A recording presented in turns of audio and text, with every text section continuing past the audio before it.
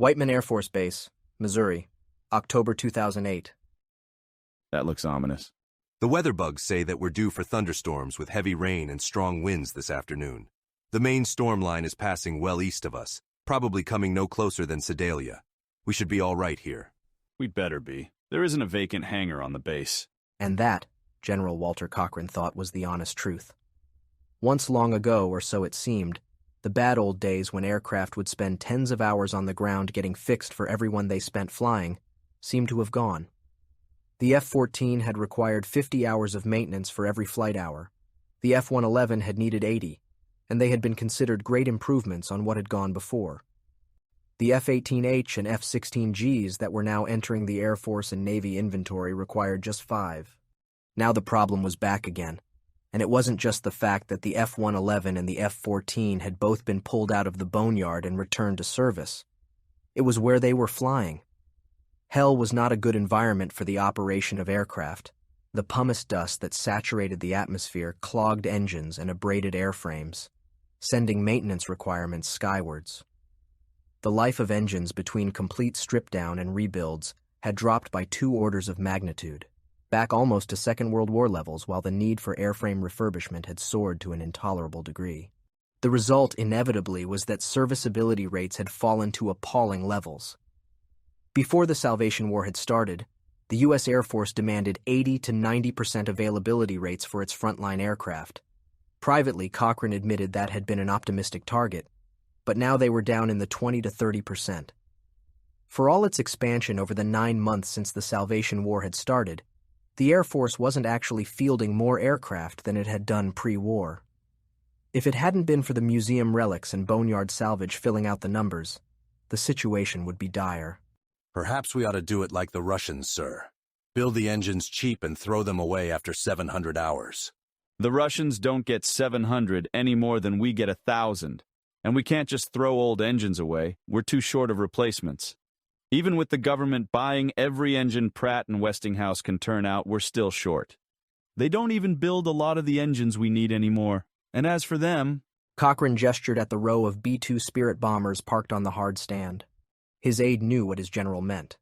If the problems were bad on the conventional aircraft, they were many times worse on the B-2. The aircraft had been designed for operations in very hostile air environments, where it would be the target for multiple batteries of surface-to-air missiles. It was built so that it would be near impossible to see on radar, and that was a great achievement. Only it was one that had turned out to be completely useless. The Baldrics in Hell hadn't had a single anti-aircraft system to their name, and human aircraft flew their missions without any kind of serious opposition. Only the same dust that wrecked engines also destroyed the delicate anti-radar materials that gave the B-2 its evasive capability. B-2 serviceability had never been good. Now it was abysmal. Of the 20 B-2s operated by the 500th and 9th Bomb Group, only one was operational. We need the C version like yesterday. Colonel Harmsworth spoke glumly. As aide to General Cochran, one of his jobs was tracking the efforts Northrop were making to produce a B-2 that was built of conventional materials, but it was harder than it seemed. Effectively, it meant an entirely new aircraft. We'll never see it, Bill. Bet you $100 on it. Rockwell are putting the finishing touches on reassembling the bone production line, and Boeing are designing a version of the C-17 as a bomber. We'll see both of those before the B-2C becomes reality, and the powers that be will decide a third bomber is just too much trouble. Cochran hesitated. Is it my imagination, or is the wind picking up fast? Before Harmsworth could answer, the emergency sirens on the airbase started to wail, and a tannoy message echoed around the hardstand area. Emergency! General Cochran to the tower, immediately! It was undignified for a general to run anyway. That's why they had aides. But when a lieutenant in the Air Operations Center believed the situation was bad enough to warrant him giving orders to a general, running was in order. If the situation really was that bad, every second counted. If it was not, there was the transfer of a lieutenant to one of the air bases in Hell to arrange. Even as he sprinted to the steps that led down to the AOC, Cochran reflected that many generals in history had told incompetent junior officers to go to hell, but he was one of the first who could make that order happen. What's happening? He snapped the question out as he entered the crowded room. Sir, the storm line is changing and intensifying. Look at the Doppler radar plot. Cochrane had never been a meteorologist, but years of watching the Weather Channel had made him familiar with the display. The brown of the map was disfigured by a green band that stretched horizontally across the display. That wasn't the problem. It meant heavy rain, but that had been expected. The problem was the small section in the center of the band that went from yellow to orange and then to deep red with a small purple spot in the center. That meant tornadoes. They had been expected too, but the weather pattern had meant they would be nowhere near the base. Even as Cochrane watched, the band was changing. The whole right-hand side was collapsing in on itself and reforming at an angle of almost 90 degrees to its original orientation. It was also picking up speed, and the deep red and purple area was expanding fast. Cochrane didn't hesitate. He grabbed the microphone to the alert system and thumbed the speaker button. Severe weather anomaly approaching. Everybody take cover in the hangars and close the doors. Any A-10s hooked to tractors should be towed under cover. Otherwise, leave the aircraft. This is not a drill. A-10s, sir? What about the B-2s? Screw them. They're out of service for weeks. Our boys fighting down in hell need the warthogs. Cochrane relaxed slightly. Losing the aircraft would be bad, but the skilled technicians who maintained them were irreplaceable. The Air Force was as desperately short of ground crews as it was of everything else. The hangars had been designed to take anything up to and including a very near miss from a large nuclear weapon. The vital technicians would be safe inside them. The minutes ticked by as the storm line reformed and swept down on Whiteman. The meteorologist shook his head and sucked his teeth. Storm lines just don't do that, sir. Well, watch one do it. Cochrane almost added "you moron" to the end, but stopped himself. He would save that for a private meeting with the officer later. Praise in public, punish in private, the old mantra ran through his mind. Hangar doors closed, sir. The young officer who had called him to the AOC made his report. They got 3 extra A-10s inside. Thank you, Estrada. You did well to call me in so quickly. Good call. The young man straightened slightly and couldn't stop himself glancing around to see the reaction to his general's praise. Wind speed picking up fast. The meteorologist was attempting to make up lost ground.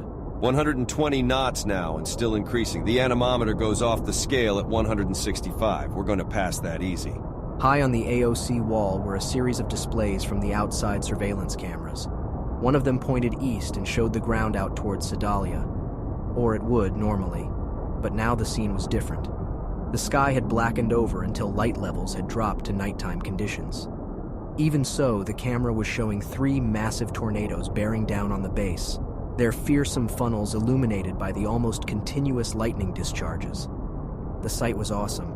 Even the tornadoes that had destroyed Greenberg hadn't matched these monsters. They're F5s for sure, no doubt about it. I'd say they were F6s on the old Fujita-Pearson scale. The meteorologist's voice was awed. Those funnels must be 3/4 of a mile across. Lord knows. He was interrupted by an exaggerated barrage of throat clearing from around the room. Mentally, he dope-smacked the back of his head. He came from a family that had taken its Baptist religion seriously, and the message had hit them all hard. One of his aunts had even laid down and let herself die just like it had demanded. Now the truth was known. Nobody in his family believed anything anymore, and they looked on their dead aunt as the worst kind of fool. Even so, changing the speech habit of a lifetime took doing. Sorry, I have no idea what the wind speeds in those things are. Over 300 miles per hour, I'm sure of that. The funnels swelled quickly until they filled the screen. By that time, the sky was so dark it took Cochrane a few seconds to realize that the television camera had ceased to function. The room was filled with a dull roar, the floor shaking despite the depth to which the facility had been buried. That, if nothing else, told Cochrane just how much energy the storm was containing. The television screens were all blacked out. He guessed the cameras had been destroyed, but then he saw a shadow moving on one and realized it was just the conditions out there. Have we got a night vision option on camera 5? There was no verbal reply, but the image on camera 5 went from black to green. It showed very little more than the normal vision had revealed. The intense driving rain was blanking out most of the imagery, but what was visible went far beyond any words Cochrane had to describe it. The shadow he had seen was a B-2, picked up by the storm and thrown cartwheeling down the hardstand. Other shadows could have been the A-10s and F-5s parked there being tossed around with the contemptuous disregard malicious children showed for toys belonging to others. There were other objects as well. Cochrane couldn't recognize them, but they hurtled across the screen before camera 5 too blacked out. That's it, sir. All cameras are gone. The voice was quiet and awed at the brief glimpse of the destruction on the surface. Doppler radar has gone as well, sir. The meteorologist looked over at General Cochrane, half expecting to be held responsible for the equipment failure. But who could have expected something like this? F6 tornadoes weren't supposed to be possible. That's why the classification for the enhanced Fujita scale stopped at F5. Boardman guessed that an F6 would be added after today. Cochrane glanced at the viewer. It was still showing the track of the storm front. It was passing Whiteman and closing in on Warrensburg, the small town to the west of the base. It was a favorite for men on leave, and now it was going to be gone. No town could survive a tornado that had hammered a base designed to resist nuclear attack so badly. How come we're still getting data? Sir, we're pulling radar data from the Tornado Watch on the Weather Channel. We've got a cross-connection. When they sought permission to use input from our radars, we got input from their system in case ours went down. Who thought of that? Boardman shrugged. It was a joint effort, sir. We were all brainstorming, and the idea just came up. The storm on the screen was slowly weakening as the trailing edge crossed Whiteman and left the base, if there still was one, Cochrane thought, sitting in a sea of light green. By the time it enveloped Warrensburg, the purple areas had gone and the dark red had shrunk markedly. That was only relative, though. Warrensburg still didn't have a hope of surviving. It was towns beyond that now stood an honest chance of being able to rebuild. The dull roar had faded, and the floor had stopped shaking. It looked like the monsters had indeed passed. A few minutes later, he was standing on what was left of Whiteman Air Force Base. Behind him, the massive doors on the bomb-proof hangars were opening. It was still raining, but the force of the downpour was easing off. Cochrane almost found himself wishing it hadn't, for the rain had hidden the worst of the destruction that surrounded him. The aircraft left outside on the hardstand had gone. Mostly they were small fragments of shattered wreckage scattered all over the base. 20 B-2s, Cochrane thought, at $2 billion each. That alone made this storm a catastrophe. The smaller, lighter aircraft, the F-5Es, A-10s, and the handful of F-16Cs that had been assigned here as guards against a Harpy attack, oddly they had suffered a little less than the B-2s. Perhaps because the tornadoes had picked them up and thrown them rather than just ripping them apart. Some of the birds were still recognizable. There was, for example, what was obviously a wing from an F-16C stuck in the ruins of the control tower. It was the hard stand itself that showed the awesome force of the storm that had hammered Whiteman Air Force Base. The concrete and blacktop had been ripped from the ground in huge chunks, and the fragments hurled around the base as giant, vicious projectiles. One such chunk had hit the blast doors of a hangar and dented them. It had dented a door meant to resist a nuclear blast. That alone showed the incredible force that the storm had unleashed. Around him, the base personnel were pouring out of the hangars and bomb shelters, only to mill around, seeking direction in the face of the unimaginable devastation. Cochrane looked behind him. The areas where base housing had been built were leveled as thoroughly as the rest of the installation. That gave him his first priority, at least. Fortunately, he had a loud hailer available. The presence of mind to think of bringing one as he'd left the AOC was one of the reasons why he'd made it to General. Listen up. Everybody who has family in the base housing area, you are dismissed now. Take whatever transport you need from the hangars and get to your quarters. Help your families. Move! He hesitated while about a third of the men broke away and set off. The rest of you, we're forming work gangs to dig the casualties out. There will be a lot of them, and we have to move fast. Get whatever tools you can find and get going. Base security, get the infrared gear and the canines. We'll need them to find people buried in the ruins. As the base surged back into activity, Cochrane walked over the shattered hardstand to the runway. It wasn't quite as badly damaged as the hardstands, but it was still a mess. Sir. The voice sounded behind him. One of the pilots was running up to join him. Yes, Captain? Sir, my Warthog is fueled and ready to go. She was being prepped for a test flight when the emergency hit. I can take her up, see what the damage is from the air. I've got a FLIR pod as well. I can help look for people in the wreckage. Captain, just take a look at the runway. It's a wreck, and it's covered with debris. No problem, sir. The Warthog can handle the damage and worse. My bird still has her hell filters fitted, so that'll stop any foreign object ingestion. Sir, after this, we need everything we can get to help us, and I can do more good up there than pushing a spade. Make it so, Captain, but steer well of storm fronts if one starts to form, and don't take the fact you are clear for granted. This one turned through 90 degrees and doubled in power in just a few seconds. Sir, word from the base housing. Harmsworth was looking grim. It's gone, all of it. I don't see how many people can have survived in there. Some in the basements and shelters, perhaps, but I don't know, the houses are so thoroughly destroyed, it's hard to tell where they were. Even the roads are all ripped up. The men are digging, but it's looking pretty bad in there. Cochrane sighed. Anything else? Local police and emergency services are tied down at Warrensburg. The situation is as bad there as it is in base housing. Streets are all blocked or torn up or both. All the buildings are down. They're expecting thousands of dead. Nobody even can guess how many severely wounded. Total population minus the dead is their best guess. So, they're telling us we're on our own resources for a while. No, we're not. We need to get through to SecDef now. Comms are down, sir. As far as we can make out, our communications tower is somewhere in the Knob Noster National Park. It should be easy to find, sir. There isn't a tree left standing over there. Then find another way to get through. We need help down here. Is there any good news? The storm front dissipated before it hit Kansas City. They got heavy rain and strong winds, but that's all. Harmsworth was interrupted by the sound of an A-10 taxiing out onto the wrecked hardstand. 3 ground crew helping it to steer around the worst of the damage. And, sir, it looks like we're back in business. Half an hour later, Cochrane was on the telephone to Washington, speaking directly with Defense Secretary Warner. And so, sir, Whiteman is out. We can fly an A-10 or two, but that's it. The B-2 force is history. There isn't even scrap metal left. Our personnel have mostly escaped, but their families have been hit hard. The base housing is like the B-2s, just tiny pieces of scrap being blown in the wind. We're going to need emergency services, disaster teams, you name it. From what we've been able to put together, we're looking at 20 or 30,000 dead. This could be as bad as Detroit or Sheffield. That squares with our estimates, General. I'm speaking with FEMA right now. Mr. Secretary, please, not FEMA. We've had one disaster here today already. Cochrane could almost hear the drumming of fingers at the other end of the phone. That's changed. The problem that caused the mess back then isn't even here now. And there are things about this storm they need to see. I understand it changed direction and speed without warning.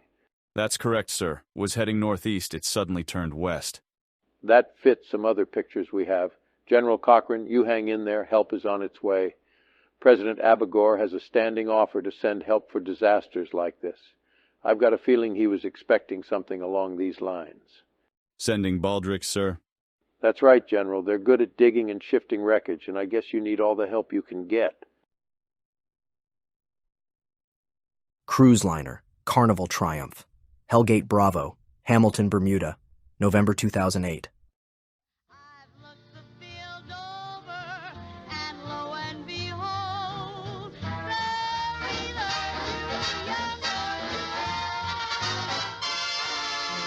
The singer in the Rome Lounge finished her song with a flourish as the Carnival Triumph edged through the ellipse that marked the boundary between Earth and Hell. Captain Olson sighed in relief as the dim, swirling red-gray skies of Hell were replaced by the clear blue of his native Earth. Then, his own sense of relief brought down a crash of guilt on his head. For at least half the passengers on his ship, this wasn't going to be a happy return home or a joyful visit to a foreign port.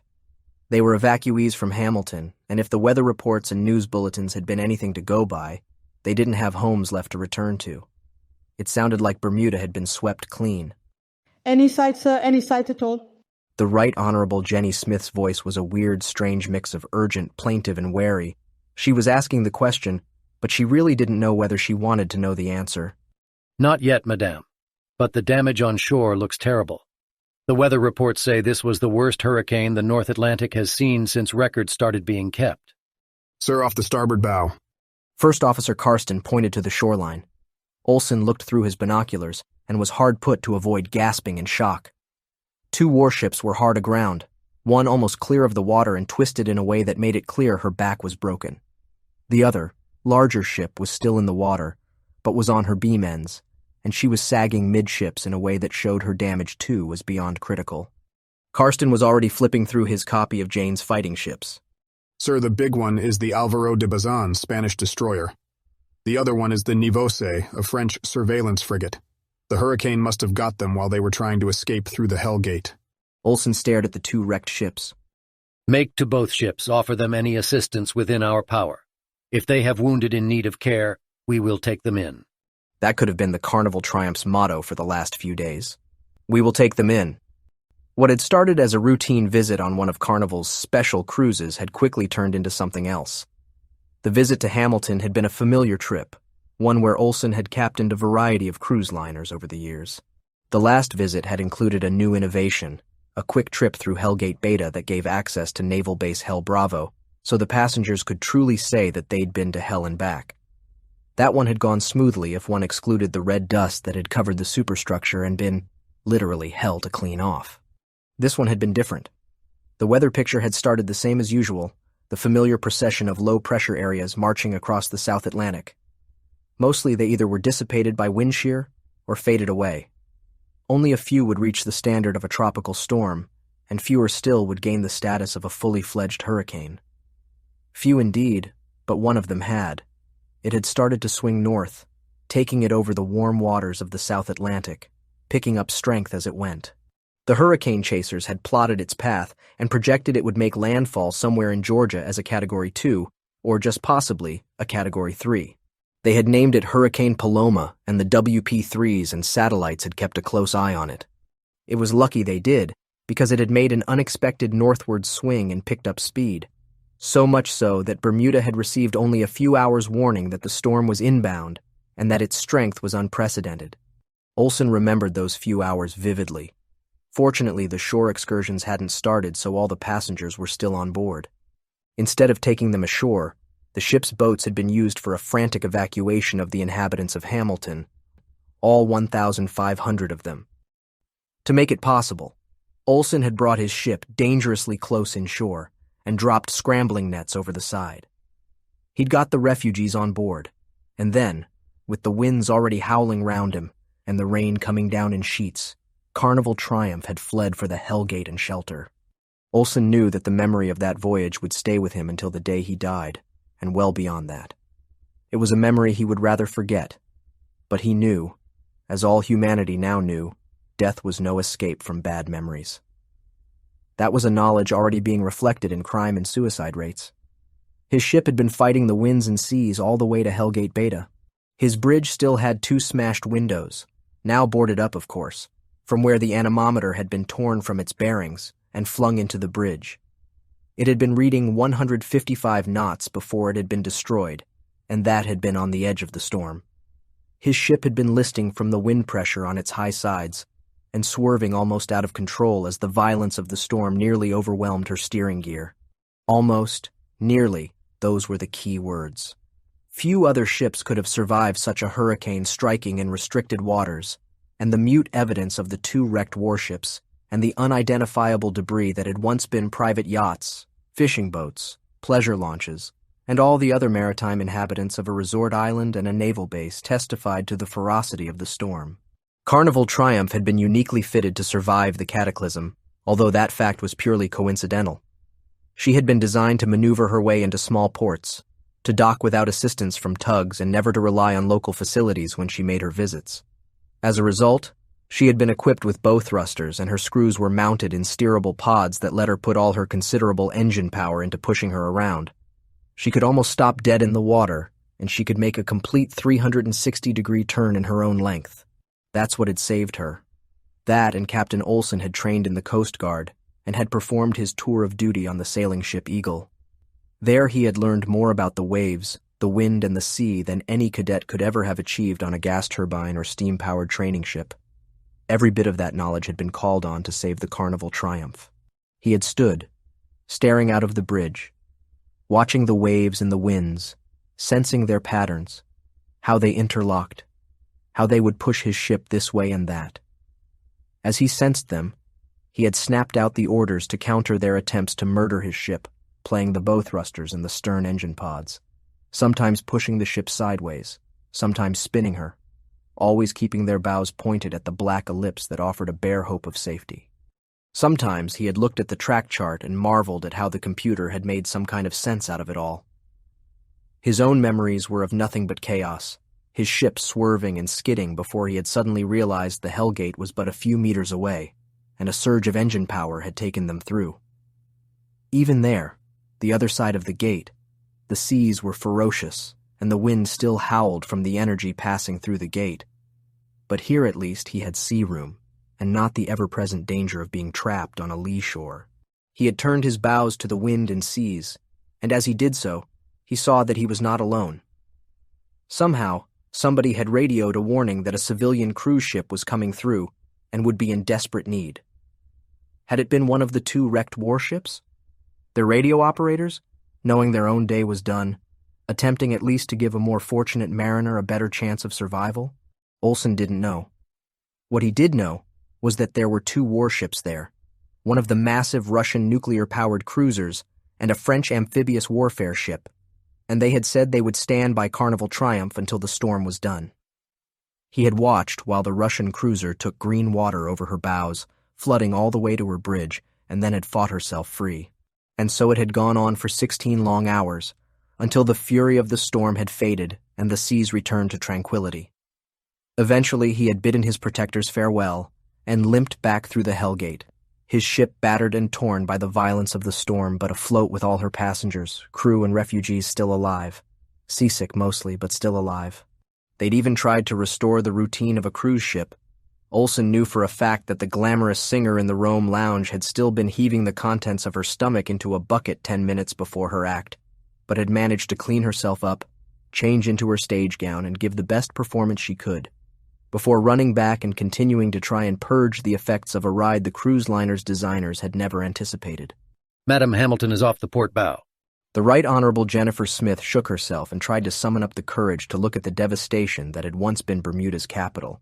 When she finally managed it, devastation didn't even begin to cover it. There was not a building or a tree standing. Even the massive walls of Fort St. Catherine were tumbled. The island, once lush and green, studded with white houses, was now bare, brown, and desolate. Smith picked up the bridge binoculars, swinging them on their stabilized mounting, and pointed them at the center of Hamilton. It was not hard to see where the Parliament building and cabinet office had been, although the buildings themselves were gone and even their sites were hidden by a massive Japanese car carrier that had been driven ashore. With her single screw and huge flat sides, she had stood no chance at all. Then she gave a shocked gasp. Captain, there are baldricks in the ruins. Olsen took the binoculars and surveyed the scene. The hulking black figures of the baldricks were crowded in the shattered town. Even as he watched, they swung the main walls of a refugee hut into place while another group lifted up the roof to slide it into place. He looked a little more closely. There were television crews filming them at work. It's all right, madame. They're helping with the disaster relief. Over here, madame.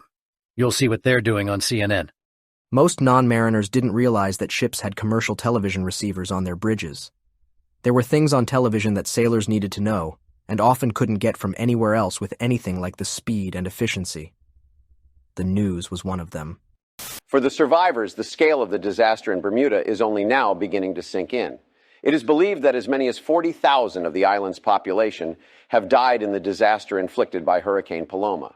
The death toll might well have been higher had it not been for an emergency disaster team who portaled in directly from hell under the command of Archduke Dagon. The demons started to clear the wreckage while the storm was still blowing and have shown an uncanny ability to find humans trapped in the wreckage. Of course, their added strength and endurance had made their efforts on behalf of the victims more effective. Asked about the prompt response to the disaster, President Abagur said, quote, "To provide aid is the least we can do for the humans who have rescued us from millennia of slavery."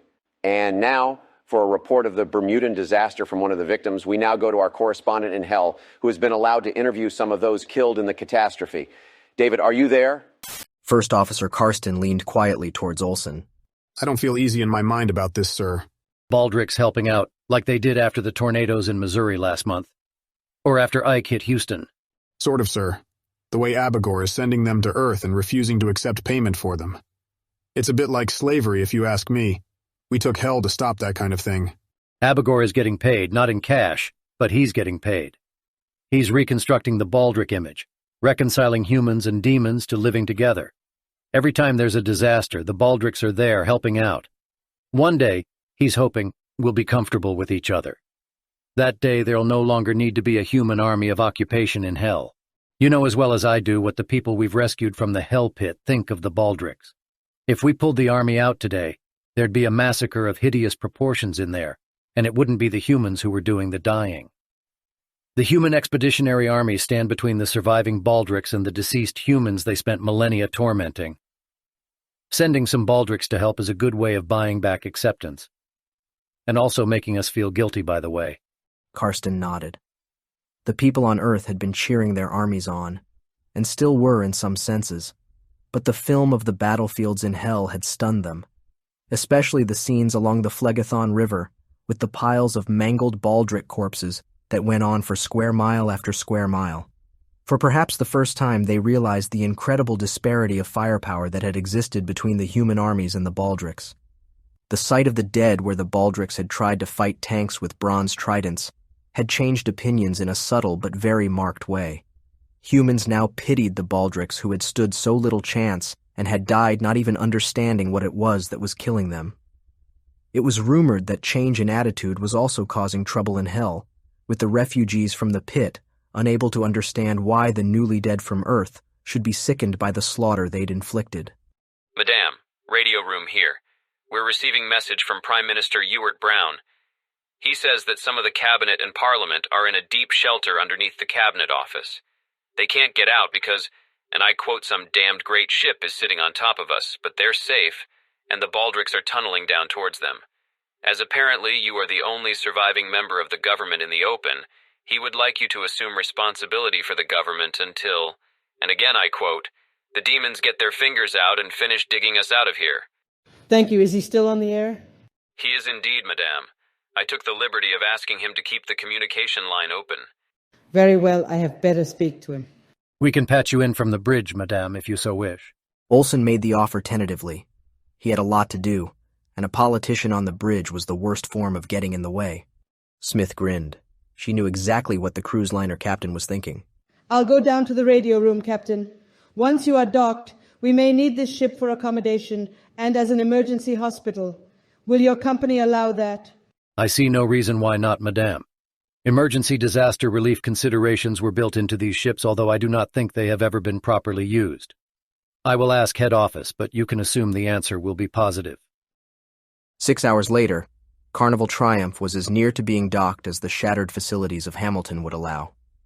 In fact, she was anchored fairly close to where the keys had been, and an emergency set of brows had been lifted into place by a U.S. Navy helicopter. The refugees were on their way ashore, most of them looking nervously at the Baldrics working in the ruined buildings. With one exception, as one of the men from the town had been standing in the street looking at ruins that were presumably where he had once worked, a Baldric had carefully lifted a survivor from the wreckage, a woman who must have been in an office corner where she had been sheltered from the destruction. Why hadn't she been evacuated? Too scared to leave the building, perhaps, or just never got the word. She'd been put on a stretcher and carried away, the man holding her hand all the way. His wife? Secretary? Mistress? Olsen didn't know and guessed that he probably never would. He had more interesting things on his mind, not least of which were the 2 telegrams he had received from head office. One was commending him for the rescue of most of the inhabitants of Hamilton, an action described as being in the finest traditions of the company and of the seafaring community. The other reprimanded him for hazarding his ship and passengers. He was trying to work out which one to take seriously when there was a knock on the door. Captain, I'm Dr. Surlethe, the National Science Advisor. I was wondering if I could ask you a few questions about the storm. I'll do what I can, Doctor. You probably know more than I do. You're still in office then? I think so. President-elect Obama has said he will keep in place the scientific and military team that won the war against Hell. The political team is changing, of course, although I understand Defense Secretary Warner will also be asked to stay on. Florida and Ohio finally made their minds up then? Nope, still hung up. But McCain has conceded even if he'd got both states, he'd still have been down by an electoral vote or two.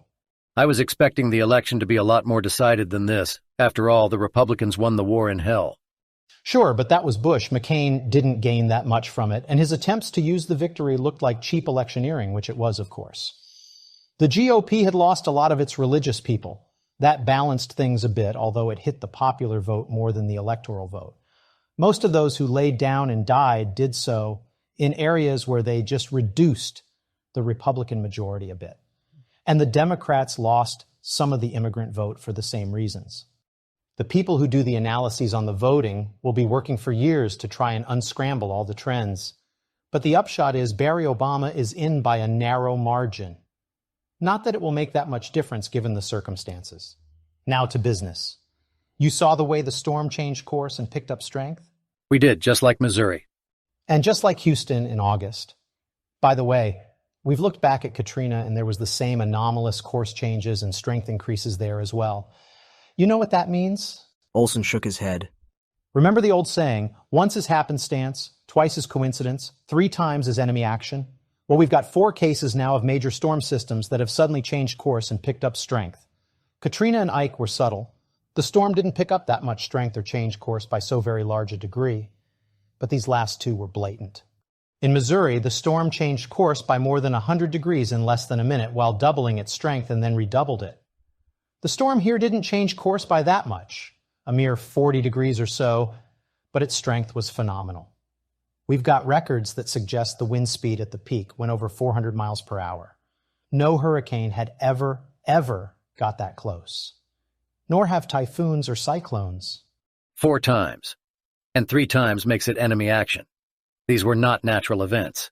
No, they were not. That's why we need your reports as quickly as possible. It looks like Yahweh is moving against us at last. We were expecting this a long time ago, and we're a bit confused why it's taken so long. We'll need to look at all your records and instrument readings, but we want to take down statements from everybody, impressions, thoughts, all that good stuff. What really sticks in your mind about your run for the Hellmouth? Olson thought for a few moments. It was warm. The temperature was going up even as the pressure went down. That's unusual. Usually a storm like that is cold. Interesting. Anything else? Olson replayed the pictures in his mind. Suddenly one thing really seized his mind. Yes, the clouds. They were spinning fast, but usually hurricane clouds are gray.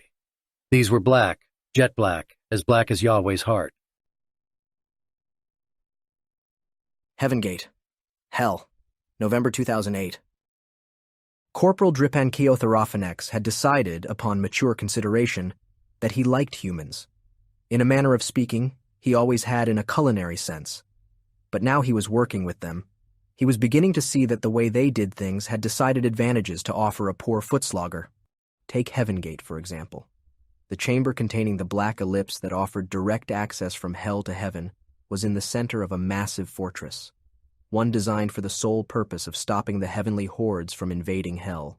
It has served that function, and served it well, for millennia beyond counting. The problem was that the way the demons had organized the defense, there had to be a guard detail inside that chamber. This had led to a game being played over those millennia. The angels would stage a raid, pile through the gate, kill the guard, and retreat the other side before reinforcements could arrive. Then the demons would retaliate and stage a raid of their own. And so it went on, millennia after millennia. Great fun for the lords who could boast in Satan's court about it, not so much for the foot soldiers who died. Then the human army had come, and they'd killed Satan, destroyed his court, and put their own leader into power. After a while, they'd found Heaven Gate, looked at the chamber, and shaken their heads sadly. Then they'd made a few modifications of their own. They'd walled up the original entrance to the chamber, leaving just a massive steel door for access. They'd built a new room off to one side, with armored glass windows so the occupants had a good view of the portal. Then they'd brought in comfortable chairs for the guards, run a power cable in from a generator outside, and even installed a refrigerator so the guards could have a cold fungus ale now and then while on duty. After all, as the sergeant in charge had said, any damned fool can be uncomfortable. Then they'd rigged the inside of the chamber with their dreaded weapons. Pantheocide remembered what had happened next, remembered it fondly. He'd been on guard when a group of angels had burst into the chamber, intent on slaughtering the demon guard. Then they'd stopped dead, looking around them in confusion at the empty chamber. While they did so, Pantheocide had picked up the telephone and called the human reaction force waiting outside. Hi, Drippy, anything happening in there? The human voice at the other end might have been relaxed, but Pantheocide wasn't taken in. Humans could do more killing while totally relaxed than demons could achieve with a week's concentrated effort. He was a little proud, though. He'd noticed that the human soldiers tended to invent slightly abusive nicknames for each other, and the fact he had one of his own suggested they were accepting him as a comrade. Angel raiding party just arrived. His report was interrupted by a series of explosions as his sergeant set off the killing machines. Claymores, the humans had called them. We just blew them up. Good for you. We're on our way. Pantheocide had settled back in his seat and waited for the humans. This way of warfare, sitting back and killing by remote control, was much preferable to a desperate hand-to-hand fight. He had looked into the chamber, seeing the charnel house resulting from the killing machines. Not an angel had survived. Then the humans had come, taken away what was left of the bodies, and reset the charges. When will we stage a raid of our own? Drippy had asked the sergeant commanding the team. We won't. Why should we? We don't know what's on that side. We can guess it's probably much the same as this. Why waste lives? Anyway, they sent a raiding party through. It never came back. What would you do? Pantheocide thought for a second. Send another one through to find out what happened to the first one. Right, Drippy. And we blow that one up, too. We could get half a dozen groups before they give it up as a bad job, and that's the end of this raiding problem, right? That's when Pantheocide had decided he liked humans. He entered the observation room and relieved the previous watch of their duty. Once his own group were in place, he visually checked the Heaven Gate chamber and saw that all was in order. Next item on the checklist, he picked up the telephone and advised the human reaction team outside the fortress that he had the guard, and all was well. At that point, he turned around, opened the refrigerator, and looked inside. There were flasks of fungus ale, some slices of food beast, and some metal cans of human beer marked Coors. He took one of the cans. In truth, he preferred fungus ale, but beer was human, so it had to be better, didn't it? Opened it and swallowed the contents. As he turned around, he looked again into the Heaven Gate chamber, and it took a second for the change to register. When it did, he dived for the telephone. The black ellipse wasn't there. The Heaven Gate was closed and couldn't be reopened. Ever. Interstate 95, just south of Dover, Delaware, December 2008. That's the turning. Interstate 666. The green sign made it quite clear. Interstate 666, Delaware City, Middletown, and Hellgate Golf. John McClanahan swung the family car onto the exit ramp and started to follow the signs for the Hellgate. The whole road was new and showed signs of the hurried construction. The signs, though, were unambiguous. Military convoys have absolute right-of-way. Are we there yet? Nearly, honey. We'll be seeing Grandma again soon. We'll make sure she's all right now that she's dead. Naomi McClanahan and her husband exchanged slightly guilty glances. They were making this visit, one that was using a substantial proportion of their monthly gasoline ration, for reasons that were not quite so altruistic. Ahead of them, Interstate 666 split, the main lanes curving off towards Hellgate Golf, the rest reverting to the pre-war road network. Another preemptory sign, civilian traffic right lane, left 3 lanes military traffic only. McClanahan started to swing right and felt the Toyota Corolla lurch as a 10-wheeled Oshkosh Hemet roared past. It was followed by more of the same mixed in with tank transporters carrying Abrams tanks and Bradley armored fighting vehicles. The sign about military convoys having absolute right-of-way wasn't a joke. If the Toyota had been in the way, it would have been pushed out of it. McClanahan shook slightly. Being at war took a lot of getting used to. Iraq and the Persian Gulf Wars hadn't been anything like this. Ahead, the road rose before falling away to the area surrounding the gate. Cresting the rise, he could see the whole extent of the human side of base Hellgate Golf. There would be more the other side of the ellipse, but that was hidden behind the black shadow. See that, Junior? That's the Hellgate. Anybody from your class been through it yet? Nope. Junior was staring at the lines of vehicles and helicopters parked outside. Most of them were red-stained and battered, waiting for the repairs that the vicious environment of hell made essential. Another sign, civilian parking, and an arrow leading off to the right. Once again, McClanahan followed the indicated route to a parking lot. It was much smaller than he had thought. He had been expecting a sea of cars, left while their owners visited newly deceased loved ones. Then reality set in. There were only a limited number of permits to visit hell issued to civilians, and the McClanahans had been lucky. Most were not. He parked the car and his family got out, looking around as they did so. There was a small shelter nearby marked transit bus. It drew them over and they stood in the metal lean-to, welcoming the cover it offered from the drizzling rain.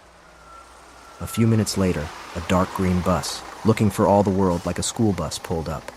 Transit bus for hell. The private driving it was bored out of his mind by the constant shuttling. This was not a prized assignment, and he'd really upset his sergeant at some point to get it. The bus took them to a single-story building marked Hell Orientation Center. The McClanahans were conducted into a briefing room, one that had around 20 seats in it. The room filled up quickly, the people eyeing each other curiously. Then an army officer entered and stood at the podium. Welcome to Hell, ladies and gentlemen. A few quick words to advise you of the conditions and regulations concerning your visit. Firstly, this is an operational military base. Photography is not permitted while on base grounds. Anybody seen taking pictures will have their camera confiscated. Secondly, the atmosphere in Hell is not healthy. It is loaded with dust, and that is harmful to your health. You must not, repeat, not, take off your breathing mask any time you are in an unfiltered environment. You may be back here sooner than you expect. Some of the troops we sent in right at the start of the war didn't have breathing masks either, and their health is now pretty bad. Thirdly, all of you are here to visit recently deceased relatives.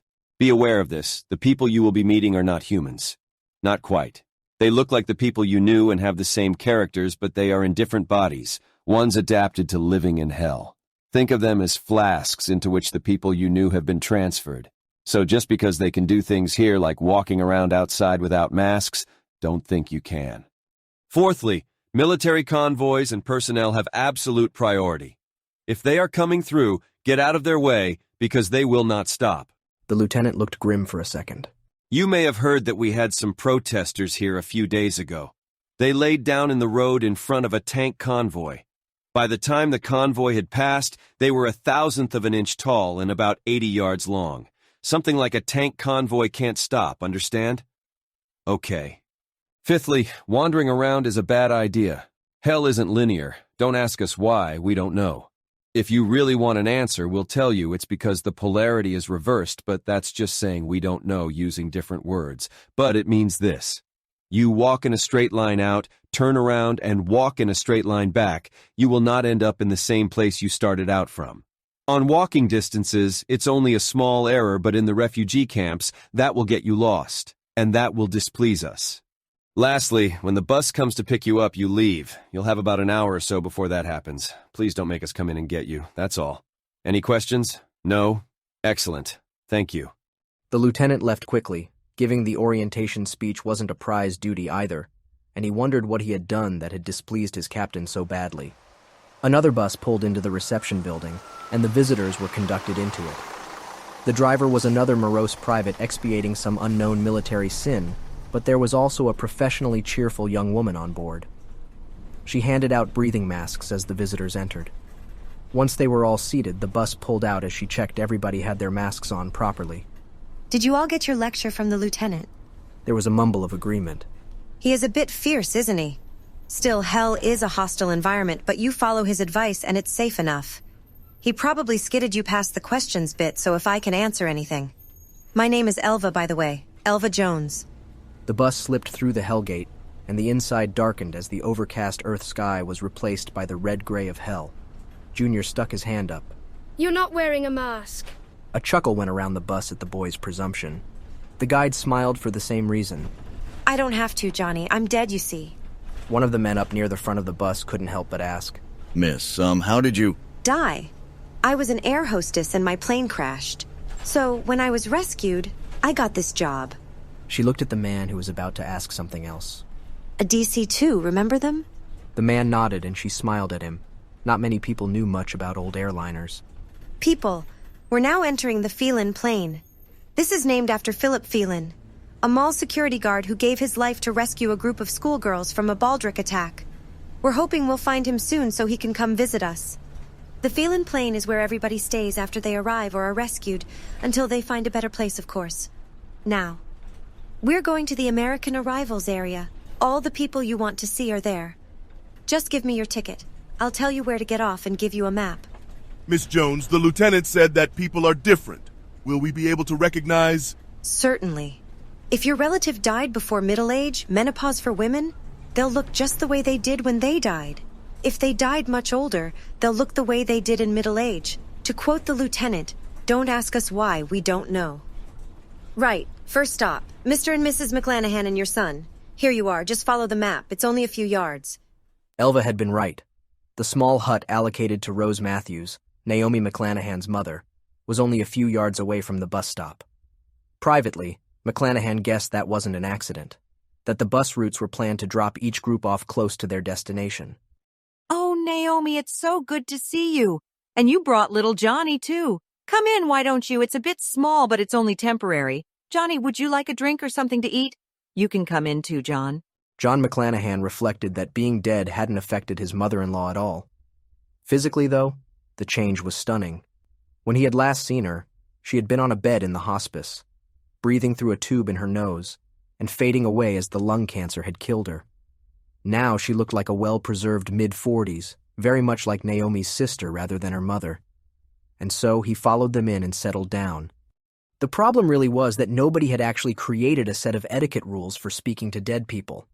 The ridiculous mummery that the fake mediums had invented when they spoke to the dead were of no help at all, and a lot of the normal small-talk subjects just weren't relevant. So the conversation staggered along. Eventually, it found an interesting area where Rose Matthews started to tell her guests about the people living around her. Oddly, it had been Junior who had sparked it off when he had asked his grandmother if she'd met Jesse James yet. Goodness me, no. Nobody around here is famous, but then there are so few really famous people, and there are so many of us, I suppose the chances of meeting a famous person are very low. But if I see Jesse James, I'll tell him you asked after him. Grandmother and parents exchanged adult glances at that. She'd gone on to speak of her neighbors, of the new arrivals who exchanged news and opinions on what was happening on Earth and how they looked after those who had been rescued from the hell pit. They'd been shattered by the experience, and it took them a long time to realize the horror was over. So you're staying here, Mother? Naomi asked the question delicately, but her mother's eyes twinkled. She guessed her daughter and son-in-law were finally getting around to the real reason for their visit. Here? Oh, no, certainly not.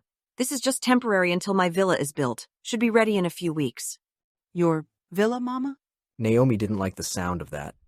I'm going to be a citizen of the new Roman Republic. I've even got my citizenship paper. Look, it says here, in the year of the consulships of Gaius Julius Caesar and Jade Kim, Rose Matthews, being a landowner in the new Roman Republic, is accorded all the virtues and privileges due to a citizen of Rome. Look, Rose, we wanted to talk to you about this. When you died, the lawyers said you'd changed your will and left all your money to yourself. That's right, John. Changed it myself. Saw the advertisements on television while I was staying in the hospice and thought, well, that sounds like a good idea. So I made some inquiries and decided it really was a good idea. But we thought we would be the executors of your estate. McClanahan was trying to find a way of complaining about being left nothing without actually saying so. And you thought you would be inheriting everything when I was gone. Not going to happen. I'm sorry, John, but Mark and I worked hard all our lives to save for what we had. We owned our house free and clear. When Mark died, we didn't owe a penny to anybody. He's out here somewhere, maybe still in the hell pit. Perhaps he's been rescued already and we just haven't found each other. That takes time, you know, even with computers to help out. But when he is rescued, or we do find each other, I want a nice home ready for him, just the way we left our old one, free and clear. Oh, can I meet Julius Caesar? Junior sounded awestruck at actually meeting Caesar. It even beat the chance of meeting Jesse James. Certainly. The first consul is always touring Rome, meeting the people. So does the second consul. You come to stay at my villa, Johnny, and you're sure to see them. Junior sat back, his eyes glowing at the prospect. Rose stared at her daughter and son-in-law, her eyes triumphant and just a little malicious. How often have you two refinanced your house? To pay off credit cards, buy that new trendy in thing you just have to have, and then threw away as soon as you got bored with it? Well, you'd better change your ways because you're getting nothing from me. All the killjoys were wrong. Now we can take it with us, and that's just what I've done. So have nearly all my friends at the hospice. There's going to be a lot of disappointed kids who won't get the windfall they're expecting and serve them right. Mark and I made it on our own, and now we're going to enjoy it. I suggest you start to think about doing the same because when you die, when Naomi, it's not an if, you'll need everything you've saved as well. Or you'll spend eternity living in a little shack like this and working on a road gang to earn money. There was a long silence. Then Naomi broke it. What will you be doing in Rome, Mother? Me? I'll be going back to work, of course. Sewing clothes, just a few hours now and then, enough to make some friends and keep boredom at bay. There's going to be factories in New Rome as well, and if I get my feet under the table now, I can grow with them. And I might even buy a few shares in them. Nothing like owning things, is there? Once again, there was a few minutes' silence as the McClanahans digested the situation. They'd spent their lives working on the basis that they would be inheriting their family property in due course. Now at least half of it had just gone. Probably all of it, John McClanahan thought, for it was unlikely that his father would do anything differently. Quite unexpectedly, his family had been hit with a financial crisis of unexpected proportions. Eventually, conversation resumed, but it was stilted and awkward until the time came for them to leave and catch the bus back to the Hellgate. As the door closed behind them, Naomi clutched her husband's arm. Oh, John, what are we going to do? I don't know, darling. I just don't know. Sky over Acara, Brazil, December 2008. In the dark skies of night, illuminated only by the glitter of the stars, a great figure, black as obsidian in the darkness, glided on outstretched wings. Beneath it, the activity of the world appeared to slow down, and its sounds muted, as if the world and all who lived within it were pausing out of respect for the monstrous being that flew over its head.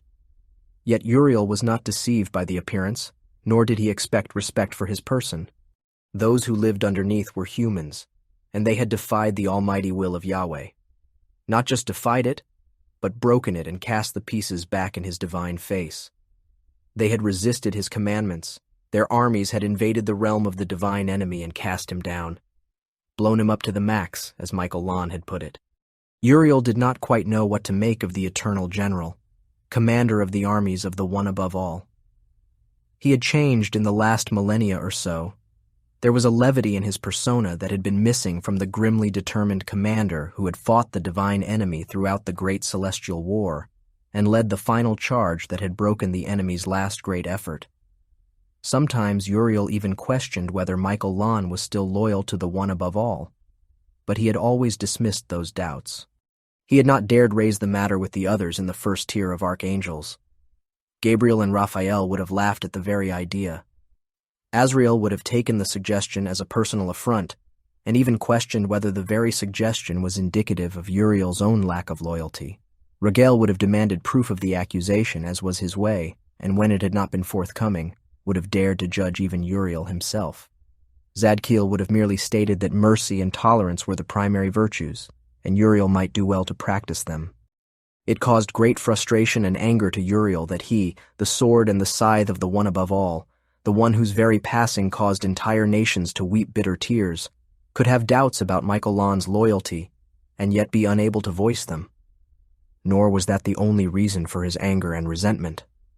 For the fact was that the humans were shutting him out of larger portions of their world.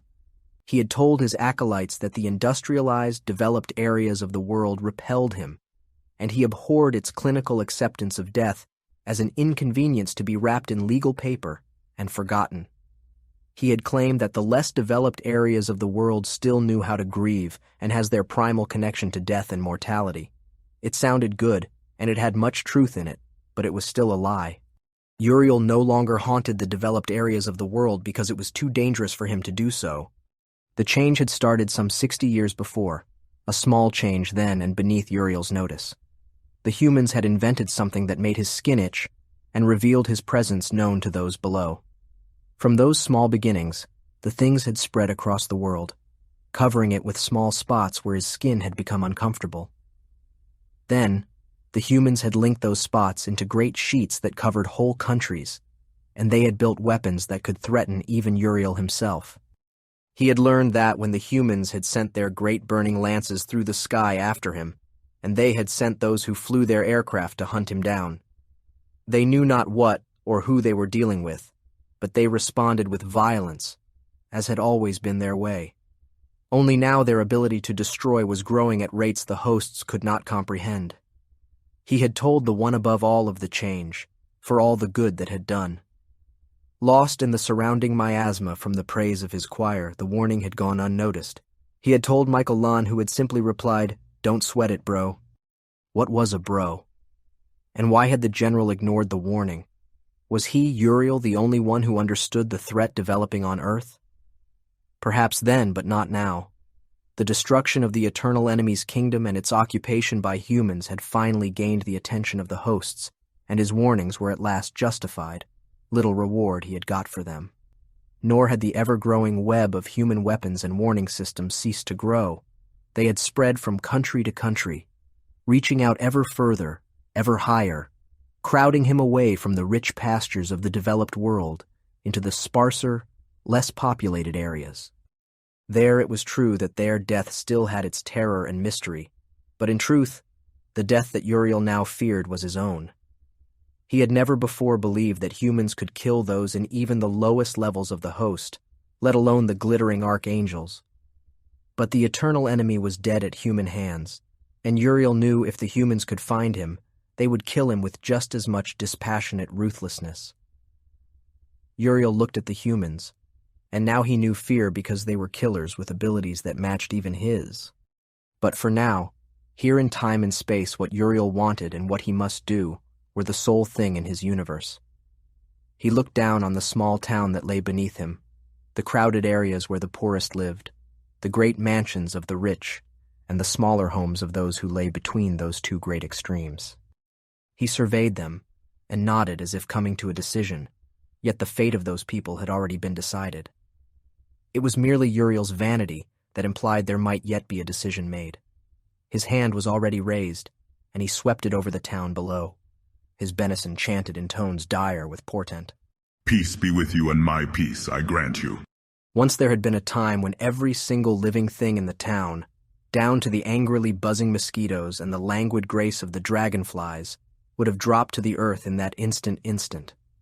Those days also had gone. The animals and insects die, that much was certain, but the humans did not and resisted the divine command. Uriel concentrated, stepping up the power of his assault, driving down on the mines beneath him. Eventually, he felt the weakest down below crumble, and their defenses collapse. In that instant, they died. Even so, there were those who continued to resist, and their defenses were too strong for the assault. Exhausted from the effort, Uriel turned in a slow, beautiful motion and flew away, the light of the stars reflecting off the ebony wings jutting from his back. His work here was done, as much of it that was within his power. And that was the thing that drove his mind, for he had never before experienced the concept that his power could be limited. Conference Room, White House, Washington, D.C., December 2008. I'm afraid you're going to have to get used to these things, Barry. President Bush looked at the president-elect with a considerable degree of sympathy. They're more interesting now, of course. My daddy said that the ones in his term were incredibly dull. A swirl of laughter ran around the room. It was crowded. There were effectively two teams present in a room designed for one. The War Cabinet itself, serving President Bush and the transition team, preparing the way for President Obama. Well, the Chinese did always tell us to beware of interesting times. Obama repeated the platitude with a certain degree of relish. True, and they don't get any more interesting than this. General Petraeus, the situation in hell, if you please. General of the Army's David Petraeus, his 6 stars clearly visible on the great TV screen that dominated one end of the room, shuffled the papers in front of him. Only one other American had been awarded a 6th star, George Washington himself. Washington had got his for saving an entire country, Petraeus for saving the human race. Mr. President, Mr. President-elect, the Human Expeditionary Army is continuing to grow towards its final strength. The major problems continue to be spares, equipment, and support. Our fuel and ammunition stocks are low, much of our equipment in unserviceable and in urgent need of renovation, while new production is still inadequate. The truth is, I now have on paper 5 Army groups, yet in terms of available forces, I barely have more forces available than those at my disposal during major combat operations. Fewer, if anything. The Russians have hit some nightmarish problems in their occupation zone that are trying down a large proportion of their Army group. If it wasn't for the arrival of the Chinese Army group, we would be in severe difficulties. I thought we'd won this war. Obama was confused. The picture he was getting was very different from his preconceptions. That applied to a lot of areas. He was beginning to realize just how unprepared for the presidency he was. Bush smiled in response. Barry, don't worry about it. Everybody. But everybody who has ever sat in this office was totally unprepared for it. My daddy was vice president for 8 years, and he didn't have any idea of the burdens involved. Same for Bill, same for me. You'll grow into this office, everybody does. Now on the war, yes, we won the first campaign and we kicked the snot out of Satan and his crew. Dave Petraeus even made it look easy, but it wasn't. We ran our ammunition stocks pretty close to zero and wore our equipment all the way down. If Satan had hung on just a little longer, we'd have had some real problems. We've had some months to recuperate, but we're still weak. Dave, you said the Russians are having problems? They are, Mr. President. We haven't got too much in the way of details, but they ran into something totally unexpected, and they're having hell's own job in handling it. We're expecting more of the same ourselves. Hell is a really big place. We've only occupied a small area of it, and we haven't mapped much more. The Baldrics occupied 2 areas, one around the Hell Pit, the other up at Tartarus, and those we hold, but pretty much everywhere else, and that's around 90% of the land area is unexplored and we thought unoccupied. Only it isn't, as the Russians found out, so we confidently expect to hit something similar ourselves. The other thing is, the Heaven Gate we found, it's shut down. We can't reopen it. Apparently it requires Naga or their equivalents at both ends to open a gate between heaven and hell. Once cooperation was withdrawn at one end, the thing just shut down. General, what can my new administration do to improve things? Not very much, sir, to be honest. Just keep production up and keep the equipment flowing through to us. I'm not sure there is much scope for enhancing production still further. Don't worry about developing wholly new kit. Just keep the good old reliable stuff we have flowing through. Improve it where we can. We need better dust filters and so on. But food, fuel, ammunition, oil, batteries, all of that good stuff we're desperately short of. Oh, and more of those .94-inch Martini Henrys for the Baldrics. They're a big hit. We're arming the Baldrics? Obama seemed bewildered by the idea. Of course, we need them as militia. We even designed a special rifle for them, or rather a lady called Marina O'Leary did. It was her company that came up with the idea for the M114 and M115 rifles. The M116 is chambered for the 94 Nitro Express round, but it is fired from a scaled-up version of the old British Martini Henry dropping block rifle. Obama looked slightly confused. As a Chicagoan, he didn't have the Texans' finely honed knowledge of firearms. The one the British used in the film Zulu. That made the connection. Can I replace General Petraeus? Obama spoke thoughtfully. We could use him here. Not really, Barry. In theory, you could, but the Human Expeditionary Army is his command, with a Council of War to support him. That's comprised of the 5 Army group commanders at the moment, 1 American, 1 Russian, 1 Chinese, 1 Indian, 1 Frenchman. All top-ranked men, by the way. If General Petraeus is relieved, his replacement has to receive the unanimous approval of those 5. Very unlikely anybody will get that. Anyway, next issue. The weather. You sound like a Brit. They always want to talk about the weather. Obama's voice was suave, and it caused another ripple of laughter. Well, they're justified in doing so now. We've had 3 superstorms, all of which have hit us hard. 2 were here. We had the tornadoes in Missouri. They killed a lot of people and wiped out the B-2 fleet. We haven't let on just how much of a disaster that was, but we're hurting from it. If I had longer in office, I'd cancel efforts to restart B-2 production and concentrate on the B-1 and B-3. That's a course of action I'd recommend to you, Barry. The second one hit Bermuda and trashed the base there. That wasn't so bad. We lost a couple of ships and the population got hurt. The third one was the cyclone that hit India a couple of days ago. All 3 had the same pattern. A storm formed normally, but suddenly increased in strength and changed direction. We're being attacked using weather patterns, but we don't know how. This has to be Yahweh, of course. Of course, President Abigor has confirmed that using the weather is a long-standing Yahweh tactic. He used it against the Egyptians now and then, but how it's done we don't know. Ask the Baldrics and they just look apologetic and say magic. That's their explanation for everything they don't understand. Mr. President-elect, if I may have a word? Please, Dr. Surlethe. We have an idea how the increase in storm strength is brought about. If one takes a hurricane, tornado, or cyclone and injects a mass of warm air into the base, that'll do it. That's basically why such storms develop power over the sea and dissipate it over land. Of course, how a mass of warm air got injected into the storm is another matter. Some sort of portal is a working assumption. Steering the storm is another matter. We haven't got a clue on how to do that. We'll just keep battering at the problem until we come up with something. A suggestion, Dr. Surlethe? Yes, Mr. President-elect? If injecting warm air causes these storms to increase in strength, what would happen if we used a portal to inject cold air?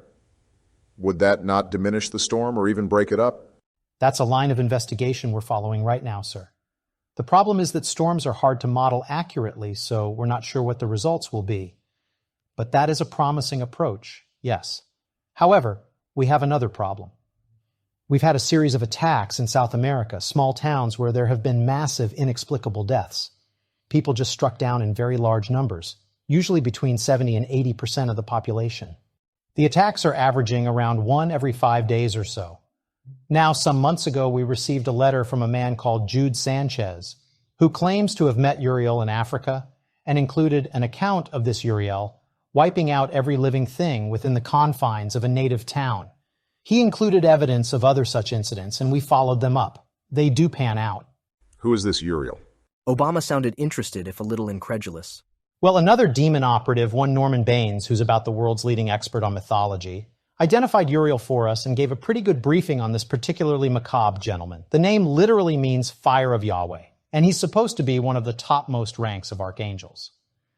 He is supposed to have been the angel who guarded the gates of Eden with a fiery sword, and I suppose the best description of him is that he's Yahweh's hitman. The angel of death, then? Not really, Mr. President, no. Azrael is supposed to be the angel of death in the Grim Reaper sense. Uriel is more along the vengeance and punishment line, like a loan shark's enforcer. There's one really nasty thing about Uriel. He doesn't just kill his victims, he snuffs out their souls as well. That sounds a bit far-fetched. Not really, Mr. President. We have some supporting evidence for it. There have been 8 of these attacks in South America, 5 in Brazil, 2 in Uruguay, 1 in Bolivia. They've killed around 5,000 people. Not one of those victims has turned up in hell. There is another oddity. In the Sanchez letter and in the pictures he included, Uriel killed every living thing in the towns he attacked, even down to the birds, insects, and earthworms. He left the ground sterile and clean, yet in the attacks in South America, the animals, insects, and so on all died. But anywhere between 20 and 40% of the humans survived. The survivors all speak of the same events. Things seeming to slow down, everything suddenly going quiet, and most of the people dying. Here's an interesting thing. All of the survivors were in the top earning brackets. The richer the inhabitants of a town were, the fewer died. Even more interesting, servants in the rich houses lived, but people living elsewhere did not, even if they were nominally wealthier than the servants. We're still puzzling over that. And so the war goes on. Obama spoke reflectively. The meeting had been an eye-opener for him. We're under attack, and we don't know how it's being done or whether we can hit back. We'll find a way, Mr. President-elect. Somehow we'll find a way. In the meantime, President Bush had a boyish grin on his face. We've arranged a little message for Yahweh. National Cathedral, Washington, D.C., Christmas Day, 2008. We thought that this is the one day Yahweh might be keeping an eye on us. So we are going to send him a message. Bush and Obama were standing side by side in the front row at the National Cathedral, waiting for the ceremony to begin. They were startled by a patter of applause at the back of the nave, but it was just a small group of soldiers in the red-gray LBDUs entering. A few of the civilians quickly stood and offered them their seats. Then, as the atomic clock sent out its noon alert, all across America, in every church that was still standing, the same ceremony took place. A red flag unfurled from the spire, rippling in the wind as it burst open. Simultaneously, a group of trumpeters in the National Cathedral taken from the Marine Corps Band, elsewhere from marching bands, schools, even sometimes hastily practiced amateur musicians, started a fanfare. It was always the same tune, an eerie, wailing, discordant melody that echoed and re-echoed across the land. As the last notes faded away, Obama turned to Bush. I don't understand. You'll never make a Texan, Barry. That's the Degüello. Santa Anna hoisted the red flag and played the Degüello just before the assault on the Alamo. Together, the red flag and the Degüello mean that we will give no quarter, we will have no mercy, we will take no prisoners, we will not stop attacking until we have won victory. And we played it on Yahweh's Day. I hope he gets the message and chokes on it. Sky over Khabarovsk, Russia, January 2009. Gliding in the skies high over the earth, Kolopatiran Lan Michael strained all his senses to seek out threats from the humans who crowded the ground below him. The effort interfered with his savoring of the tastes of human air, the smells, so faint but still unmistakable, of human life. Savoring the senses was one of the great rewards of entering human space, but it could not be allowed to interfere with the task before him. This mission was crucial, but extremely dangerous, for it did not just take the Angel into human space, but into one of the most heavily defended areas on Earth.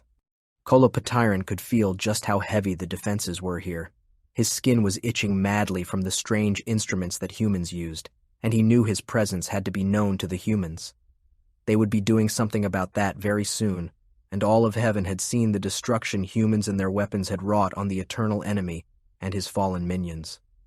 Kolopatiron's mission was a response to that stunning display, the consummation of the wrath of the One above all with the people of Earth who had defied his will and continued to live a life of sin in disobedience to the divine message, and yet did not repent, was at hand. For slung under him was the first bowl of wrath, and already its contents were trickling out over the ground below. Soon it would become a loathsome and malignant sore on the people who had the mark of the beast.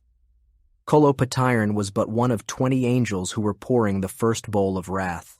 Handpicked by Michaelon himself, they were striking the first substantial blow against the mutinous and recalcitrant humans who had become so saturated with pride they had even dared question the supremacy of the One above all. And yet, his appointment for this mission was a puzzlement to Kolopatiron, for he had always believed that he was not amongst those Michaelon considered his most trusted. Still, who was he? A lowly angel to question the leader of his choir, the one whose name he bore as part of his own.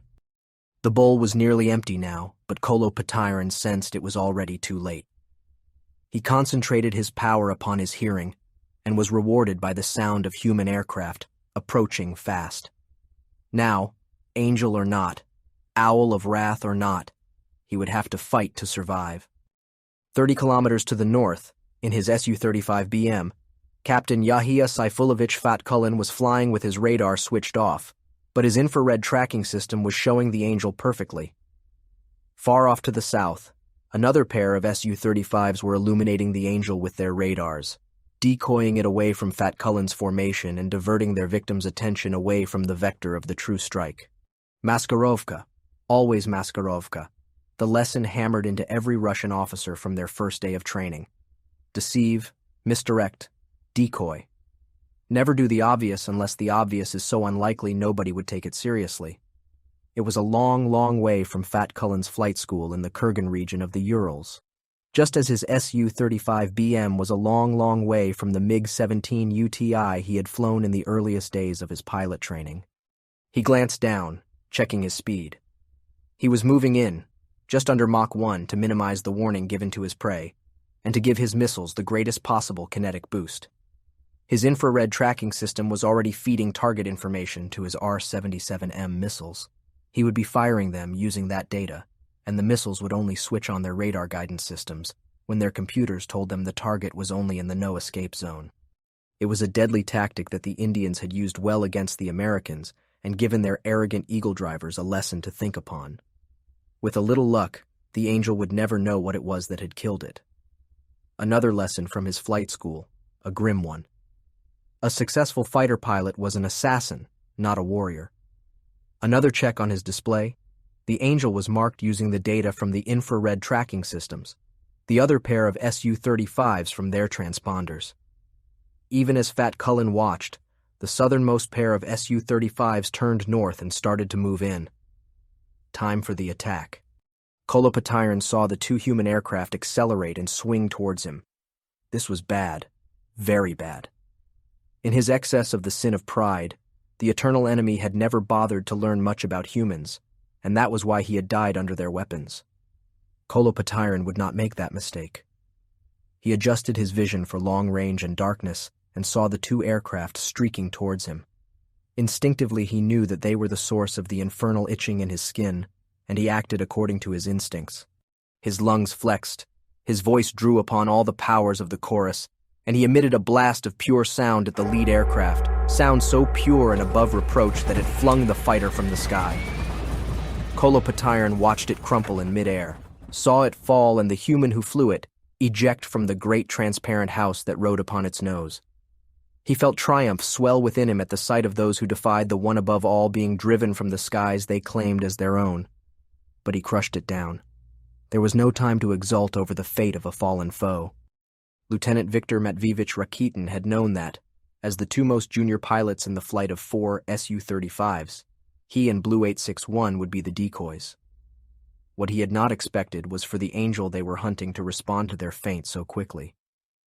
The blow that had struck Blue 861 had thrown it out of control and wrecked its internal structure. Probably also caused both jet engines to flame out.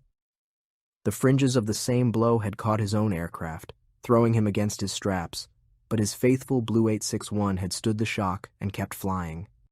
He had a radar lock on the Angel, so he selected his R-77Ms and fired a pair of them at the target before heaving back on the stick, ramming his throttles forward and soaring skyward.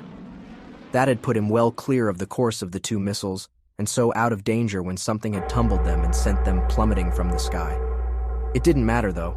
Blue 861 and Blue 863 had done their job.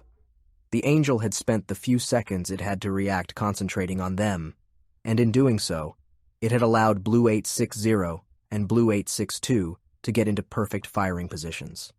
Kolopatiran had blown the two missiles aimed at it out of the sky with the same casual ease he had used to wipe out the first aircraft. Now was the time to deal with its mate, and his eyes tracked the second aircraft as it swept skywards, accelerating fast. He gave forth another blast of sound, reveling in its purity as he did so, but it was ineffective. It did not matter. The aircraft was running from battle and the skies were clear for his return home. Then Kolopatiran felt the burning agony as he was enveloped in explosions, and he knew that he would not be going home again.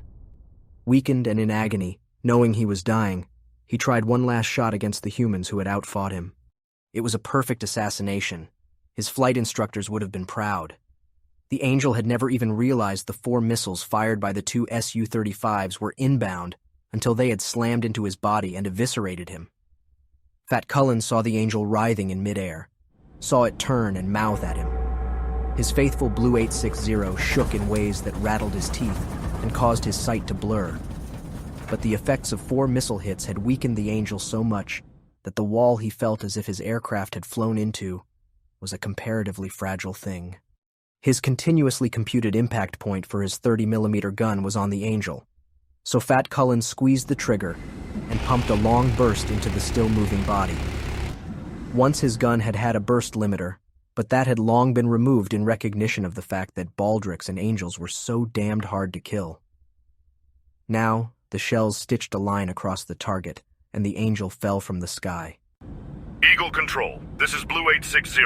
Target is negated. Say again, target is negated. Blue 861 lost to an unknown weapon. Returning to base. The Montmartre Club. Heaven. The last strains of Nightmare faded away and the bandleader stepped forward to a burst of rapturous applause from the audience. He cast an apprehensive eye at the great figure sitting off to one side, but Michael Lon had risen to his feet and was applauding enthusiastically. Well done, Artie. Great performance. You too, Billy. Shame you two ever split up down on Earth. Thank you, Your Excellency. Hey, not so much of the excellency stuff. You know very well that I have to put up with too much of that nonsense out there. In here, it's just Michael Lon, if you want to be more formal. And a great artist like you, well associating with us as if we are equals, is just one of the benefits of the job. Anyway, you and your band have a rest now. We've got a stage act coming up, and then Glenn is on. Michael Lon walked back through the crowd, looking around him at the scene that, for all its apparent casualness, lay at the center of his plans. The air was tinged with the scent of fine cigars. The occupants and staff of the club, a mixture of humans and members of the angelic host, were laughing and exchanging pleasantries. Cocktail waitresses in outfits that left nothing to the imagination were serving drinks. Every so often, a customer would grab one of the girls. There would be a brief conversation, and then they would vanish to one of the rooms upstairs. Up on the stage, the band had finished clearing their instruments away, and the scene was dressed as a room in a hotel somewhere. 2 young female angels were on the stage, sitting on the bed, running their hands over each other's bodies. The audience had quieted down a little. They were becoming fascinated by the story the 2 performers were opening up before them. Michael Lon got a strange feeling that if humans had actually designed heaven, this was more or less what they would have come up with. As the idea occurred to him, he got the warm, fuzzy feeling he always got these days when he thought of humans. For millennia, he had despised them, looking on them with the same cold contempt for their mindless obedience and submission that Yahweh had made so obvious. Then, a few centuries ago, humans had stopped being blindly obedient beasts and started to question what surrounded them. Only a few at first, but slowly those few had opened the eyes of a few more and a few more again. Soon a critical mass had been reached, and the humans had broken out of the prison Yahweh had imposed upon them and begun to build their own society. Michael Lon had investigated that society with the intent of tearing it down. But as he had started his inquiries somehow, he'd caught the human disease and started to question the assumptions he'd been trained never to doubt. As the questions in his mind had multiplied, he had found, to his own disbelief, that he was beginning to like these new humans. More than that, a plan, complex and devious, had begun to form in his mind. A small part of that plan was here, small yet critical beyond measure. He had formed this club. He had rescued humans from torment to staff and run it. It drew on all the impressions he had gathered on his visits to Earth. Part speakeasy, part bordello, part burlesque show. It was the honey in the center of his scheme. He glanced again at the stage. The two angels were now down on the bed, twisting in simulated passion. Michael Lon gave them top marks for innovative use of wings and imaginative application of feathers, and then turned to one of his guests. Having a good time, Gabriel Lon? As always, Michael Lan. What did we do for fun before you started this place? The Archangel Gabriel's voice was slurred from too much whiskey. That reminded Michael he was going to have to do something about insuring supplies. Earth was getting harder to visit with the war now in full swing. As if Gabriel had read Michael's thoughts, he asked, "And how goes the war?" The first bowl of wrath was poured today. The operation was successful, although sadly the angels delivering the bowl did not survive the human defenses. Which was fortunate, Michael Lon thought. He had carefully picked those angels from those whose loyalties might have been conflicted enough to hazard his plans. Seems like a rotten thing to do to the humans down there. Gabriel was definitely drunk. Michael would have to make sure he was sobered up before he left the club. Yahweh absolutely did not need to know this place existed. He might be the all-knowing, but that only applied when people didn't use extraordinary measures to stop him from finding out. Michael Lon had been applying those measures for some centuries now, and neither Yahweh nor the late, unlamented Satan had been as all-knowing as they had believed. Michael gave a small signal with one hand, and the house madam gave him a knowing grin. Gabriel Lon, we have got to keep the humans out of heaven. Look, they loathed Satan for everything he did, and because of that, they killed him in process of destroying everything he had built. But Satan just tortured them for all eternity. We betrayed them. Satan never pretended to be anything other than what he was or had plans anything other than what he announced. We, all of us, acted nice, made lots of promises, and reneged on every one of them. They loathed Satan, but they hate us. If they get their army up here, they will destroy heaven and kill us all. You heard that tune they played. It wasn't just an insult, it was a promise, and humans keep their promises. When it suits them, Michael Lon added to himself. Humans captured Dis. They will destroy the eternal city. Our long, wide boulevards make perfect runs for their tanks. The palaces built of precious stones are perfect targets for their guns. Mark this, Gabriel Lon, and mark it well.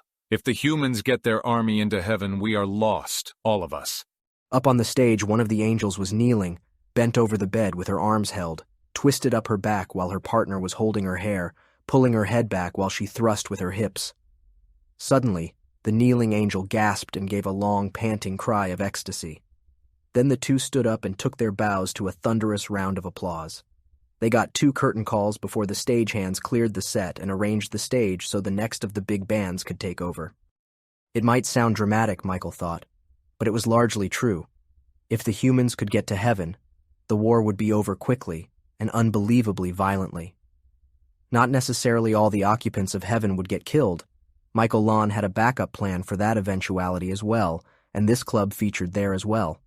But the power structure that had existed in heaven for untold millennia would be shattered forever. That was no bad thing, Michael Lon admitted to himself, and he was not adverse to shattering it himself. but it had to be done slowly and carefully, and when he moved it had to be with all the cards held firmly in his hand. Satan Mecratrig had been impatient, greedy, avaricious, and imprudent. His move had started the Great Celestial War, had split the host and caused generations of fighting. Michael Lon had been Yahweh's field commander during that war, and he well appreciated a human saying, one that went, "Short of a battle lost, there is nothing so mournful as a battle won." Well, there was. That was a battle that had achieved nothing and changed nothing. Satan had staged his revolt before he was ready. The result had been a long, bloody war that had achieved nothing and changed nothing. Michael did not intend to make that mistake. Gabriel Lon was still at the table and still drunk. Over his shoulder, he could see that Layla was approaching. She was dressed for work, black leather corset, fishnet tights, high-heeled boots. The outfit was modeled on Earth originals, but had been modified to allow for angelic wings, although Michael noted she had dyed her wing feathers black to match the outfit. The dye had to be water-soluble, he reflected. He knew for a fact she projected quite a different persona when attending Yahweh's court, and jet-black wings wouldn't suit it. Her appearance at court was a front, as was that of almost everybody who was a regular guest in this club. Why did you think the humans will— Gabriel Lon was interrupted by the crack of Layla's riding crop smacking down across the table. You're drunk. Bad Archangel. Bad, bad Archangel. What have I told you about getting drunk? How can you pay me proper respect if you're in this condition? And where's my tribute? I'm sorry, Mistress Layla, I didn't— Stop making excuses. Follow me. I'm going to have to deal with you. She led Gabriel Lon away to one of the rooms upstairs, one that she had had carefully soundproofed. Michael Lon watched their departure. It occurred to him that if he'd hooked Yahweh up with a good dominatrix a lot of millennia ago, it would have saved the universes a lot of trouble. Still, the humans hadn't come up with the idea back then. The chorus from the audience was rousing. Michael Lon reflected on just how different it sounded when people sang because they enjoyed it, instead of the weary, soul-destroyed chanting that Yahweh insisted on from his chorus. Michael Lon, please, can you help me? It was one of the junior female angels. Michael looked carefully. Her eyes were puffy, her nose was running slightly, and she was blinking at an excessively high rate. What can I do, man? He knew the answer, but he wanted to hear her say it. Please, I need some stuff. My supply is out. Michael Lon ran through the inventory in his mind. She was hooked on heroin, and his contacts with the Myanmar military junta were still good. He had a lot of the stuff stockpiled. That's going to be a real problem. The war with the humans has cut off supplies, and everybody is getting really short. Please. Mayan was crying with desperation. I've got to have some stuff. It hurts. I'll do anything you want. Michael Lon quickly imagined a few suitable anythings, but dismissed them from his mind. He had bigger objectives than his own personal pleasures. Look, Mayan, this stupid war Yahweh started has really screwed things up. Everybody's looking for stuff. I'll tell you what I'll do. I'll give you some stuff from my own private supply, just to tide you over until the war's finished. Don't tell anybody, though, or they'll all want some. Thank you, Michael. Thank you so much. I meant what I said. I'll do anything you want. And it'll surprise you to find out what that is, Michael Lon thought. And the caution about not telling anybody means she'll tell everybody I've got a supply, and they'll do what I want as well. Come along, let's get you fixed up. Michael Lon took another look around his club as he left.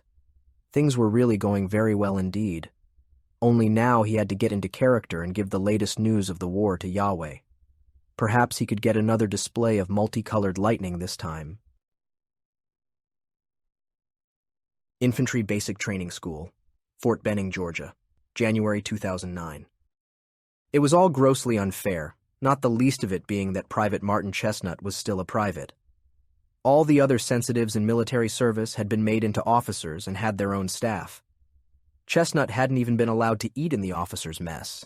His attempt to do so had resulted in him getting a not-so-quiet word from his NCO and copious kitchen patrol. He demanded to be made an officer, and had even written to General Petraeus insisting that he be promoted to a major at least. He'd got a polite letter back from an aide, advising him that his existence now figured on General Petraeus's radar. Somehow, that hadn't sounded too comforting, and his assignments had become dirtier, more tedious, and more exhausting by the hour. Eventually, he had given up and done the minimum necessary to keep the authorities off his back. Now, to cap it all, he had gone down with some kind of sickness. It had started a few days earlier.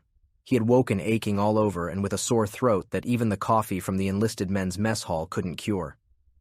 He had reported to sickbay where his illness had been diagnosed as the common cold, and he'd been given a couple of aspirin tablets and told to get back to duty. The next day he had been running a fever and felt too exhausted to move. Again he'd reported sick. Although he didn't know it, his immediate NCO was a kindly man who felt badly over seeing a young man ruining his life by his own stupidity, and had tried to give him some well-meant advice. "Look, kid, spend your life doing work that's worth what you're paid, and you'll never be paid what you're worth." Chestnut, wrapped up in his grievances and self-righteous indignation, hadn't listened, and he'd carried on doing as little as he could while descending deeper into his malaise. His fever levels were slowly increasing as well, and his muscle aches were getting so bad that he was finding it difficult to walk. When Reveille blew, he tried to get up, but the effort exhausted him. He lay on his bunk, gasping for breath. "Get your lily-livered ass off that bed, Chestnut. You've got—" The sergeant's voice tailed off. Chestnut's face was dead white, his eyes deeply sunk and heavily shadowed, his fingernails, lips, and ears blue-tinged. For the first time, it was apparent that he was seriously, indeed dangerously ill. "What's up, kid?" "Headache, so bad can't think straight. Keep coughing, can't swallow, threw up, please." Something clicked in the sergeant's mind. "Kid, I want to see your arms now." Chestnut flailed at his bedding, managing to extract one arm. Halfway between wrist and elbow was an ulcer, one with an ugly black necrotic center. He looked at it, stunned. "That was just a bump last night." The sergeant took one look at it and stepped back, almost in a panic. "Johnson, get the medics here double fast. Tell them to bring Sepro and get through to Fort Detrick. Tell them we have a red alert here." Demon Headquarters, the Pentagon, Arlington, Virginia, January 2009. Dr. Kuroneko stared at the chalkboard, frowning. There was something strange going on here. The green board was covered with colorful diagrams and scribblings in the arcane language of tensor mechanics and diagrams. The front half of the room was covered in chalk dust from the layers of revision he had added to his thoughts over the last 2 hours. Absent-mindedly, he rolled a fresh stick of chalk between his fingers as he pursed his lips, wrinkling his forehead. Turning, he looked back at the worn textbook, bending close to the dog-eared page to read a note scribbled in the margin. His face broke into a smile, and he gave a little cry as he jumped toward the chalkboard, erasing an equals sign with the heel of his hand and replacing it with a caret. Then he moved to the other side of the board and made some modification to a long expansion of Christoffel symbols, muttering to himself as he did. No, the mass energy is different. Take into account the energy of the system's curvature, embedded into a 7-dimensional space. He nearly lost his train of thought at a polite cough behind him, but he held on to the end of it and threw up one finger behind him to forestall any comments as he finished frantically writing. Then he turned, blinking owlishly through dusty glasses at the intruders. There were 2 men standing there. One, dressed in a working military uniform with 2 stars, looked impatient and uncomfortable in the messy office. The other, dressed in rumpled business casual with a tie awkwardly sitting at his throat, had a sheaf of folders by his side, but was craning his neck to follow the argument Dr. Kuroneko had laid out. Before the military officer could speak, his companion said, "Is that Crane's argument?" Dr. Kuroneko smiled. Not quite, Surlethe. I've modified it a little so it applies to our situation. Dr. Surlethe set down his folders and moved up to the chalkboard. You've modified the metric tensor. Not quite. The chief changes are in the mass energy tensor. Basically, we have to... I'm sorry to interrupt, gentlemen, but we really need to get to business, said Dr. Surlethe's companion, General Shatton. We have a change of plans for the Demon Science team. Shall we have a seat in the conference room and discuss it? They filed out of the Dr. Kuroneko's office, as Dr. Surlethe cast a longing glance back at the chalkboard, and down the stairs to the conference room next to the general's office. He took a seat at the head of the table. The 2 doctors sat beside him. Dr. Surlethe started. We have a new direction for the physics team to take. The work you've done so far on portals and modeling the storm influence is excellent, but we need more actionable material on the weather. Dr. Kuroneko nodded his understanding. I've come here straight from a meeting with the President and President-elect. General Shatton has agreed that he would have pursued it anyway, even if the politicians hadn't decided for us. But at this point, the portal research needs to take a back seat, to figuring out just what Yahweh is doing to our weather and how exactly he's doing it. What sort of data are we working with? We have access to all of the data that NASA, the NOAA, and the NWS have collected, said General Shatton, as well as anything that university meteorological departments have gathered on their own. There are also several governments eager to share data and work with us, Japan, India, and Indonesia in particular, since they're worried about the potential for geological assaults, and will put their physics teams in contact with you. If you want to share any models, though, it will need to pass by my desk. The portal modeling, in particular, does not leave Demon. Do you have any questions? Kuroneko said. No. By the way, speaking of portals, I think a young man on our team, a Princeton undergraduate actually, has reached a breakthrough just yesterday. Surlethe leaned forward. Do tell. General Shatton tapped his foot slightly. Well, I won't bore you with the mathematical details. He glanced over at General Shatton with a slight twinkle in his eye. But basically, we've had to rework cosmology. General relativity is still true, as far as we know, but it is a specific case of a more general theory. It looks now like the universe is something like a styrofoam ball. We live on the outside of granules, while hell and heaven exist on the inside of bubbles. We're sort of in the same space, but not quite. The implications are fascinating. There could be millions of hells and heavens out there. That's great, said General Shatton. But how can we use this? That's what I'm getting to. The really nice thing about this model is that it makes a particular set of predictions we can test just by monitoring the opening or closing of a portal. And if it does work, it doesn't require any stellar energy densities or subatomic length scales to apply. We should be able to start engineering immediately. Dr. Kuroneko smiled. Gentlemen, we should be able to open portals straight to heaven within 2 years. All we have to do is to find it. Great, said Surlethe. But please do bear in mind that the weather is more important than an abstract model of portal transitions. We'll do that, replied Kuroneko. Okay, gentlemen, said General Shatton. I have business to attend to. I'll leave you to discuss the particulars of the weather modeling. He stood and shook hands before leaving. All right, said Surlethe when he'd gone. We've already talked about the rough mechanism, body of hot air injected beneath the base of the storm. By mid-January, we need to have a pretty good idea of just how Yahweh's doing this, injecting hot air or warming it up. As he left the room, General Shatton shook his head at the scientists. They were always so loopy. That was a good word. As he entered the next room, he said, I'm sorry, I was slightly detained. James Randi, sitting in front of Shatton's desk, inclined his bald head to accept the apology. No apology necessary. You wanted to see me? Asked Shatton, leaning over his desk. Randi nodded. Yes, I have come to tender my resignation. Why? The war against hell is won, said Randi. There can't be any more need of experts in paranormal fraud. My organization has already started to shrink as people have been reassigned to other parts of the occupation effort. My work here has been done for some months. You have all the methodologies you need to find and utilize the sensitives who can punch the portals through as and where needed. Shatton smiled. He'd been expecting something like this. On the contrary, Mr. Randi, you may not resign. Randi had been expecting many answers, but this was not one of them. I may not?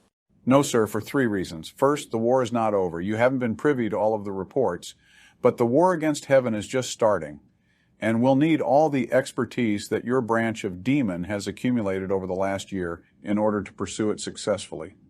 Second, there's speculation around, I'm sure you've heard it, that heaven and hell aren't the only hostiles out there, which means that we're not going to let you go even after we've crushed Yahweh. Third, even if the war ends and everything is just fine, we still need you to filter through populations and help us find people who can make portals. They're a vital national asset, you know that.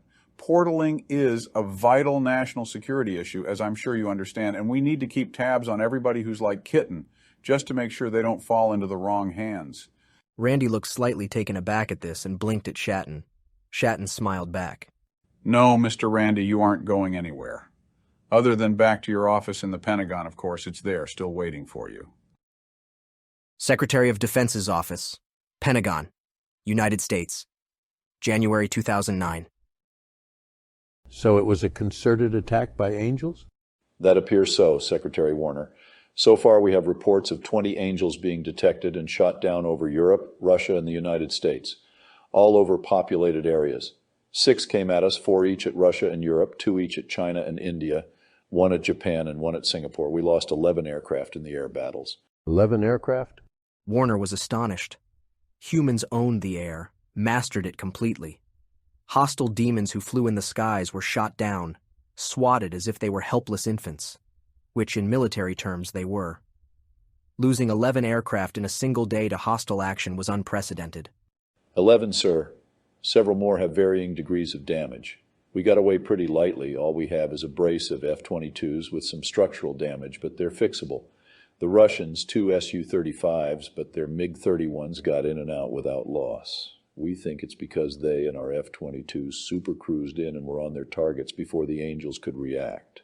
The Europeans lost 3 aircraft, 2 Typhoons, and a Rafale. Chinese and Indians put up MiG-21s. The Chinese lost 2 aircraft, the Indians 3, although one of them may just have fallen out of the sky.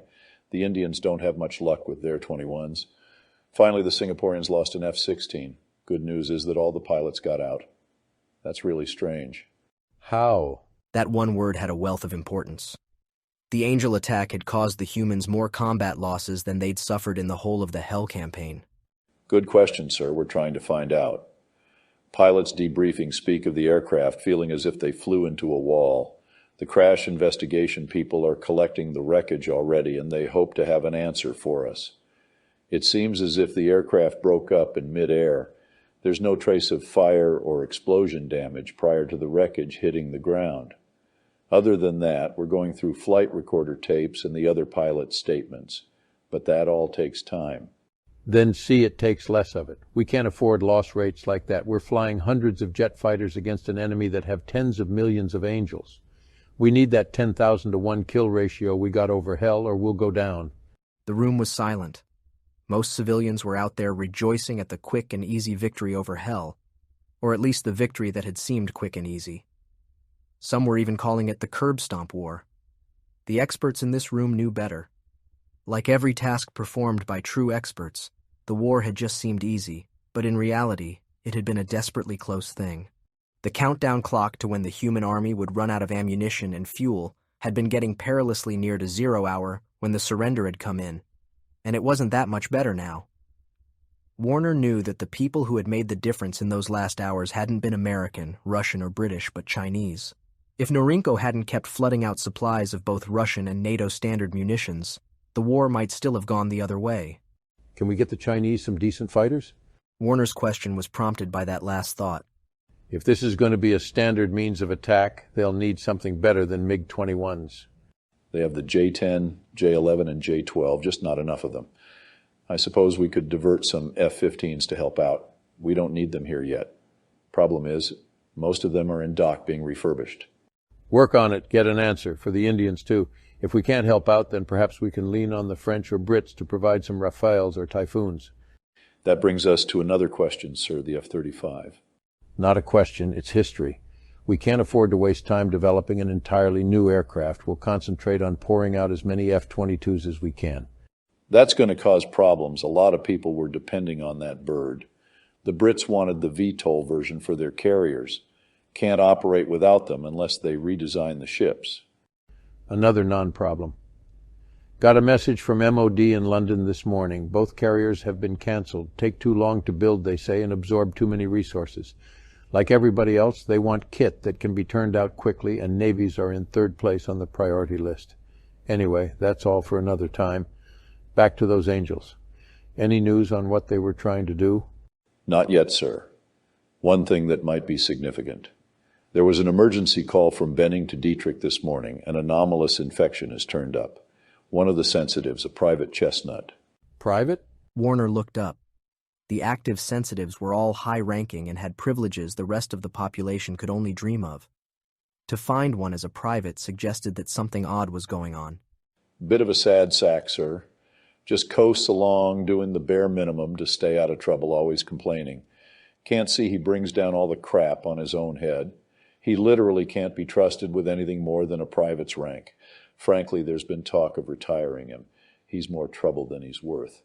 He's the one who wanted $1 million a year back in the early days. So how did Dietrich get involved?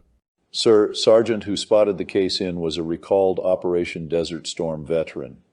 He thinks the disease might be inhalation anthrax, and that's 90+% lethal.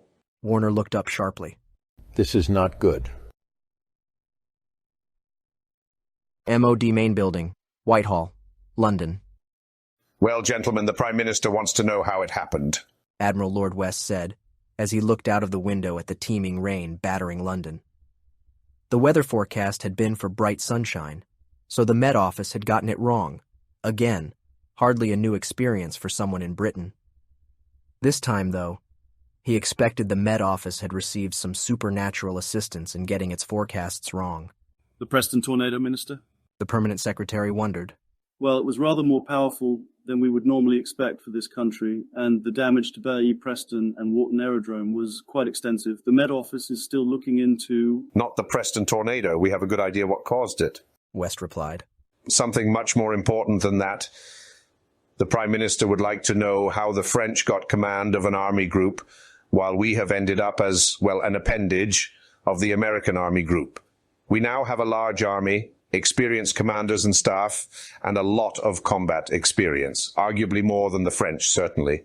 So how did this happen? We may have a large army, Minister, by our standards. Field Marshal Dannett, the Chief of the General Staff, replied. But it's still small in comparison with the whole human expeditionary army. Even then, we don't have enough equipment, uniforms or weapons to equip even half of them, and we are only just keeping up with the requirements of our troops in hell as it is. Indeed, our defence factories are working flat out and yet are only just meeting requirements. Air Chief Marshal Stirrup commented. It will be a while before we can put many more troops in the field than we have now. Most of our national servicemen are still at home waiting to be told to report to training centres. If we were overstretched before in Iraq and Afghanistan, then we've gone beyond overstretch. Admiral West looked back at the defence chiefs. It still doesn't answer the question. We've spent the last quarter-century commanding NATO ground forces. First the Northern Army Group, then the Allied Rapid Reaction Corps. And we're not getting to use that experience. The Cabinet is not pleased. With respect, Minister, the Cabinet should look beyond appearances and examine what the situation really is on the ground. Dannett pulled a file from his briefcase and opened it up. If we look at the Human Expeditionary Army, it is very much a work in progress. It's important to remember that armoured units, tank and mechanised infantry are to be considered front line in this war. Everybody keeps the leg infantry at home for self-defence. Second Army Group, Russian, is complete, although many of its units are below strength. No surprises there, the Russians always had a big army, and it's fully mechanised. Third Army Group, Chinese, is at roughly half strength, with 65 divisions out of its planned 125. The Chinese have attached extra leg infantry divisions to their armoured units to make up the numbers, but we all know that in this war, it's armour that counts. In both Russia and China's case, they have huge stocks of war material in storage. The Russians are pulling it out fast, and they have come up with some interesting examples, I can tell you. Did you know one of their divisions is getting a mix of T-34s and KV-1s? That brings us to First Army Group, US. The Americans are cloning divisions as fast as they can equip them, and diluting their force very quickly in the process. Each of their new divisions has a cadre of veterans, but that's about it. The rest of the formations consists of raw recruits, including an increasing number of conscripts. In the year since the war started, they've doubled the number of divisions they have available and then doubled it again. They now have 64 divisions in their army group. Again, they were able to do that because they had the reserves of equipment stockpiled.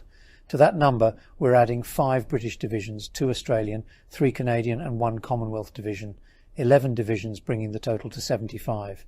In other words, of the 5 armies planned for First Army Group, 3 actually exist. One of those is half Commonwealth. However, there's more to it than that. Those American divisions are big. They're about twice the size of the Russian and Chinese units. There are reasons for that, including structural requirements, but the numbers remain. Those 3 army groups are the backbone of the Human Expeditionary Army. They are the important ones, the ones that actually matter. Now, the organisation of those army groups was done to ease command and control. That was the critical constraint, and it's what put us in First Army Group. The big 3 can be defined by language. First is Anglophone, second is Russophone, third is Sinophone. Now we look at Fourth Army Group, Eastern. India dominates it, of course. They've thrown 20 armoured divisions into the pot. Bangladesh has added 1, a creditable effort for them, if I might say so. Pakistan added 5, Sri Lanka 1, Indonesia 1, Japan 9, South Korea 5. The Koreans would like to add more, but with North Korea sitting on the fence, they have their own defence to think about. Malaysia's sent 1, the Philippines 1, Singapore 3, and Thailand 5. Vietnam rounds off the pot with 6 divisions. Add that up and we can see they have 58 divisions, and that's going to be about it. Those countries are straining hard to support what they have. Any further force increments in the near future are really unlikely. Then they have the Middle Eastern component that's got Algeria with 1 division, Egypt with 5, Iran with 4, Iraq with 1, Israel with 9, Jordan with 2, Kuwait 1, Morocco 1, Saudi Arabia with 1, and Syria with 7. Another 32 divisions that have even less in common with the rest of the group. The Israelis don't even listen to the Indians, they just wander off and do what they want. Total 90 divisions, and again, that's more or less it. The big contribution from the Middle East has been the stockpiles of equipment. We got more than 2,000 tanks from Libya, and they only have a 25,000-man army. They may pull some additional forces in from Africa and so on, but they won't make much difference. They have no common language, no integrated command systems, no commonality in logistics. They have no common doctrine, but at least India has experience of commanding forces of this size in the field. That brings us to 5th Army Group, Europe. We have much the same situation here. Certainly the French politicked their way into command, and they put 3 armoured divisions into the field. The Germans added 5, the Czechs 1, the Danes 1, and that took a heroic effort from them. Greece 4, Italy 5, Netherlands 1, Norway 1, Poland 4, Romania 1, Spain 4, Turkey 10. Sweden's added 2 divisions, Switzerland 1, the Ukraine 3. Added up, that makes 46 divisions, again with no common language, logistics, or operational doctrine. They are mobilizing their reserves, but they don't have the huge stockpiles of equipment that the Americans, Russians, Chinese, and Middle East have. So their mobilization work is producing mostly leg infantry for guarding the home front. In short, 4th Army Group is marginally useful, and 5th is a shambles. It is reasonably obvious to us that General Petraeus knows this as well as we do. He knows that 5th composes troops that, in most cases, are very good on the small unit level, up to brigade or division level, but they have no real capability of operating beyond that. If push comes to shove, he'll break 5th up and use the units as spot reinforcements, especially for 1st Army Group. The French commander will be left with an Army Group headquarters but no troops to command. Now contrast that with our situation. We are in the primary striking group of the Human Expeditionary Army. We have the ear of the commander of that group, and we are trusted, well-regarded allies. Our words weigh heavily with them. We are an influential partner in a vital organisation, rather than the head of an ineffectual one. Put another way, we may have an inferior position on paper, but in terms of actual power and influence, we outweigh the French many times over. West harumphed, knowing he would have to pass this information on to his cabinet colleagues. Both the Prime Minister and his deputy were very keen on the idea of a British-led army group. In time, Britain would probably have one, but not yet. The Human Expeditionary Army, even in its present incomplete form, was just too large. How about this proposal to suspend construction of the Queen Elizabeth class for the duration of the war? Surely we need these ships more than ever. West wondered. They'll never be finished on time to use in this war, Minister. Air Chief Marshal Sir Glenn Torpey, the Chief of the Air Staff, argued. Since the Americans have cancelled the F-35, we don't have a fighter to fly off them, apart maybe from Harriers. I would have thought that the Navy would want to concentrate on building cheap, easy-to-build warships that they can use now. West could see Admiral of the Fleet Sir Jonathan Band, First Sea Lord and Chief of the Naval Staff, turning a shade of puce. It was no secret that Band and Torpey had disagreements over the CVF project. Just as you are procuring cheap aircraft like the Typhoon, Tornado and Nimrod, Band commented. I see you're also holding on to many of those expensive museum pieces. There's a big difference, Admiral, between procuring aircraft and 2 massive warships. By the time a few pieces of steel are cut for these ships, I will have dozens of new aircraft in service. Torpey countered. Those museum pieces you refer to, the Buccaneers, TSR-2S, Jaguars, Vulcans and Canberras, are very useful platforms until something better comes along. You've wanted to kill CVF from day one, Band said angrily. I never thought a war with heaven and hell would give you the chance. Admiral West held up his hand. Gentlemen, that's enough. There is a historical precedent for this decision.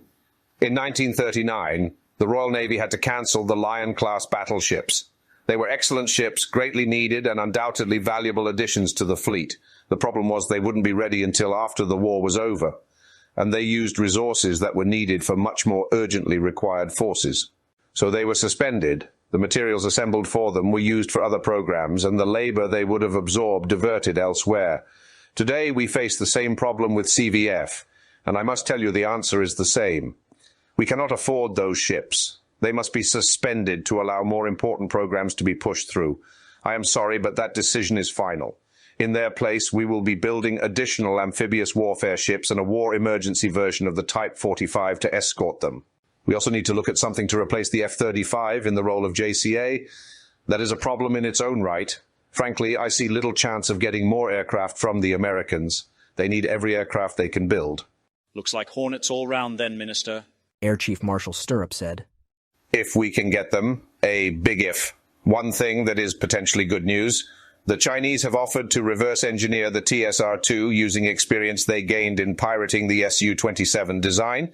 They claim they can get a prototype flying in 18 months and deliveries starting in 30.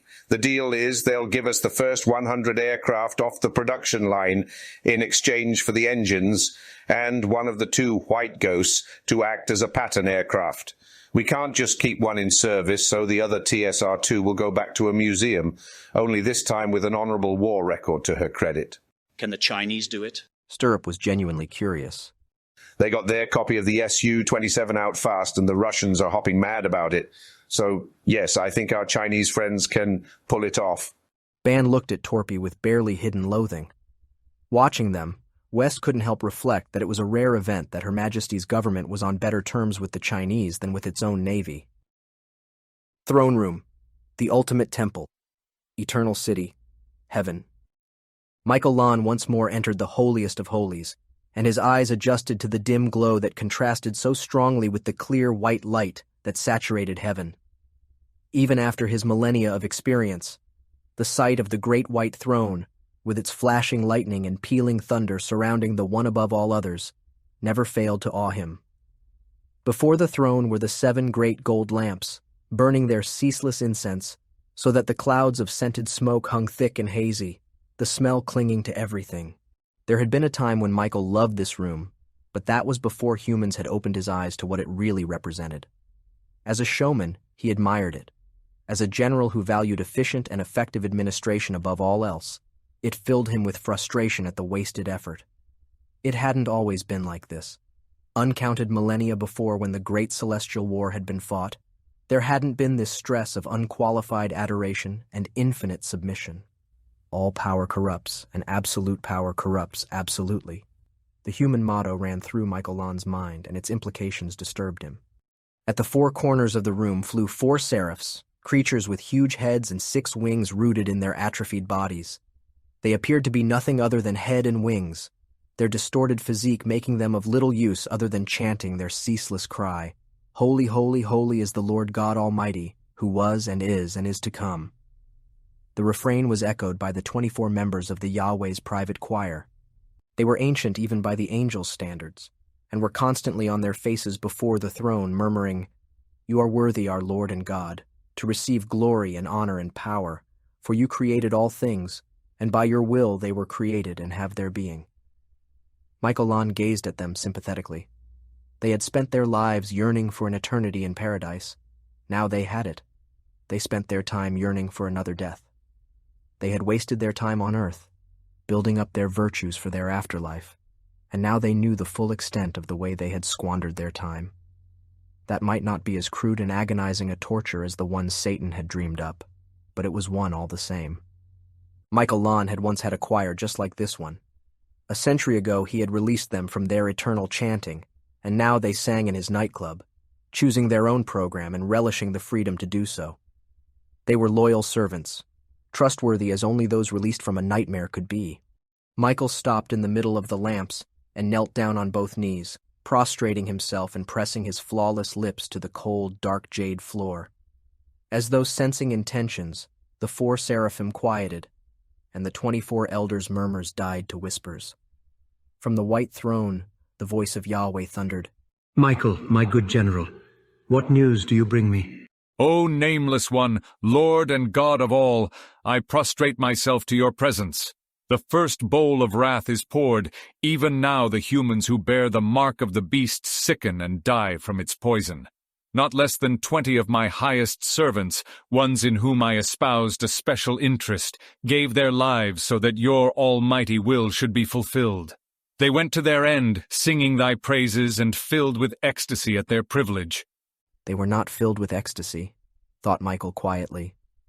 He'd made sure that the doomed group had been well isolated from his nightclub and the growing web of influence it gave him. His stocks of ecstasy were limited, and he made sure it was distributed carefully. And they didn't die singing, they almost certainly died screaming, because that was what human weapons did to their victims. Michael Lon sneaked a look at Yahweh, poised on his great throne amid the clouds of burning incense. His mind flitted to the possibility of adding some really good grass to the incense, but it veered away from the prospect. The risks were too high, the rewards too low. Yahweh had a dreamy expression on his face, contemplating the sacrifice of those who had laid down their lives so that his wishes could be fulfilled. Michael Lon decided that he needed building up a little before the blow was struck. And the rest of the humans? They suffer as the elements themselves turn against them. The very winds and waters rage in anger at their defiance of your divine will. Their dead number in the tens of thousands, and their weeping drowns out the words of their leaders. That did it. Yahweh was transported with delight at the thought of the humans who had defied him being punished. He edged forward on his throne. And does Uriel bring despair into their hearts? Ah, yes, Uriel. Now this was going to be tricky. Very easy to overdo this, Michael warned himself. There was a long hesitation. He has obeyed my wishes? There was an ominous roll in the thunder, and the lightning flickered. Still white, Michael Land thought. We'll have to change that. Would Uriel Lan, thy sword and spear, do any less? He has killed humans. Some, anyway. There was suspicion and doubt in the thunder that rolled around the hall, and Michael noted the seraphim were unobtrusively drifting away. It helped to have 6 wings. It made motion so much less obvious. But the human cities are laid waste. Their inhabitants and all that live therein dead, their very souls snuffed from existence? Now that was a good question. Michael rolled the question around in his mind. He doubted Uriel actually snuffed out souls. In his mind, it was more probable he simply sent them somewhere else. There were, after all, enough places to send them to. The cities, well, yes, I suppose so. Depends how we define cities, I suppose. What do you mean, Michael Lan? The clouds were gathering ominously, the lightning flickering more strongly as the clouds of incense roiled and flowed. Human cities have changed a lot, O nameless one, Lord and God of all. They're quite a bit bigger now, but Uriel doesn't seem to have realized that. He stays in the areas where the settlements are few in number and poorly inhabited. But Uriel Lan has done his best in the area he stays. I believe he has extinguished a few hundreds of humans. That did it. To Michael's delight, multicolored lightning bolts flashed and ricocheted off the walls, sending showers of pristine diamond flakes spiraling through the air.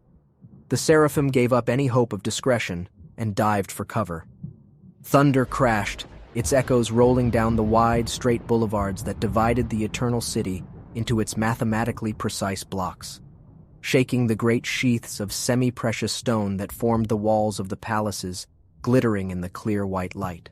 The Ishim scurried down the alabaster streets, the more astute getting the message that Michael Lan was making another war report.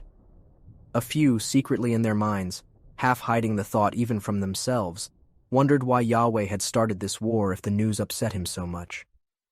Elohim and Malachim looked down upon the lowly Ishim, but the crashing of thunder persuaded them that there was, perhaps, purpose in the disorder. A few hundred, he has achieved nothing. O nameless one, Lord and God of all, Uriel Lan has done well given there are so few to snuff out in the area that he resides. Why he will not go to richer pastures I do not know. Because if he does, the humans will put a cap in his ass, thought Michael, but no need to say that. Michael squeezed himself even flatter to the floor, because a large chunk of diamond had splintered off the wall and just missed his head. He risked a look up. Yahweh was glaring across the throne room, furious that his sublime delight had been ruined so abruptly. Michael knew from long experience what he was thinking, and the word treason figured prominently. One above all others, he must have good reason. After all, there are none who would dare claim that Uriel Lan's loyalty is any less than my own. Surely he is the most devoted of thy servants. Perhaps he needs a little encouragement? Then send him a message that it is my divine will that he enter the realms of our greatest enemies. Yahweh hesitated for a second. Who are they, by the way? Michael thought for a second. It was an interesting question, one that had many answers depending on the interpretation of the words greatest and enemy. He decided that the best possible translation was, the ones who stood best chance of killing Uriel Lan. It had to be humans.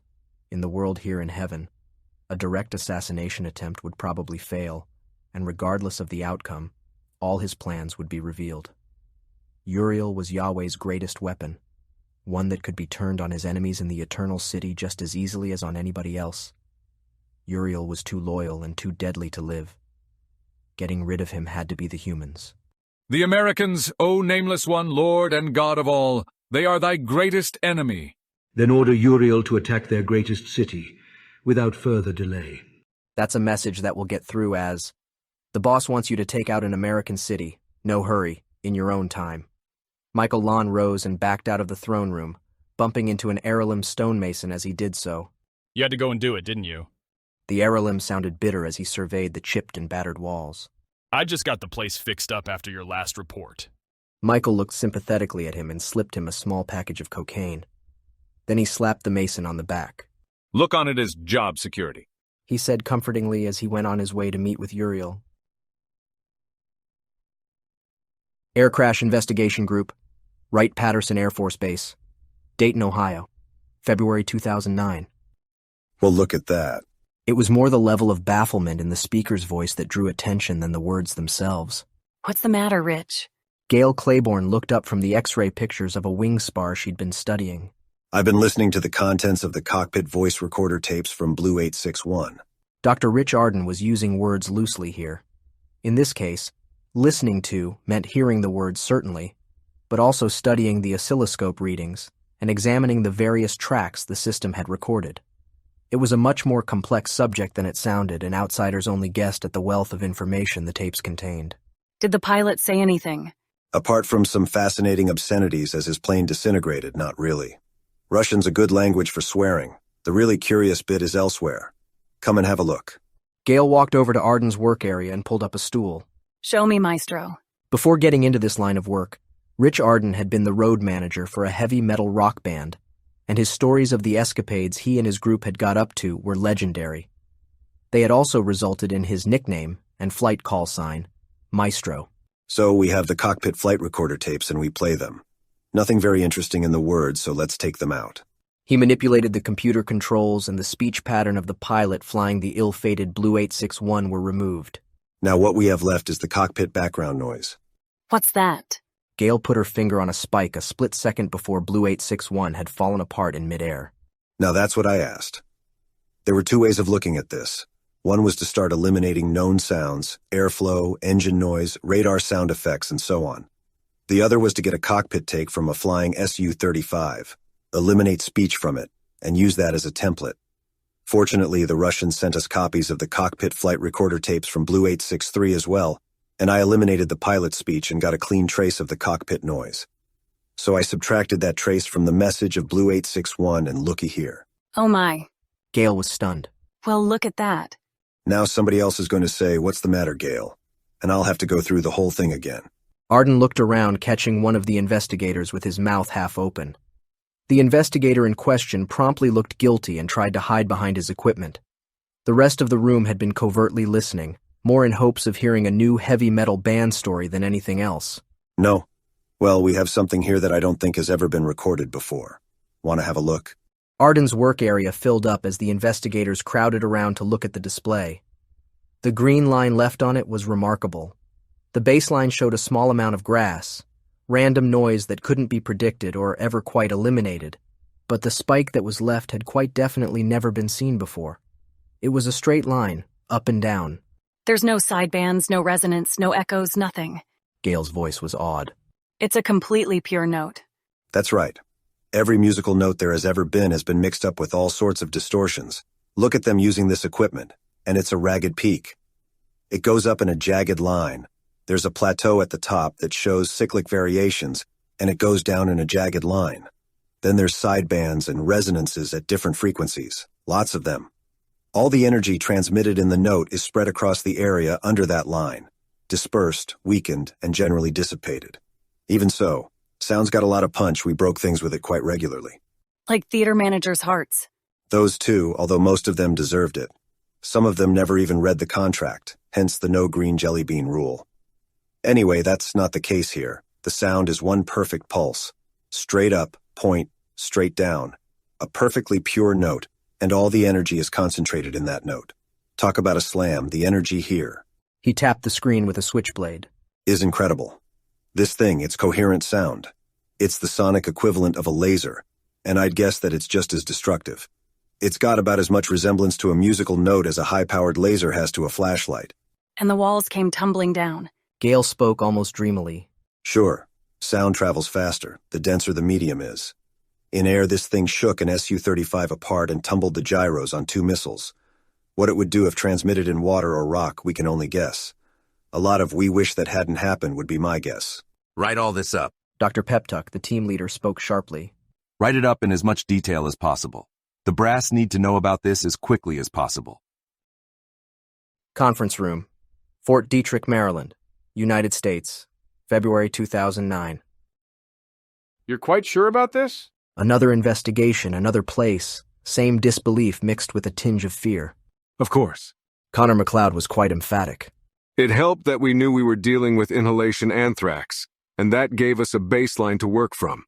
It also gave us a puzzle to answer. Why were so few people showing symptoms? If anthrax spores had been dumped over an inhabited area, a high proportion of the population would be dead or dying, and there is no cure for inhalation anthrax.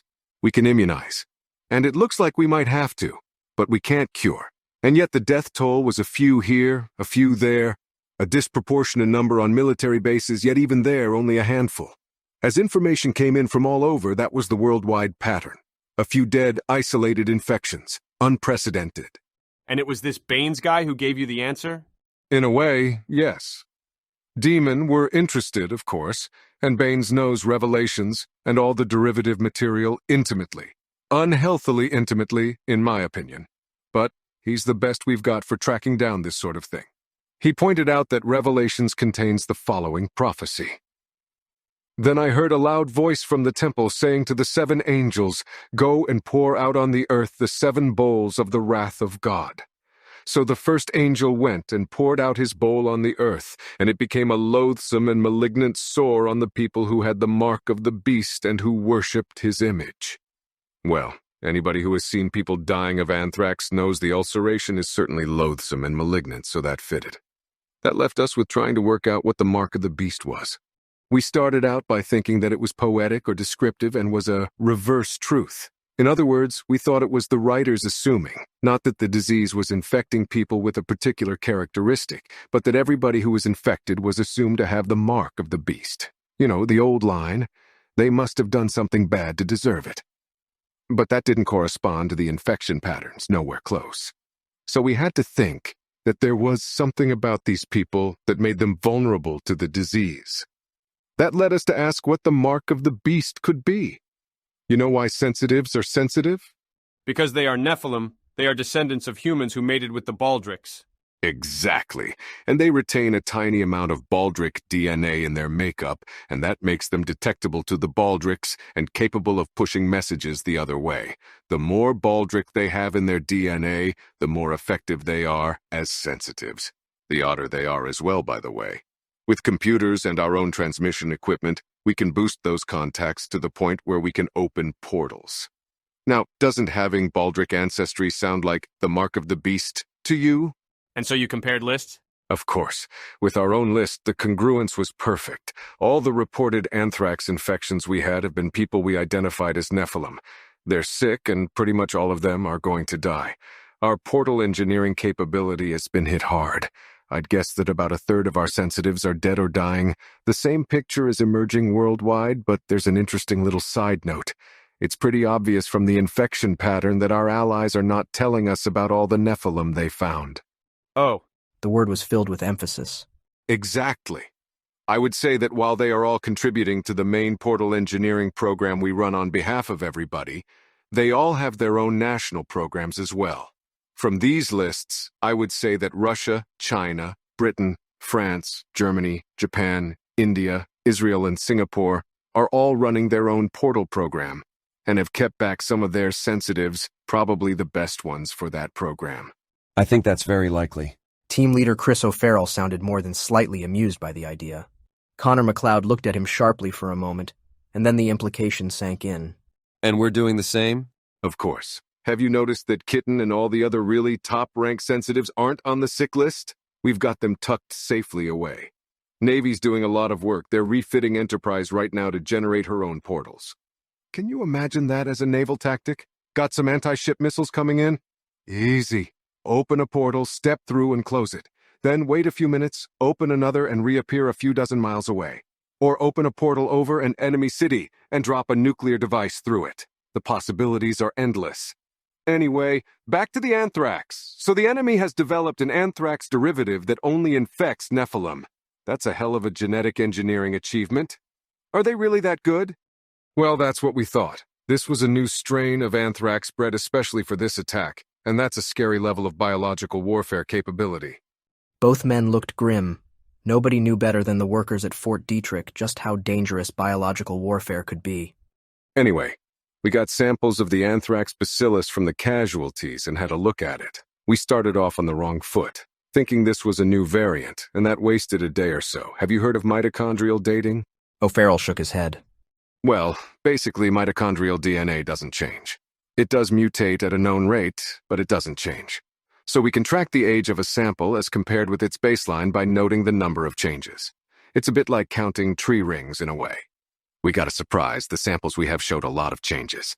That meant either the samples were a long way down the line from our baseline, or our baseline was a long way down the line from our samples. Normally, we take this second possibility because we don't get things from the future. But nothing's taken for granted these days.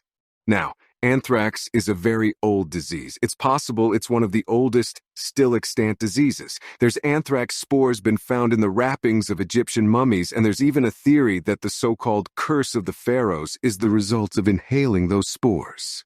Anyway, we got some spores from the Egyptians, ran the tests, and guess what? They're a lot closer to the samples from our victims than our baseline is. So this isn't a new variant, it's a very old one even older than the Egyptian baseline. Norman Baines has suggested it's possible that anthrax was a disease specifically intended to kill Nephilim, and its spread amongst humans and animals is a result of a mutation. He's got the theory that sometime in the past there was a concerted effort, presumably by heaven, to kill off the Nephilim. That would explain why they are so rare. But be that as it may, I think we have a handle on the first of these so-called bowls of wrath. Oh, by the way, there's an upside to all this. Since this is a very old variant of anthrax, possibly the original variant, our antibiotics should work fairly well against it. Very well, I'll send all this information back. It looks like Bayer is going to make itself another fortune. Backup police station. Backup Lancashire, United Kingdom. Inspector Kate Langley looked up from her desk towards the metal bucket that was catching the leak in her office roof. It was hard to concentrate on her paperwork with that infernal noise going on all the time. The sooner they moved into the new police station and out of this rickety Victorian relic, the better. A knock at the door brought her back to the present. Ma'am, there's been a serious landslide at the top of the town, Sergeant Parrish said gravely. Looks like several houses have been buried. Our mobiles, the fire service, ambulance and civil defense corps are already on the way. Langley stood up, reflexively taking her revolver out of the desk drawer and grabbing her yellow fluorescent jacket and hat. Right, Sergeant. Get as many bodies out there as you can and put a call to HQ for assistance. We'll need all the help we can get. I'm going to head out there myself to take charge. I'll need you to coordinate things from here. Not a problem, ma'am. I'll get Sergeant Beck to go with you, Parrish replied. The scene that greeted Inspector Langley and Sergeant Beck on their arrival at the landslide was one of utter devastation. It looked like half of the hillside had simply given way and had come crashing down on a quiet residential street, smashing it to rubble. Where there had once been houses, trees, and grass, there was now nothing but black, glutinous mud. It's like Aberfan, Beck muttered, deeply shocked. Langley stepped out of the car, putting on her wet weather gear, though by the time she had done so, she was almost soaked to the skin. The 3 fire appliances from backup fire station had already arrived, as had a couple of ambulances and some vehicles from the re-established Civil Defense Corps. The firemen and civil defense workers had already started to dig amongst the rubble at the edge of the landslide, hoping to find someone alive. As the fire service would have primacy in this case, Langley sought out the senior fire officer to offer what help she could. What can we do to help, Derek?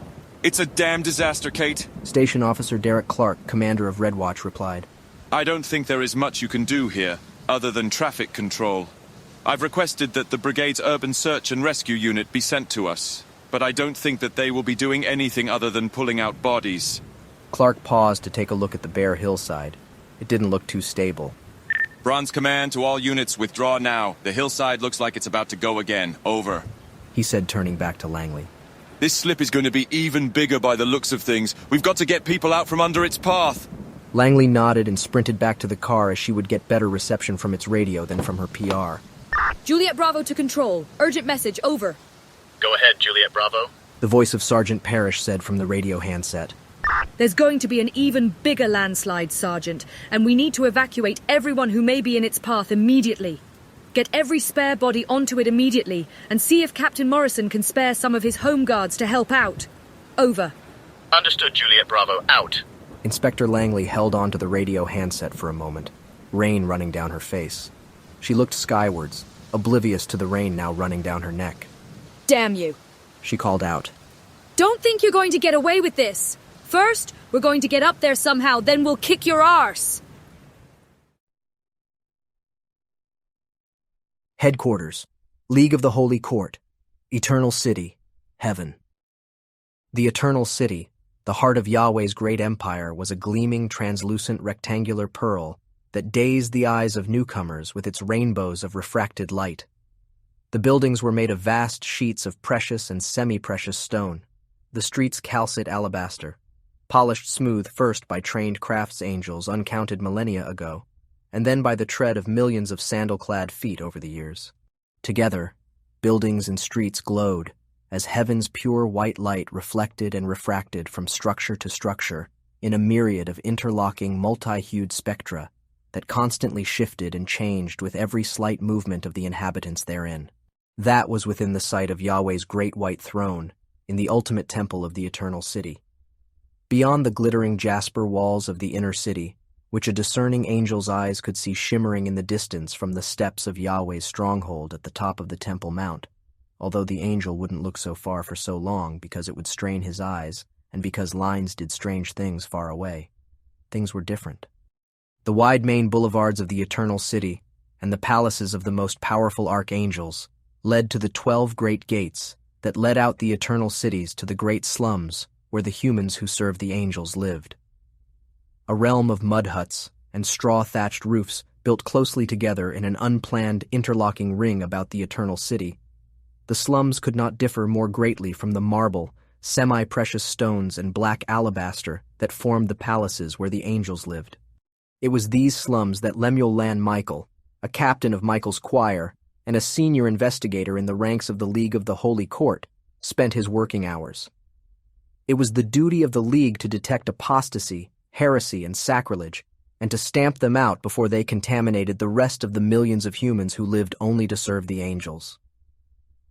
With that divine duty to drive him, Lemuel spent an inordinate amount of his time in the slums, and so it was that, when one of his subordinates had reported that a contact had a lead in the Ishmael sacrilege case out in the slums, it fell upon him to lead the investigation.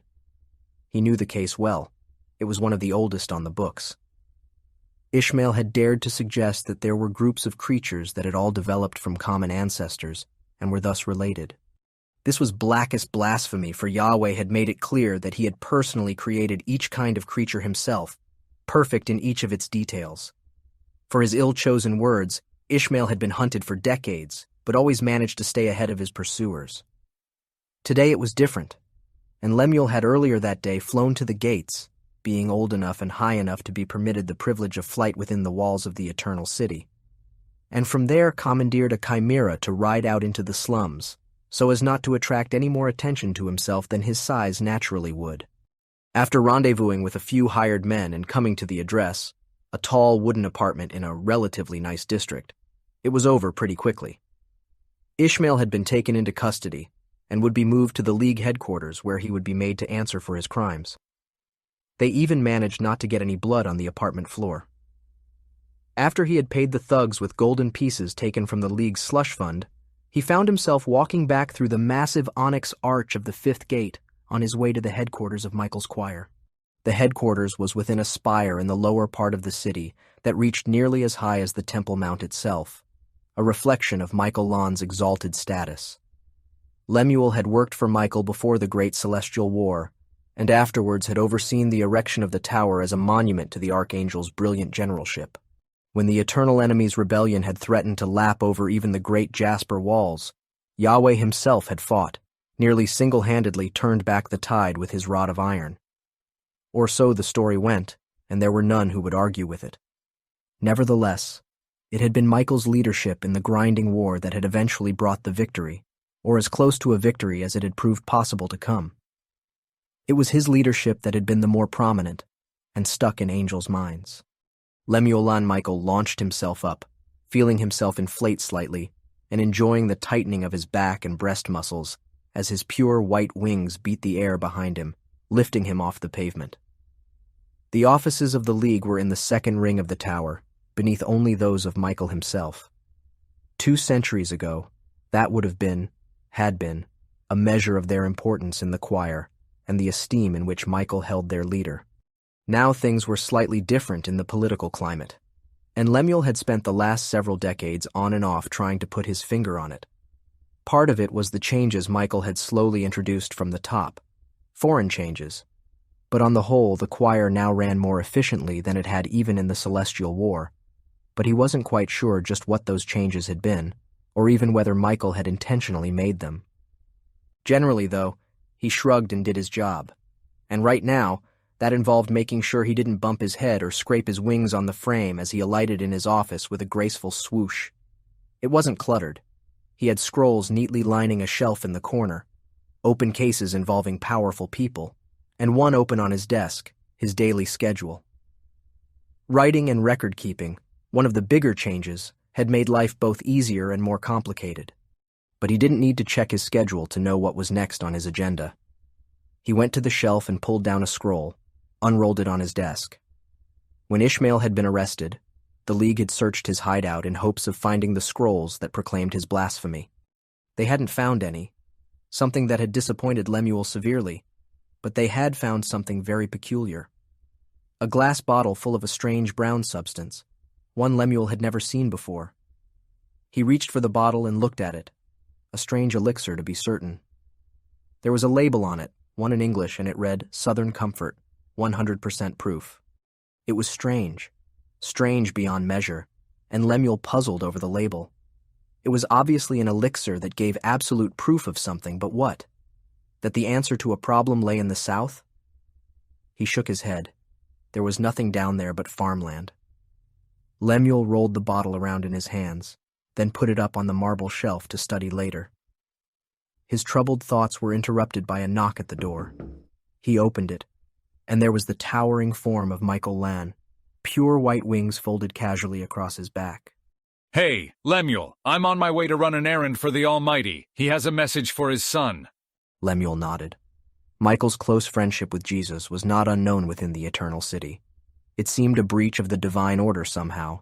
The 7 archangels of the First Order might be the highest of the one above all servants, but they were servants nonetheless. For Michael Lan to be friends with the Eternal Father's only son seemed disrespectful somehow.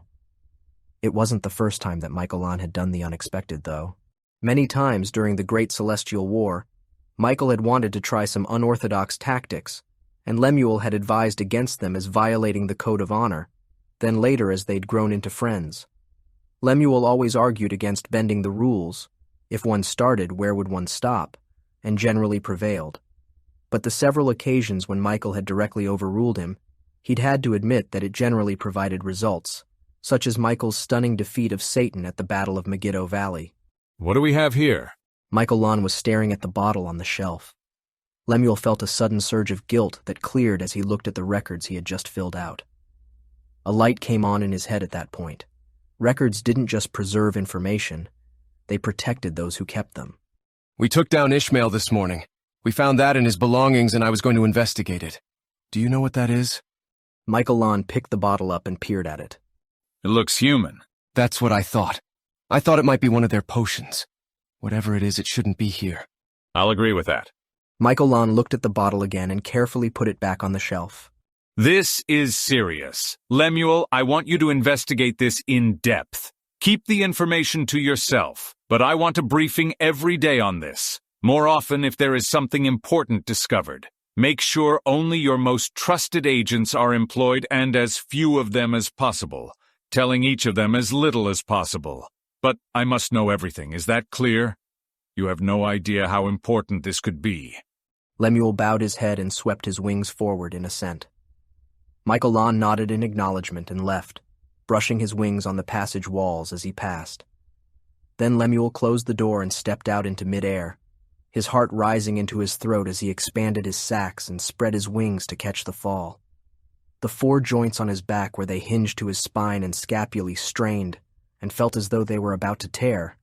But, as always, he slowed and began to glide. The Eternal City was built on a smooth basalt plain around the Temple Mount, the stones of the city quarried from far away, other dimensions even, and beneath its foundations, the basalt still stood. There were tunnels in the rock, tunnels that were older than the first angelic settlements here, and though most had forgotten, some, like the League of Holy Court, still used them when there was a need. Generally, that need turned out to be when someone had to disappear quickly, quietly, and efficiently, and then after disappearing needed to answer questions. Lemuel glided around the tower before alighting at its base, then entered through the crowd of angels, craftsmen, lawyers, merchants, and more, going to and from work. Once inside, he slipped off into a little-used passage and took a lantern from a sconce to light his way as he descended the steps, preferring the artificial light to wasting his own magic. As he spiraled down the staircase, the stone around him changed from translucent white to dusty white to red, flecked with white and gray to dull black. At the base, the stair emptied into a passage wide enough for Michael to fit through, and Lemuel turned left. After navigating another maze of tunnels, he came into a room where the unlucky Ishmael was strapped down to a table. There wasn't any blood spattering the walls or pooling on the floor yet. That would come later, but Ishmael was sobbing already. Lemuel noticed a couple of fingernails stacked neatly nearby on the table. 2 of his interrogation specialists were already in the room. As Lemuel entered, they both looked up and snapped to attention. At ease, he said. What's the scoop? Sir, he's not admitted to anything yet, said one. Lemuel raised an eyebrow, then stepped forward. I know all about your blasphemy, Ishmael. That alone is enough to condemn you. But I need to know where you got that bottle of elixir from. Ishmael's eyes were wide open, wildly flicking back and forth from Lemuel's face to the ceiling behind him. I can't. Lemuel sighed. Time for the usual act, he thought, as he shrugged and stood up. Then I'm afraid I can't help you. He turned his back and walked to the entrance of the room as one of the angels wrung out a wet cloth and fitted it over Ishmael's face, the other raising a bucket of water. There was a second of splashing, then a howl of terror. Lemuel frowned. This wasn't necessary. The prisoner had been pretty much broken already, and all he needed was a push in the right direction. He turned around, intending to stop them, but they were done. Ishmael had already broken. He was gibbering and sobbing with raw, undiluted terror. As he quietly noted down the information Ishmael was pouring out, the names of family, friends, acquaintances, contacts identified from surveillance, and where he'd been in the last week, Lemuel was aghast at the potential scope of the treachery. What had started out as the pursuit of a heretic had turned into something much larger. For a moment, Lemuel understood why Michael Lon held the position he did. He must have realized the full enormity of the threat as soon as he'd seen that human bottle. Michael had always said if the humans on Earth could get a foothold in heaven for their armies, the war would be over. He must have realized the potential of that bottle to be such a foothold. That sublime insight made Lemuel proud to be his friend. Underground Command Facility, Yamantau, Russia, March 2009. There was a time when no American president had entered the complex deep underneath the granite monolith of Yamantau. In those days, ones that seemed long ago but were only measured in months rather than years, The only thing that American presidents had known of Yamantau was its presence on the targeteering plans for nuclear strikes on the Russian homeland, for it appeared on every such plan, and it was marked as one of the targets that had to be destroyed. If it survived the initial blows, assets were diverted from other, less important targets until Yamantau ceased to exist. Now, President Barack Hussein Obama had disembarked from Air Force One and was on his way into the massively protected command post. His limousine sped along the straight road that appeared to run parallel through the snow-covered pine trees to the mountain that towered over them. As the car swept along the road, Obama saw the installations that littered the countryside around them. His host leaned forward. Yamantau is quartz-containing crystal, Mr. President. It blocks radio, indeed any electromagnetic transmission completely. That makes it the safest place in the world when baldricks and angels are on the loose. Of course, it means we cannot transmit out either, so the transmission stations have to be on the outside. It is the one advantage Cheyenne Mountain has over us here. Mind you, your engineers made a bad mistake with Cheyenne Mountain. What was that, Minister? They built the command complex in the mountain. They should have built it under the mountain. That's what we did. There are 6,000 feet of quartz-laced granite on top of our national emergency command post. And even now, our engineers feel the urge to dig still deeper. The car turned off the main road onto a sidetrack that seemed little more than a logging trail. It wound through the trees into a fold in the mountain where the snow drifted high against the rock walls that towered high on either side. Ahead of them was an entrance, for all the world looking like that of an old-fashioned mine. Obama didn't notice how the fold in the ground curved around so that any blast wave traveling down the valley wouldn't impact directly on the entrance. He did note that once inside, massive blast doors closed behind him. The S-shaped curves continued inside the mountain, each one designed to mitigate the effects of a near miss from the most powerful nuclear weapons in the American arsenal. There was only one way to destroy this massive underground fortress, and that was to make repeated passes, each dropping a nuclear weapon into the crater from the one before. It was that job that had once been assigned to the B-52s and then to the B-2s. Obama left his limousine and was escorted to the elevators that led down into the bowels of the mountain. Even here, the paths were not direct. One elevator would take them part of the way, then there would be more S-curves before another took them further down. Eventually, the lifts and corridors ended in the lowest, safest levels of the complex. Welcome, Mr. President. This is your first visit to Yamantau, I believe. The conference room had a table, a circular one, that occupied most of the floor. There were 15 seats around the table, one for each member of the council. 14 were identical. The 15th was subtly larger and more imposing. Obama had already been briefed on that. In this room, the chairman of the council was just the first amongst equals. Nations had gained their place in this room in one of two ways.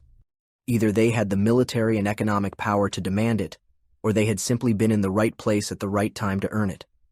The United States, Russia, China, Great Britain, France, Germany, Australia, Japan, India, Iran, Israel, Brazil, Italy, Thailand, and Singapore. The countries that had been in the fight since the beginning and had scored the first kills against humanity's enemy. There was one great advantage of this council, since it met in secret and its existence was largely unknown. Its membership was free of politics, mostly. Vladimir Putin spoke from the chairman's seat. With the departure of George Bush, he was the most obvious candidate to take over the chairmanship. The blood shed by the Russian army along the Phlegethon River saw to that. First order of business. The angels. What do we know of them? At a side table, Dr. Surlethe stood up. The United States might no longer be chairman here, but the country still overwhelmingly dominated the research and development effort, and of course, General Petraeus still commanded the Expeditionary Army. That made the American position still dominant. We have autopsied the angels killed in the anthrax attack on our Nephilim. The angels have similarities with both us and with the baldricks, enough to suggest that at one time we had a common ancestor. The angels are much more humanoid than the baldricks. They look human. They have human features. They lack the weird and surreal mutations of the baldricks. They do, however, have the battery of electrocytes that distinguish the baldricks and can generate bioelectricity in much the same way. There are notable differences between angel and baldric, though. The most obvious is that angels are white, most baldricks black. Angels have feathered wings like birds. Baldrics scaled leathery wings like bats. Angel blood is white or silver. Baldric blood can be any one of a dozen colors, except white. Dr. Surlethe spoke for about 20 minutes, describing the anatomical and other lessons that had been learned to date. Eventually, he got around to the subject of weapons. It appears that angels cannot throw lightning bolts. We don't know why. They have a sound weapon. At first we thought it was a sound beam, but we're rethinking that. However, it is a sound pulse of some sort in the air battle of Khabarovsk. An Su-35 actually outran it. Do we have any concept of how this weapon works? Is it a threat? The Indian Prime Minister spoke with a beautifully precise intonation. It is yes, precisely because we don't know how it works. It caught our pilots by surprise. They'd got overconfident flying against the Baldric Harpies that were virtually defenseless against them. I understand they're evolving tactics to cope with the situation as we speak. But this brings us to a very important point. Let me show you a film. This comes from some experiments we performed here on Earth. We took one of Belial's best tridents and copied it, then hooked it to one of our generators. The idea was to generate a superbolt. It could have all sorts of uses. Watch what happened. One of the great screens flared into life and showed what looked like a Baldric trident being charged up by a generator. The contacts were closed, but instead of a bolt arcing downrange, the charge short-circuited to the ground. You see that? We can't get an Earth-made trident to fire a bolt. They arc to Earth every time. Oh, by the way, guns made in hell work perfectly. This is a very important conclusion that we are impressing on our people. We used to think that the theories and laws of science that existed here on Earth are universal. Well, the tridents show quite simply that they are not. They are similar, very similar indeed, but they are not the same. Build a trident in hell, power it by electricity made in hell, and it throws a bolt for up to 2 miles. Build a trident on Earth, power it with electricity made on Earth, and it arcs to ground within a few inches. We now believe that the rules of physics here on Earth and the subtly different rules in hell are both special cases of a general rule that sits above them. It is by understanding science in hell and science on Earth that we can comprehend those differences and quantify them. By doing that, we can understand the general rules that previously we have only seen as our own special cases. A patter of applause from 15 presidents and prime ministers followed the presentation. Putin tapped the table in front of him and smiled benignly at the conference. Now we come to the next point of the agenda. How do we blow heaven up? Suwon Palace, North Korea, April 2009. You know, that haircut is absolutely ridiculous. Gabriel Lon leaned back and looked at the figure sharing the room with him. He was used to the fact that he towered over humans, but the difference was even more marked when he was dealing with this particular man who measured only 5'2". In fact, he looked a lot less than that now, and the ludicrous hairstyle he had affected in earlier years had been replaced by a thinning gray brush cut. The man's body seemed to have caved in on itself. He was thin and stooped over, lines of age prominent in the shrunken mask that was his face. Around them, Kim Jong-il's bodyguards bristled at the insult, but they dared not move. Any other person who had made a remark like that would have been arrested on the spot and sent to a prison camp for a prolonged and grueling execution. The guards had more sense than to try the same on Gabriel Lon, the personal messenger of Yahweh. Kim Jong-il's face was impassive as the insult registered. He also knew better than to argue with the great white figure before him. Still, he consoled himself with the knowledge that the benefits of dealing with these creatures far outweighed the annoyance of their supercilious arrogance. Gabriel Lon might have looked sleepy, and being honest with himself, he was still hungover from his activities the night before in the Montmartre Club. That same wealth of excesses, combined with the attentions of Mistress Layla, had left him slightly reluctant to sit down, but duty required him to carry out the messages. Also, he was well aware that humans were dangerous. Satan had forgotten that, and now he was dead, along with Asmodeus, Beelzebub, and Dumos. Abigor was little more than the human's puppet, while Dagon was even less than that. Taking humans lightly was something that put an entirely new definition on the word unwise. He saw Kim Jong-il's 2 female companions, one allegedly a nurse, the other certainly a female doctor, move forward carefully and quickly check on their patient. Looking at him, Gabriel Lon came to the conclusion that Kim Jong-il would be joining his father very shortly, one way or another. Have you considered that a great window of opportunity opens before you? Gabriel Lan tried to put some enthusiasm into his voice. The human armies are tied down in hell, trying to bring peace to the lands they have conquered there. They cannot be withdrawn easily, and their operations have left humans weak everywhere else, especially south of the border. An assault now, aimed at reunifying Korea under your leadership, would be exploiting this moment of weakness to best advantage. Much of the armor stationed in the south has indeed been withdrawn. Kim's voice was as weak as his appearance suggested it might be. But the border fortifications remain, and the Americans? The Americans are tied down in hell, trying to pacify their occupation zone. And they have expanded their army so fast, their core of leadership is spread very thin. Their army is but a shadow of what it once was. And even that shadow is enough to roll over anything that gets in its way. Gabriel Lan added the thought silently to himself, even as he repeated the words that Michael Lan had given him. His official title might be the Messenger of the One Above All, but Gabriel Lan believed it was Michael who best understood the new universe that was exploding into existence around them. He'd warned the Nameless One, the Lord and God of all, that starting this war with humans was foolish and could only lead to disaster. But Yahweh had been adamant. They had dared to question his words, and for he was bound and determined to deliver them to hell. Only it hadn't ended that way. The attempt to deliver humans up to Satan had instead delivered Satan up to the humans.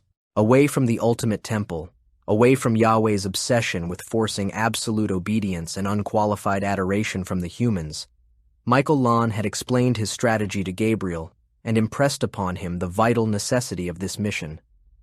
If we fight the humans head to head, we will lose. Michael Lan had almost become impassioned at that point.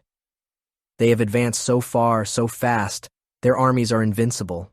At best, we can bloody them, but the more we win against them, the worse will be our defeat in the end. There is but one force that can destroy a human army, and that is another army of humans. If we can prevent them from assaulting us in heaven and fight them with another human army on earth, then we might survive this war that Yahweh has forced on us. The memory of Michael Lan's blasphemous corruption of Lord and God of All's name jerked Gabriel Lan out of his reverie. Kim Jong-il was still wittering on about the strength of the border fortifications and the danger that the Americans might intervene. Gabriel cut him off sharply. It is truly said that it is the emptiest of vessels that make most noise. You have a reputation, Kim Jong-il, but you know what reputations are? Words and rumors. You are great with your words and make many speeches, but they mean nothing. What matters now are deeds, and where deeds are concerned, yours are conspicuous by their absence. Perhaps it is time for your father to return to his homeland and for the great leader to show the dear leader what deeds are. But great leader is dead. So, when did that make any difference? Gabriel Lan reflected that Kim Il-sung actually looked a lot better than his son did. Given their present states, Kim Il-sung could actually be mistaken for Kim Jong-il's son rather than his father. And anyway, you of all people should know that he is dead. By the way, he wants an explanation as to why you puffed him in the face with that cyanide spray. If you are unprepared to take action, perhaps we should allow him to return and demand that explanation. After all, he is the eternal president of this benighted country. Perhaps he should take up the reins again. No. Kim Jong-il was almost panic-stricken.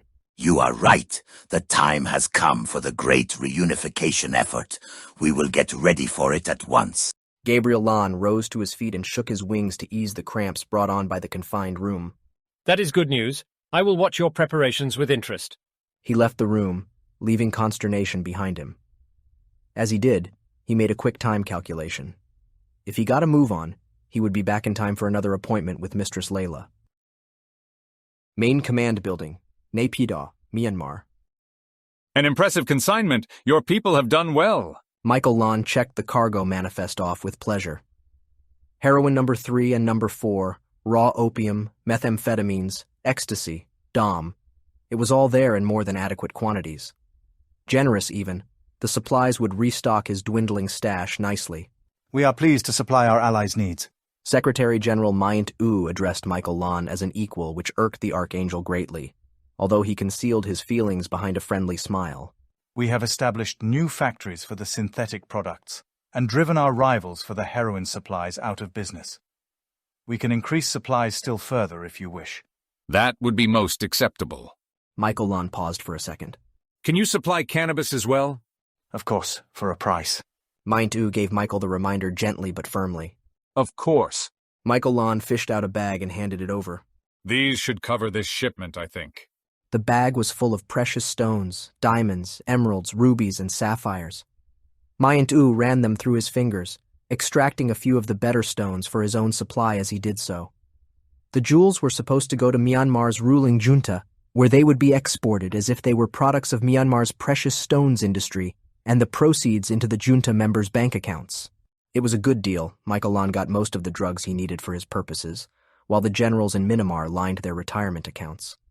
Only one general had argued with the arrangement, and he was now in inside prison on a charge of corruption. That had amused Michael Lon greatly. To accuse somebody of corruption in Myanmar was rather like accusing water of being wet. There is another matter. Michael Lon spoke carefully.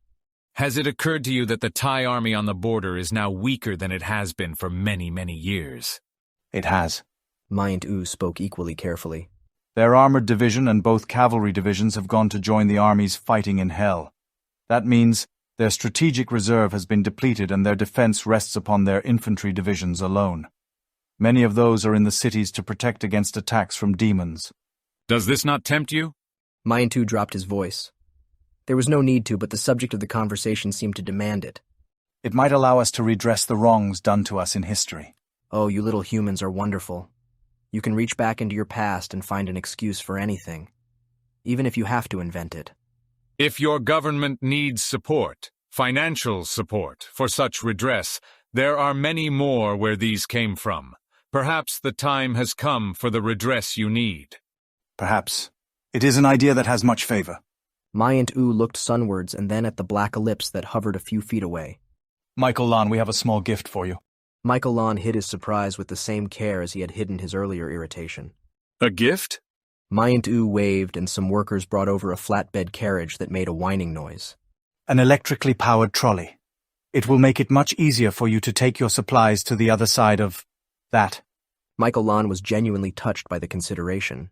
That is very kind of you. Thank you so much, and good luck with your redress of historical wrongs. Whistling happily, he pulled down on the handle of the trolley and felt the electric motors in the wheels boost his effort. Then, with a cheerful wave, he pulled his cargo of street-corner pharmaceuticals through the portal back to heaven. USS Turner Joy, returning from Hell deployment.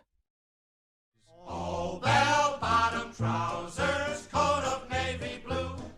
She loves her sailor, and he loves her too. Sophia Metaxas laughed as the chorus faded away, lost underneath the whine of the turbines and the roar of the destroyer's main gearing.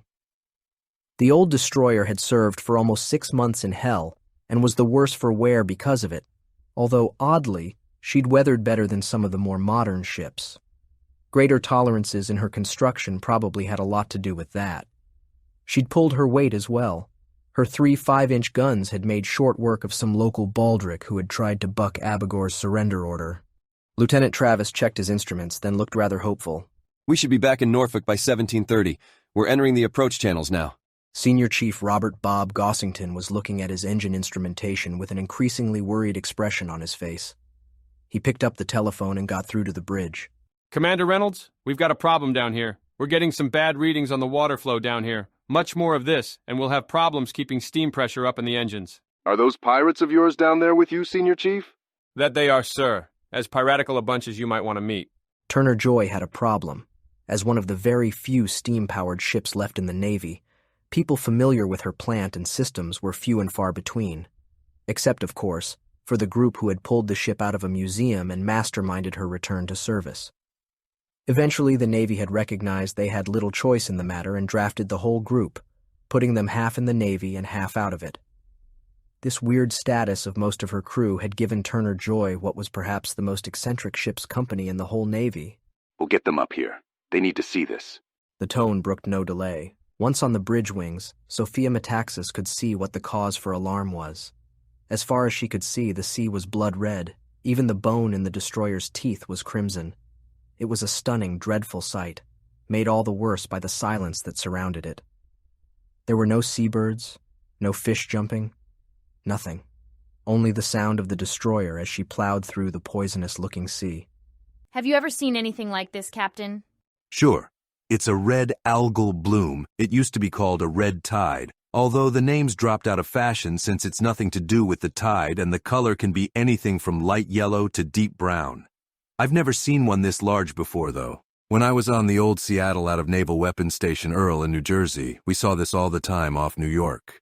Everything was right for an algal bloom there.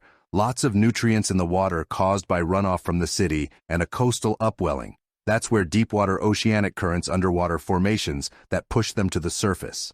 The result is the algae grow out of control and we get this. But there, the patches are perhaps 100 yards long and about 20 wide. We've been sailing through this one for 10 minutes and there's no end to it. How bad is this? Sophia looked at the blood-red sea and a memory of a chilling paragraph came back into her mind. Very. The algae produce natural toxins and deplete the dissolved oxygen in the seawater. That causes wildlife mortalities among marine and coastal species of fish, birds, marine mammals, and other organisms. The worst of the poisons is a potent neurotoxin called brevetoxin. That kills everything in the water. A red algal bloom this size, it could be a disaster for marine life around here. The second angel poured out his bowl into the sea, and it became blood like that of a dead man, and every living thing in the sea died. Revelation 16:3. The verse had returned to Sophia's mind while the captain had been speaking, and she repeated it grimly. The second bowl of wrath. Reynolds looked at her suspiciously. And just how did you know that? My parents and grandparents took their religion very seriously. When the message came, though, telling everybody to lay down and die, they did. I tried to save them. I cried and screamed at them. I tried to drag them up out of their beds. I even ripped the earrings out of my mother's ears, hoping the pain would bring her back. But nothing worked, and they all just died, tearing me apart in the process. They left me alone, and it was all a fraud. I'm just waiting now until they get pulled out of the hell pit, so I can go down there and tell them just what I think of them. Make them suffer a little for what they put me through. She caught herself and smiled sheepishly. I'm sorry, Captain. It's a sore point with me, I guess. You guess? Reynolds looked sad for a moment. None of my family did that, but a few around where we lived did. One memory that I can't get over, the dogs howling at their owners, trying to make them wake up, fighting the only way they could to try and keep them alive. We took one of them in, and the poor thing was so traumatized, he shivered with fear every time one of us had a nap. I tell you this, Sophia, if I can get Yahweh under our guns, just once. Sorry, sir. Message from Sinklin. The sparker passed the message flimsy to Reynolds. Well, that confirms it, I think. Whole East Coast is affected by this. Copies from SyncPack say the West Coast is the same. They want us to report in from here and start taking samples. They want to try and identify what this particular algal bloom is. One piece of good news is, it's affecting shallow water only. That makes sense. Sophia thought carefully. All these prophecies were written in ancient times, and the authors knew very little about what was going on. Sailors mostly stuck to shallow water. Deep water navigation was almost unknown. So when they saw this happening, they assumed it was all the seas, not just coastal waters. But this is the second bowl of wrath, all right. Turner Joy slowed down while the crew started trying to gather water samples.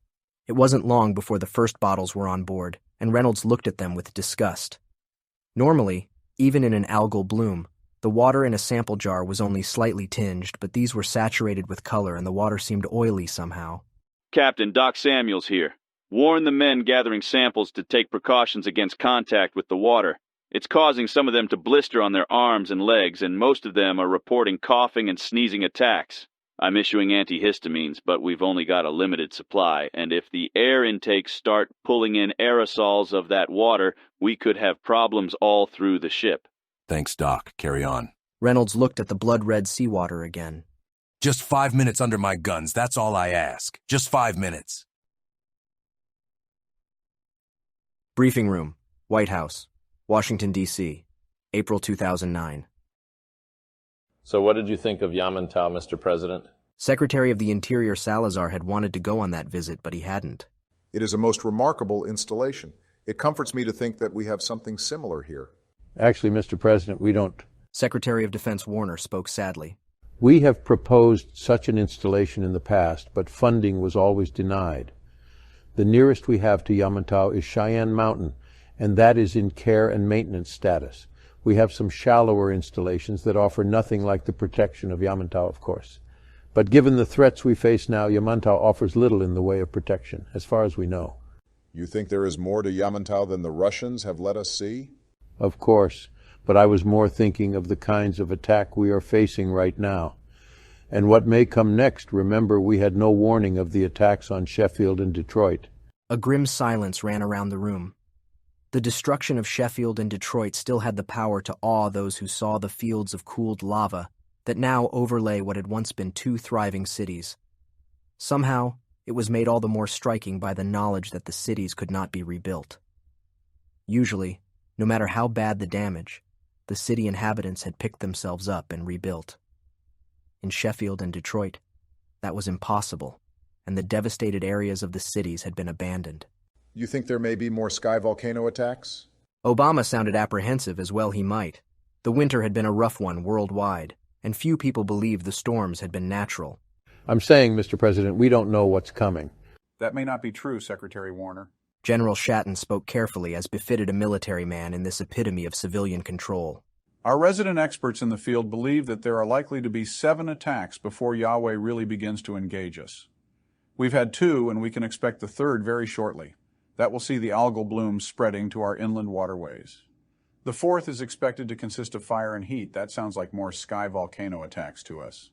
Details on the 5th attack are very indefinite and simply refer to darkness and people gnawing their tongues with pain. The 6th simply says the Euphrates will dry up. Well, that's bad for Iraq, but hardly a gruesome disaster, while the last speaks of a massive earthquake and a rain of giant stones. That sounds like more portal work. Where does this come from? Book of Revelations, Mr. President. Normally we would discount that as a source, but the first 2 attacks do make it look like somebody is sticking to that playbook. And just how long do we have to sit here taking it on the chin like this? We finished off Satan in less than 6 months once we got rolling. Why can't we do the same with Yahweh? Because we can't get at him. Secretary Warner reinserted himself into the conversation deftly. We have no idea where heaven is, we can't find it, and we can't open a portal to it. Our primary hope at the moment is to understand the structure of the space-time continuum in which heaven exists, and then find it by exploiting that understanding. However, I am advised that it is likely we will find that the space-time continuum in question will contain large numbers of habitable entities, and even if we can locate them, finding the right one will be very difficult. At worst, we may end up visiting each in turn until we find the right one. President Abigor has said that is how Satan and Yahweh explored our dimension, although they obviously had no understanding of the science involved. Somehow they got through to planets more or less at random. This just is not good enough. We must find a way of launching a counterattack. So far, this war with heaven has cost us more people and more treasure than the war with hell did. That is hardly surprising, Mr. President. In retrospect, we were very lucky with the curb stomp war. The Baldrics just opened a portal and came straight at us. Not only that, they did so head-on into the biggest concentration of military power we could deploy, and one that was well stocked with munitions. They quite literally couldn't have made it easier for us if they had tried. It's fairly obvious that Yahweh watched that debacle and has decided to try a different approach. I must say, Mr. President, that it is easy to overestimate the damage that is being done to us by these attacks. The anthrax attack cost us 1/3 of our sensitives, and that's limited our ability to construct new portals through to hell. However, we have a contingency plan to deal with the shortage if it becomes critical. And that is? To use Baldrics, especially the Naga, as substitutes for our sensitives. We don't want to do that. The last thing we need is for the Baldrics to think they are actually useful to us, rather than something midway between utterly irrelevant and a nuisance. But it is an option. Anyway, we've had a rough winter, and the rest of the world hasn't been much better. The problem is distinguishing between natural bad weather and the enhanced bad weather that constitutes a Yahweh attack. Some of the attacks are quite clearly the latter, the Missouri tornadoes that destroyed Whiteman Air Force Base, for example.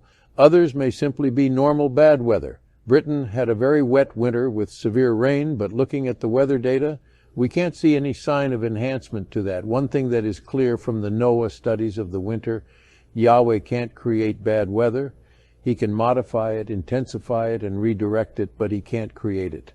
That's very encouraging from our point of view. What about this red tide? Tom, what's the situation? Agriculture Secretary Tom Vilsack leaned forward in his seat. I'll echo what Rob said, Mr. President. It's a bad blow, but we shouldn't overestimate it. The algal bloom is confined to continental shelf areas and then only to isolated parts of that shelf. Those parts make up a substantial proportion of the total maritime area, but by no means all of it.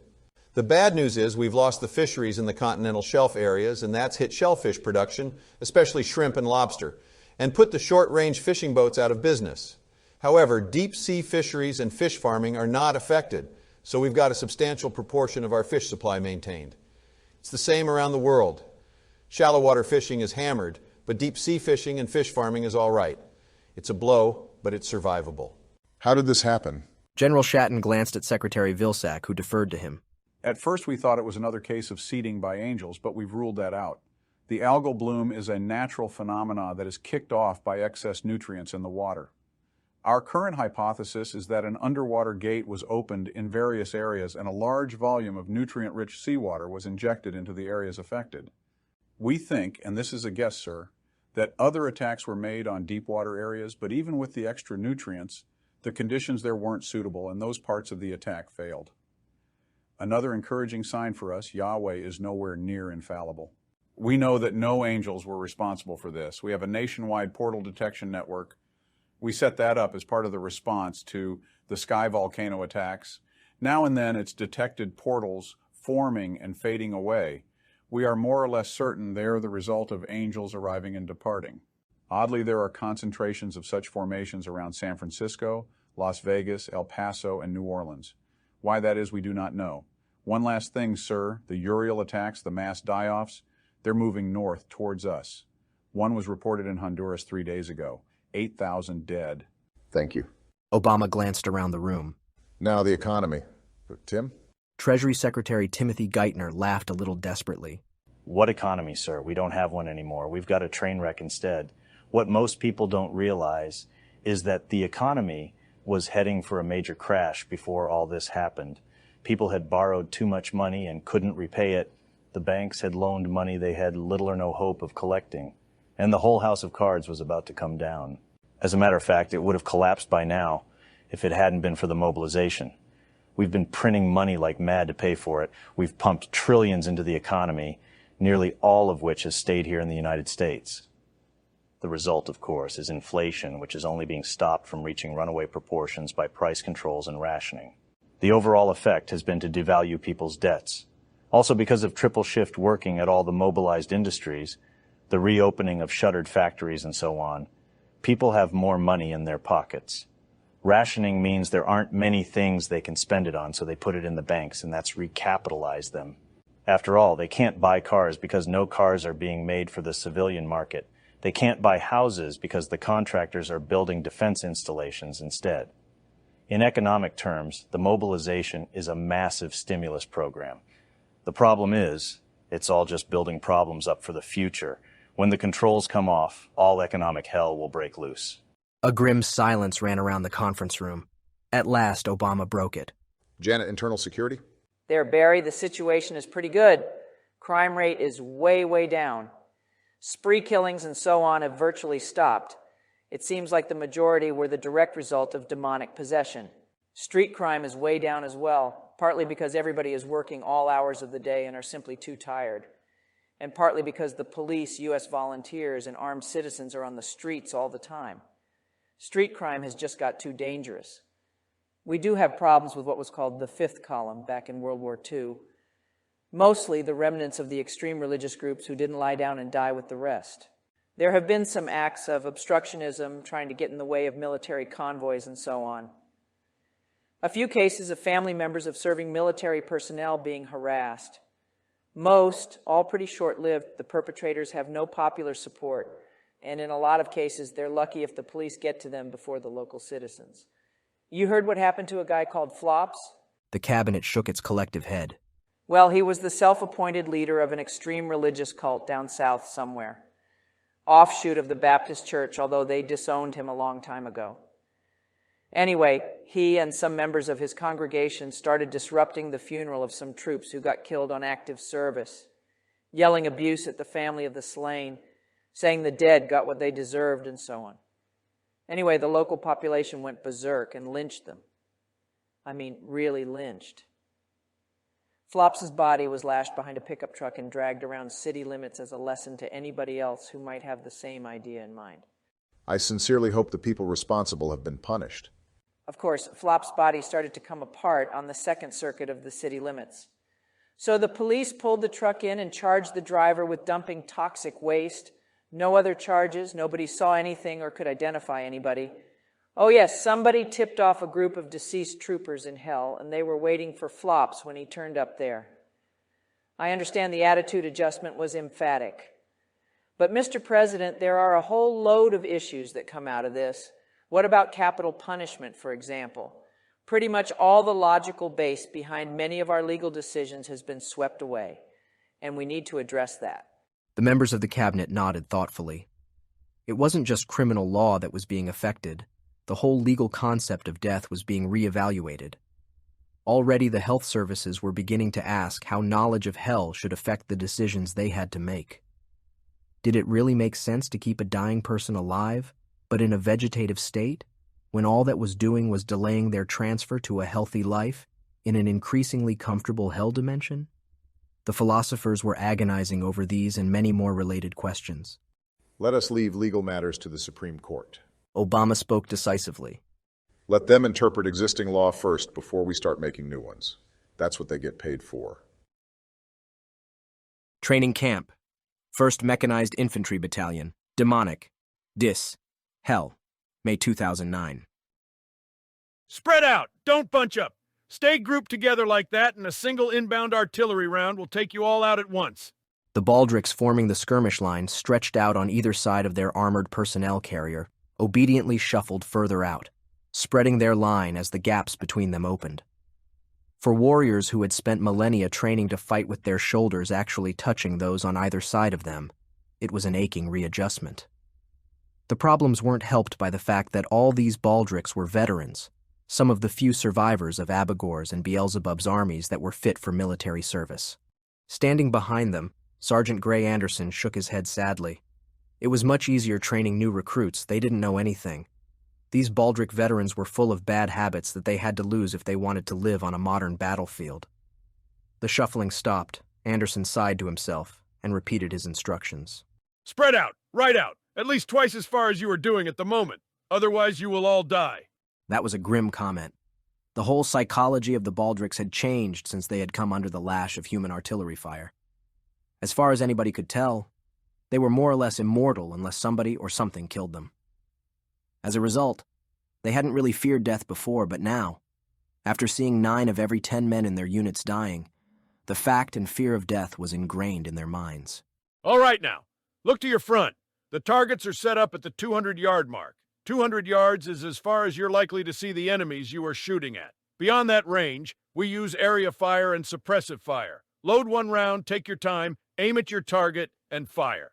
Taloned hands drew a .940-inch Nitro Express round from their ammunition pouches. A quick pressure on the lever under the Martini Henry rifle, and the breech block dropped down. A quick pressure and the round was slid into the chamber. Then the lever was lifted to seal the breech.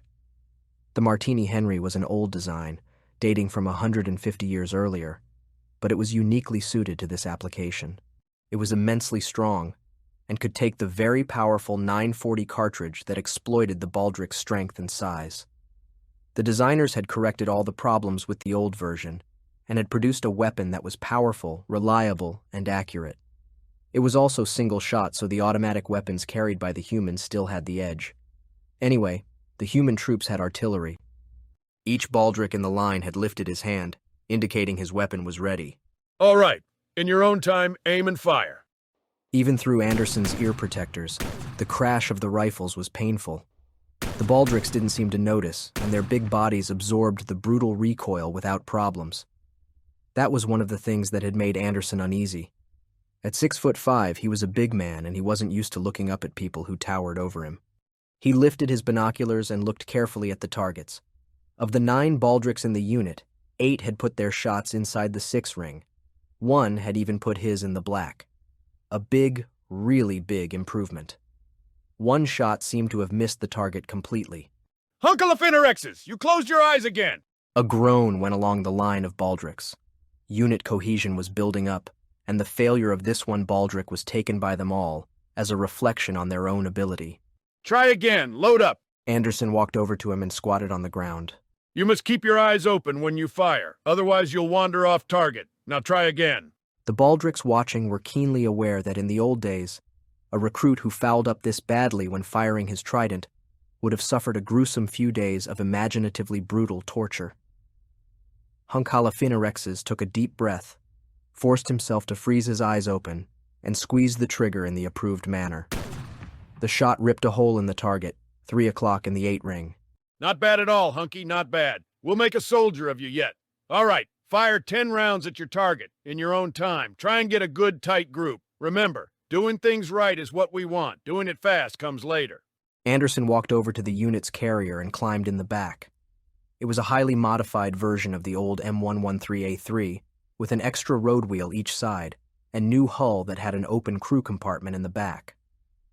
Crew of 9, commander, driver, and gunner, with 6 dismount infantry. The gunner had a .50 caliber machine gun mounted on the forward edge of the fighting compartment. The forward compartment had space for the driver and commander, the latter having a radio. Anderson picked the speaker up and patched through to his platoon command. 1 Delta Alpha Actual here. We're finishing up on the range now. We're coming back in about 30 minutes. The boys will need feeding. Copy that, Alpha Actual. We'll butcher a food beast for them. How are they doing? As well as can be expected, for recruits with so much to unlearn. Anderson sighed gently. It was only a few months before he'd been in a nursing home, remembering his years of military service while marking time, waiting to die. Then there had been the day he hadn't woken up in his room, but in the recovery ward on the Phelan Plain, and the interview with the placement officers who had been waiting for him. One mention of the fact he'd spent 30 years training recruits for Her Majesty's Army, and he'd been found this job. The odd thing was, he was rather enjoying it, and the memories of his life on Earth were becoming remote. Not fading. If he made the effort, they were as clear as they had ever been. But he just didn't think of them so much. His life was here now. Hey, Mitch, do me a favor. Pick out a good-looking food beast for my boys, right? They've worked hard today. Outside CBS Studios, New York, May 2009. I see your show got renewed. Colonel Pascal looked around the inside of the stretched Hummer limousine. It wasn't often that one saw limousines like this anymore, not with gas and diesel fuel being rationed the way it was. But he guessed his companion was a television star, so the studio had certainly made some special arrangements somehow. Anyway, she needed a larger-than-normal vehicle. I was not surprised, given my audience ratings over the first run. Luga Sharmanaska settled back in her seat and poured herself a goblet of champagne from the bar in the rear of her Hummer. Pascal caught her yellow eyes looking sideways at him and guessed that she was already trying to work out what he wanted with her and to turn it to her own advantage. He also wondered if the CBS management had been fully aware of how effective her pheromones could be in a confined space. Demon was still failing to find a counter to their effect. The best that could be done was for anybody dealing with a succubus to be fully aware of the dangers and be on their guard. It didn't always work. Still, it might be that he was being unkind to her. Tonight with Luga was the country's top-rated evening chat show. Most of the country remembered fondly how she had boxed Bernie Madoff into a corner, and he'd tried to bluff his way out by claiming she would have done the same in his position. Her reply, "Of course, but I'm a demon from hell. I'm supposed to be the epitome of evil. What's your excuse?" had even caused the camera operators and stage crew to break out into howls of laughter. Pascal caught another sideways glance from her eyes and reminded himself that she hadn't changed. She'd got a veneer of sophistication and style now, and her clothing sense had improved dramatically, but she was still the same succubus who'd tried to play everybody around her, and was still doing so. You're on 4 months hiatus, I believe? Going to take a trip back to hell? Luga Sharmanaska shook her head. I didn't make many friends back home when I sided with humans. You know Diomos is dead? She died of her injuries during the assassination of Satan. Brain got squeezed inside out, and the exhaust from the missiles fried her. I know that. Luga Sharmanaska more than knew it. She was intimately involved in the power plays that were going on between the various factions that were maneuvering to replace the late and not at all lamented Diomos. Not as a candidate, of course. She had far too enjoyable a position here on Earth, and being on the side of the humans brought with it many benefits. One of them was that each of the factions that did want to provide the succubi with their new queen believed that she had great influence over the humans and could swing their support to her desired candidate. That was why she didn't wish to visit Hell. If she did, the fact that her possession of any such power was a delusion would become all too obvious. As it was, they were competing with each other to offer her the most tempting considerations and privileges. It was, she had decided, much more profitable and much safer to be a queen-maker than a queen. Anyway, she had her audience to think of. So what plans do you have for the next 4 months? I'm going to be resting. Pascal snorted with laughter. Luga Sharmanaska was picking up the habits and traditions of show business with slightly terrifying speed. If she carried on this way, she'd be addressing everybody as darling soon. In other words, you have no commitments and nothing substantial to do. Well, I can fix that. How would you like to return to Demon for a few months? Help us out with giving Yahweh the same treatment we handed out to Satan. How much, and do I get a percentage of the gross? Yep, thought Pascal. Our Luga has been in show business too long already. Voluntary service and no percentage, I fear, although your fans will be ecstatic to hear you volunteered your service to help the war effort. Again. She studied his face carefully while the options ran themselves through her mind. The focus groups had pinned down her one drawback, as in Star was the doubts people had over her final loyalties. This was, Luga thought, unfair. She didn't have any final loyalties. But giving up her time on hiatus to help the human war effort would convince the dubious that she was indeed on their side. As long as volunteering gets me on the news. What do you want me to do? We're getting a battering from Yahweh. We're taking losses, nothing we can't afford, but irritating nonetheless. The problem is, we can't get back at him. Over the last 6 months, every possible way we can get to heaven has been methodically closed down. So we're pulling in every asset we can get our hands on to change that. And you, Luga, are one of them. She nodded. One thought running through her mind was that the Eternal City was effectively a mass of precious stones and looting it would make her a fortune. Another was that poking Yahweh in the eye was always worthwhile. And if it increased the debts that humans owed to her, well, so much the better. Right, I will rephrase my answer. What do you need to know? Essentially, everything you can tell us about the Great Celestial War, how it was fought, where the fighting took place, how heaven and hell managed to get at each other. More than that, what sort of weaponry Yahweh brought to the party. I can answer some of that right here. To get directly from heaven to hell or the other way is very hard indeed. It takes much effort and cooperation from both ends. There were very few such links, and only one survived the war. Heaven Gate, why don't you use that? It's been closed. Very sensible of Yahweh, or I suspect Mikel and Yahweh. Luga pronounced Michael's name demon-style, running all the parts into a single word. Michael is Yahweh's general. But weapons? Nothing compared to yours. He has his beasts, of course, and they are terrible to behold, but compared to your tanks and aircraft? Luga snorted with laughter. Pascal thought that her laughter had a most engaging quality to it, then cudgeled himself over the head. Damn it, those pheromones were dangerous, and the confines of a limousine were perfect for them to develop their effects. He swallowed, got a grip on himself, and continued. That's a good start. Anyway, our experts will need to speak with you. Why do you not ask Abigor? He fought in that war, one of Satan's best generals, or Belial, who was one of his worst. We have no idea where Belial is. Anyway, we never rely on a single source. Very wise. So the humans haven't found Belial yet? Very interesting. Driver, take us to my apartment. Desert, south of Ciudad Juarez, Mexico, May 2009. Does the one above all know what he is asking? I don't think asking is quite accurate, thought Michael Lon. Screaming demands and issuing blood-curdling threats in almost incoherent rage would be a little more accurate. Is there anything that is beyond the knowledge of the all-seeing Father? Yes, he does know what he asks, but there is no alternative. It is the Americans who are the center of the resistance to his divine will, and it is they who must be made to suffer for their disobedience. The city close to here will be a suitable target, I think. It is on the border, so it should be easy prey for you. It is also in Texas, whose state motto is shoot first, keep shooting, shoot some more, and if anybody is left standing, ask some questions. You're in for an interesting time, Uriel Lan Yahweh. There is no easy prey in this world, Michael Lan. There hasn't been for many years, but now things are much, much worse. Everywhere I go, humans scan the skies with their machines. If they see anything suspect, they send up their aircraft to investigate. Since the war started, every time they see something, they fire their missiles as well. Even the poorest and least of their countries have them now. And they have something else, something I do not understand. I have seen only hints of it, but it is beyond my understanding. Michael Lon nodded sympathetically. Humans love their machines. Some of them even give them their own names and speak to them as if they are alive. Mexico is much poorer than America. Come in from the south and the door should be open to you. There is something else. Once all I had to do was to will it, and the humans died. No matter where, no matter when, they died without effort on my part.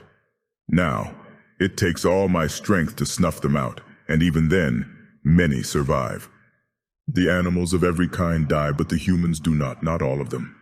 Since this war started, my task has become harder with every day that passes. Their aircraft are worst of all. Once I could steal the lives of the pilot and the aircraft would fall from the sky. Uriel paused, remembering the times when he had seized upon one of the great passenger aircraft the humans used and snuffed out the lives of its crew, leaving the aircraft to crash. To do the same to the human fighter aircraft had often been harder, but now was virtually impossible. He had used all his strength, and the effect had been beneath notice. Michael Lon frowned mightily. Uriel Lanyawe, do you doubt the wisdom of the One above all? Uriel stepped back in sheer shock at the accusation. Never! I am pleased to hear it. You are the fire and sword of the Most High, his most trusted servant and the bringer of wrath upon his enemies. The all-seeing Father would be most disturbed if he was to hear that you believed there were humans who were beyond his reach. You can say that again, and hear it he will. You may tell the One above all that tonight, Uriel will extinguish the city of El Paso. Uriel drew himself up in a mixture of pride and offended dignity. I shall. Now I must leave. I have business in the south. Picking up a consignment of cocaine and some of those exquisite mushrooms. But no need for you to know that. Michael Land gathered his wings, inflated his sacks, and took off, leaving Uriel staring after him. 2nd Battery, 365th Air Defense Battalion, El Paso, Texas, May 2009. Sarge, we've got a bandit on the radar. Sure it's not civilian? There was no need to ask whether it was military or not. There was no identification friend or foe system response, and all military aircraft had such equipment. Of course, it could be on the fritz, but that would then be a problem to sort out later. Better a blue-on-blue kill than a sky volcano opening up over El Paso. If it is, it's way out of the safe lanes. Could be a druggie chancing his luck, of course. Every airport was surrounded by safe lanes that civilian aircraft, on pain of being shot out of the sky, use. Early on, a few pilots had chanced their luck and strayed out of those lanes only to have terminal arguments with missiles or fighters. The first resulting court case had gone to the Supreme Court in record time, where the justices had ruled that responsibility for the shootdowns lay with the pilots who had been flying in prohibited areas. Now the only humans who flew in such areas were smugglers or the terminally stupid. The other alternatives were baldricks or angels, and nobody objected to shooting them on sight. Air Force confirming. An AWACS has the contact as well. They read it coming in from the south, heading almost exactly due north. Speed 180 knots. Altitude 7,500 feet. Any word from the Demon Net? The landlines were already opening up fast. They did every time something showed up somewhere it shouldn't. Nobody could forget Detroit and the 50,000 people who had died there. For a reason nobody could quite understand, the first sign that a portal was about to be opened was that cell phone reception went crazy. Monitoring the disruptions to service gave a warning to those beneath that something dreadful was about to happen. The Demon Net reports no towers out, dropped frame rate is nominal. There's no portal forming out there. Confirmed data. That makes it either a civilian bird way off course or a hostile flying in. Corporal Bond reread the data from the displays. It's on a direct course for El Paso or Ciudad Juarez. Take your pick. I class this one as hostile. The battery commander glanced at the displays. Confirm that. If it isn't, he's too dumb to live. Within range? Sure, those are Pack 3s out there. Get ready to fire. There was a pause. Hold one. The Air Farce are vectoring 2 F-16s in. Trust the flyboys to muscle in. Not so fast. The fighters will be a decoy. They'll herd him over us and distract him. Then, when the time is right, we'll stick 4 PAC-3s up him, and he'll never know they were there. Works for me. Over the desert, south of Ciudad Juarez, Mexico, May 2009. Uriel glided silently through the darkness, savoring the signs of life that came from the bustling city beneath him. If he had his way, he would stay this far south. The city was a fat target, and even the humans' newfound resistance to his touch couldn't save them from a savage death toll. But he had his orders from the one above all, and they were not to be disputed. He would have to go further north, to the American city that lay beyond the river. It was easy to see where the divisor was. Both cities were brightly lit, but the part north of the river was almost garish in its multitude of lights and colors. There was another reason why Uriel knew he was heading further north than he had been for many years. His skin was itching madly, and it got worse by the minute. Somehow the humans knew he was here, and were already preparing one of their explosive welcomes for him. He sent out the first gentle touch of his mind, gauging reaction and response rather than actively trying to snuff out the existences of those beneath him. As he had expected, the resistance was there. It varied in its effects from a hindrance to a complete block. But it was there. It was time to conduct his attack. Uriel concentrated and focused his mind on the northern part of the great sea of light underneath him. His touch was rejected, blocked, neutralized. He concentrated his willpower, pouring energy from his body into the attack, sending out great waves of his touch to blanket the ground beneath. In the part of his mind not conducting the onslaught, he visualized what must be happening on the ground below. The people simply dying as they stood or walked, slumping to the ground, their lives extinguished as if they had never been. His great wings in exultation as the power of his touch lapped the ground below. The resistance was still there, greater than in any of his attacks further south, but he could feel that at least some of the power he was emitting was finally taking its toll. It was then that Uriel realized he was hearing something, a sky-ripping scream that was still far away, but one that got closer all the time. The war cry of a sky chariot, he thought scornfully. The pathetic name that Satan and the fallen that had been exiled to hell had coined for what was simply the noise of a human jet engine. If Satan had bothered to stay in touch with humans, studied them, followed their development, he too would have been warned of the way their knowledge and understanding had suddenly mushroomed out. Quite apart from anything else, Satan would still be alive and ruling hell, not dead and buried with his followers living under human rule. It was time to do something about these aircraft. Uriel made a lazy turn and headed directly towards them. He gathered his energy, redirecting it from the assault on those beneath him, concentrating it into a triumphant trumpet call that would hammer the approaching aircraft from the sky. He had heard how the lesser angels had swept human aircraft from the skies with their trumpeting. Rumor said that almost 50 human aircraft had been destroyed in that one fight. Now, the humans would see what the infinitely greater trumpeting of an archangel could achieve. He summoned his strength, concentrated it into a single great call, and bellowed out its note. It was as if the aircraft had sensed his purpose, for as he had turned to attack them, they had reversed course and fled away from him, their tails glowing bright red. They escaped unscathed. Uriel had the odd impression that his trumpet blast had actually fallen behind them as they fled to safety. He trumpeted again, this time in triumph, for had he not engaged the human aircraft in single combat and forced them to flee in disgrace? He set off in pursuit, knowing it was futile since they were heading north far faster than he could fly. It was then that the constant itching in his skin was replaced by a burning agony that convinced him that he was on fire. Instinctively, he glanced below and behind him to see 4 great streaks of fire closing in on him. The thoughts flashed through his mind. He had been tricked, fooled, lured into an ambush, and he had but a split second to save himself before the missiles tore home. Faster than he had ever done in his life, far faster than was theoretically possible, he opened a portal, and it enveloped him. It slammed shut behind him just a moment before the 4 PAC-3 missiles tore into the sky where it had been.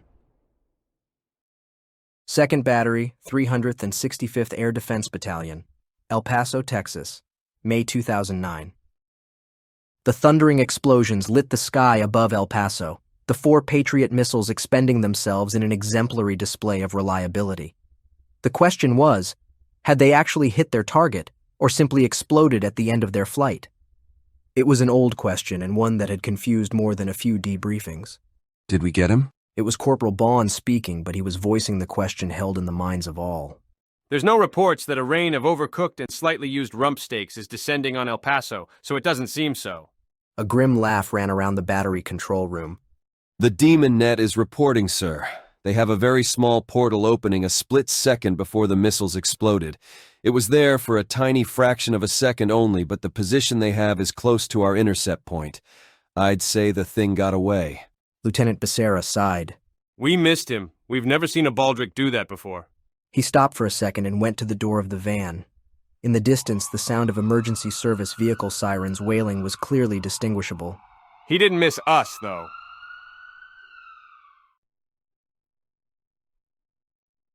Demon Conference Room, the Pentagon, May 2009. Well, did you escape with your virginity intact? General Shatton looked at Colonel Pascal curiously. I tell you, sir, those pheromones are dangerous. It's all right when there's ventilation or the room is large enough, but in a closed space like a limousine, they're insidious. Paschal reflected that he'd noticed all too late that Luga Sharmanaska hadn't had the air conditioning in her limousine turned on. Even when one's expecting them and prepared to discount their effects, they sort of sneak up on one. So he did lose his virginity to her. Dr. Surlethe put a great deal of satisfaction into his voice. Well, it's not surprising. Remember that tabloid journalist from the Inquirer or the Star, one of the supermarket things? Made contact with her, wanting to do an article on sex secrets of the succubi or something. Apparently she sucked him in and he crawled out of her apartment 2 days later, hands shaking so badly he couldn't even type for a week. He's been singing her praises ever since. A guffaw ran around the room. The power the succubi had to seduce people was already legendary. Pascal went bright red, which caused an even greater outburst of laughter. I told you, I didn't lose my virginity to her. I guess you'd lost it somewhere else first then, careless of you. Dr. Koroniko spoke suavely. Of course you realize she's now got your sperm stored away.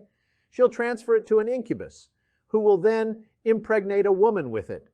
Ugh, squick. The executive assistant taking meeting notes in the corner of the room shuddered with distaste.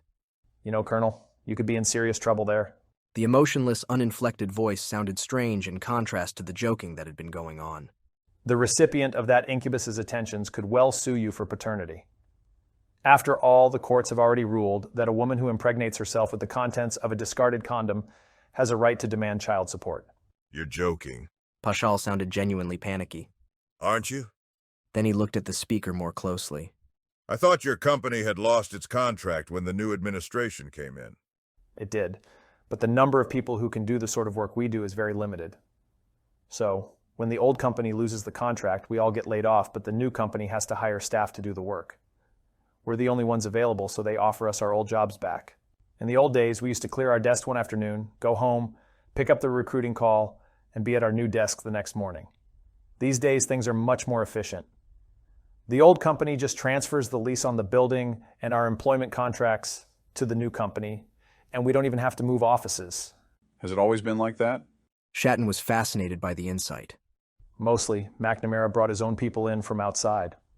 The whiz kids they were called, and they made a pig's breakfast of everything. But they went when he did, and things got back to normal. Or as close to normal as anything gets inside the Beltway. Anyway, Luga's back on the team? She is, thanks to the brave colonel's sacrifice and devotion to duty. Good. I like Luga. The targeteer settled down in a seat. Why does that not surprise me? Shatton opened his pad. You all heard about the attack on El Paso and Ciudad Juarez last night? A ripple of acknowledgement ran around the room, and the meeting got serious very suddenly. We have preliminary casualty figures. More than 30,000 dead, about 3/4 of them in Ciudad Juarez, just over 6,000 in El Paso itself.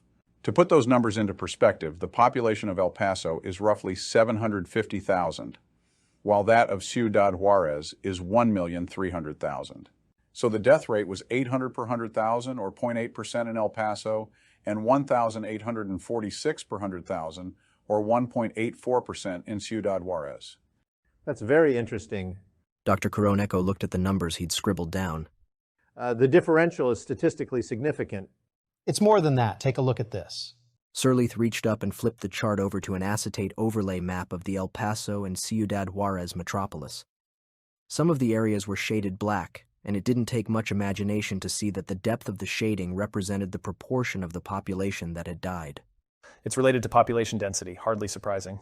The monotone voice was not impressed. Not quite, no. It's a reasonable assumption and one we made at first. Surlethe flipped another acetate overlay onto the map. This is the population density distribution. You can see that it doesn't quite fit. There are substantial discrepancies. But when we use this overlay, the fit is exact. Surlethe flipped a third acetate overlay into place and the attendees nodded. The fit was indeed exact. And what is that map? It's a map of the city divided into areas by relative income. And the conclusion is very obvious. Where people are rich, nobody died. Where people are poor, some died. Where they were destitute, a large number died. Even then, the number of surviving humans far outweigh the dead. But every cat, every dog, every rat, every bird, every animal of every sort is dead. Rich neighborhood or slum neighborhood, it doesn't matter. The animals died, all of them. But the rich didn't die, but the poor did. What does that prove? That Yahweh is a Republican? One of the staffers trotted out the crack, then looked embarrassed at the lack of response. Quite. Dr. Surlethe's comment was withering. It strongly suggests that it's wealth that provided the defense against this kind of attack. We're assuming an archangel called Uriel is responsible, by the way. We've got circumstantial evidence for that and can tie it to a lot more attacks like this down south. They all show the same pattern, by the way. Poor areas got hit much harder than rich areas. So how did the rich differ from the poor? They have more money. The targeteer reflected that the comment was a bliffo, a blinding flash of the obvious. And that means they buy better things. Newer things as well, not old or secondhand stuff. The really poor do without or pick up trash. How did these people and the animals, come to think of it, die anyway? That's the curious thing. The coroners and medical examiners are hard at work trying to find out. The problem is, of course, that the majority of the victims are poor and in poor health to start with. They had a lot of pre-existing conditions that could have caused their deaths, would have done given time, so disentangling what they actually died of is a problem. Then again, some of the dead did die of natural causes. Run down to give one example when a car went out of control because its driver died. The scene was a bit like the attack on Fort Knox in the film of Goldfinger. There's much easier ways of knocking over Fort Knox than that. The targeteer spoke idly. Anyway, do we have any reliable autopsy results? Dr. Surlethe fought down the intense desire to ask what was the best way to rob Fort Knox and opened a file. We have none from the American side, but we do have some preliminary results from an autopsy of an eccentric rich resident of Ciudad Juarez. Apparently, he believed that tinfoil hats were a plot by the United Nations to take over the world and refused to wear one. He did, however, cover his house in aluminum foil. According to the autopsy, he just died of not living. There was no actual cause for his death. He wasn't in perfect health, but he had no conditions that would explain how he died. He just stopped living. The Mexican medical examiner, a good doctor by the way, the people in El Paso speak highly of her, admits to being beaten by this one. There's no reason why he died, he just did. Was he found inside or outside his house? The targeteer had leaned forward slightly. Sort of both. He was on the patio. The roof was foil covered, but not the sides. Why? We know the Baldric's mind control powers work by biologically generated electromagnetic radiation. That's why we all wear hats these days. Unconsciously, he touched his Nuke the Whale's baseball cap, a gesture that was repeated by several of those present. To humans, headwear had become the same sort of good luck talisman that had once been represented by rabbit's feet, crucifixes, and St. Christopher medallions. They can use that capability to project images into the human mind and make us believe and act on those images. They can't read minds, of course, never could, but they can possess our minds. So, suppose this Uriel fellow has the ability to simply suppress the parts of our minds that keep us alive. You know, make our hearts beat, keep us breathing, all that good stuff. The targeteer thought for a second. I wonder if there's an eccentric old lady in El Paso who put a tinfoil hat on her much beloved little dog. And if there is, I bet that dog is still alive. But if that's the case, why the differential between rich and poor? Everybody has a tinfoil hat these days. It was the same staffer who had made the crack about Yahweh being a Republican. Dr. Surlethe snorted. That's easy to figure out. We covered it earlier. The rich have more money, they buy better things. I bet if we compare the tinfoil hats worn by the rich people in the area, they're a lot better made than the ones the poor have. And I bet the rich were the first to upgrade their houses to have metal screening built into the walls. That comparison is easy to make. Dr. Kuroneko pulled a spare cap from his briefcase. Standard U.S. protective hat. The insulating lining is a sandwich. 2 layers of aluminum foil with a thin layer of foamed aluminum between them. That's pretty much what everybody has, and if you buy a hat at any mall, this is what it'll have built into it. The standard aid cap, the one given out to people across the world, is just a single layer of aluminum foil. It's just folded cooking foil, really. I'll run some propagation tests, but my guess is that our caps have an order of magnitude better screening effect on electromagnetic radiation than the standard aid cap. You needn't run the tests. I can guarantee that is so. The targeteer smiled. That laminate was designed to shield military equipment. Its ability to shield against incident electromagnetic signals or surges is very high. This use for it was purely serendipitous. Worked in our favor, though. The sheer scale of production needed for hats has cut the cost of the laminate way down. EMP resistance. Kuroneko wasn't really asking a question. You got it. Also, shielding bridges on warships from their own radars and other emitters. Well, that just about explains the differential. But there's something else that is worrying me. Why is the death toll so low?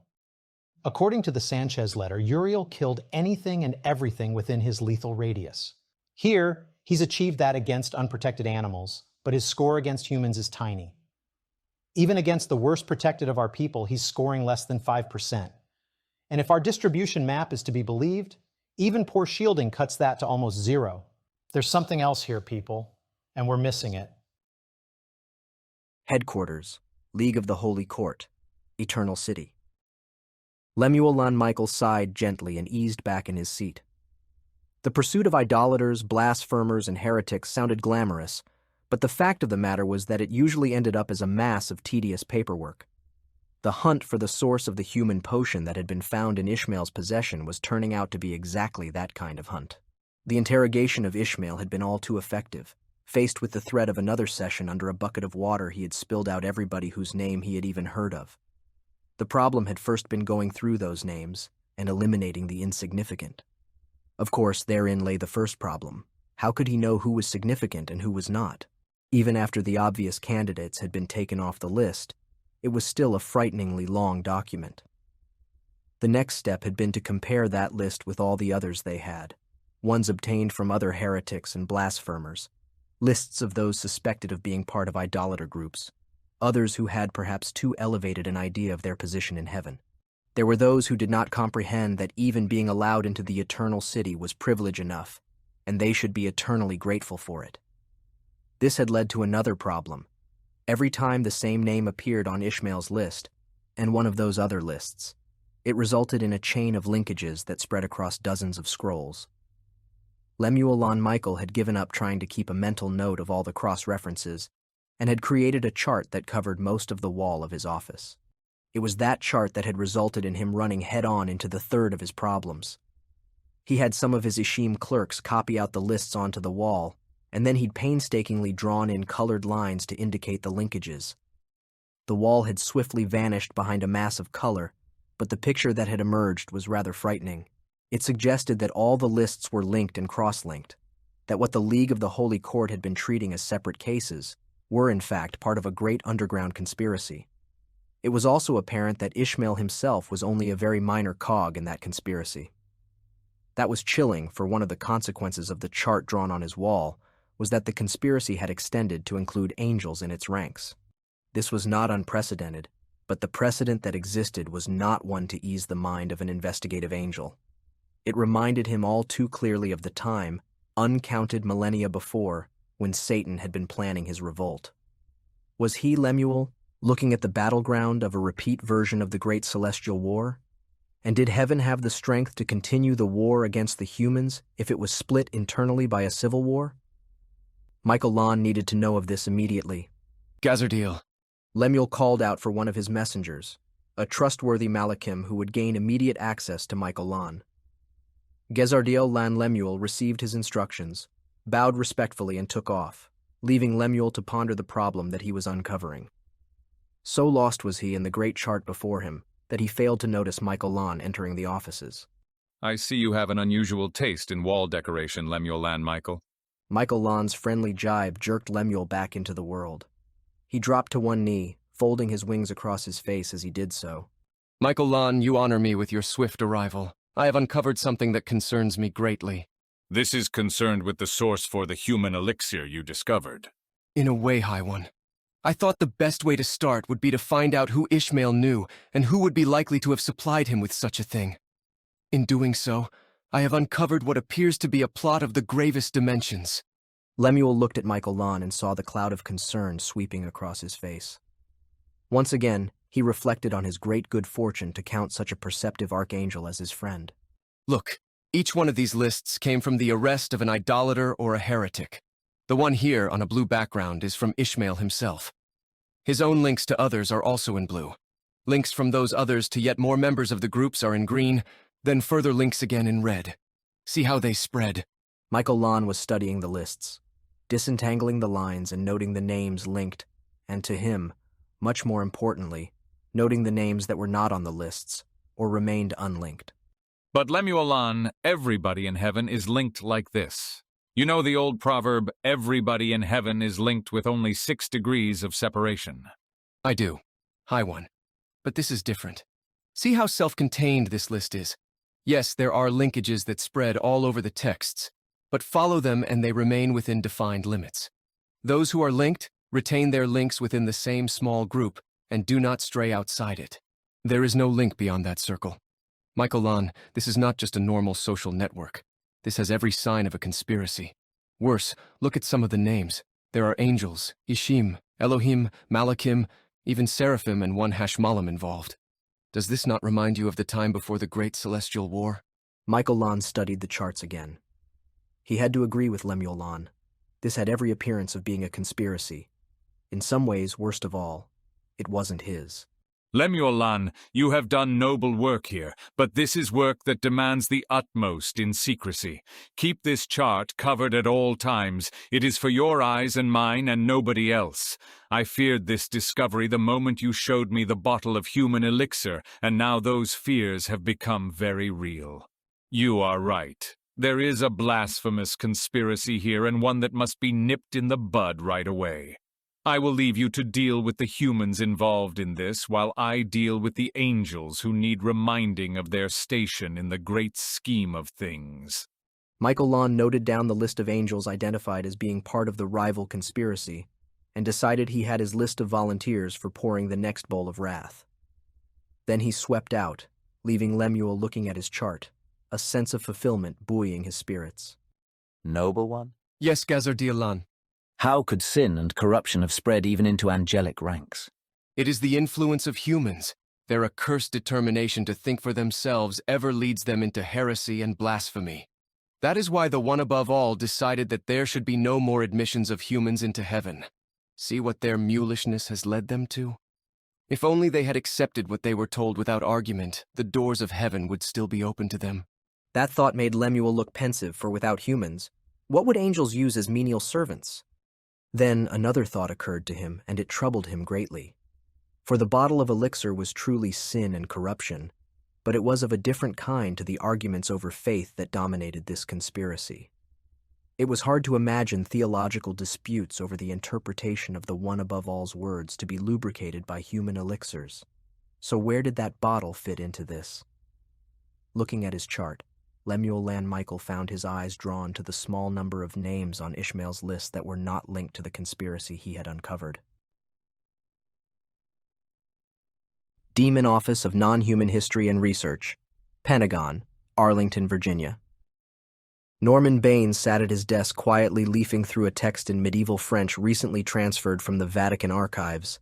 To be truthful, desk was an understatement, as the main table in his office was piled with various books as high as 6 feet, and was becoming more of a fort. There were high-res digital scans on his computer, of course, but Norman absorbed the information better if it was in his hands.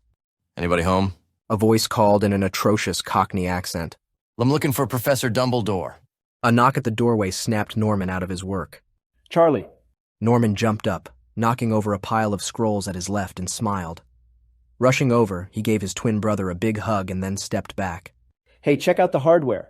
He made a motion of shining his brother's rank insignia. Captain Baines, eh?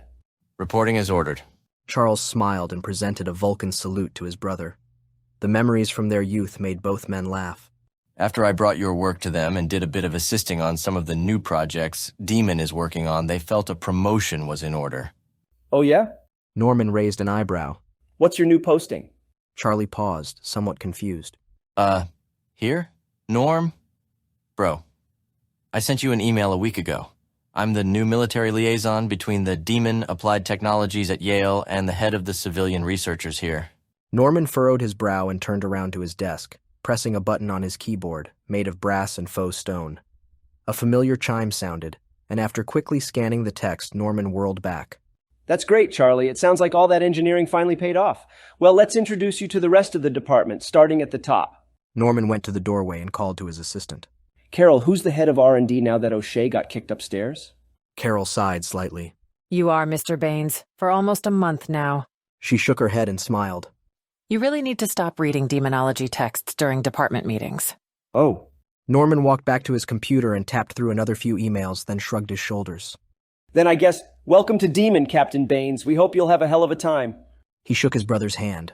Why don't we get some dinner and then I'll show you around? It's 10 a.m., Norman. Charlie shook his head at his brother. Oh. Norman checked his watch, and Charlie noticed the numbers were a system he didn't recognize. I guess I did that whole staying up late reading thing again. Carol. He called. How long have I been here? Almost 2 days, sir. Today is Thursday. There's a change of clothes on the hook in your bathroom. You can freshen up there. Norman glanced at his brother questioningly, and Charlie made a display of holding his nose in one hand and pointing with the other. Norman returned the salute and dashed off to his private bathroom while Charlie sat down chuckling. So you're the one who's keeping my brother fed, watered, and fully dressed? Yes, sir, Captain Baines. As much as can be expected. Sometimes he wanders off through the archives and we can't find him. We gave him a GPS tracker, but he lost it. Carol continued reviewing and compiling reports for Norman. He's a brilliant man, Captain. He just tends to get tunnel vision. A good assistant knows how best to direct and guide the people they work for. You should see some of the intel he pulls out of those texts. It's astounding. Yeah, you should have seen him when he was a dungeon master. Memorized about 40 books in under 2 months. He grinned. The adventures were fun, too. Carol smiled mischievously and held up a small amethyst dodecahedron. They still are, Captain. I have a level 9 tiefling. Tuesday night is game night. Just when Charlie began to ask a follow-up question, his brother returned.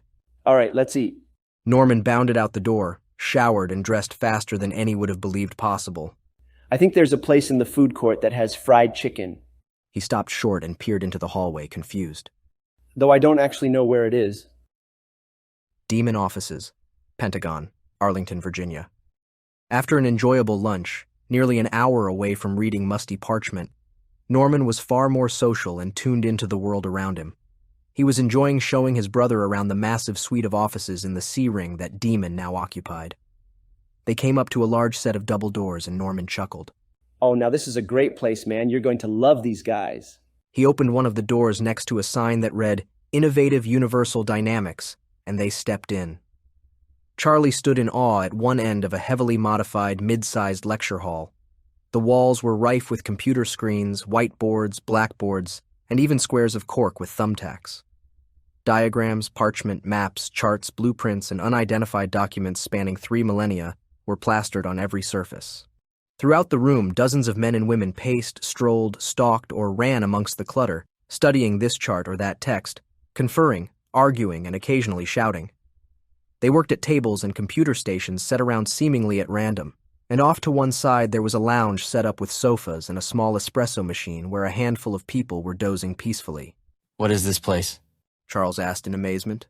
This? Norman waved at the room in a grand proclamation. Is where we try to make sense of it all. Since the discovery of the existence of hell and heaven, physicists have had to throw out a lot of what they thought they knew and start over. We've got people here from all over the spectrum that try to take what's been observed about hell with what we know about our universe and try and fit them together. It's sort of like a mad scientist convention, only with fewer superweapons. A man in his late 30s walked up to the pair of brothers and shook Norman's hand. Good to see you again, Norm. You here for another round? No thanks, Doc. I'm just showing my brother our facilities. He's the new liaison from AP Tech. He motioned to his brother. Captain Charles Baines, this is Dr. Junghali, Lord of the Tank. The tank? Oh yes, that's what we call it. Dr. Junghali swept his arms around and up as though he was addressing the masses of an imaginary throng. free-spirited discourse on the nature of existence. I suppose we could have called it a saloon, but well, these things tend to go their own way. If you've ever got some free time, Captain, feel free to stop by. An engineer with a military mindset could help immensely. Thanks, Doctor. Charles shook his hand. But I'm afraid my time at the Academy didn't cover quantum mechanics or multidimensional math. Bah, that's not what we're doing here. Dr. Jung Holly shook his head and grimaced as though he was tasting a bitter pill.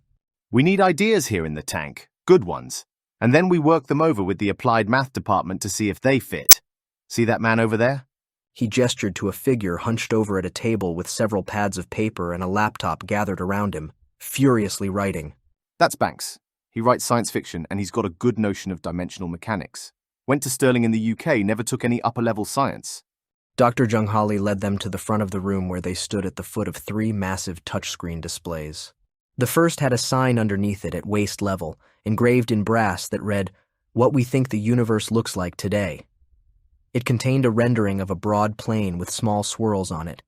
You see, right now, we think that all of existence is about 2 orders of magnitude older than the universe, and that most of it is just white noise. But he held up a finger and Charlie had a flashback to his college physics lectures.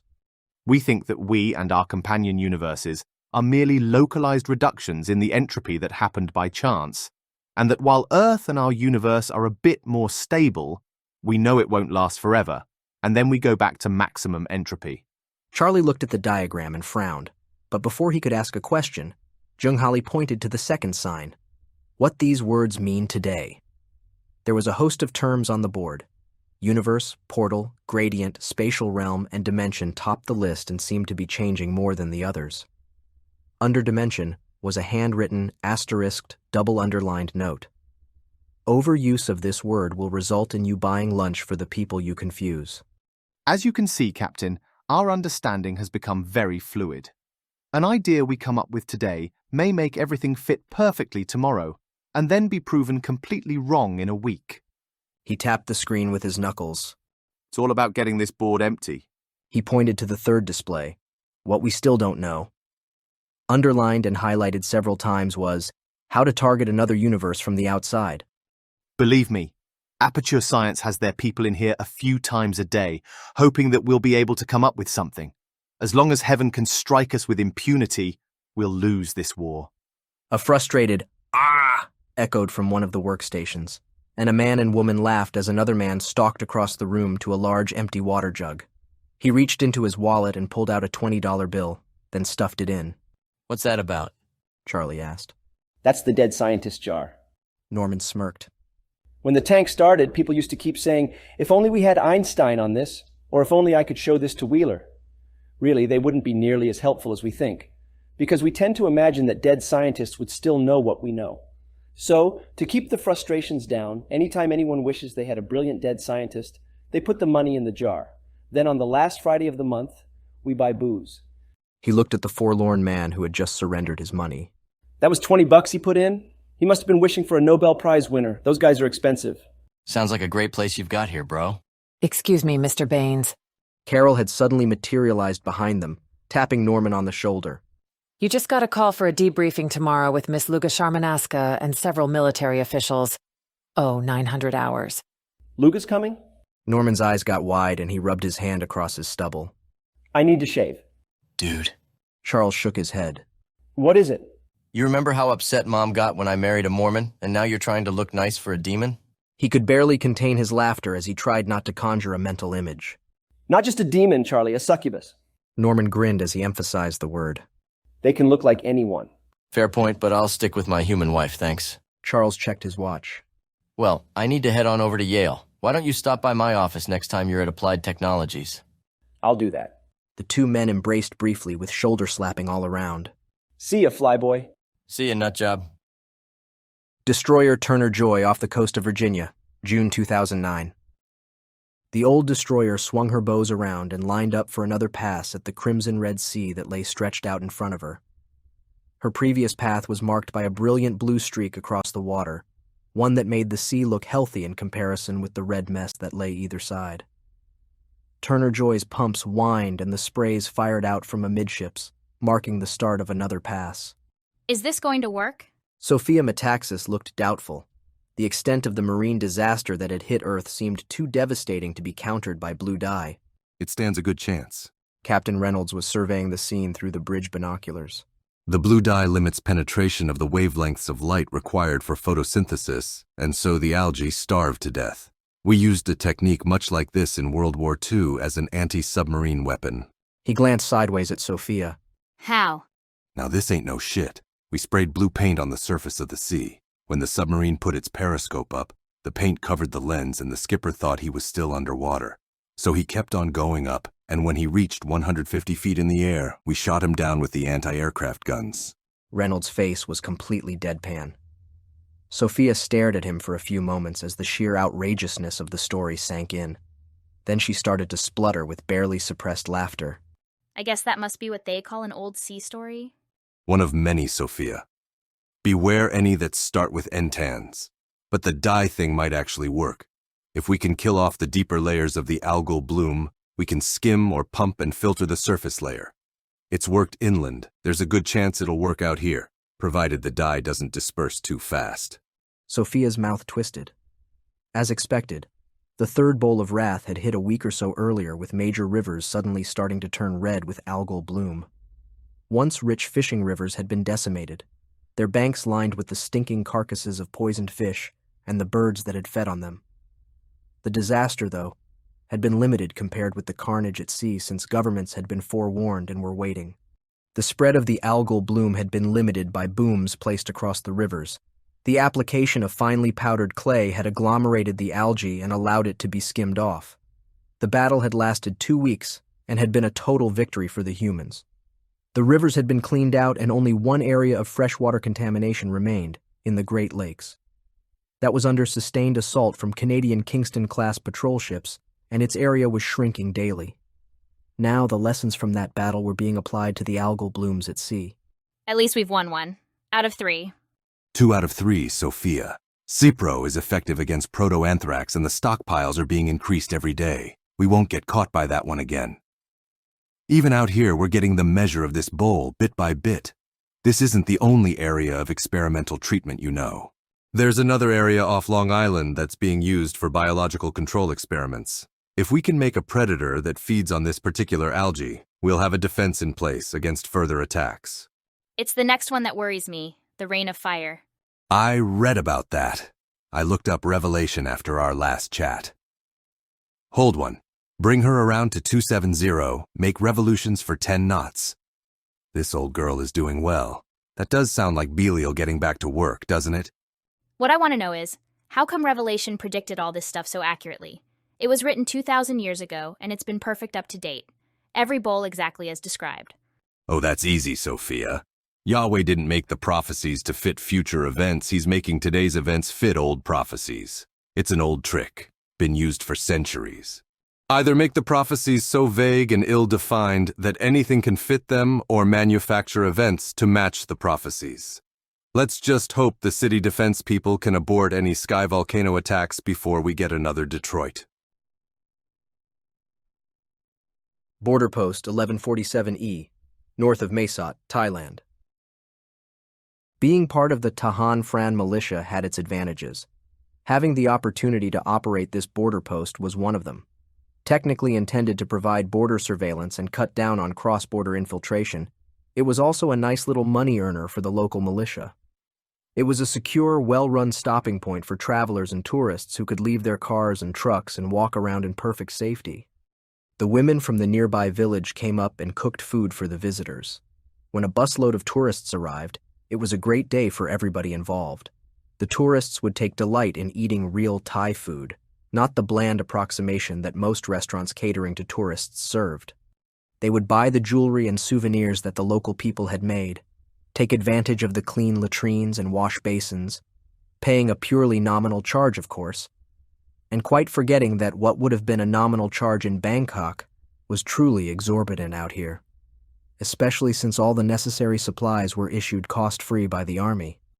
There were even a few guest huts where people could stay overnight if they wished, and that was both another source of income and the supply of some more basic entertainment. The Tahan Fran contingent was mostly comprised of young men in their early 20s, fit and well turned out. The younger European women in the tourist buses seemed to find them quite irresistible, and the arrival of a tourist bus for the night usually meant that at least one of the young militiamen would get lucky. The girls in the Tahan Fran outfit might have been expected to object, but they had their own suitors. It seemed that the male tourists found girls who handled guns with nonchalant competence equally irresistible. Captain Momrajong Lon Thongtam smiled happily at the stray thoughts, then continued his inspection of the border post perimeter. Despite the various distractions of the day, the post had continued to function as a military base, sending out patrols to check the border and establishing roadblocks so that trucks could be inspected for contraband. Sometimes drugs, sometimes people, sometimes just the small luxuries of life that were commonplace here in Thailand, but unknown over the border in Myanmar. Smuggling was a well-established local tradition here. Now dusk had fallen. The need for an alert status had increased. Lon knew that the serious smugglers only moved at night, and keeping them under control meant night patrol work. Fortunately, no tourist buses were staying overnight in 1147E today, and the local villagers had all gone home. That meant the base was a purely military facility once more. Any sign of movement out there, Kip? Like most Tahan Fran outfits, the members of this unit had grown up together and knew each other far too well for military formality to take hold. Sergeant Charnvit Kip Chachavalpongpun frowned. I don't think so, Lon. Nothing I can put my finger on, but... I know. Something's out there. I can sense it, too. Lon joined his sergeant in frowning. One of the advantages that Tahan Fran had over the regular army was that they were locals who knew the area intimately. They knew the jungle, understood its moods, could listen to it when it tried to speak to them. The regulars couldn't have that level of local knowledge. Now the jungle was telling them that there were strangers around. You think there's baldricks coming? The sergeant spoke quietly, but the concern in his voice was obvious. The Tahan Fran still had 5.56 M1601s, weapons that were virtually useless against the baldricks. Units in the cities had the heavy-caliber weapons that were more suitable for that kind of enemy. Not baldricks, no. Lon peered out into the darkness.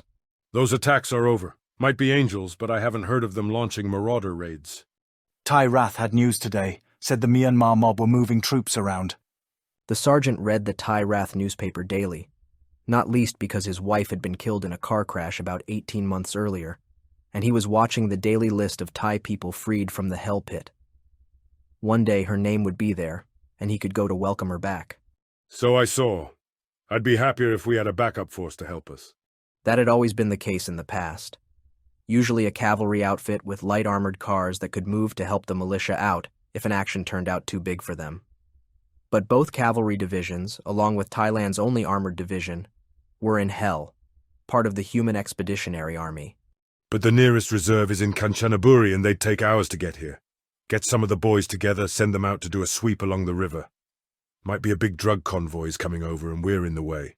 The sergeant nodded and turned away to organize a squad-sized patrol. It was possible a big drug shipment was being smuggled over, and that meant the post would come under attack to stop them interfering. The only problem was that there had been no such shipments for 2 years or more. It was whispered that the Myanmar junta had a huge new customer who was taking all the street corner pharmaceuticals they could produce. As he turned, over in the tree line beyond the post perimeter, a flock of birds took to the skies, screaming in protest at the interruption of their nightly rest. Sergeant and captain looked at each other with their eyes widened in recognition of what the disturbance signified. The Lon's hand smacked the alert button. The wail of the two-armed siren almost drowned out the whistle of the descending mortar rounds. Whoever the mortar crews were, they were good. The first salvo of rounds crashed into the barracks area, shattering the timber buildings and setting the ruins ablaze. By the light of the fires, Lon saw the men and women of his unit scattering to their preset defense positions on the perimeter. The warning had been adequate, just to get most of them out of the barracks, but he could see from the numbers that some hadn't made it, and that his little force had already been depleted.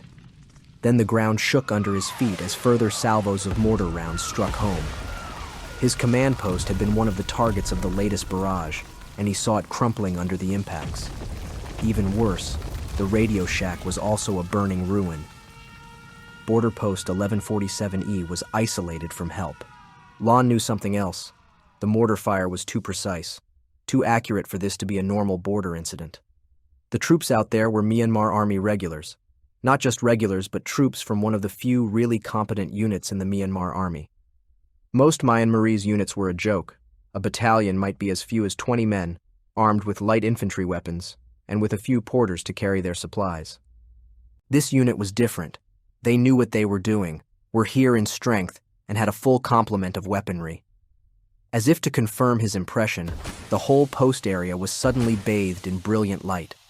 The mortars had switched to firing flares, illuminating their targets while the surrounding jungle remained in darkness. The crackle of machine gun fire from his defenses just confirmed what he already knew. The main attack was just starting. The damage to his command post was as bad as he had feared. He had taken a few seconds to run over to it, but the building was gone. His radio operator was dead, stretched out over her equipment, her body torn by the fragments from the mortar round. The professional part of his mind told Lon that there was hope here. She had been killed while on the air. It was possible that a warning of the assault and a plea for help had gone out in time. The personal part of his mind was shut down. Only later would he mourn the death of a girl he had known since her earliest school days. Out on the perimeter, the Tahan Fran militia were blinded by the flare illumination of their border post. The white light had destroyed their night vision, and the surrounding jungle was an impenetrable black shadow, lit only by the muzzle flashes of the Myanmarese troops as they started their assault. There was a solution to this problem, though, a well-established one.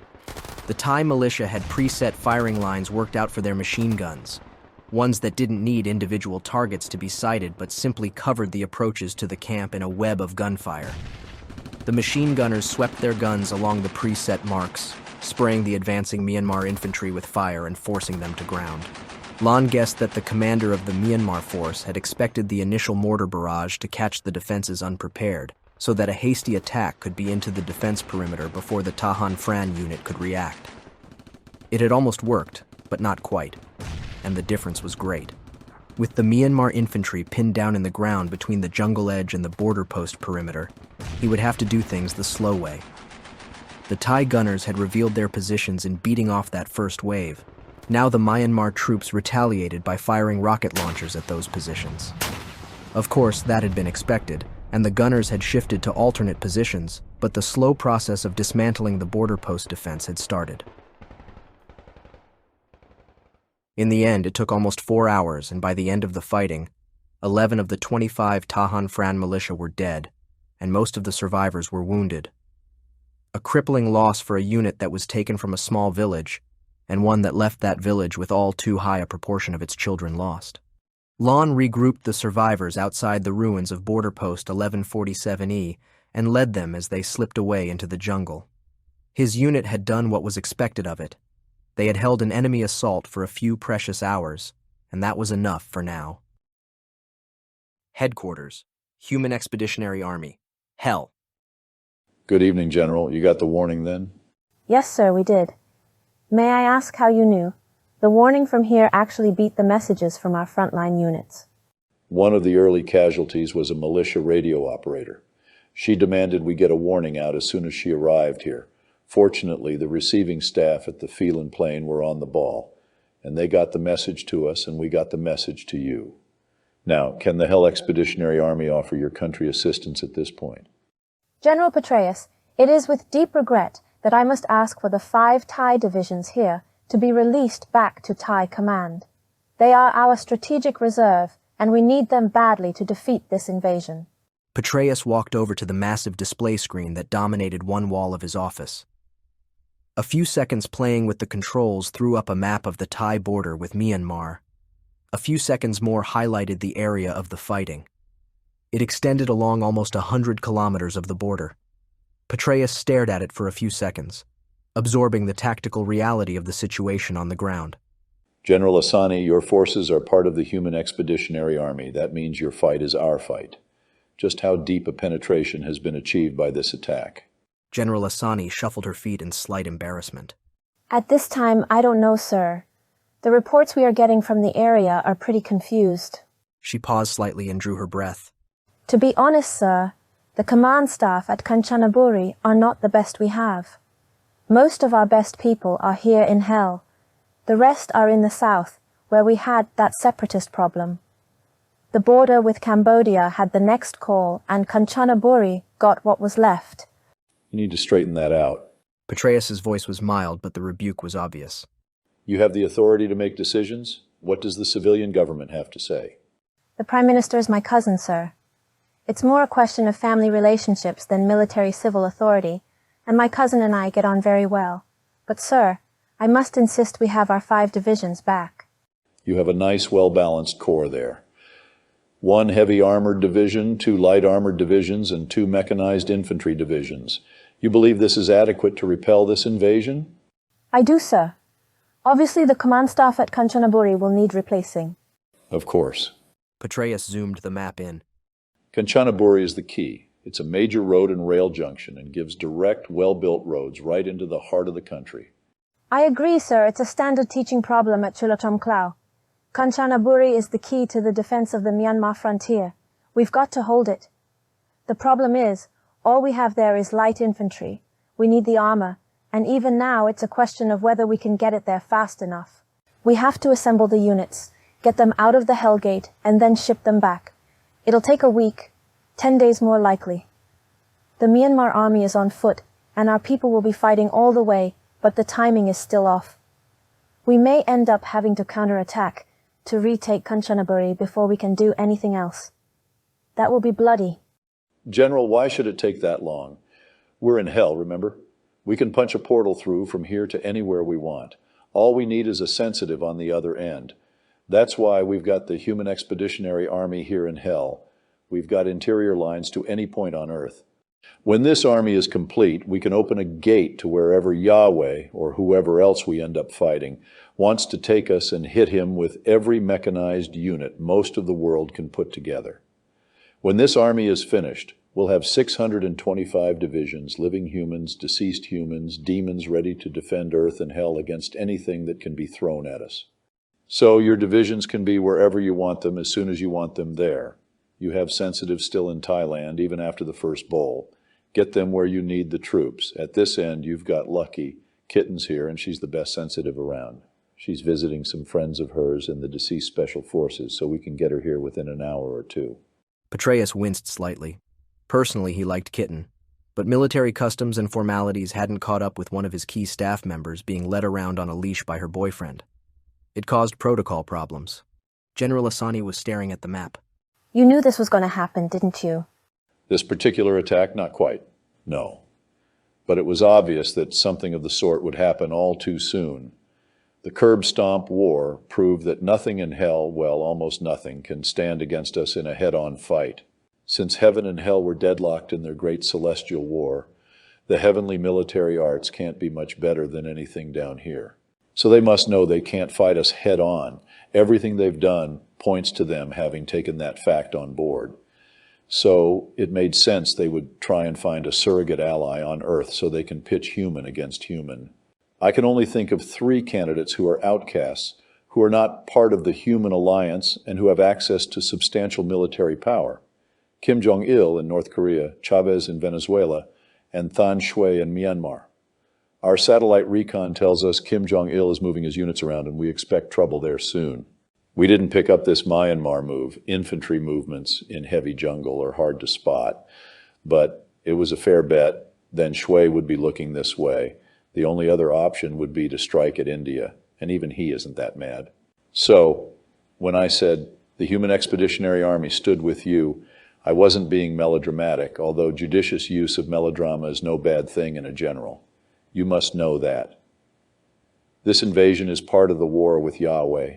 Defeat it, and we defeat his purpose.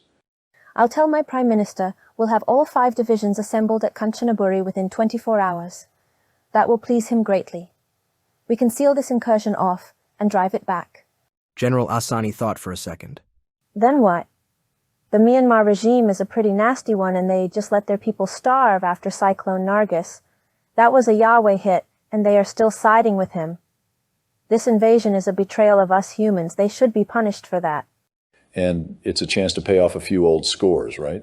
General Asani kicked herself. She'd forgotten this general was a military history scholar of notable repute. Of course, but even so, it's still the right thing to do.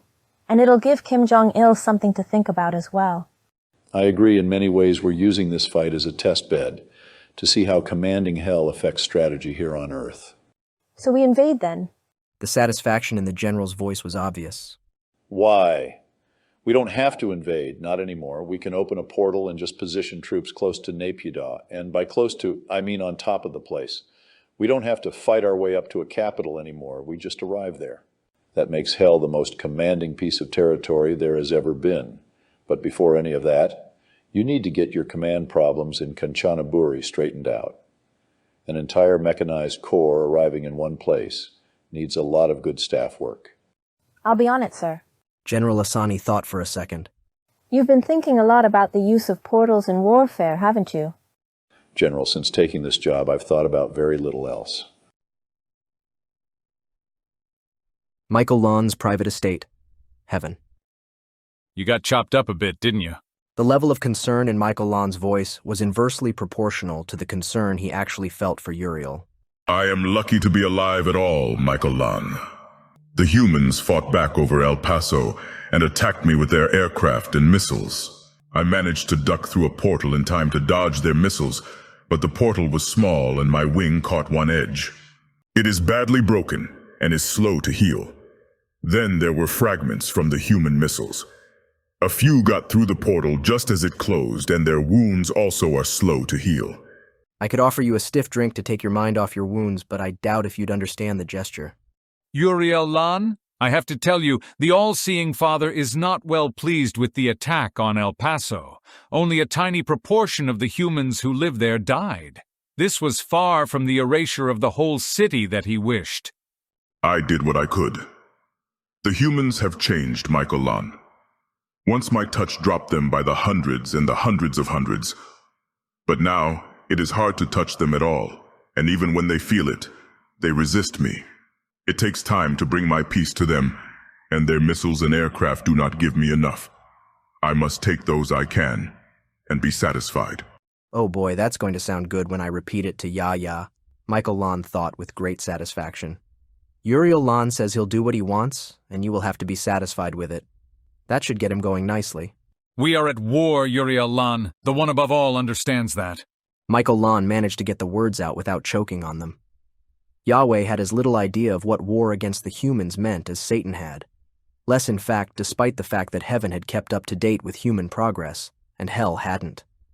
It was an old problem, one that went back uncounted millennia. There were people who just refused to hear anything that didn't suit their pre-existing beliefs. Yahweh still had a mental picture of humans as trusting, thoughtless sheep, and he allowed nothing to interfere with it. The idea that the sheep had turned into ruthless killers simply did not register with him. Michael Lan took the train of thought further. Even if Yahweh woke up and smelled the coffee, it wouldn't help him. It was one thing to read about what human weapons could do, quite another to see the reality and the meaning it imposed. The way humans filled a battlefield with fire and steel had no equivalent in angelic memory. Michael Lan, you know humans. Where should I strike next? Uriel asked the advice, half hoping he would be told to drop the whole idea. Michael Lan thought it over carefully. Texas? Where people were trigger-happy and armed to the teeth? Uriel wouldn't fall for that again. He thought briefly about sending Uriel within striking distance of Nellis Air Force Base and the Tonopah test range where the humans had killing machines advanced even beyond their standards. The problem there was that the only viable target in Nevada was his beloved Las Vegas, and no way was he going to let Uriel loose on that city. California? Now there was a thought. Suddenly inspiration hit him. A city full of Marines, surrounded by fighter bases and missile batteries and home to a large proportion of the U.S. Navy. Perfect.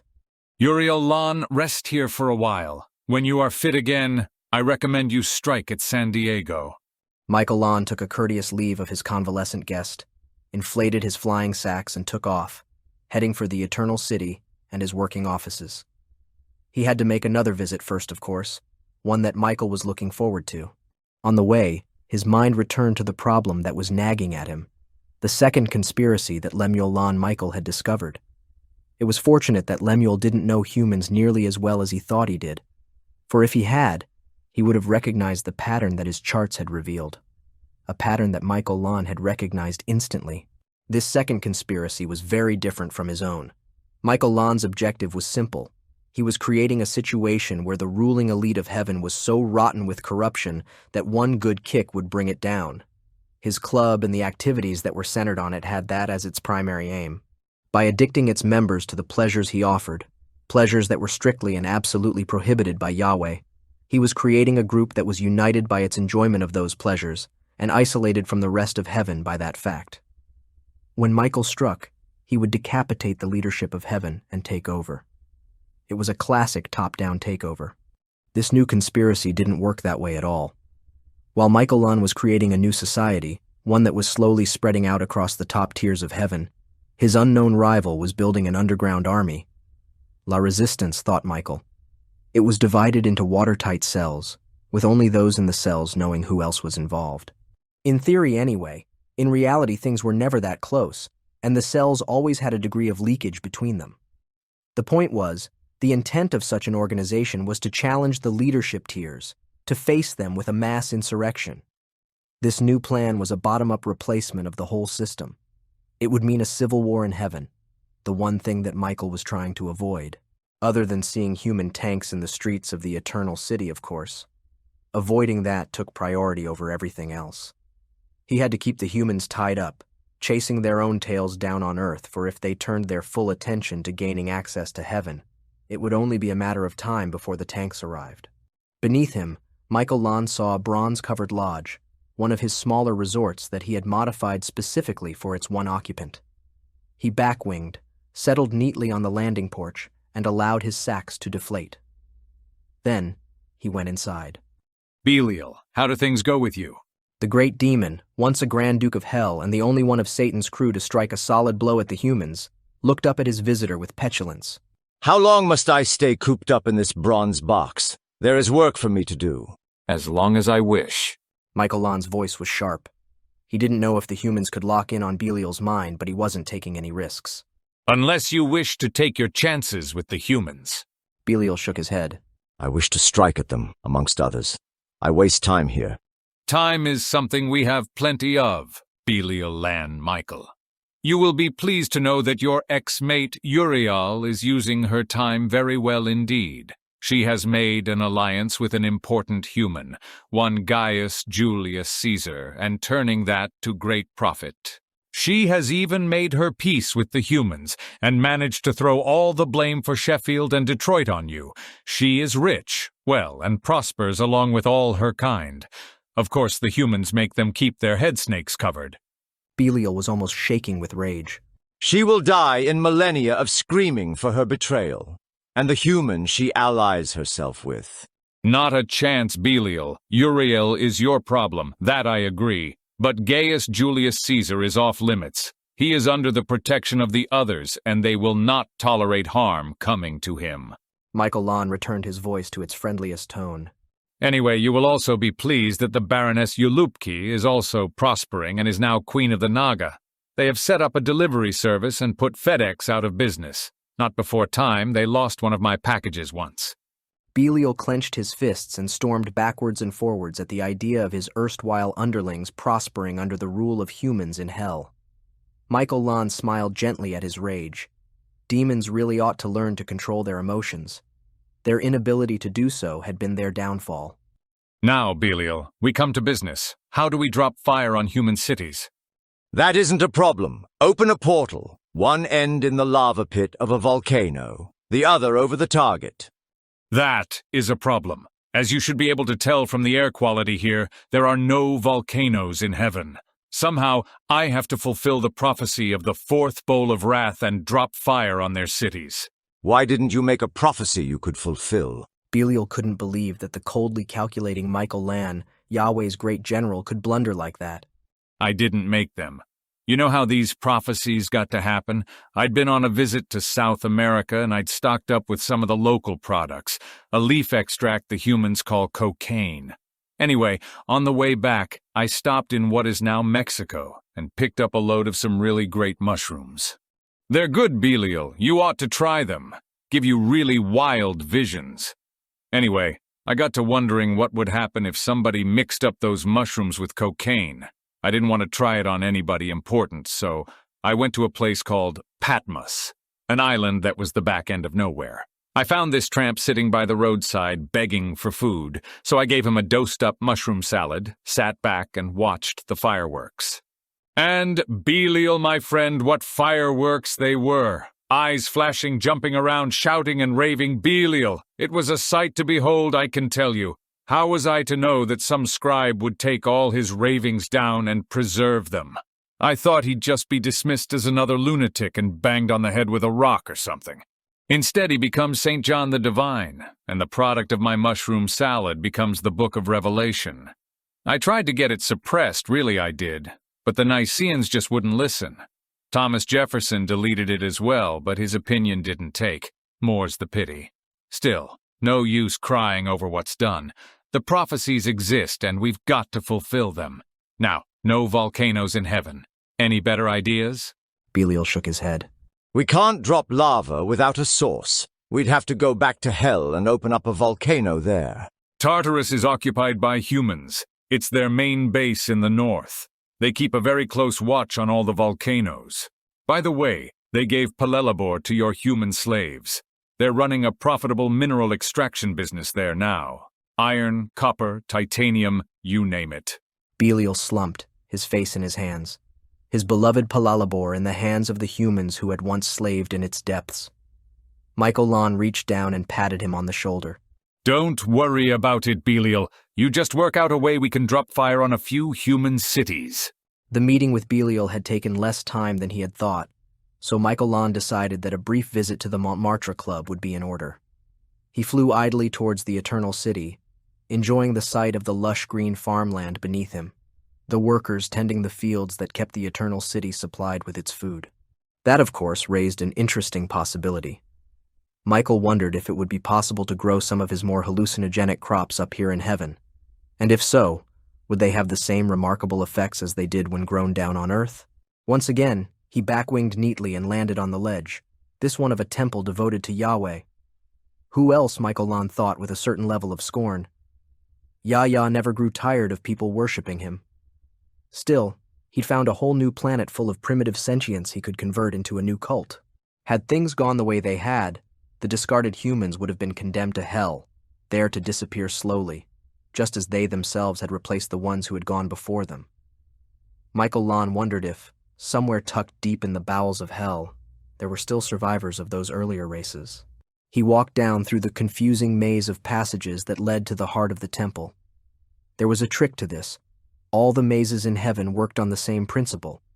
If one put one's left hand on the left wall and never took it off, one would eventually reach the center. This one was the exception at one specific point. If one changed to right hand on right wall, one would find the Montmartre Club. Inside, Michael was delighted to note that his business was doing well. The music was up to standard, and he got a respectful salute from Benny Goodman as he passed. He halted for a few minutes, listened to the number, and gave an approving nod as it wound up. A quick look at the schedule showed the band had a good few numbers to work through before their shift was up. Then the center stage would be taken by some angels pole dancing. Once in his office, far to the rear of the concealed structure, Michael sat down with the stock inventories. He'd replenished his supplies nicely. The Myanmar junta had really come through for him. Such a nice group of people, he thought genially, always willing to please and so reasonable and rational compared with Yahweh. He was working on his next liquor procurement scheme. Getting good scotch and bourbon was turning into a real pain when there was a knock on his door. Michael Lon, I need help. It was Mayan, the young angel addict he'd been supplying with heroin. Michael frowned slightly. You know, Mayan, you're using more of this stuff now. I know, Michael Lon, but She hesitated, tears in her eyes. I need it. So do a lot of people, Mayan, and they all support their habit. They don't come running to me asking for free supplies now, do they? Actually, a lot of them did. And if they were valuable to him, they got what they needed. Mayan wasn't that valuable, not yet anyway. I know, but... It's not fair to them, is it? They work to support their habits and pay their way. Why should you be any different? I'll do things for you, I promise. Right on. Of course you will. You just don't know what yet. Would you like to work here? Oh, yes. The happiness in Mayan's voice was obvious. What will I have to do? Serve the drinks? Oh, no, I've got a much better job in mind for you than that. You'd make a good dancer, I think. Mayan seemed slightly taken aback. Well, I did learn the reverential dances for the temples. They'll do for a start. The others will show you how to blend them into a pole dance routine, and work out how you can lose your robes in the process. Oh. Come along. I'll take you to see Charmaine Lan. She's in charge of the dancers. Charmaine Lan was in the costume room, making sure the next set of dancers were properly costumed. Michael introduced Mayan to her and left them to get on with business. As soon as he'd gone, Charmaine Lan put her wing comfortingly around Mayan. It's no big thing, really. All you have to do is do your dance when scheduled. Just remember, don't let go of the pole when you're dancing. It's there for your safety. Hang on to it in case somebody tries to pull you off the stage. It's never happened, and if somebody tries, security will deal with them. Apart from that, remember to keep to schedule. Be down to skin and feathers by the end of the allocated time. Don't overrun and never underrun. Keep an eye on the stage manager, that's me, and if I tell you to slow down or speed up, then do so. Sometimes we have problems and I'll need you to cover a gap or something. Do that well and you'll get a lot of extra credit. After the show, you'll meet up with the customers on the floor. Socialize with them if they want you to. You can do a little private dance for them, up close. It's called a lap dance. All the girls earn a lot of money that way, more than enough to pay for your habit. Finally, some of the customers will want to take you to the rooms upstairs. No. Mayan was horrified. Yes, Mayan, you'll do it and like it. Charmaine Lan's voice was harsh and relentless. You've got a habit. You'll support it. And that means doing what the customers want. Otherwise, you'll do without. You know what that feels like? Mayan nodded her head, partly in acknowledgement, partly to hide the fact she was crying. All right, then. Charmaine Lan switched her voice back to the soft, friendly tone she'd used earlier. It really isn't bad. Michael Lan doesn't allow anybody bad in here, so they'll all be nice to you. If you're good and work hard at pleasing the customers, one will take a liking to you and reserve you. That way you won't have to go with anybody else. Now, when a customer asks you to go upstairs, you tell me so I can get another girl to take your place on the schedule, right? Another tear-stained nod from Mayan. Very good. So let's get you a nice costume for your first appearance. Kanchanaburi, Thailand. Making an arrival is a well-versed art for those following the profession of arms. The sudden discovery that heaven and hell actually existed, followed by the rapid conquest of the latter, had provided so many new opportunities for a dramatic arrival that most officers are hard put to choose which to employ. This arrival was no different. An hour or so earlier, a short 330 transport aircraft had arrived and disgorged a mass of equipment and a team of electronic specialists. Any observers with a basic knowledge of the new generation of electronic systems brought about by the discovery that portals could be opened between Earth and Hell would recognize the system they were setting up as an ANGSY-1V4 Mod 5 portal generator. If they hadn't, their sad lack of current affairs knowledge would have been remedied when, after 2 hours' hard work setting up the system, a black ellipse appeared in the middle of the airfield, and a column of 5 M111-4 Humvees roared through and set off down the long, straight road that led to Kanchanaburi. Following them with only a slight delay was another convoy, a mix of more Humvees and 6x6 trucks. This one had troops on display, grim-faced men and women wearing white helmets, white gloves, and white scarves. The Air Force personnel watching the cavalcade nodded significantly to each other. These were the Thai Army's military police, the notorious White Mice. That was, in itself, a strong clue as to who had been in the first unit through, although that small convoy that was already disappearing into the distance. The local population were used to military convoys making their way through the streets and got out of the way. They saw the red plate with 2 gold stars mounted on the front fender of each vehicles and noted the array of weapons mounted on the Humvees. They also noted that the vehicles were camouflaged red-gray rather than the usual dark green.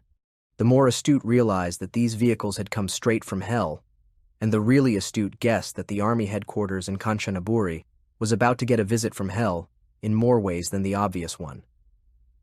Astute or not, they got out of the way and watched the vehicles pass with resigned patience. It wasn't as if these were politicians, after all. These were generals, and generals actually worked for a living. This looks bad. Major General Asani looked at the crowds of people at the sides of the road. They were refugees, all heading west, away from the advancing Myanmarese army that was slowly inching its way down towards the transport nexus of Kanchanaburi. Backwash of a war always looks like this, ma'am. Senior Colonel Pratchett was looking out the other window. But this is worse than most. We're lucky this is a divided highway. We're going in and most people are coming out. That's encouraging, of course. If the situation was really bad, they'd be using both lanes. That is true. Major General Asani looked at the people on the other lane and guessed there would be more than a few deserters mixed in with them. That would be for her white mice to handle. They would already be setting up roadblocks and vetting the refugees. Genuine civilians would be allowed to continue on their way. Life would be easier without them in the way. Any deserters would be detained. She had seriously thought of having them hanged at the roadside, but had dismissed the idea. Executing people was a bit pointless these days. They'd just end up in hell. Instead, they would be put into units tasked with the most dangerous of operations. The Humvee column turned sharp right, past a complex of red-roofed buildings. She gestured abruptly. The Tantipkan Hotel. Commandeer it. We'll use it as accommodation for the sensitives. They'll work better if they have somewhere comfortable to live. Pratchett picked up the radio and contacted the White Mice unit back at the airfield. They'd detach a squad to tell the hotel owner he now had a new set of residents. He understood exactly what his general had in mind. They'd been working together for years, and like any good aide, he could almost think with her mind. This whole operation depended on portals being opened to and from Hell. They would take care of moving reinforcements into the region and keeping them supplied.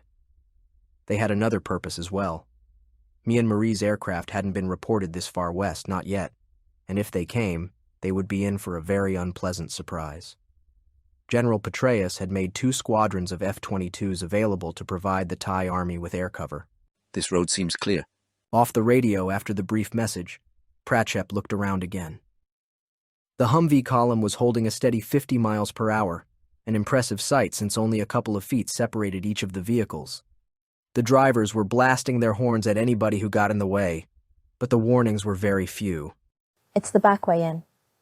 Most people will be on the main street, about 200 meters on our left.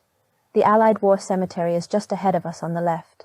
The convoy swung right, passing across a trio of reservoirs. Sports ground up ahead. Remember it. We can use it as a portal point. They've been doing some building around here.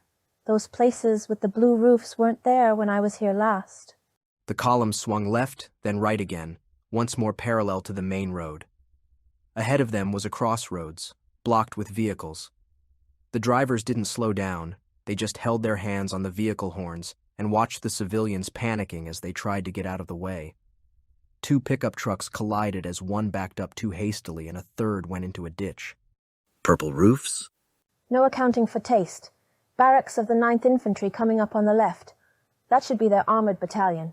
She paused for a second. Vehicles still in logger. Her contralto voice was grim. The road started to curve to the left. Ahead of them was a junction with the main road. The convoy still didn't hesitate or reduce speed. It swung right onto the highway and kept on its way, leaving more stalled civilian vehicles behind them.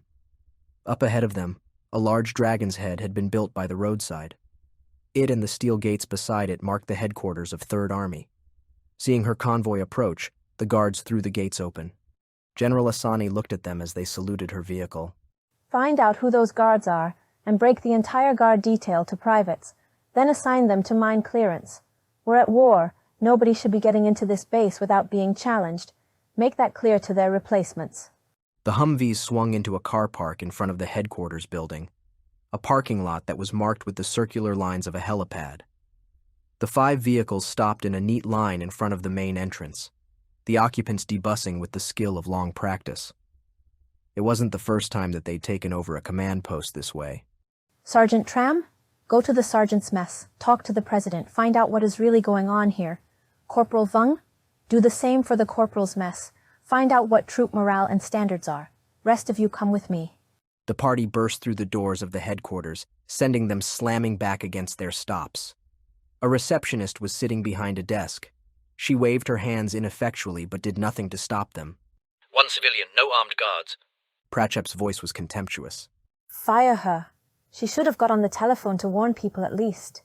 The general led the way down the corridor that ran through the center of the building, the slam of boots on marble floor echoing off the walls. She gave no sign of noticing, but the members of her party were keeping in perfect step with her. General Asane knew how to make an entrance. She reached the double doors leading to the command center, and 2 of her men threw them open while she stalked into the room. We really must decide what is best to be done. Major General Tamaseret looked around in shock at the sudden interruption. Who the hell are you? General Tamaseret, you are relieved as commander of 3rd Army and 3rd Army Region. Effective immediately. Report to Supreme Command Headquarters for reassignment. Tamaseret looked outraged at the terse order and stormed out of the room. The general looked around the room, then studied the situation map. Almost immediately, she missed the American-supplied electronic displays and maps that equipped the human expeditionary army. This map was paper, even though it was covered with a perspex screen. Intelligence officer? Yes, ma'am? An unidentified colonel spoke up from a table near the map. Enemy forces, positions, axis of advance? On the map, ma'am. The general took a laser pointer from her pocket and shone it on a red marker sausage with the number 100,000 scrawled in it. This? Her voice was disbelieving. This is the best you can do? Myanmar MiG-29 stopped us getting recon flights over the area and... You're relieved of your post. Report to Supreme Command Headquarters for reassignment. Colonel Pratchep, take over his position. Logistics? She pointed to the number on the map. Try and explain that. The logistics officer gulped. Well, ma'am, it's our best guess estimate of... How will the Myanmar Army supply 100,000 men over a stretch of country that has only a handful of roads when they have no air transport, no available railway, and shift supplies using man packs? If you can't see the blatant impossibility of that number, you've no right to wear this uniform. You're relieved of your post. Report to Supreme Command Headquarters for reassignment. General Senowith? Ma'am? Why are there no patrols out? What about contact with the Tahan Fran? There should be several companies of them in the area. We took a decision to concentrate all our forces around this city. And you know what the civilians are like. Every man they see is an army. You're relieved of command. Report to Supreme Command Headquarters for reassignment. She pointed at his deputy. Superdom, take over command of the division. Get it into contact with the enemy and keep it that way. You wouldn't throw your weight around like this if Thaksin was still in charge. Senowith was stuffing papers from his desk into a briefcase. As it happens, I did. But anyway, he isn't. He pissed on the army's turf and he's gone. My cousin is now the Prime Minister. And leave the papers where they are. We need to go through them. Chun, check him before he leaves. Asani paused for a slight second, then cut across him just as he started to speak. Yes, I am a serious bitch. Now get out and let us get on with our job. 1st Regiment. How quickly can we get it on the road east? I want it up in Cheong Sadao by dusk. We can't do it. We've only just moved into... You're relieved of command. Report to Supreme Command Headquarters for reassignment. She looked around at her team. Colonel Thawat, take over command of 1st of 9th and get it on the road to Cheong Sadao by noon. I want information on enemy dispositions and operations, not an inflated condom drawn on a map.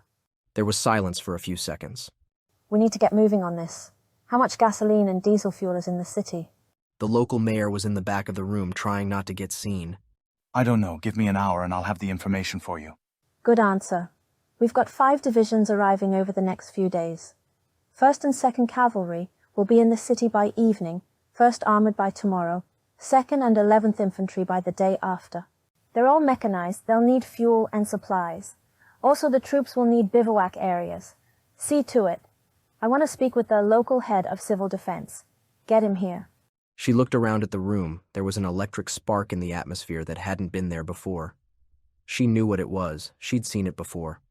All it needed was somebody to take charge and set standards, and people rose to the challenge. Once they'd done so once, they'd find it easier to do it again. Outside the main center, Corporal Cassett was sitting in front of the radio communications bank, his feet on the desk, dozing gently. It wasn't as if he wanted to spend the day that way, but the inactivity while the brass in the operations room argued over what to be done had left him little choice. The crash as the door to his section was thrown open woke him, and he found himself staring into a pair of black, expressionless eyes. Female eyes, but still very professional. And just what do you think you are up to?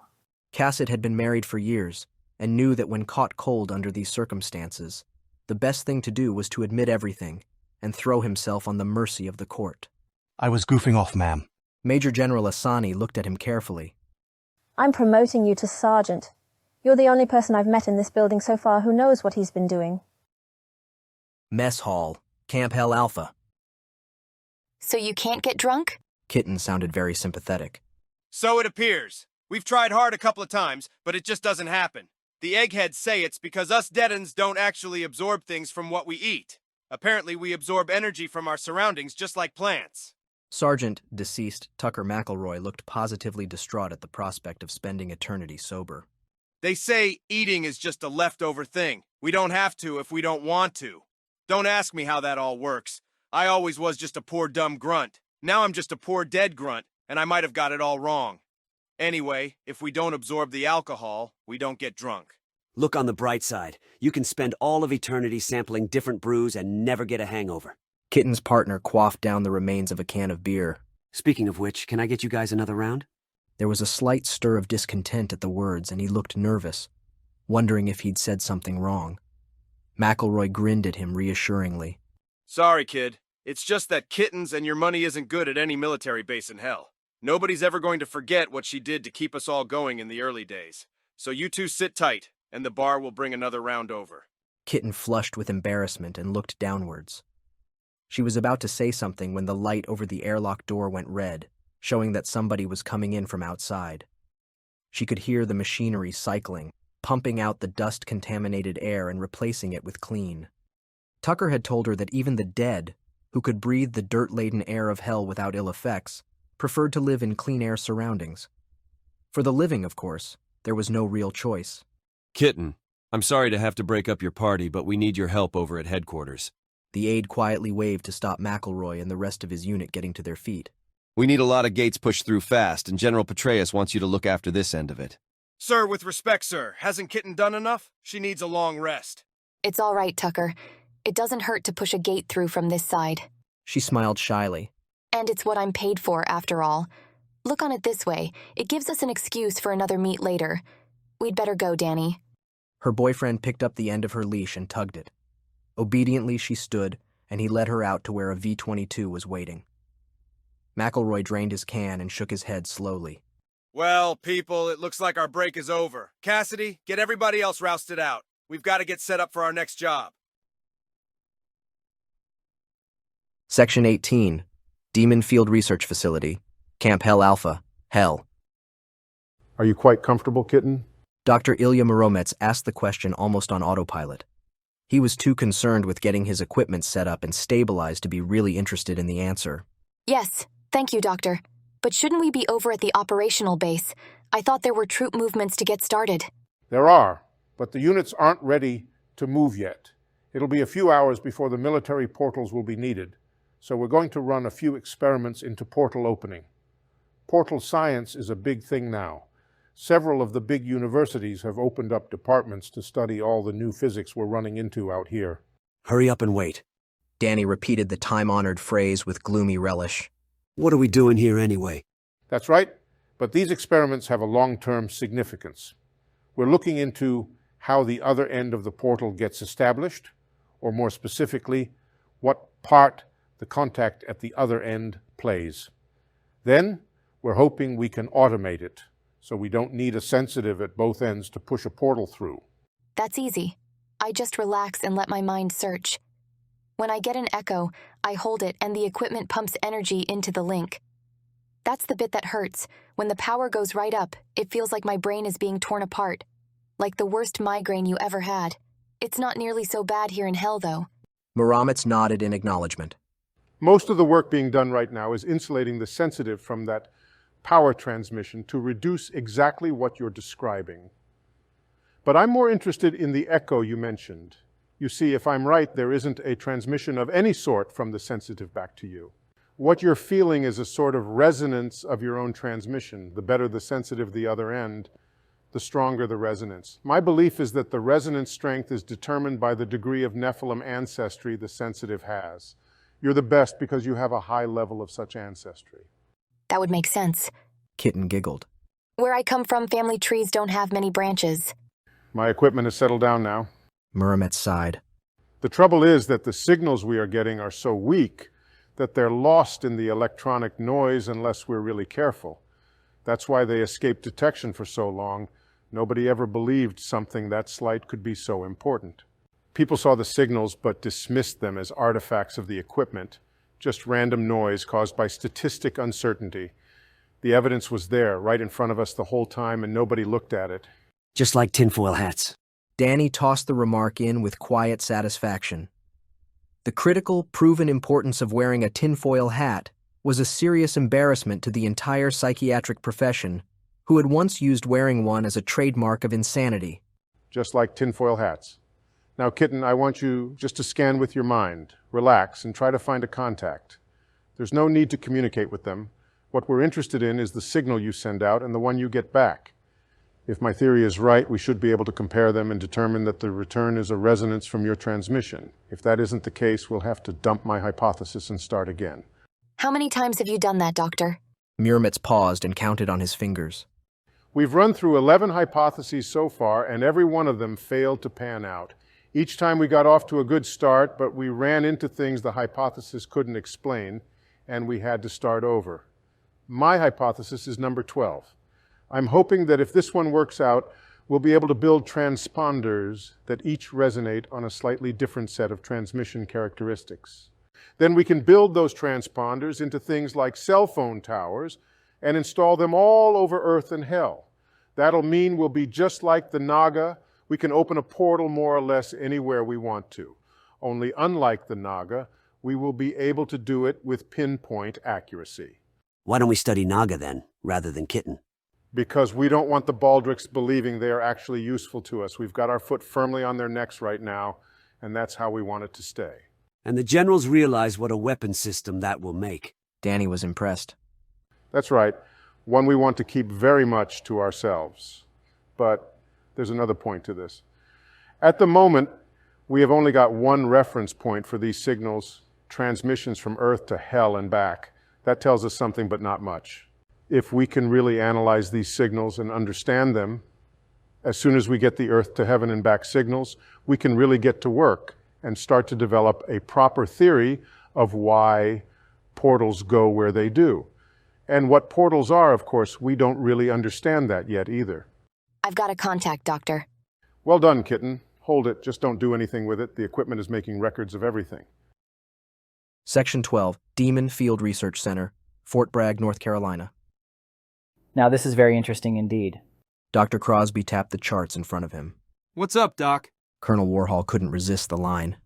We've got power readings from vehicles and aircraft that passed through the portals. Remember that U-2 that crashed a few weeks back? Well, we all thought it lost power as it was transiting the Hell Alpha portal and went in. U-2s are prone to that sort of thing after all. But the Accident Investigation Board found that its engine was actually running when it crashed. Choked up with dust, certainly its filters had failed. Still getting power, though. It was right on the borderline of flying and crashing when something pushed it over the edge. So, amongst other things, we started measuring engine power outputs as the platforms they power passed through the portals. And? Warhol had never managed to quite understand why civilians took so long to get to the point. All the data is consistent. They show a slight increase in power output as the vehicle passes through. That means when something goes through a portal, there's a slight energy barrier, and the engine has to increase output slightly to compensate for it. There is actually an energy cost in going through a portal, and that is of immense significance. Well, that's just great for you people. It's quite significant for you, too. Crosby spoke with acerbity. Why couldn't military people have any patience? When they wanted information, they wanted it now and in words of one syllable. Look at the figures for the ships going through the Hell Bravo portal. The power output increase is tiny, so slight we can hardly measure it. But using Hell Alpha, the power output on vehicles is significantly greater. I bet the crews noticed an engine surge as they went through, but thought nothing of it. That's what killed that U-2. Going through the portal needed a tiny bit more power, and the engine just couldn't give it. So? Think about it. Hell Bravo is at sea level both sides. Very little altitude differential, tiny barrier energy. Hell Alpha has an altitude differential. There's a slightly greater energy barrier. I bet if we had an enormous altitude difference, the barrier would be so great we couldn't cross it. And that would mean we couldn't use it to supply, for example, the International Space Station. Of course, I doubt if altitude is actually the constraint. There must be something else, and altitude is just the physical manifestation. Crosby was interrupted by a wailing cacophony as the base sirens suddenly burst into life. Warhol looked around for a few seconds. Then the realization dawned on him. Crosby, move! The base is under attack! The scientist stood in the center of the room, looking around him, uncertain what to do. Warhol dived past him towards one of the emergency cabinets that studded the walls around the conference room.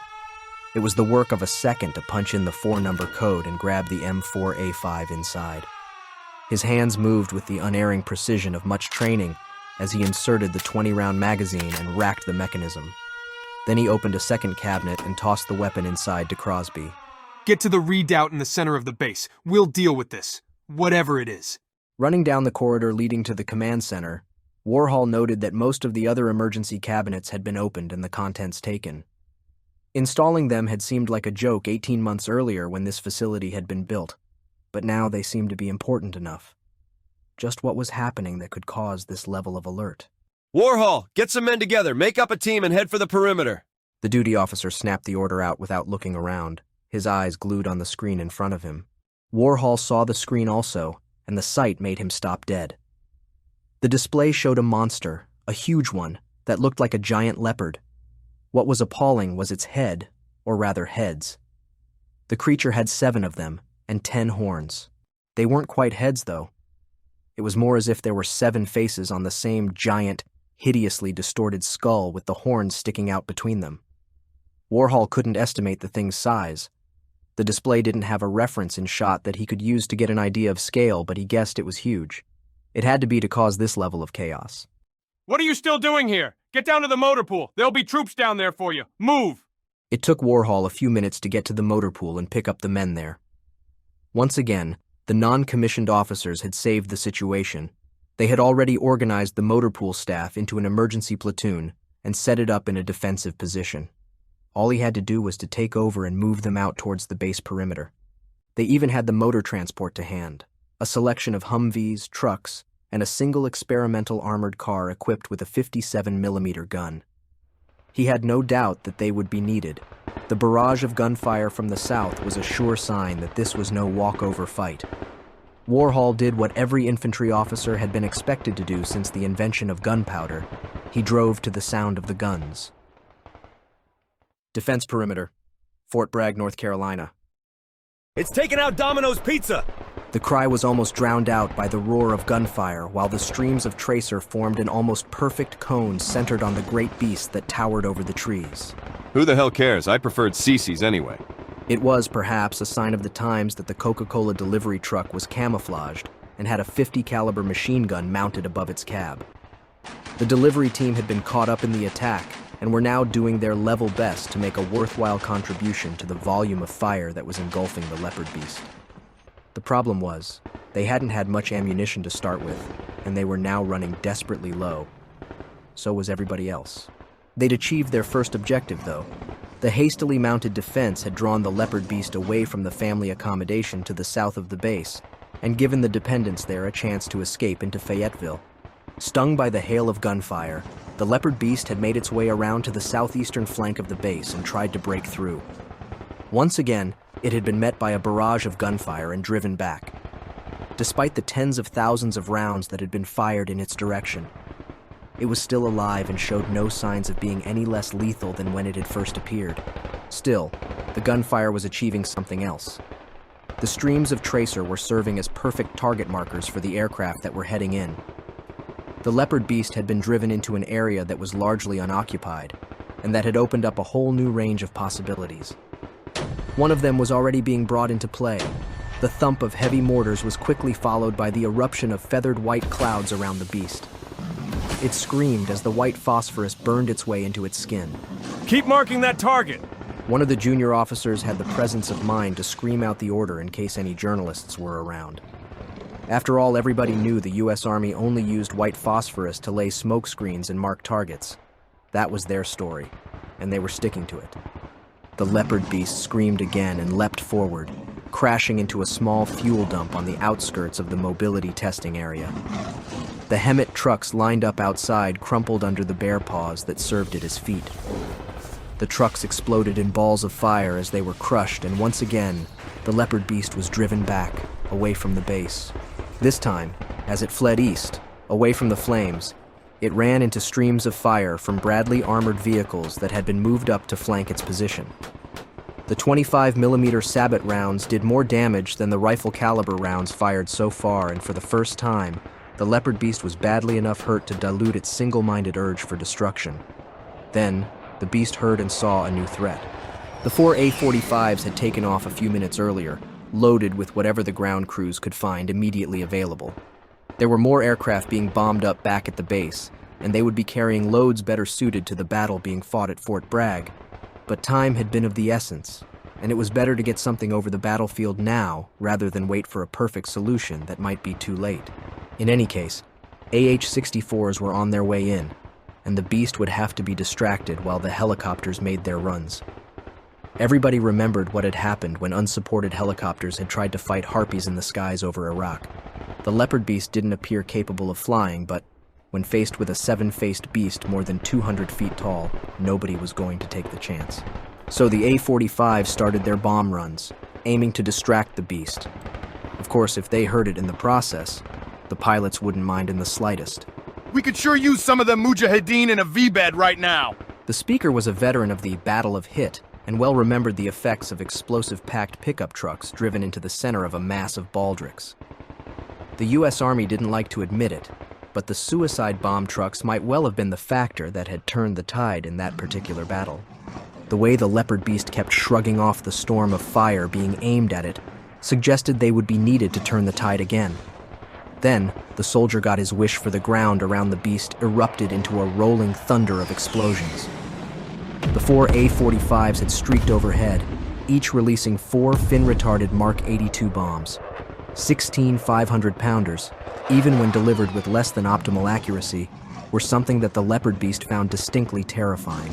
To the watching troops, the fact that the beast was seriously hurt at last was thankfully apparent. Great areas of its flanks were now torn open, dripping silver blood as it staggered from the blast of the bombs. They saw it stagger again as red lines flashed across the battlefield. An Abrams tank had appeared and was firing sabot rounds at the beast. They'd picked one of the faces of the beast and were pumping round after round into it. The repeated impacts were having their effect. The chosen face was quickly losing its identity as the long bolts of depleted uranium crushed its features. The leopard beast was being hurt, and it knew it. It slumped back on its hindquarters, waving its paws in front of its grotesquely misshapen head, trying to fend off the bolts that kept slamming into it. The posture was achingly reminiscent of a kitten playing with a ball of wool, but the sight didn't decrease the volume of fire that was still being poured into it. The tank ceased fire, its partly loaded magazine empty, but its place was taken by the first of the AH-64s. This one had been loaded with some time-expired Hellfire missiles that had been found at the back of a supply dump. 2 of the 8 failed to fire completely. One exploded shortly after launch, lashing the front of the helicopter with fragments, while 2 more failed to guide and went off into the darkness to land somewhere kilometers away. The 3 remaining missiles scored direct hits on the beast and it went down. Even so, the battered and bullet-peppered leopard beast was still alive. It had no taste to continue this fight anymore. All it wanted was out, an end, away from the humans who wished its death so devoutly. Racked with pain from its injuries, it dragged itself along the ground, its mind forming the image of the portal that would take it to the sanctuary it needed so desperately. The problem was that generating the portal needed its concentration, and the beast's limited intellect wasn't capable of both forming its portal and absorbing the shattering pain of its injuries. Dimly, its mind registered more crashes and the searing pain of shaped charges burning their way into its body. Slowly, reluctantly, the leopard beast gave up the battle to survive. Scrubland, outside the defense perimeter, Fort Bragg, North Carolina. Warhol rubbed his eyes. They were gritty.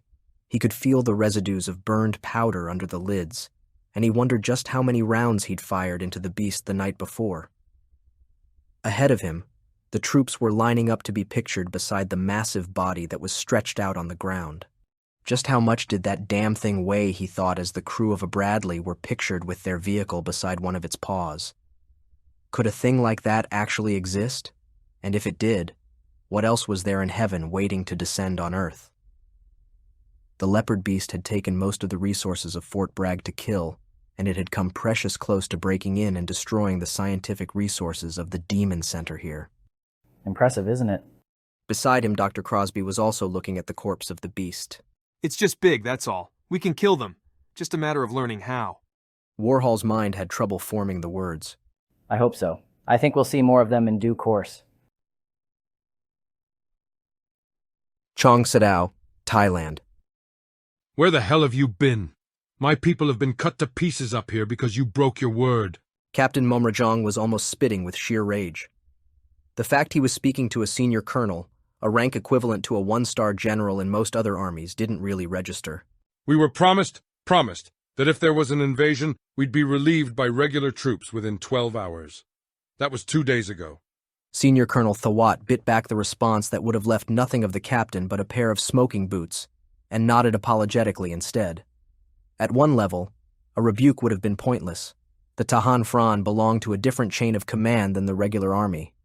They weren't even funded by the Ministry of Defense. The Home Affairs Ministry carried the cost of the militia units.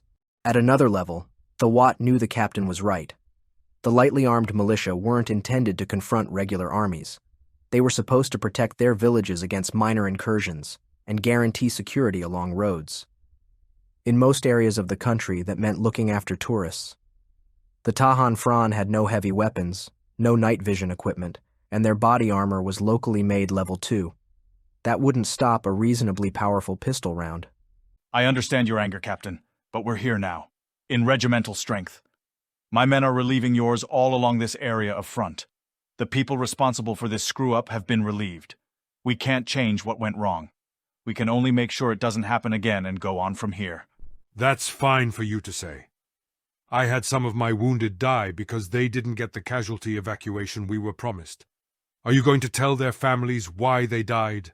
No, my commander will, and she will do so personally. Thawat's voice was drowned out by a red and gray camouflaged V-22 sweeping in and hovering overhead. He watched while the aircraft changed, its engine nacelles swinging up so that its appearance changed from a transport aircraft to a helicopter. Then it dropped in to land, the downbeat from its rotors causing the men to bend down. As to casualty evacuation, get your wounded and the Osprey will take them straight to the hospitals in Kanchanaburi. How many men have you fit for duty? Out of how many? I have 20 Rangers left. My original platoon was 25, but I've absorbed 2 other units that were too badly chewed up to stay independent.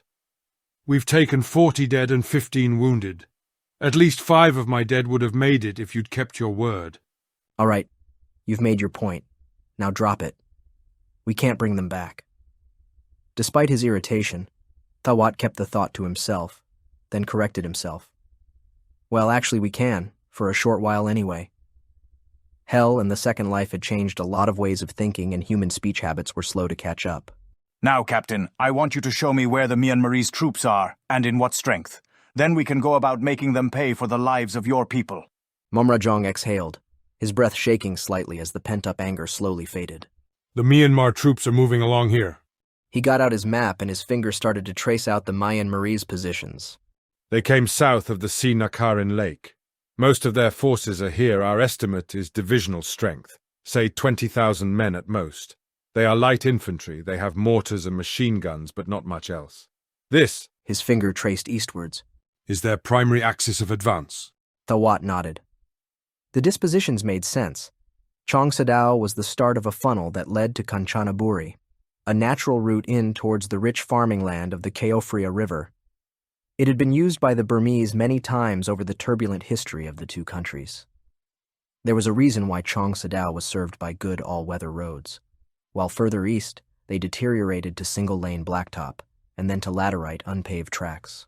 To the north, the way through was blocked by the lake and mountains, to the south by more mountains and dense jungle.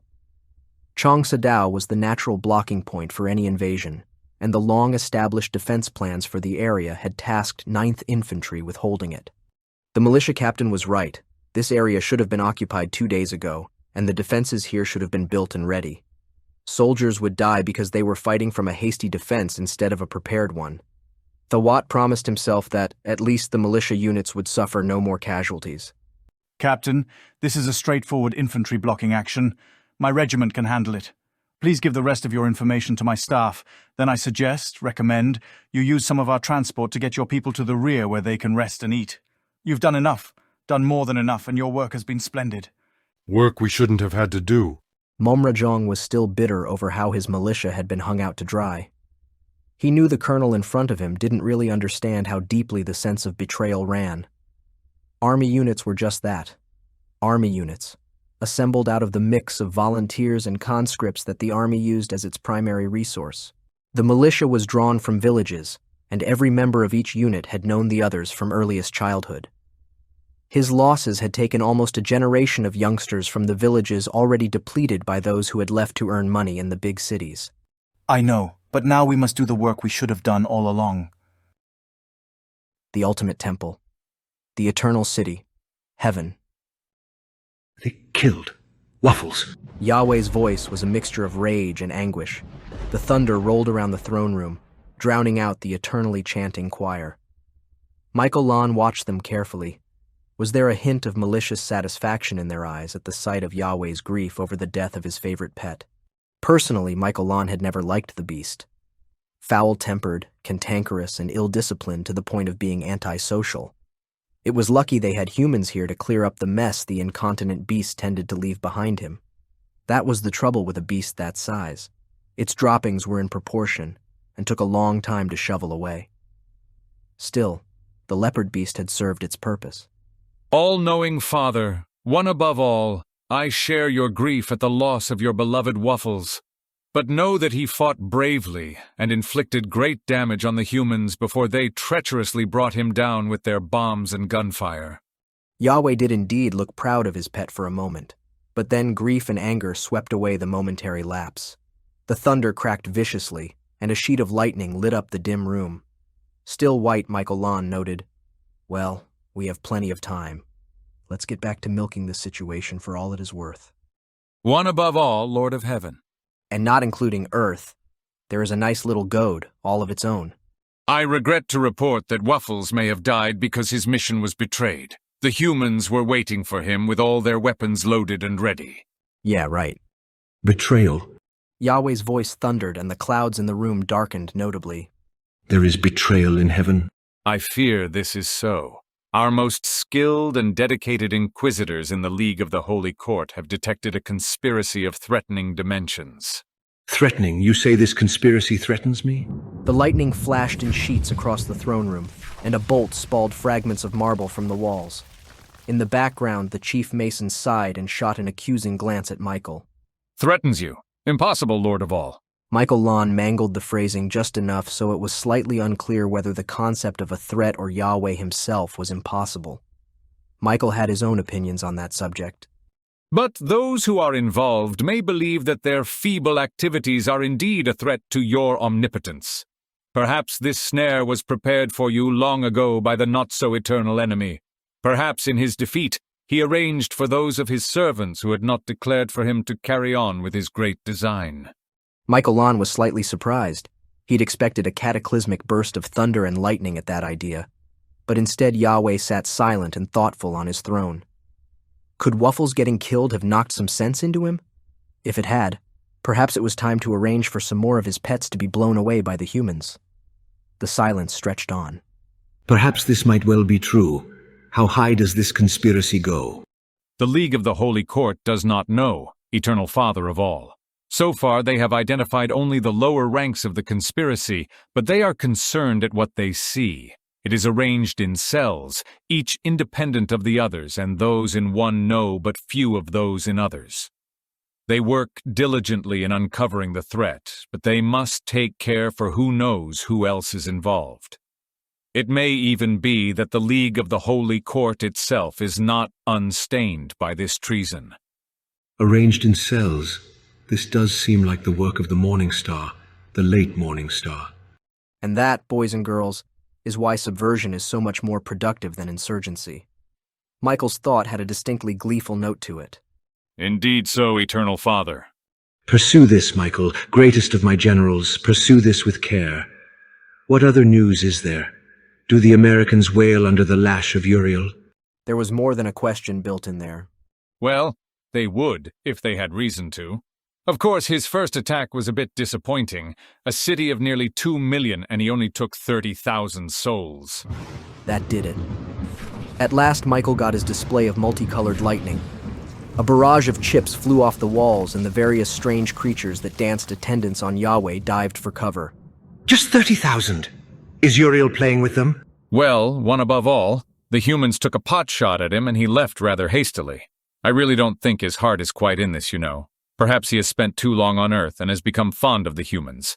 Michael managed to get the words out without choking with laughter on them. I will tear out his heart and eat it. For a second, Yahweh sounded just like Satan. Then, he got control of himself and the family relationship wasn't so obvious. Perhaps he should be brought here to explain himself. Not a chance. Your slightest wish is our most urgent command, one above all. But Uriel is preparing another attack, this one on the city of San Diego. It also is a city of millions, and perhaps he will summon enough courage to make a better job of it this time. Michael Lon sighed theatrically. If only Uriel showed the loyalty and dedication of Waffles. Still, I would counsel that we allow Uriel to make this new attack and judge him on his success there. Perhaps it is Uriel himself who is at the head of this conspiracy. Yahweh's voice was thoughtful. Surely not. One above all, highest of the high, ruler of all. Uriel's loyalty had never been questioned until now. I would swear that his fealty remains untarnished. Nevertheless, instruct the League of the Holy Court to investigate him thoroughly. Yahweh's voice dropped and he sounded tired. These are strange days, Michael, greatest of my generals. The eternal enemy killed by humans. Those same humans defy my commands and reject the answers I give them. They kill my servants and destroy my pets. Are the bowls of wrath poured on them? They are, O highest of the high. The first three have already been poured and caused much grief and lamentation. Soon the fourth shall be poured. As soon as I think of a way to do it. And then their anguish shall be multiplied many times over. Is it time for our legions to overwhelm them? Are you out of your tiny little mind? Michael Lon almost blurted the question out aloud before he managed to stop himself. In any case, he reminded himself that's a foolish question to which the only reasonable answer is, of course. Lord of all, the time will surely come, and when it does, perhaps your own son should lead them in the victorious march against the humans. The power and the glory shall forevermore add luster to your holy name. Yahweh settled back and contemplated the prospect of final victory and a triumphant procession through the conquered cities of Earth. Then he remembered that his beloved Waffles would not be there to share it with him, and grief once more clouded his mind. Michael looked at him and quietly slipped away. As he left the throne room, the head mason spoke quietly to him. Michael Lon, you're slipping. We won't have to replace all the wall surfaces this time. What was that you said about job security? You just wait. The best is yet to come. Once the League of the Holy Court find out who is behind this stupid plot, he'll go ballistic. Until then, drop down to the club for a drinky. We've got a new angel working there. Name's Mayan. Give her a try. Mayan, eh? I'll do that. The mason looked grateful. What would we do without you, Michael Lon? You've made heaven worth living in. Demon Conference Room, the Pentagon. So what part did the succubi play in the Great Celestial War? Colonel John Baylor forked up some mushrooms from his plate and savored them. Good portobellos, sautéed with garlic, an excellent accompaniment to lunch. The trouble with being at war was that rationing was slowly creeping across the whole spread of the U.S. economy. First fuel, then vehicles, then anything that needed steel or aluminum. Then food had started to be affected. Fish stocks were low, and the ration of 8 ounces per serving was onerous. It was lucky Indonesia and Vietnam had donated some of the product of their fish farms to the United States, or shrimp would be in even shorter supply. Of course, post-war, they'd be using their generosity to lever better trade terms for themselves. Luga Sharmanaska's teeth ripped at the raw horse's leg with relish. As an obligate carnivore, she would have been hard hit by meat rationing, so it was fortunate that succubus taste ran to the toughest, stringiest meat that was available.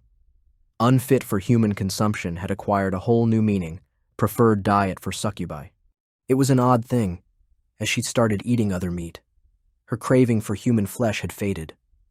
Now it was mostly just a memory, except for the odd treat, of course. Us? We had to find the portals. Remember, most of the fighting that took place in the Great Celestial War was here on Earth. It's carried in your folk memories and earliest myths. How many of your stories have scenes of towns besieged by armies of monsters? They're us. I'm sorry, I don't understand. Baylor looked at Luga ripping her meal apart, droplets of blood staining some of the papers in front of her. The stenographer in the corner of the room looked positively ill at the display. Then again, it was lucky that the floor ventilation ducts were working at full blast, or one of the humans in the room would have offered Luga a bite out of their arms if she'd asked for one. It was rumored that more than one of Luga's lovers had left with bite-sized pieces removed from their anatomy. Hence one of the new proverbs that were spreading through the human race. Never have oral sex with a succubus. It's near impossible to create a portal from heaven to hell, but it's easy to create portals from heaven to earth and hell to earth. So, to get from hell to heaven, we have to go by earth, or its equivalent. But it's quite hard to create a useful portal from earth to hell or earth to heaven. So, say Michelin would create a heaven-earth portal for one of his armies, and we'd try and capture it. Or we'd create a hell-earth portal, and he'd try to capture that. Just like you did with the portal in Iraq. That's what all the fighting and campaigning was about. Our job was to find where heaven had its portals, seduce those who were tasked with closing them, and persuade them to keep them open. Heaven tended to use humans to find out where our portals were. If you read your folk myths with that in mind, you can see how the stories survived. The Garden of Eden, that was a portal, and the snake who seduced its guards was one of us. That's why Yahweh was so annoyed. So did you ever capture a portal and get to heaven? Me? No. Luga thought quickly about suggesting she had, but lying to humans was dangerous. She'd learned that lesson to her bitter cost. But we did capture portals now and then. We'd storm through them and enter heaven, killing and looting whatever we could find. They would capture ours sometimes, and they'd do the same, stealing and robbing us of what was ours, sometimes taking away slaves. That was how armies fought until you changed the rules. Wait a minute, you say heaven took slaves from hell? Baylor couldn't quite get his mind around the concept. Of course. They would use them to build things like fortresses and kill them when they were done. Unless they were valuable, of course. We would do the same, only we had more fun killing the useless ones. Was your warfare then so different? I guess not. What's heaven like? Much like hell, except the air is clean there, and the light is white, not red. Heaven's a bit bigger than hell. There are those who think hell is much older than heaven, but why they think that, I do not know. Baylor leaned back in his seat and wondered what the scientists would make of all this. Right. Now about the fighting on Earth. Human slums, eternal city, heaven. Another name crossed off a list, another contact dismissed as a meaningless acquaintance. More time wasted, more effort unproductive. Lemuel Lanmichael had heard that on Earth, human police were sometimes called flat feet, and now he understood why. His feet ached and his wings were stiff, all for nothing. And it was all the responsibility of the bottle of elixir that he'd found during the arrest of Ishmael. If he hadn't been so attentive to his duty, he could have avoided all this. Perhaps his instincts had been wrong. Perhaps the bottle was associated with the first conspiracy. That's what he had decided to call the network that was split up into cells. He shook his head. Every instinct he had said that the bottle wasn't part of that group. The first few discreet arrests had confirmed his initial impressions. The first conspiracy was all about doctrine and beliefs. After adequate persuasion, the detainees had confessed to spreading heresy and blasphemy. They had maintained their loyalty to the one above all, though, claiming that he had been led astray by misguided and corrupt advisors. And if those advisors could be swept away, the Eternal Father would see how he had been misled, and everything would be made right. Lemuel was prepared to bet that the leader's intentions were quite different, but that's what the lower ranks thought, and a bottle of elixir just didn't fit with that pattern. There had to be a second conspiracy. He flung the door of the slum open. Like the one he and his agents had raided earlier, this one was of better quality, made of wood rather than straw-reinforced mud. He looked down at the human female who was cowering against the wall at the opposite end of the entrance. By inviolable rule, all structures had to be large enough to allow the entry of angels, and that requirement diminished her apparent size still more. You are Almeda? Lemuel read the name from his list. Daughter of Bryken? I am, noble one. Her voice was quivering. Whatever the humans had expected when they were granted access to heaven, it wasn't what they had found. Salvation consisted of eternal menial servitude to the angels, a group who regarded the humans as being of little account and even less value. How may I be of service to you? I wish to discuss with you some matters of importance, in particular your relationship with a human called Ishmael. That comment struck home. The woman was still frightened of him, but now there was something else in her attitude. A guardedness, a determination not to reveal anything. I know of nobody by that name. Do not lie to me, Almeida, daughter of Bryken. Lying is a sin, and one that brings down punishment upon you. Do you want to experience the punishment that the League of the Holy Court deems appropriate for those who lie to it? No, peerless one, but I know not of any called Ishmael. Lemuel shook his head sadly. Your deceit means I must caution you again, and in doing so, my patience with you grows thin. I must tell you, Ishmael was arrested not so long ago by agents of the League of the Holy Court, and he has made a full confession. He has admitted to apostasy, blasphemy, to heresy and sacrilege, and to crimes so black that they have no name. No, he... Almeida tried to stop herself, but it was too late. And how would you know if you had never met him? Lemuel landed the verbal blow quietly and deftly, but its effect was still shattering. Almeida slumped back against the wall, her face white. Even so, her jaw was thrust out with her determination not to say anything. Lemuel sighed quietly to himself. Why were humans so obstinate? He needed to look around this house, but it was obvious he couldn't leave Almeida free to leave. There really was no choice. He took a golden set of shackles from his belt, fastened a cuff around one of her wrists, and another around a convenient post. As he left her to search the house, it never even occurred to him that he'd left her with her feet barely touching the floor. The house itself was remarkably devoid of interest. Before their deaths, saved humans had made much of the alleged virtues of simplicity and abstinence. On reaching heaven, they found out that those virtues were greatly overrated, especially when they lasted for eternity. The fact that the angels didn't share their opinions hadn't helped much either.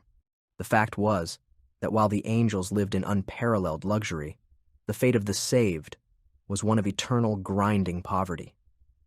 Again, the irony there never entered Lemuel's consciousness, nor did any thought that the situation could, in any way, be considered unjust. Lemuel methodically searched the rooms, turning up nothing other than the few paltry possessions he'd expected.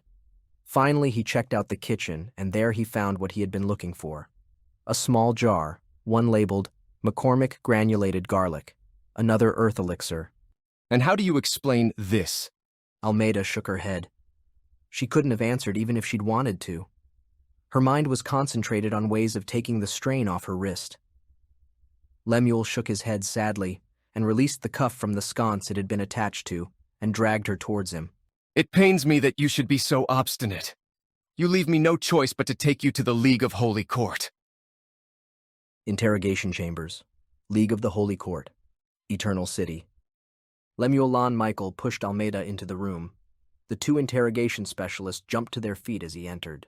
At ease, he said. We need some information from this one. It took slightly longer than he expected. By the time Almeida broke, the interrogators had run through 3 buckets of water. Her face and hair were saturated, and she was choking amid a barrage of deep, racking coughs. It took her some minutes to get the story out. But when she did, it would have been mundane were it not for its significance. Ishmael had brought her the garlic as a gift. She had found the plain, bland food available to humans in heaven dull to the point of being unpalatable, and the garlic had seasoned it to provide a touch of interest. Lemuel shook his head. Humans didn't even have to eat, let alone want anything more than plain gruel. Why would seasoning be so important to them? Are you finished with her? One of the interrogators nodded towards the sobbing woman secured to the table. For the moment, yes. We'll keep her detained for a while. The interrogators nodded at each other, and Lemuel caught a glimpse of their eyes. There was something there, something that reminded him of a sight long, long ago. It took him time to place it, but when he did, the memory shook him. The look in the interrogator's eyes had been the same as that in the eyes of demons taken prisoner in the war so many millennia before. That caused him to think a single, unmentionable question. Were there demons in heaven, even though they looked like angels? And then that led to another question. And was he one of them? Lemuel Lon Michael left the interrogation chamber and went off down the long corridor that would eventually take him back to the surface, his mind troubled by the questions inside it. Halfway towards the first junction, he thought he heard a human woman screaming from the interrogation chamber he had just left, but he dismissed it. Just the strange sounds that filled this place sometimes, a product of wind and tunnels through stone. Conference room, Demon headquarters, the Pentagon, Washington. And now we have a problem with dates. How do you mean? From what we have been able to learn, the Great Celestial War took place some 4.5 to 5 million years ago, but the information we have from Luga speaks of fighting on Earth and the legends of that remaining in human memory as folktales. That means they must be much more recent than that. Simple explanation. Luga's lying. It's not as if that's an entirely unfamiliar concept to her. She tries to play us all the time. To be honest, it's so much part of her nature that I doubt if she's even aware that she's doing it. Playing to the audience to get her way and turn things to her advantage is what she does. That's why she's such a hit on network television. Just like a few other so-called stars I can think of. Colonel Pascal spoke reflectively. It might be worth checking through some of their ancestry and see if we come up with any demonic connections. Would you like the job, or are you still in thrall to our Luga? Dr. Surlethe put the question with a bouncing lack of tact. I told you, I didn't... The denial was interrupted by a barrage of coughing around the room. Pascal sighed to himself. He was never going to live this down. Never mind. A satisfied and slightly triumphant chuckle replaced the coughing.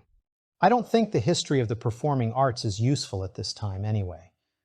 The fact that the demons knew virtually nothing about us suggests that any contact they had with us in the last 3 or 4 centuries must have been cursory in the extreme. I agree. General Shatton nodded as he spoke. Anyway, Colonel Baylor picked up on the time discrepancy. He tasked Luga with it, and she confirmed that the Great Celestial War took place from about 5 million years ago, when Satan tried his coup de main assault on heaven. An assault that came very close to succeeding, by the way. He actually broke into the Eternal City, but his army was pushed out by Michael Lan Yahweh. It ended, sort of, about 500,000 years later, with both sides too exhausted to fight on. In our terms, it's pretty obvious Satan actually won that war. He got his independent kingdom, which was his objective all along. However, fighting went on for a long, long time after that. Not the live-or-die, win-or-lose fighting there had been in the Great Celestial War, but more like border skirmishing that ended abruptly about 60,000 years ago, and it's from then that our folk memories of the war originated. Why did it end so abruptly? Colonel Pascal was curious. To fight for more than 5 million years, and then just stop dead? He asked Luga why, didn't get an answer. There was something she didn't want to speak about, and didn't. But Baylor says she was frightened. Even talking about why scared her. Just the way demons are scared of us. I think I can offer an opinion there. Hillary Clinton spoke up for the first time at one of those meetings. I was speaking with President Sarkozy during the recent summit, when he wasn't preoccupied with checking out some Brazilian girl, of course, and he told me something curious. Apparently, some of the French and German troops in hell either referred to Satan as the devil or called demons devils. The result was strange.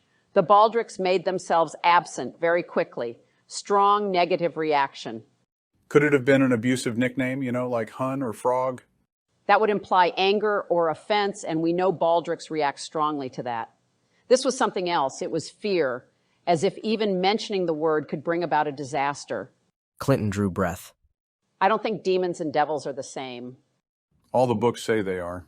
And all our books are wrong, we know that. How much mythology is standing up to the discoveries we're making every day?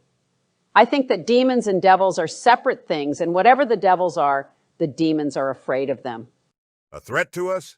General Shatton thought for a second. I doubt it, if they were. Then they'd have taken down the baldrics as quickly as we did. Can we rely on that? Shatton thought again. No, but it's the best way to bet, given what we know. Look, in intelligence and knowledge terms, we're way out of our depth here. We're crossing a river blindfold, feeling away with our feet and hoping we don't step into a pothole or a nest of cottonmouths. All we can do is play the odds. So there might be a third force out there we'll have to deal with in due course? Third, there may be dozens. The cosmology Dr. Koroneko is developing suggests that there might be millions of bubble worlds like hell out there. all of different ages, just like the stars in our universe are all of different ages. By the way, he's come up with a fascinating theory that might explain a lot. Our universe is expanding, everybody knows that.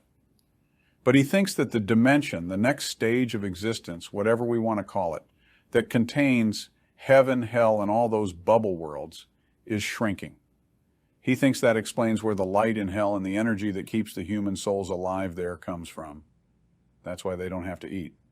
But demons eat. A slight shudder swept around the room at the thought of Luga's table manners. A few of the participants grinned sympathetically at Pascal. The colonel thought about the rumors of Luga's combined eating and mating habits. The recollection made his testicles scream in terror and try to climb inside his body for protection. And that means that Baldricks and presumably angels aren't native to the bubble worlds either. They come from somewhere else as well. That might change a lot of things. Shatton thought carefully. Could they come from other bubble worlds? We can't tell. Surlethe thought carefully. The whole situation had aspects buried within aspects.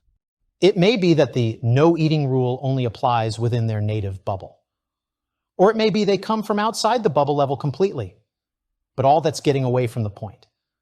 We have some evidence that there's a third group of beings out there, and we may run into them at any time. Third? Hillary Clinton's voice was derisive. There could be hundreds of them, thousands even. Have you any idea how many religions there have been or are now? Suppose they are all correct. Suppose at one time or another beings found their way here from other bubble verses and got worshipped as gods. And Yahweh and Satan were the two that eventually won out down here. They got the upper hand over the rest, perhaps by means of the portal warfare that Luga Sharmanaska talked about and drove them out. The devils that we've been talking about may just have been one of those other groups, probably the one that was the most difficult to defeat. If we consider continuing to explore the bubble verses, we're going to run into them. And that raises another question, an important one. When we do, how do we react? That's for the Council of 15 to say. They'll make up their mind. Not the United Nations? The question came from a corner of the table, the speaker unidentified. The response was a contemptuous guffaw from the main participants. No, not the United Nations. They're irrelevant, been ever since Wong shot down the first Demon Herald. They're still there, but they're just the talking shop for people who can't contribute to the Hell Expeditionary Army. The real decisions are taken at Yamantau. Clinton thought carefully. My guess will be, and this will be the position of the United States at Yamantau, we'll work on a do-as-they-do basis. If they approach us with friendship and respect, we'll do the same to them. If they make war on us, we'll do it to them, with every weapon we have. General Petraeus, do you have any comment on that?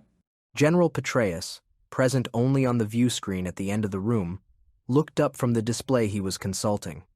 It was showing the developing situation on the Thai-Myanmar border, and he found it professionally fascinating. The Thai army simply didn't fight the way the U.S. Army did. What they were doing was, to his eyes, downright weird. We'd be advised to keep as many options open as possible, but in essence, I agree with the Secretary of State. If we run into any such bubble-verse groups that are friendly, we get friendly. If not, then we defend ourselves. And that means eliminating our opponents as a military threat. That's genocide. Hillary Clinton looked back contemptuously. No, that's Pantheocide. Demon Briefing Room, Pentagon, Arlington, Virginia. I'm sorry I'm late. Norman stammered nervously. I was trying to get all the data together since the attack on Fort Bragg. The past 24 hours had been a blur for him. After the creature had been dead, before the body was even cool, demon science teams had started going over the body and sending all the information they could back to the Pentagon. All of that information had been crunched and processed by Norman and his team, and fitted into a briefing that the military brass was very interested in hearing.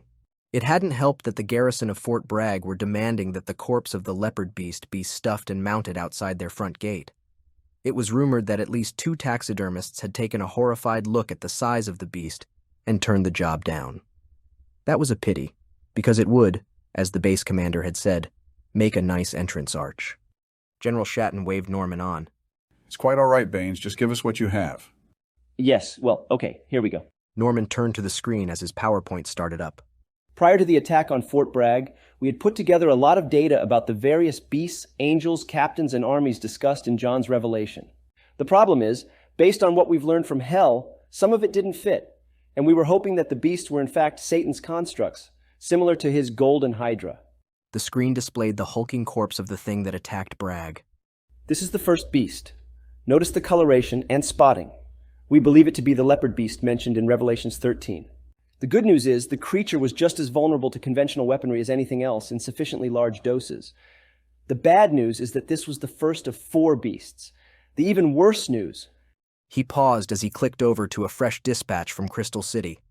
—is that shortly before the creature died, the cell phone tower detection system recorded a minor aberration that looked a lot like a portal formation, just underpowered.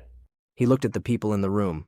Allowing for the fact that the portal did not form, but also noting that no animal handler was found nearby, the implication is that these things are capable of opening their own portals, which is an ability we have not observed in any non-sentient infernal life forms. So you're telling us there's 3 more of these leopard beasts in heaven waiting for the go-ahead to attack, and they can get in and out at will? A general from the Domestic Defense Forces was looking noticeably agitated. Film of the fighting at Fort Bragg had been broadcast on network television, and the sheer volume of firepower that had been necessary to put the leopard beast down had made a marked impression. No, sir. Norman went back to his presentation. The other beasts won't look anything like the one at Bragg. We feel it is likely they will all be of similar size and raw power, but the appearance varies widely. Revelations 13 also mentions a great beast appearing like a lamb, with 2 horns. Now, lamb can more likely be interpreted as ram, which means it'll probably be big and have hooves. It doesn't sound very scary, but there's this little tidbit. He brought up a text on the screen. Revelations 13:13. And he performs great signs and wonders such that he even calls down the fire of heaven in the presence of men. Now, this beast is really odd. The texts say it looks like a lamb but speaks like a dragon. That implies its appearance is seriously deceptive.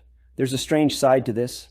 Theologians have always assumed that the descriptions of the beasts were allegorical, that they weren't really beasts at all, but metaphors for social and political developments. Well, as the troops at Fort Bragg can tell us, that isn't so. The leopard beast was just as described. The 7 heads didn't represent 7 kings or empires, or 7 hills come to that.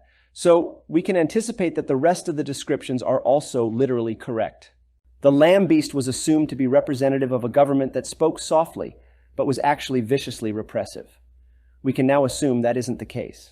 We're going to get what the old text described. How that applies to the lamb beast is something we'll undoubtedly find out in due course. That brings us to its prediction that it will call down fire from heaven. That could be nothing. Lots of mythic beasts are associated with fire, but only 2 of the Armageddon beasts you've mentioned are. The other one being? Colonel Taylor was paying close attention. This fella. Norman brought up a rather nightmarish image. The scarlet beast. Similar in power and ability to the leopard and lamb, it should have multiple faces and horns like the leopard. However, on top of the creature in the picture appeared a small figure. The scarlet beast has a keeper, guardian, assistant, something along those lines. The texts call her the Whore of Babylon. The picture zoomed in on her. Dressed in a purple robe, she rides the head of the scarlet beast and carries a golden goblet full of abominations of obscenity. The allegorical explanation of the whore was that she represented an empire far advanced in decadence. The prime candidate was usually Rome, but some suggested Jerusalem. Modern apocalyptic cults claimed the whore was Hollywood. San Francisco got a look in as well. Now, we see no reason why we shouldn't take the text literally. The scarlet beast has a rider. The whore and the beast together are supposed to bring the kingdoms of men down, so she's probably a very powerful angel and can bring all sorts of surprises. The golden goblet, if it exists, probably contains some more plague material similar to what has already been thrown at us. And for surprises, look no further than the red dragon, not to be confused with the scarlet beast. He cleared his throat. Now, the fact that this last is named a dragon and not simply a beast is very significant and very distressing. A list of biblical passages scrolled on the screen. Dragons are mentioned over 20 times in the Old Testament, and the most relevant occasion is in Isaiah 27:1. In that day the Lord will take his terrible swift sword and punish Leviathan, the piercing serpent, the coiling, unending serpent. He will kill the dragon of the sea. Norman paused while that sank in. Now, I'm sure everyone remembers Leviathan and what kind of a creature he was. In the Old Testament, whenever someone really wanted to wish ill on a place, they'd call for it to become a den or dwelling place of dragons. The power of the red dragon will be a lot more than these others. In fact, according to texts, The other 3 Armageddon beasts may draw strength or energy from the red dragon, which might explain why the seemingly impossible physiology of the leopard beast still worked.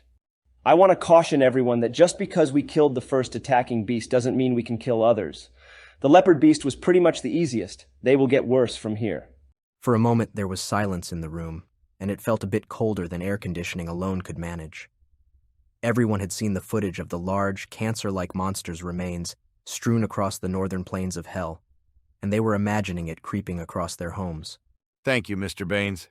Colonel Taylor shifted in his seat uncomfortably as he eyed the image on the screen.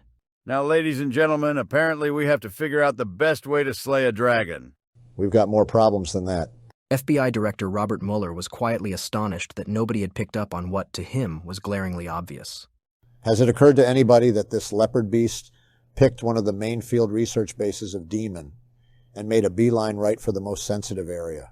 There was a slow nodding of heads around the room. A few people had noted it, but they hadn't wanted to think about the obvious implications. We thought it might be coincidence. Mueller looked at the speaker with withering contempt. There's no such thing as coincidence, not at this level. That thing or whoever sent it knew exactly where it was going and why. You, ladies and gentlemen, have a leak. Possibly here in Washington, more likely in Fort Bragg. 443rd Infantry Battalion, Myanmar Army, Chong Sadao, Thailand. Battalion Commander Ye Thwat was a puzzled and bewildered man. For the first 2 days of the war, he'd faced nothing but local militia, Thai Rangers who had fought bravely, but who were woefully ill-equipped and underarmed for the task they had in hand. That had changed in the last 12 hours. Now he was up against regular troops at last, and they were making their presence felt. It wasn't just the heavy weapons they had, although their rifles left wounds that were gruesome to behold. It was that they had their own style of fighting, a doctrine that was bewildering. For the last 12 hours, Ye Thwat had the feeling he was trying to dig a pit in dry sand. As fast as he shoveled, the sand flowed around his spade and filled in the hole he had just made. That was what was so hard to understand. His battalion was being nibbled to death in a series of small encounter battles that, individually, were of no significance. There would be an exchange of fire. His unit would deploy to make an assault. But by the time he had launched the attack, the target had faded away, and his assault would hit air. Worse, they would suddenly be raked by gunfire from a flank or even their rear, and by the time they reacted, once again the enemy had faded away. That wasn't the worst of it. The Thai artillery had arrived, and the 155mm guns were already firing in support of the small units that appeared to be all over him. That also was strange. The guns never seemed to fire in mass or concentrate fire on a critical target. Instead, one of the little encounter battles would open with a pair of guns firing a few rounds onto his positions. No warning, no preparation, just a small handful of artillery rounds arriving on target.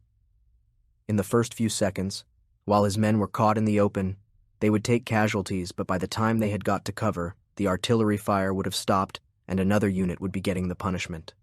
The overall effect was that his unit was being ground down, and he had absolutely nothing to show for it. He couldn't point to a single action and say, "This is it. This is where they are." Instead, he was being nibbled to death by mice. Well, when infested with mice, one laid traps. Get the mortar platoon loaded up. We'll make a push down A68 towards Tassau.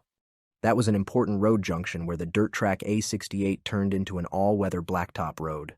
When the Labiute move to block us, we'll pin them down with mortar fire. Then we'll have them. Very good, sir. The radio operator got on the network to pass the orders through to the mortar battery. Sir, battery commander says he'll register fire on the area you want, but he needs more ammunition. He's only got the remnants from the unit of fire that he had yesterday. No supplies have come through. Why not?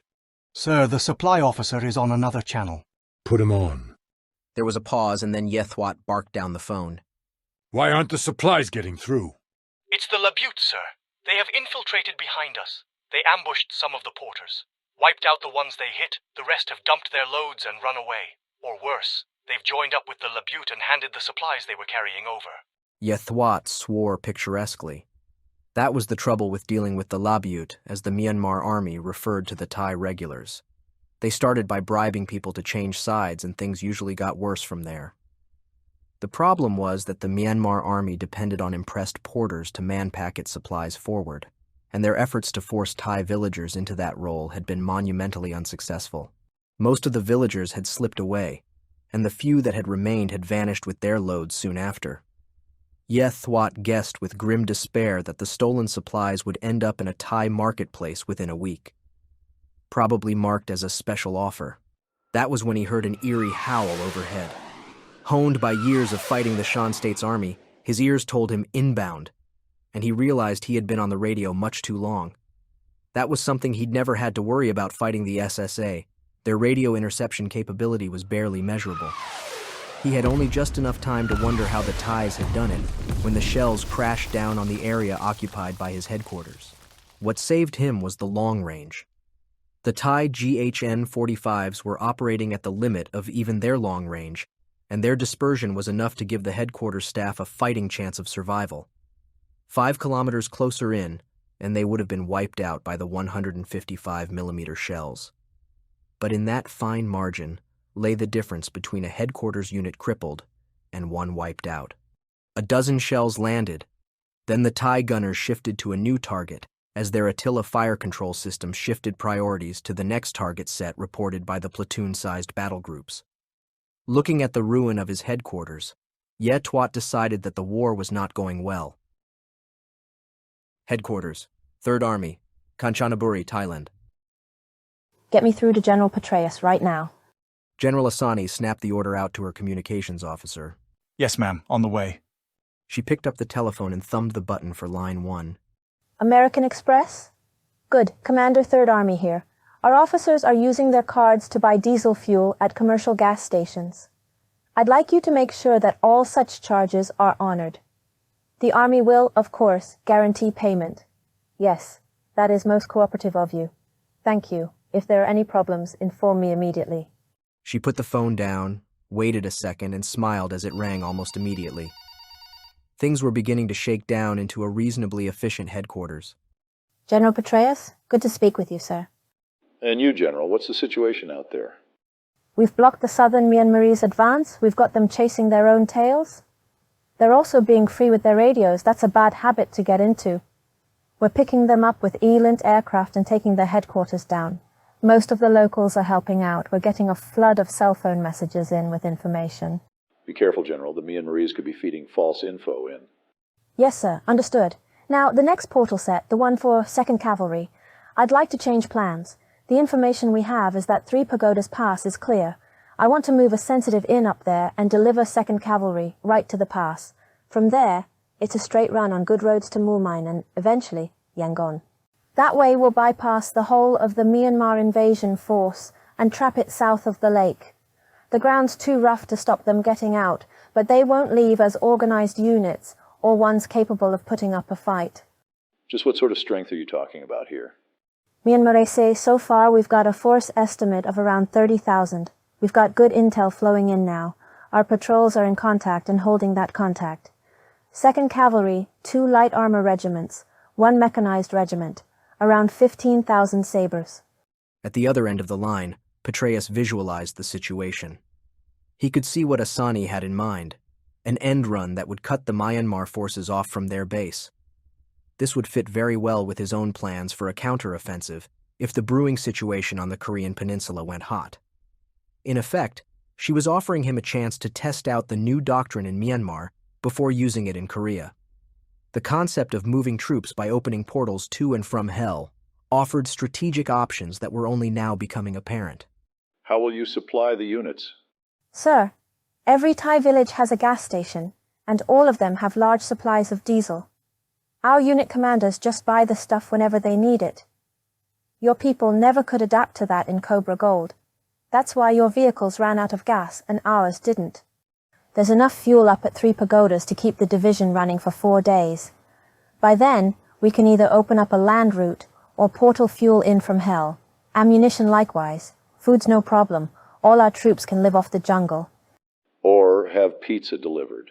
Yes, General, I've heard all about what your troops get up to during Cobra Gold. This isn't an exercise. No, sir, but the lessons about living off the country still apply. Sir, take my word on this. We're good at it. And we're in amongst our own people. It's a point of honor for them to help out. Sir, This way, we can pull the sort of flanker that hasn't been done since Incan. You admire MacArthur? Petraeus was genuinely interested, and it was a good means of stalling while he weighed up the situation. Not so much. Ridgway, yes, very much so. Patton also. So, are our plans approved?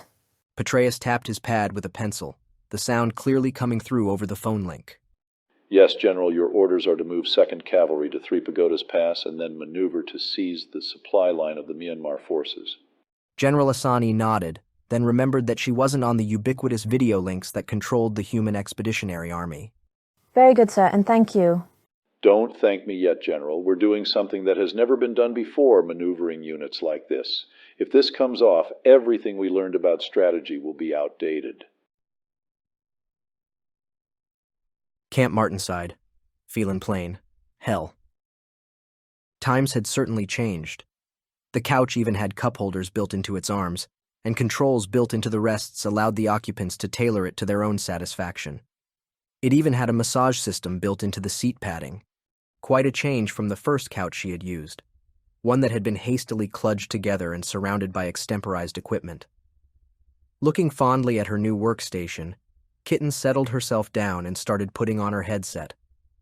Beside her, the operators started to warm up the equipment. You know the drill, Kitten? We have to open a portal large enough to allow the transit of a V-150 armored car and a YWH-531 personnel carrier, but no larger. We want to be able to shut this one down after we've finished with it. The fact that Kitten knew what a V-150 and a YWH-531 looked like was another change. There had been a time when she'd known none of this. Now she savored her new knowledge. How large is the unit going through? A full regiment with a battalion of artillery attached. The first of 3 groups, the other 2 will be moving later as the occupation takes hold. We've only got one sensitive to lock in on down there, so there'll be a gap while he relocates. Ready to get started, Kitten? Anytime you're ready. Kitten relaxed and tried to make her mind go blank. In the background, she could feel the electronics warming up and emitting the carrier wave signal, the dummy load as the operators called it. When given the word, she would start searching for the sensitive in the region designated. As soon as she found him, the equipment would measure and digitize the characteristics of the signal she was sending and receiving, then duplicate it. Once that was done, it would transmit that signal, with enormously boosted power so that a portal would open up. No human, not even a Nephilim, could produce the power necessary to open a portal, but the computerized equipment could. All she would have to do was to hold the contact so that the situation remained stable. Even that was becoming unnecessary now. The most advanced systems could maintain a portal without the services of a sensitive, provided it was driven through from Hellside, of course. Driving one through from Earthside was different. That was something Kitten remembered. The tearing pain that had gone with punching portals through from Earthside. It had felt as if somebody had had a giant rake inside her head and had been scrambling her brains with it. The weeks when she had been the only sensitive capable of opening and maintaining an Earthside portal had been terrible, and it had only been the thought of the people the other side depending on her that had kept her going. To show for it, she had a small cabinet in the apartment she and Danny shared, one that had an international collection of medals in it, topped by a simple strip of pale blue silk with 5 stars. Danny had told her that getting the medal implied she was in the armed services, but she didn't know if that was true or not. Anyway, those days were gone. Punching a portal through from Hellside was almost a pleasant experience, like standing in a fast-flowing stream of water. An Earthside punch was still uncomfortable, reminiscent of standing too close to a fire, but it was no longer agonizing. As soon as we get the word that the sensitive and equipment is in place, we'll be moving. Can we get you and Danny anything? Some ginseng tea would be nice. As usual, Danny spoke for her. Coming right up. The Chinese sent some over for you, absolutely the best. Apparently it's the same one that the Politburo drinks. Senklaburi, Nonglu Province, Thai-Myanmar border. For the last 5 days, Senklaburi had had the communal feeling that it was sitting on top of a smoking volcano, waiting for the inevitable explosion. When the Burmese troops had crossed the border and headed for Kanchanaburi, all the wise heads in the village had nodded and assumed that Senklaburi would be next, opening up a second front, one that led to Ayutthaya and then to Bangkok. Some of the more nervous citizens had started to leave, heading north or east, away from the invading Burmese. Others had started to take whatever arms they could find and had dug crude fortifications around the town. As it became obvious that Third Army wasn't moving to intercept the invaders, heads had begun to nod knowingly. This had happened before when the Burmese invaded. Everybody knew the story of Ban Rashan, the village that had held out against the invaders even though they had been deserted by the army and the government. Ban Rashan had held for months, buying time for the defense, even though it had done little good in the end. Then the situation had changed. Maticon, the national tabloid newspaper, had run a cartoon of a dragon bursting into Third Army headquarters, breathing fire and sending the indolent occupants of the headquarters running for their lives. Third Army had suddenly started moving, sending 2 of its regiments to stop the Burmese advance, then a newly arrived cavalry division to help drive it back. Sitting up here in the north, Sanklaburi had watched the battle unfold. The wise heads in the town had said that this would bring no good. With the invasion stopped at one point, the Myanmar army would try somewhere else. And where else than 3 Pagodas Pass, the opening in the hills that was the traditional invasion route? But the invasion hadn't happened, which only meant that it hadn't happened yet. The townspeople had kept building their improvised defenses and searched the town for more ammunition for their shotguns and rifles. And they had waited. Today, it seemed like the time they had expected and dreaded was coming, for they could hear the traditional whoop-whoop-whoop noise of a helicopter's rotors. The 4 AH-1 Cobras burst over Sanklaburi, swerving around the end of the ridgeline they had used to mask their approach and flying over the center of the town, as if daring any enemies to open fire. At first, the people below stayed silent, but that only lasted until they saw the red, white, blue markings on the fuselage of the helicopters. They were Thai, and they meant the army had arrived. The gunships prowled over the town, swinging their noses backwards and forwards as they hunted for their prey. 2 started up the road that led over the 3 Pagoda Pass, where they were finally challenged by bursts of automatic rifle fire from the Myanmarese border post. 1 helicopter went to hover, its nose seeking backwards and forwards for a second, before its stub wings erupted into flame as the Cobra discharged a salvo of unguided rockets. The gunfire from the ground stopped abruptly as the border post was obliterated. Due to the inaccuracy of unguided rockets, the helicopter took the Thai border post out as well. But fortunately, the 2 border police officers there guessed was about to happen and had abandoned their post in a great hurry when their Myanmar counterparts opened fire. With Sanklaburi apparently cold, the next wave of helicopters, UH-60 Blackhawks, were already landing in the town streets, disgorging the better part of an infantry battalion. The troops were actually part of Third Army's Rapid Reaction Force and had been flown up direct from Kanchanaburi. As they spread out and secured the town, a third group of helicopters landed just north of the built-up area. One of them was a big Russian Mi-17Y, and it started unloading the equipment and personnel necessary to open a portal to hell. This was the 3rd time the team had gone through this performance in the field, and by now their routine was smoother and slicker. The equipment was laid out, the portable diesel generators on their skids positioned, and the portal generators assembled. Within 45 minutes, less than half the time taken during their first effort at Kanchanaburi 3 days earlier, the black ellipse opened up, and a long column of military vehicles started to move through. The mechanized infantry was first through the portal, the platoons emerging, assembling and then setting off to take up predetermined positions in defense of the town and the pass above it.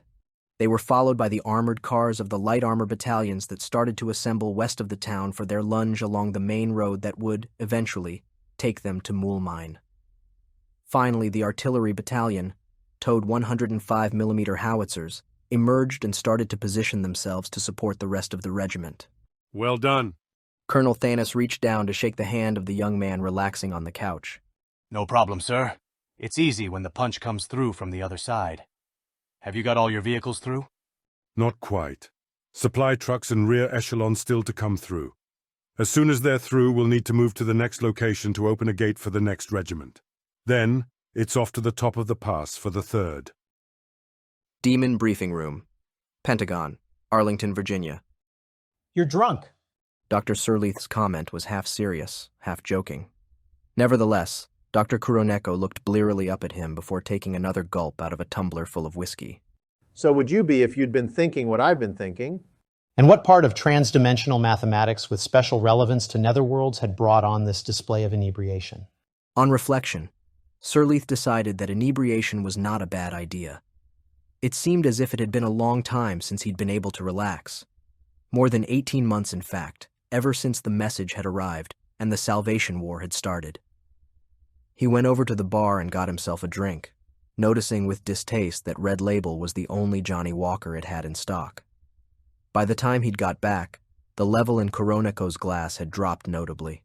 The bit that says we're all doomed? You think we're going to lose this war? Surlethe was slightly shocked. No, of course not. We'll find a way into heaven soon enough, and when we do, we'll blow the place apart. They've had it up there, and we've had it down here. Just going to take a bit more time for us, that's all. How much more? A few billion years, give or take a decade or so. Kuroneko made a visible effort to pull himself together. You know, we live in an expanding universe, right? Well, one of the theories of cosmology is that our universe will keep on expanding until it's in a state of heat death, when all the stars and planets are dead and there's just an even distribution of energy everywhere. So I've heard. Do you believe that? Probably not, but doesn't matter. When we're in that state, then the universe starts contracting again, and it keeps on contracting until it forms a Singh or Strinlari, a point. Then it all blows up in another big bang. But now we found the hell dimensions, and guess what? It's contracting. And our early figures suggest that the whole hell dimension is contracting at the same rate as ours is expanding. Don't you see? Surlethe leaned back in his seat and shook his head. It's obvious. If all this is true, then our dimension and the hell dimension are opposed pairs. We expand until we reach heat death and then start to collapse. At that exact moment, the hell dimension finishes its contraction and has the Big Bang, starting its expansion. That's when we're like hell, all living in bubble worlds. They're like us, living on planets. And so it goes on forever and ever, just going backwards and forwards, pointless, planless, without purpose.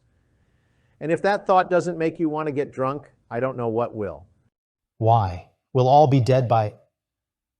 Oh, I see what you mean. We have no idea how long creatures in the hell dimension live, do we? We could be alive up there for an eternity. We're not doomed at all, though. Now we know we can make portals. We could skip from one to the other and become eternal, just like the gods we once believed in. Excuse me, might I join in? Norman Baines was standing behind them. Sure, pull up a pew. We're just screwing the inscrutable. Surlethe finished off his glass and got a replacement. So I heard. You've seen this, of course. Baines produced a black and white disc from his pocket. The circle divided by an S-shaped line that saw one half starting off at nothing and swelling out while the other collapsed the opposite way. One half was black, the other white, and at the fullest point of each half was a small circle of the opposite color. Sure, it's the yin-yang symbol. Hippies loved it. And that comment ages me, he thought. Well, I was listening to Dr. Koroneko, and what he was saying made me think of this. Look, if we hold it so the dividing line is vertical, then turn it through 180 degrees, it shows exactly what he's been saying. One half forming and growing, then collapsing while the other does the same, but in reverse phase. And the dots are the portals joining the two. He put the disc on the table and started to turn it backwards and forwards. He's right, you know. It does illustrate what you've been saying. Koroneko finished his drink. Makes you wonder if the old Chinese philosophers had this whole thing worked out, doesn't it? Taoist. But here's a funny thing. The same symbol, it's called a tajitsu, by the way, crops up a lot of places. For example, one of the Roman legions used the same symbol, and it predates the Taoist version by a couple of centuries or more. It's believed some of Alexander's units used it as well. So did the Thebans. And there's stories that it turned up in ancient Egypt. Suppose the tajitsu isn't just a mystical symbol, but is a descendant of something that was handed down from ancient civilizations to tell us what the universe is really like. Surlethe thought about that for a long, long time. Finally, he looked at Baines. I really wish you hadn't said that. Now I want to get drunk too. Council Chamber, Yamantau, Russia. There is a major problem coming up, one that I believe this council must address. The speaker looked around at the 15 council members. Not all were physically present, but those that weren't were on great view screens that lined the walls. Whether present as flesh and blood or electronic imagery, they all nodded. Proceed. Dr. Samuel drew breath to deliver the bad news. We have an impending energy crunch. The fact is that with what amounts to every army in the world fully mobilized and conducting military operations, They're burning a mass of diesel fuel. It doesn't matter whether it's peacekeeping operations in hell or the fighting going on in Thailand or the war that's about to start in Korea. They all cost fuel. It doesn't end there. Every factory on Earth is running flat out on triple shifts. Those that can are producing munitions, and those that can't are making up for the facilities that have been converted to war production. We can't change that. We're still replacing the munitions we expended in the curb stomp war. I know, but it takes energy, and that means fuel. We're shifting to nuclear power as fast as we can, but rebuilding the infrastructure takes time, and building the plants takes more energy. We're behind the curve, and that situation is becoming terminal. Put simply, we've been pumping and refining oil so fast we're damaging the fields, and the refineries are in desperate need of repair and renovation. That could get worse. We're entering hurricane season, and that means the weather attacks could start again. Refinery capacity was critical before the war started. Now it's far beyond that. We need more refineries and more oil resources. The former we can build if we're given the go-ahead, but actually finding more oil reserves. Well, to give you an idea, the current levels of unexploited oil reserves are higher than at any time in recorded history. The figures are in Platts oilgram, but they're still not enough. There may be a solution to this. The spotlight switched to another figure standing in front of the great horseshoe of desks. I'm Kugler, one of the geologists working in hell. Do you all recognize this? He held up a bottle containing a black solid. The council looked at it, shaking their heads. Well, you've all heard of the lava river in hell, the one we're pulling our dead out of. Well, that was always a bit odd because if it was real lava, there wouldn't be any bodies. They'd be flash vaporized. So we had a closer look at that river, and it turns out it wasn't lava at all. It's a mix of what amounts to a very heavy crude oil with extremely light fractions. It's really strange from a geological point of view. In some ways, it's a bit like shale oil, but don't push that comparison too far. Human crude is a mixture of fractions as well. Some heavy, some light, some in between. Hell crude has nothing in between. It's all either very light or very heavy. When it comes out of the ground, the light fractions vaporize and burn, giving the appearance of a river of fire. So the injuries our dead received are a mix of the burns from the hot plasticized crude, that runs at around 60 to 70 degrees Celsius, by the way, and the burning gases above it.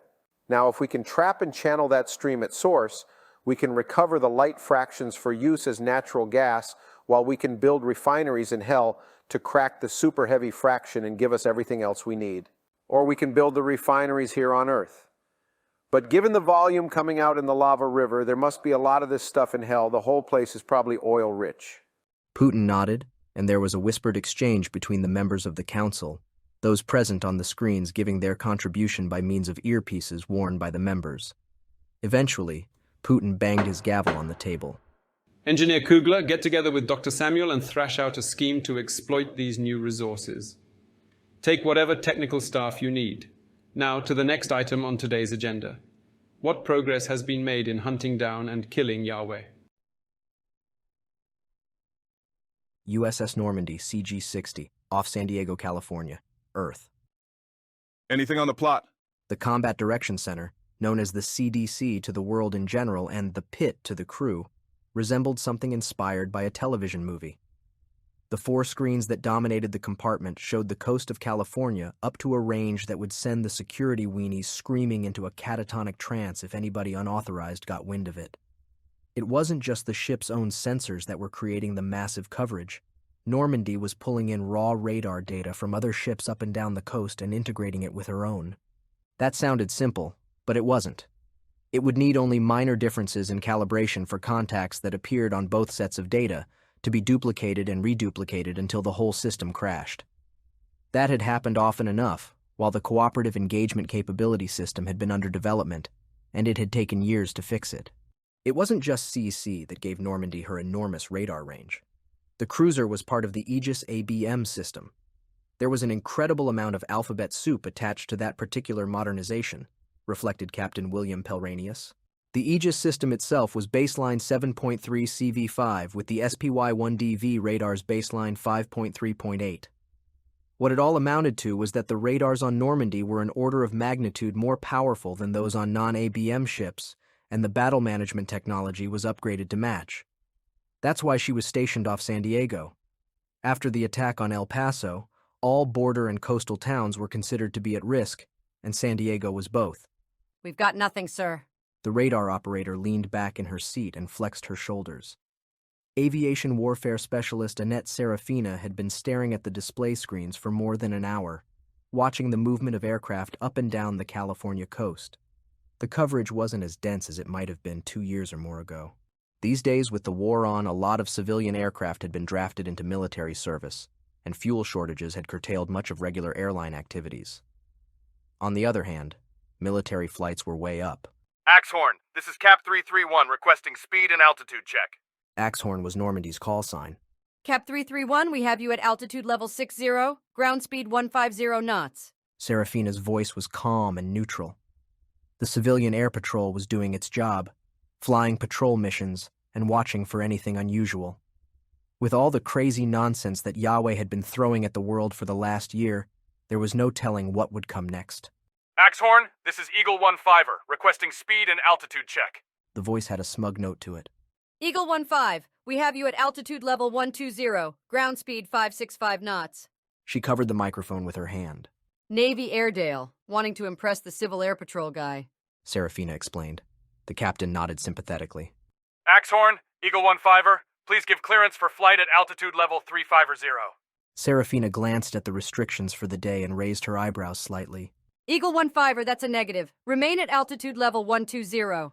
Come on, honey, give me what I want. No way, Eagle 15er. Last time I gave an Airedale what he wanted, I was on penicillin for 3 weeks. Remain at 120. Axhorn, Habu 01, requesting speed and altitude check. There was a rich vein of amusement in the voice.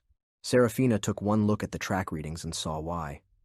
In a slightly strangled voice, she replied, Habu 01, I have you at altitude level 995, ground speed 2870 knots. Thank you, Axhorn, and please thank Cap 331 for his assist. 2,870 knots at 99,500 feet. Just what the hell was that bird?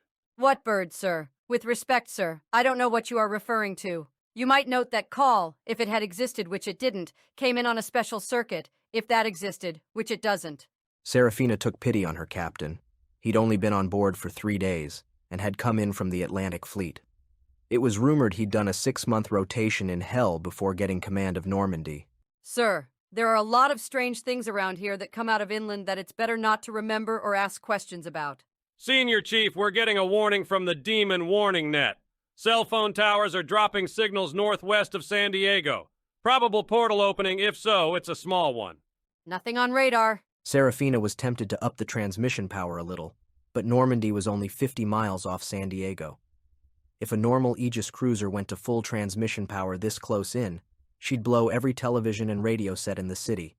What an Aegis BMD would do defied rational imagination. More precise location? Around the El Capitan Reservoir, in the mountains. The trace has gone now. Demons say probably one entity only passed through. Uriel. The hiss went around the CDC. Captain Pelranius didn't hesitate. Sound battle stations. Assume one very hostile angel inbound. Send out the warning to Army and Air Force units as well. We don't want the son of a bitch to get away this time. West of El Capitan Reservoir, California. Uriel popped out of the portal over the oddly shaped lake that he'd selected as his entry point. In the past, he would have set off to the community he had selected for annihilation, confident in the knowledge of his unchallenged supremacy. But those days were gone. His wing was still stiff from the injuries he'd suffered at El Paso, and his skin itched with the memory of that battle. So he stayed down amongst the mountains and made sure that his position was secure before he started his sacred mission of bringing final peace to the humans who lived below. Safe in the darkness, his senses stretched out. He could feel the existence of life here, some of it animal and of no great importance, but more was human. Once this whole area had been uninhabitable desert, but humans in their arrogance had challenged that divine judgment and brought water to the sand. Great cities had grown up on the coast.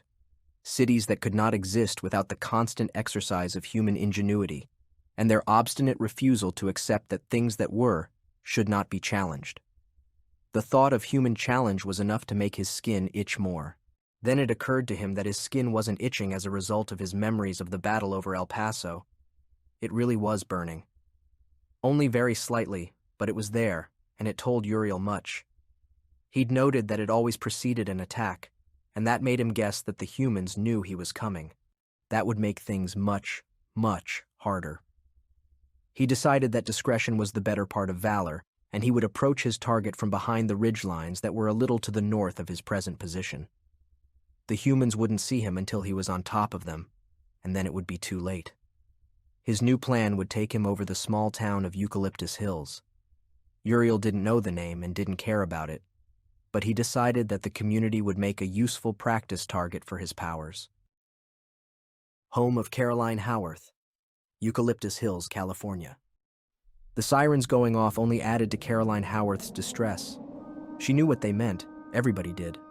The continuous wailing noise meant that a netherworld attack was imminent, and a portal had opened nearby. Rex? Rex, here, boy! During the Curb Stomp War, the threat had been Baldric berserkers who would materialize somewhere and destroy anything they found. Now, with Yahweh responsible for the attacks, the sirens meant Uriel was on his way. Howarth had heard of El Paso and the result of a Uriel attack. 30,000 dead, the report said. The Rottweiler came galloping into the room at his human's call. He sat in front of her when she made the right-hand gesture and waited patiently while she strapped a silver cap over his head. Rex didn't understand this, but it was something that made his human happy, and that was enough for him. He also noted that she was wearing a silver cap as well, and that was good because it made the big dog feel part of the pack. Howarth looked around. She'd modified this room as a shelter when she'd heard about El Paso. She couldn't line all the walls of her house with aluminum foil, but she'd taken the room furthest away from the outside walls and covered the walls and ceiling of that room with as much tinfoil as she could afford. She closed the door, then took tinfoil and taped it over the doorframe. Her dog watched her carefully. He could sense there was danger even if he couldn't define it. But his human was doing something about it, and that was good. If the worst came to the worst, Rex knew he could bite with a pressure of more than 350 pounds per square inch, and if the danger wanted to get to his human, it would have to get past him first. Her preparation work finished, Howarth walked back to the center of her room and sat down with her dog, wrapping her arm around his thick neck. She knew something that Rex didn't. At El Paso, only a tiny handful of pets had survived the attack. She just hoped that she'd done enough to save hers. USS Normandy, CG-60, off San Diego, California, Earth. Closed up, ready for action, sir. Any sign of him? No, sir. Last report is still El Capitan. He must be using the hills as cover. Upping transmission power won't help. It'll just increase reflections off those hills. We could lob an SM-2 into the general area and see where its terminal is homing in on, but it would be just as likely to hit a catbird or a fast-moving car. And if he's sitting on the ground, it'll just go ballistic and could end up anywhere. Pelranius looked at the map, trying to visualize the terrain.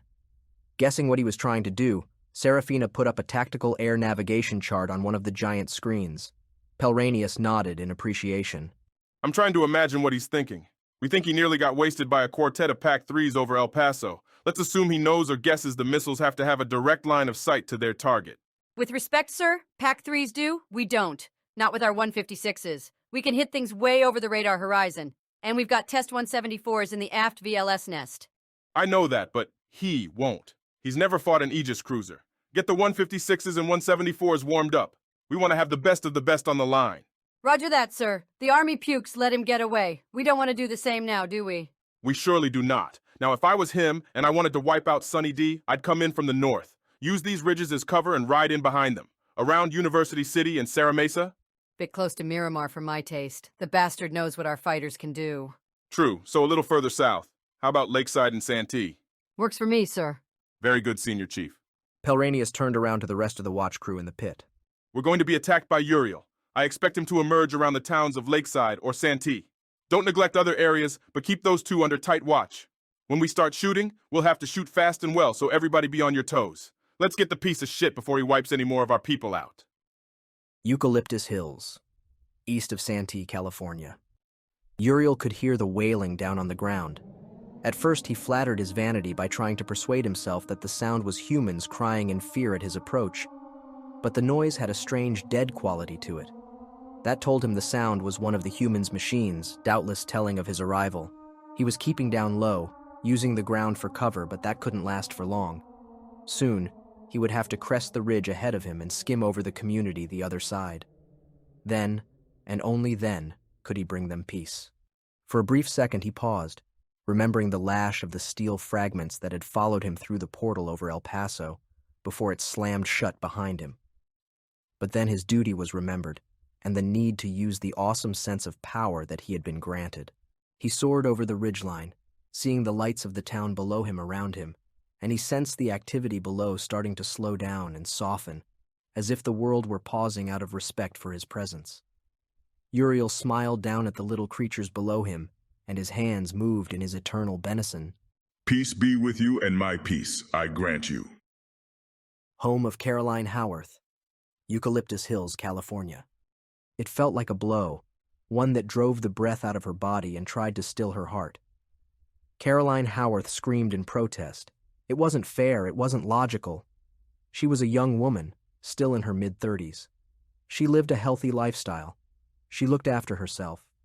Her condition was as good as any and better than most.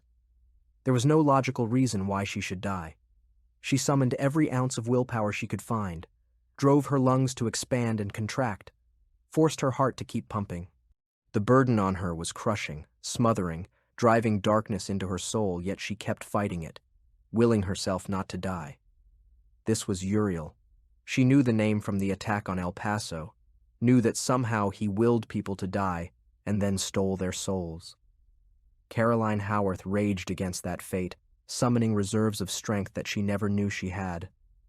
Then she glanced down and saw the brown eyes of Rex staring up at her, confused and pained, but grimly determined not to desert her.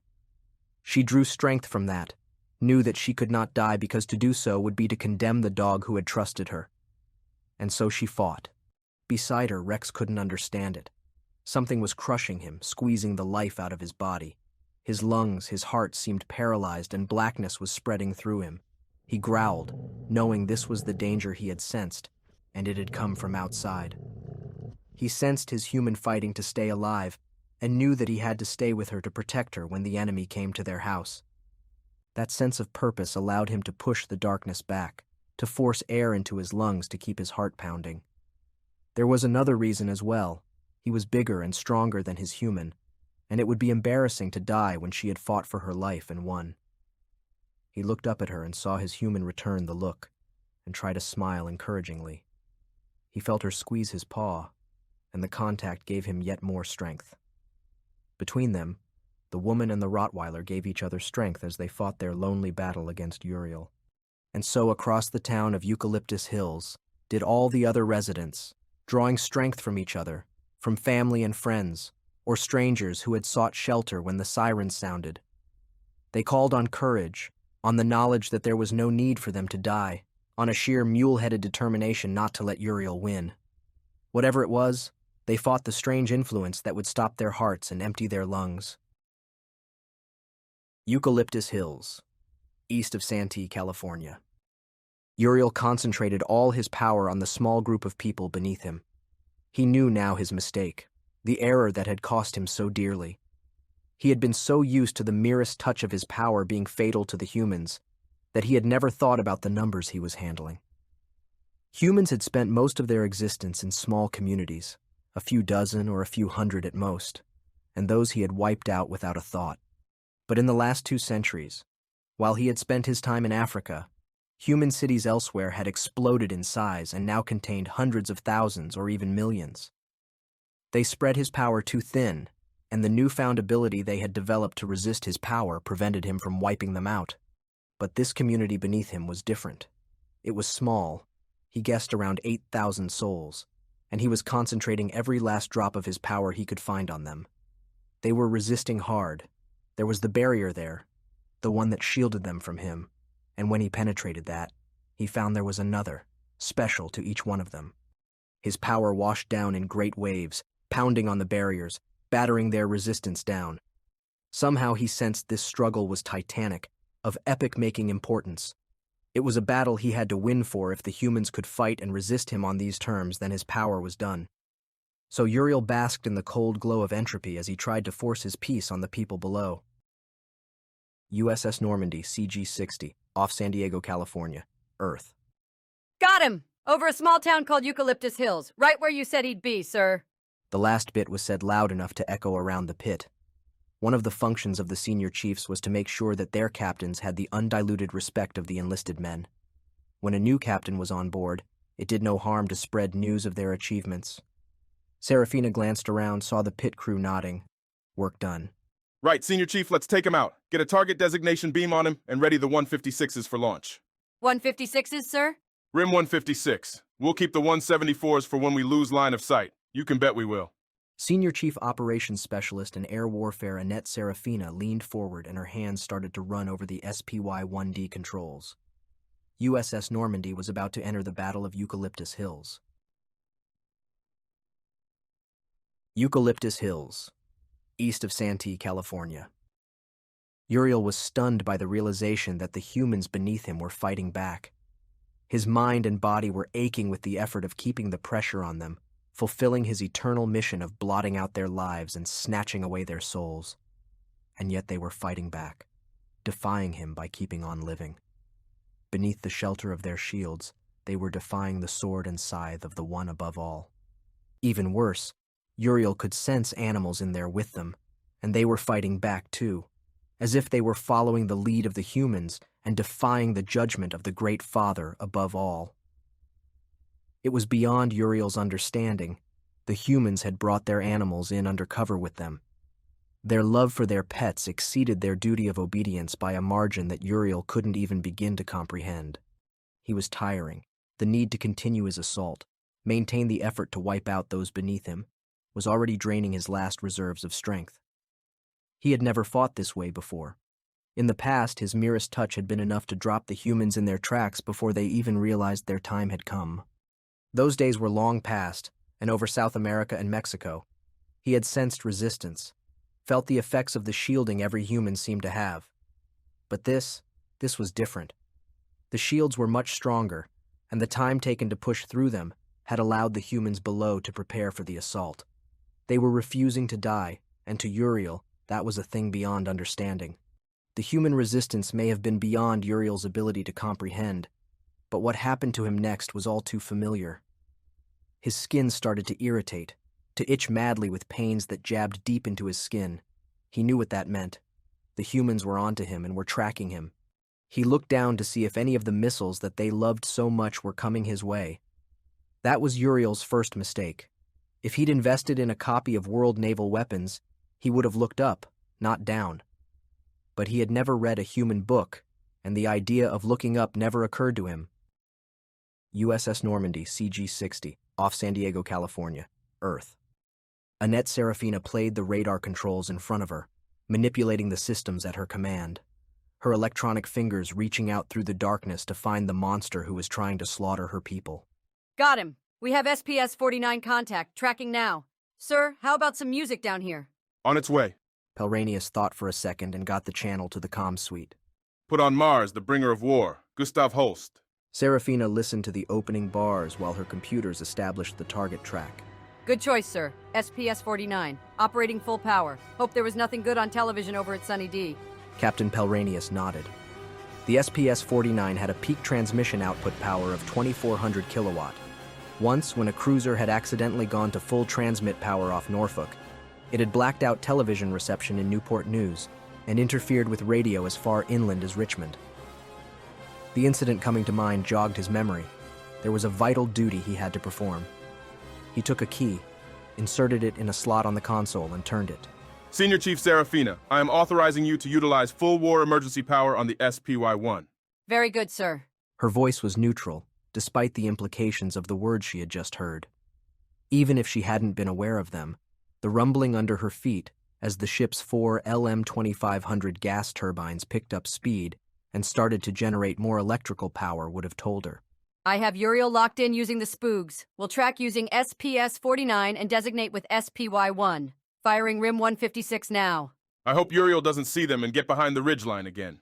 The ship started to shake as the first of the salvo of Rim 156 anti-aircraft missiles left the silos. Within a second, 4 missiles were arching up from the ship, heading northwest towards the town of Eucalyptus Hills. Won't save him, sir.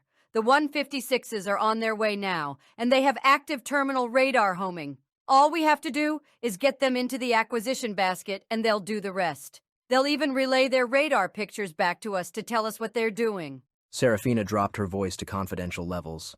Don't worry, sir. Everybody makes that mistake, assuming we can't hit a target that's over the radar horizon. Been times when that was the last mistake they ever made.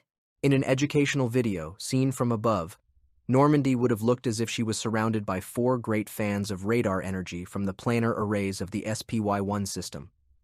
Then, as Serafina's expert fingers played the controls and switched the system from surveillance to target designation mode, the fans started to split into narrow beams that coalesced into thin lines. Then, the lines started to merge as she combined their output into a single beam per face.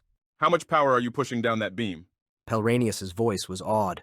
All of it, all our generators can give us. Serafina's voice was still neutral. The pencil beam she was generating was capable of tracking an object 2 feet across at a range of far over 1,000 nautical miles, and detecting the tiny variations in its trajectory caused by variations in Earth's gravity. At under 100 miles, the power of that beam was ferocious. The textbook said SPY-1 had a peak power output of 4,000 kilowatt, a figure that caused great amusement to the Aegis community.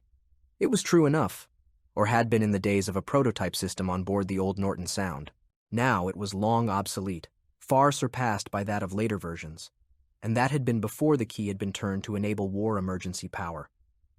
The target designation beam of an SPY-1 was a powerful weapon in its own right.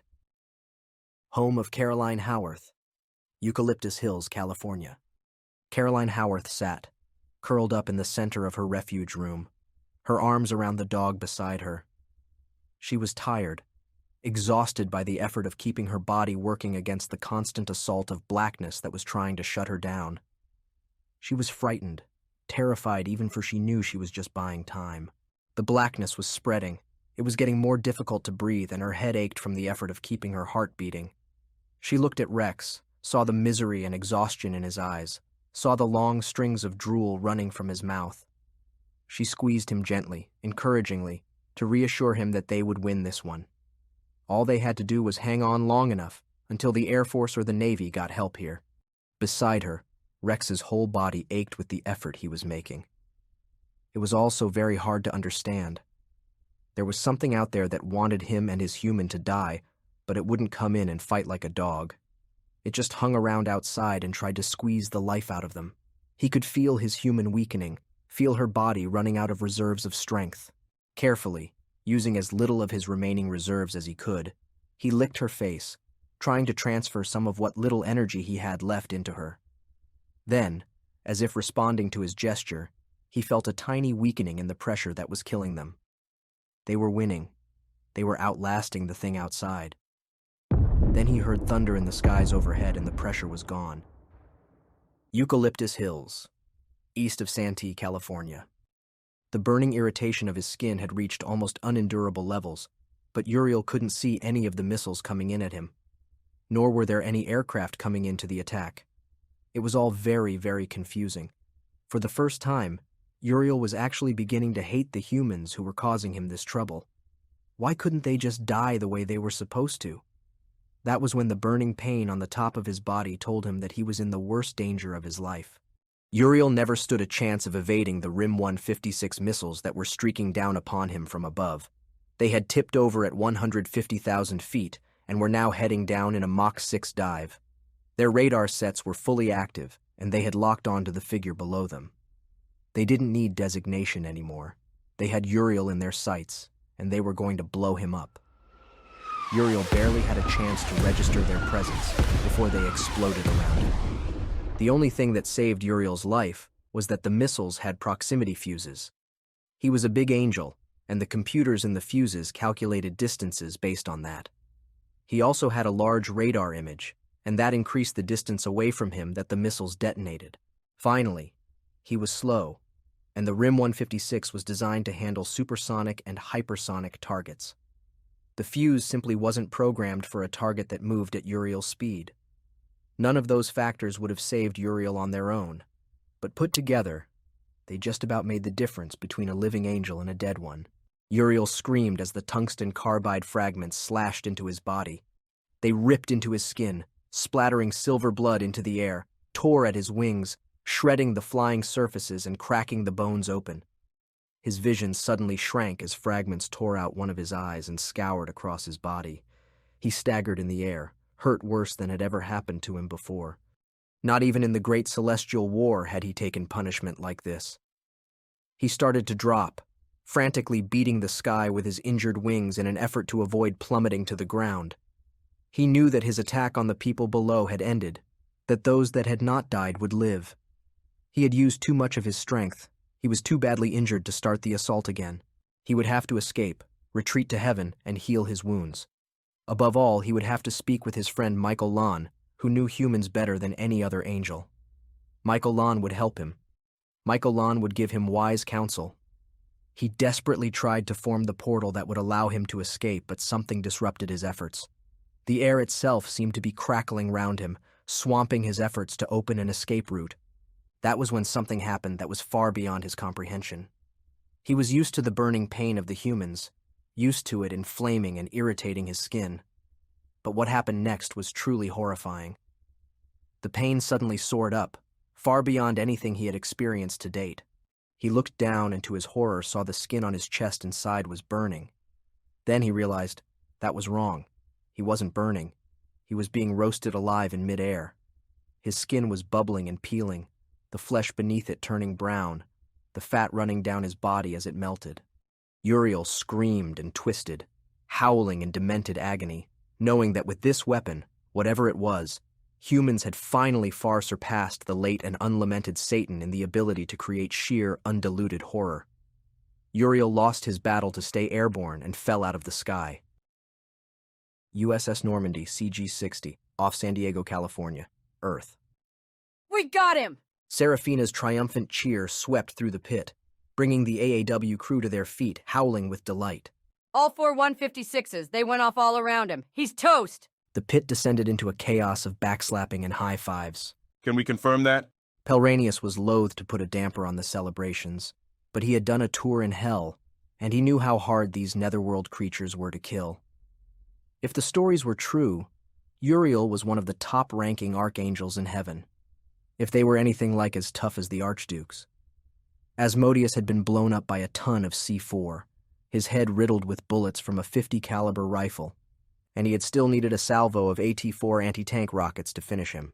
Beelzebub, hit by 2 Mavericks and riddled with 30mm fire from 2 Warthogs. Dumos, her brains scrambled and her body fried by rocket exhausts. Satan himself, 2 massive-shaped charges to the chest and head. Uriel was in that league, and Pelranius really doubted if 4 RIM 156s would be enough to do the job.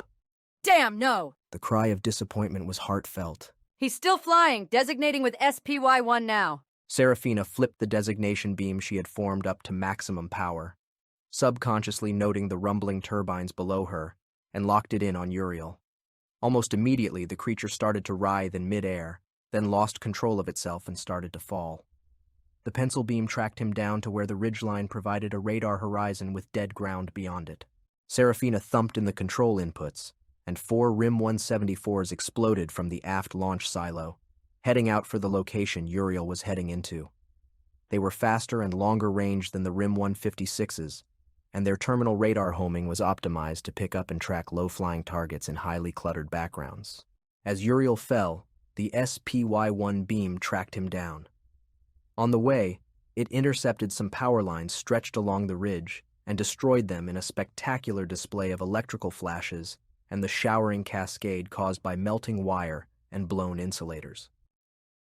Home of Caroline Howarth, Eucalyptus Hills, California. It was gone. It was over.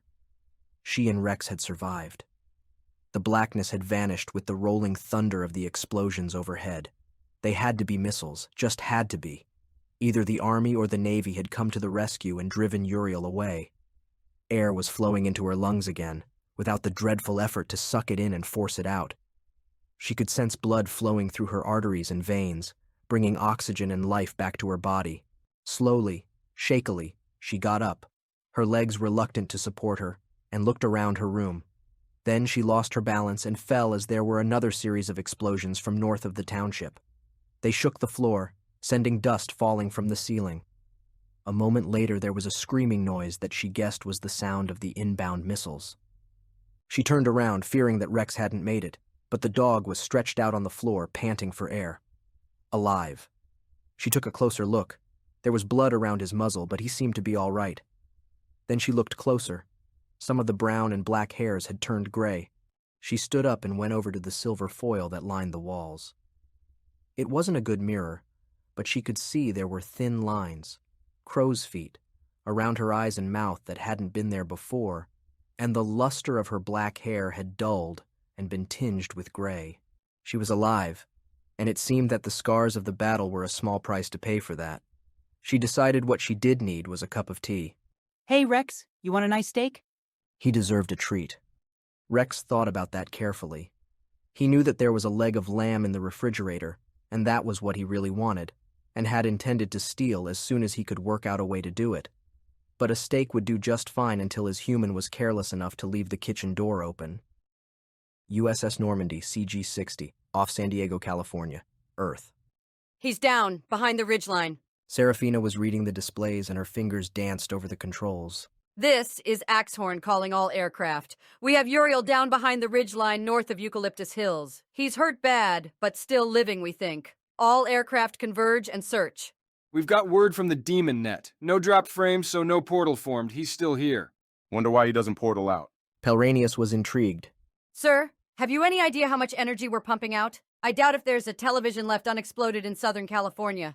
Just a guess, but I think we're jamming him. What about the aircraft closing in? Won't they be at risk? Not on surveillance mode, and I've got the designation beams turned off. We can flip back to war mode in seconds if we need it. Axhorn, this is Combat Air Patrol 311. I'm heading for Eucalyptus Hills now. Intend to stay below flight level 10. Please advise fast movers to stay above that. Will do, Cap 311. There was a bleep and the special channel activated. Axhorn, this is Habu-01. I'm turning around to come back in. Require clearance on flight and speed. Habu-01, your choice. Up where you are, nobody else can go. Nice of you to say so, Axhorn. Be advised I'll have sideways-looking radar on. If something's big and nasty down there, I'll spot it.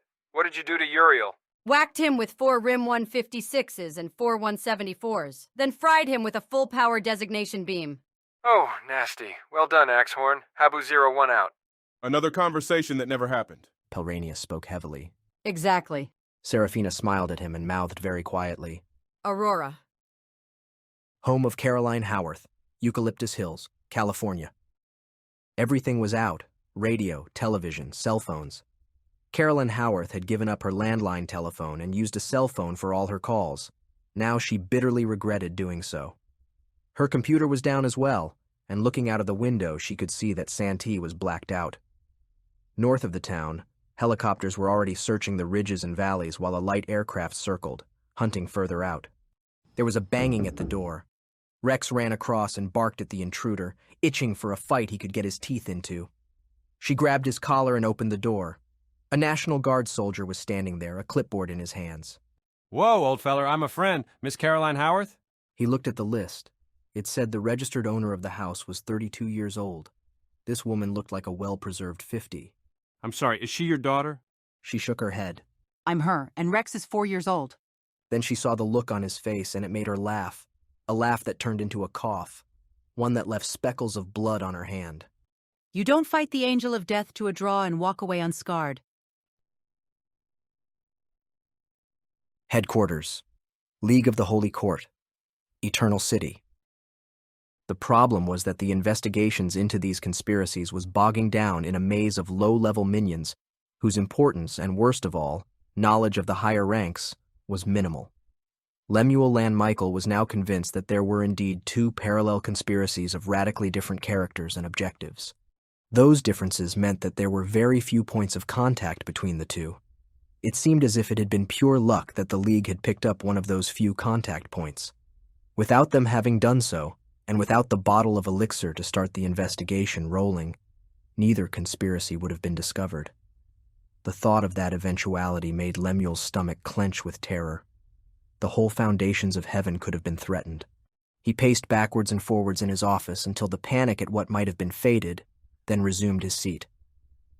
Once more, reading the reports from the handful of trusted agents who were investigating the main cabal, the differences between it and the second one that was his own interest stood out. It wasn't just the differences in organization, although they were striking enough. It was the beliefs that seemed to be so different, or more precisely, the contrast between the overt dogma of the first conspiracy and the seeming lack of any defining ideology in the other. In his own investigations, he had been unable to find any ideological system that defined the second conspiracy. It seemed that the only link that existed to unify them was their taste for human products and goods. Lemuel shook his head and returned to the report on the first conspiracy. He had finally managed to find a Malachim whose membership in the higher ranks of the Cabal wasn't matched by the protection extended by his lord. That lord had been one of the angels martyred in the pouring of the first bowl of wrath, and his demise at the hands of the humans had left his retinue adrift without patronage. Fortunately for Lemuel, and unfortunately for him, their victim hadn't found a new patron before the League had picked him up. Lemuel read the interrogation results again and tapped the scroll on his desk. He would have to take this to Michael Lon. Michael Lon's office, Temple of Righteous Ardor, Eternal City. And so, what have you come up with, Lemuel? Michael Lon smiled in greeting as Lemuel entered his office, knelt and swept his wings forward to cover his face. Come, there's no need for such deference. We're old comrades, after all. Michael Lon, my investigators have now found out more about the Cabal that concerned us. The phraseology perturbed Michael, and he waved Lemuel to continue. We now have an insight into the thoughts and beliefs of those who form this group. They believe that the humans are being unjustly treated here in heaven, that having earned their salvation down on earth, they should benefit from more of the riches and pleasures of the eternal city. They believe that the decision to close the gates of heaven was mistaken and that, once again, worthy humans should be allowed to take up residence here. They challenge the wisdom of the one above all. Michael Lon's voice shook with rage, and outside the building, a roll of thunder echoed across the iridescent structure. That made Michael Lon feel absurdly pleased with himself. He had always envied Yahweh's ability to conjure up thunderstorms at will. No, my lord, even they would not dare look so high. They believe that the nameless Lord of all has been misled and deceived by treacherous and self-seeking advisors. They believe that if the all-knowing Father was made aware of the injustices committed in his name, then he would drive out those advisors and remedy the results of their sinful hubris. They believe that the one above all would appoint his son as his advisor and chamberlain, to replace those advisors who betrayed his trust. My lord Michael Lon, it shames me to even speak the words, but they name you as one of those advisors who have led the one above all astray. Hence my need to come here so urgently. Michael Lon nodded slowly in acknowledgement. You have done very well indeed, my old friend. Interesting. Now who is it who wants me out? Salaphael and Azrael are both in reduced favor at this point. Either of them could have hatched this plot, but the bit about Yahya not being aware of these so-called injustices smacks of Salaphael. He's just dumb enough to believe all that. And you believe that they are bringing up goods from Earth to bribe humans into becoming their supporters? That idea stopped Lemuel in his tracks. He honestly hadn't thought of that interpretation. He mulled it over for a few seconds, then discarded it. Michael Lon, that would be one possibility, but I believe the evidence runs against it. We have found no trace of human goods in the Cabal beyond the single bottle of elixir, nor does the ideology of the group run in favor of this suggestion.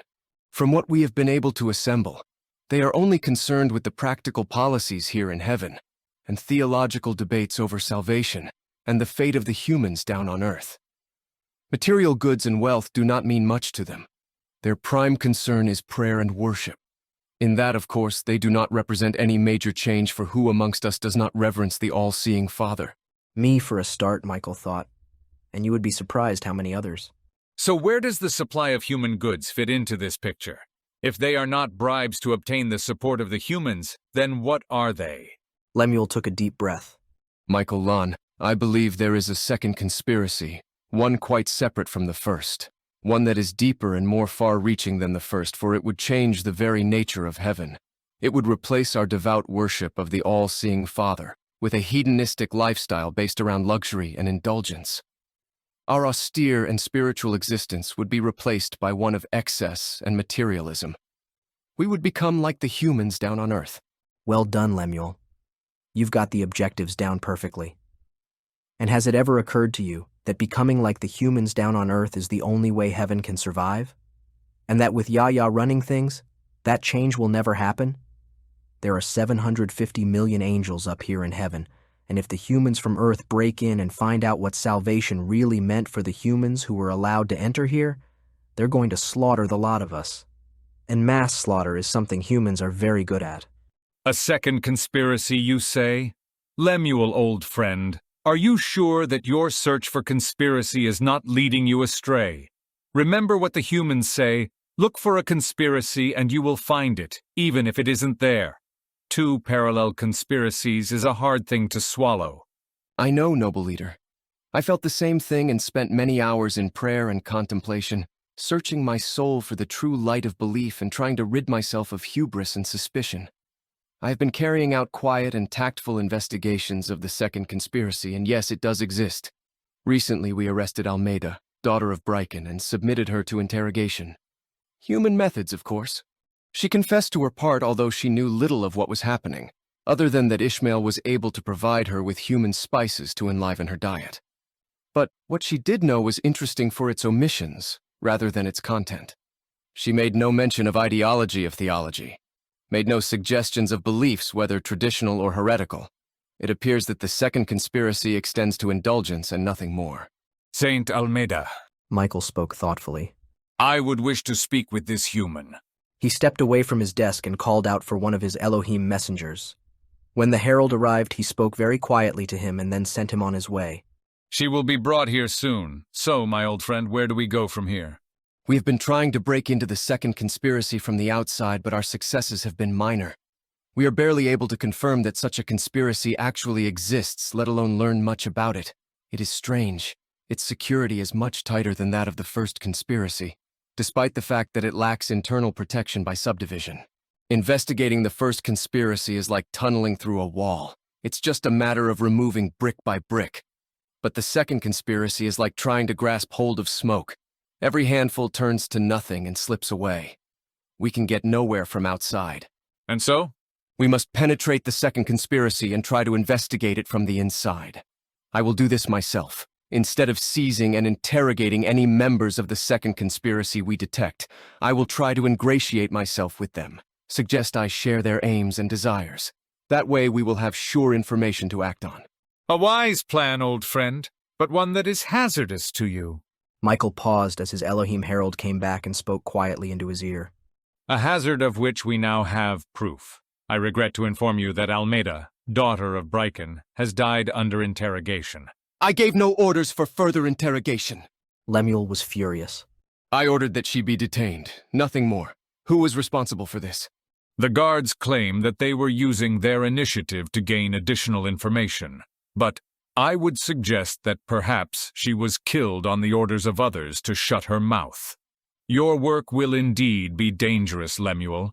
Keep word of it strictly between ourselves, and let none know of it. White House Conference Room. White House, Washington, D.C. In California, the hunt for Uriel is now entering its second day. The Archangel Uriel is believed to have been badly wounded during his attack on Eucalyptus Hills and is now in hiding somewhere in the hills of Southern California. United States volunteers and aircraft from numerous military bases in the area are combing the area in their effort to find Uriel. Local law enforcement officials say that they have numerous leads on his location and believe that he will be found shortly. On the international scene, Thai troops of the Human Expeditionary Army have entered Moulmein and isolated the southern half of Myanmar from the main body of the country to the north. Spokesmen at Human Expeditionary Army headquarters state that the Myanmar leadership was inspired to open this war by heavenly intervention, and that the successful course of the campaign represents humanity's first successful counterstrike against... Is that true?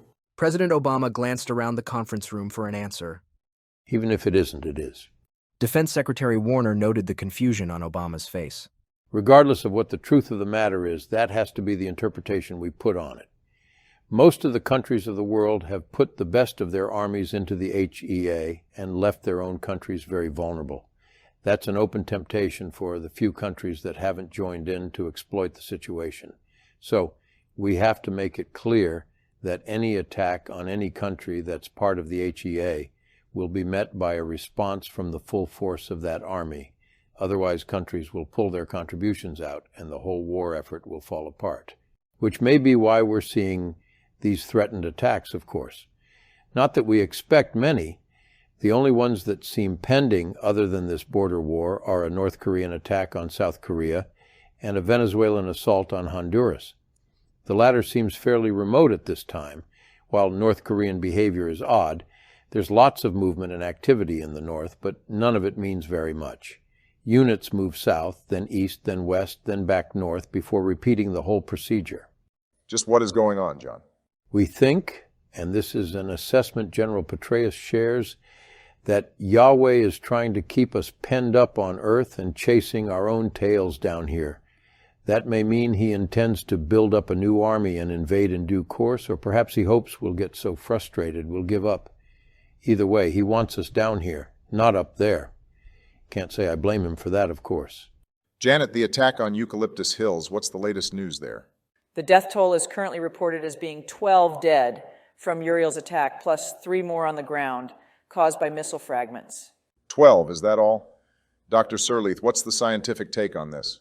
We can confirm the 12, sir. Eucalyptus Hills has a population of 9,500, so if we'd seen the same mortality as at El Paso, we would have expected some 75 dead. Uriel scored much less than that, so we can count that as a success for our defenses. Also, the pattern of death is interesting. Eucalyptus Hills was a very useful target from our point of view. It is a homogeneous community, mostly relatively wealthy young families in their early mid-30s. This eliminates wealth and age as variables, so it gives us a good handle on what Uriel is actually capable of doing. That shows us a useful pattern. All 12 dead were people who lived alone. People who were in even small communities, their families, for example, or who took in people trapped outside when the sirens went off, survived. The power of love? The voice was derisive. In a way, yes, their stories are all the same. They felt an invasion of their minds, trying to shut off their ability to breathe and their hearts to keep beating. They fought it, refused to accept death, and mostly they won. We think the shielding provided by lining houses with metal foil and wearing tinfoil beanies bought them enough time to understand that the attack was underway and resist. In the past, people hadn't had that protection and they simply died before realizing they were being attacked. Having said all that, the communal aspect of resistance does appear very important. Having their families, friends, pets, other people around them, gave them the encouragement and determination to keep fighting. Any military officer will tell you that soldiers in groups fight much better than troops on their own. But I think this realization goes a long, long way back, right to our earliest folk memories. How many stories are there of a community threatened by a terrible enemy, but who survived because everybody gathered in a single place and supported each other? Stories like that are a standard part of every country's mythology. We're prepared to bet those are folk memories of Uriel attacks that failed. So, assuming Uriel survives or is replaced by another archangel with similar powers, our defenses should include gathering people into the largest possible groups and not leaving anybody alone. Bring the pets in as well. It's interesting to note that pets that were brought in survived this attack. Those left outside did not. One woman even claims that her dog helped her fight off Uriel. Might be true too. She was alone in her house apart from that dog. But we need to build community shelters, heavily protected with metal shielding and large enough for people to gather together. Assuming Uriel lives, John, how is the hunt going? The news broadcast has it right for once. We're still hunting, and we know that Uriel is badly hurt. The ground troops found the spot where he came down. There's a dent in the soil where he landed, and there's burned flesh and skin debris in the area. We think that the radars on the Normandy hurt him as much as the missiles. They effectively microwaved him in midair. Those designation beams are powerful. They only warm an aircraft up a bit. That's how they detect stealth aircraft. Warm them up and spot them on thermal viewers, but against unshielded flesh? Very nasty. Anyway, he ducked missiles over El Paso, but he couldn't duck a high-energy beam. Incidentally, we don't give much for his reproductive chances after that. Other than that, we're still searching. He's dragged himself off somewhere and he's hiding. The demon net doesn't report any portals forming, so we think he's still out there. We can assume he's recovering. Our experience is that demons and angels don't die of wounds. If they're not killed outright by damage that overwhelms them. They recover. So he's out there and he's getting better. Dr. Surlethe? I concur, Mr. President. We have to find him before he regenerates. But I find that information about high-energy beam effects very interesting. Perhaps we're not using the right weapons against Uriel. Throne room. The ultimate temple. Eternal city heaven. The seraphim and cherubim, along with all the other strange creatures that kept Yahweh amused, were developing a conditioned reflex. As soon as they saw Michael Lon approaching to give his report on the progress of the war against the humans, they dived for cover. As he entered the holiest of holies, the badly chipped marble of the temple walls suggested that the master mason had given up on repairing the damage from previous reports and was now just contenting himself with fixing the bits Yahweh could see. In the dim glow that filled the throne room, that wasn't very much. In front of him, the one above all others sat staring moodily at the 7 great gold lamps, watching the clouds of scented smoke hang in thick, hazy clouds. He still hadn't recovered from the shock of Wuffle's death, and he had vetoed sending the Scarlet Beast and his rider to further vex the humans. Michael Lon had been annoyed and surprised by that. He had planned on getting rid of them both that way. The humans would oblige him. He didn't doubt that for a moment.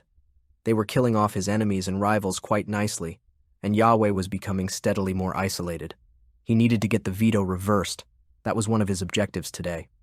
Michael Lon took his accustomed position in the middle of the lamps and knelt down on both knees, prostrating himself and pressing his flawless lips to the cold, dark jade floor. The ceaseless chant of, "Holy, holy, holy is the Lord God Almighty, who was and is to come. You are worthy, our Lord and God, to receive glory and honor and power, for you created all things, and by your will they were created and have their being," quieted, and then died to whispers. In the gloom, Michael Lon saw their eyes shifting around trying to find the nearest cover from the inevitable explosion. In the faces of the 24 members of the Eternal Choir, Michael Lon could see the malicious enjoyment that warred with fear at the prospect of the events to come. Good for you, boys, Michael thought. I'll try and live up to your expectations. Now let the good times roll. From the white throne, the voice of Yahweh thundered. Michael Lon, my general, what news do you bring me? Do the humans still defy my will? Of course they do, Meadow Muffin. The serious question is how much longer you will defy theirs. They cower in fear at our righteous wrath, Lord above all others, but still they remain recalcitrant. Humans blaspheme your peerless name. Very inventively, if I may say so. And they have evicted you from their places of learning and from their government offices. In all their cities and towns, from all their public places, and even from each person's home you have been cast out. No longer do they give glory to you, and they continue to do their evil deeds. Putting it bluntly, Father of all, they have decided that they do not want you. Your own holy church has disowned you and curse your name as a usurper who has replaced the one true God. It was an all-time record. Michael Lon had never got continuing thunderclaps and technicolor lightning this early in a meeting before. Marble fragments sprayed from the walls and lashed across the room. Michael Lon glanced across to the traditional position of the Master Mason and saw why the throne room hadn't been fully repaired. The Mason had built himself a quite well-designed bunker in one corner. As Michael watched, a stick with a white flag on the end rose from behind the walls and waved backwards and forwards. The movement attracted the attention of a pair of seraphim, who abandoned their cover behind a table and fled to the bunker. They vanished behind the walls, then were unceremoniously thrown out. Fortunately for them, the storm of fragments was dying down, and they escaped with only a few serious wounds. What of Uriel Lon? Has he redeemed his earlier failures? The voice boomed across the still roiling clouds that surrounded the great throne. He has carried out another attack on a small town outside the city of San Diego. It was a hard battle, so I understand, and the humans fought well. They used their cruelest weapons and they drove him off. It must be said that Uriel is also believed to have fought bravely before being forced to retreat. There are reports that he is badly injured, and the humans still hunt him with their beasts and machines. If they catch him, it will go hard for him. Forgiveness and mercy are not human characteristics. Sorry, little humans. That libels you, I know. So sue me. Michael hesitated for a moment, acutely conscious of all the lawsuits that were piling up over acts of God. On second thoughts, please don't. I can't afford it. And in truth, your forgiveness and mercy exceeds the divine by far. He is defeated yet may still live? Yahweh's voice echoed concern. That is correct, O Lord of all. I would see him here. I would seek his explanation of his failures at first hand, Michael Lan. Arrange for his location and rescue. At once. Oh, damn. Your wish is my command, O Lord above all. Now once again, may I bring to your attention the need to strike at the center of the human spirit. I mean, of course, the city of Jerusalem. It would be a good target for the Scarlet Beast and for Duma. And it would give the Israelis something to shoot at. I've always wondered how good they really are. Jerusalem? Yes, that will strike at their hearts and souls. Yahweh paused for a moment, thinking of the sad fate of Wuffles, and Michael could swear that he saw him brush a tear from one eye. But make sure that both Fluffy and Duma know what they must do, and ensure that they take care. Now what of the bowls of wrath? Is the fourth bowl poured yet? Not yet, Lord of all. The time is not yet ripe. Meaning neither I nor Belial have come up with a solution to that particular problem. Belial really is a great disappointment. But I have news. The hurricane season is starting again on Earth. We can lash them with your divine wrath once more.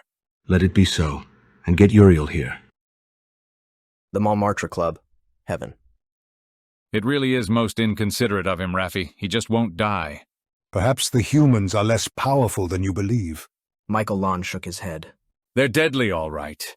They're like the asp, very pretty to look at until they spread their hoods and sink their teeth into you. Then you die. Raffi, don't ever underestimate humans. Satan did, and the mistake killed him. Yahweh's doing it, and it's costing him everything he has. Uriel's been really lucky so far, that's all. Plus the fact he's the most powerful enemy the humans have ever faced. But they'll get him if we don't rescue him. Who are you going to send? Raphael was hoping desperately he wouldn't hear the word you. Michael Lan was thinking that over.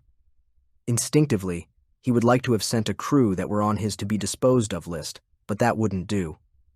He was acutely aware of the fact that, in the great game he was playing, he was his own most powerful piece. I'll do this myself. Raphael relaxed so obviously that it made Michael Lan grin. Then he waved at the stage.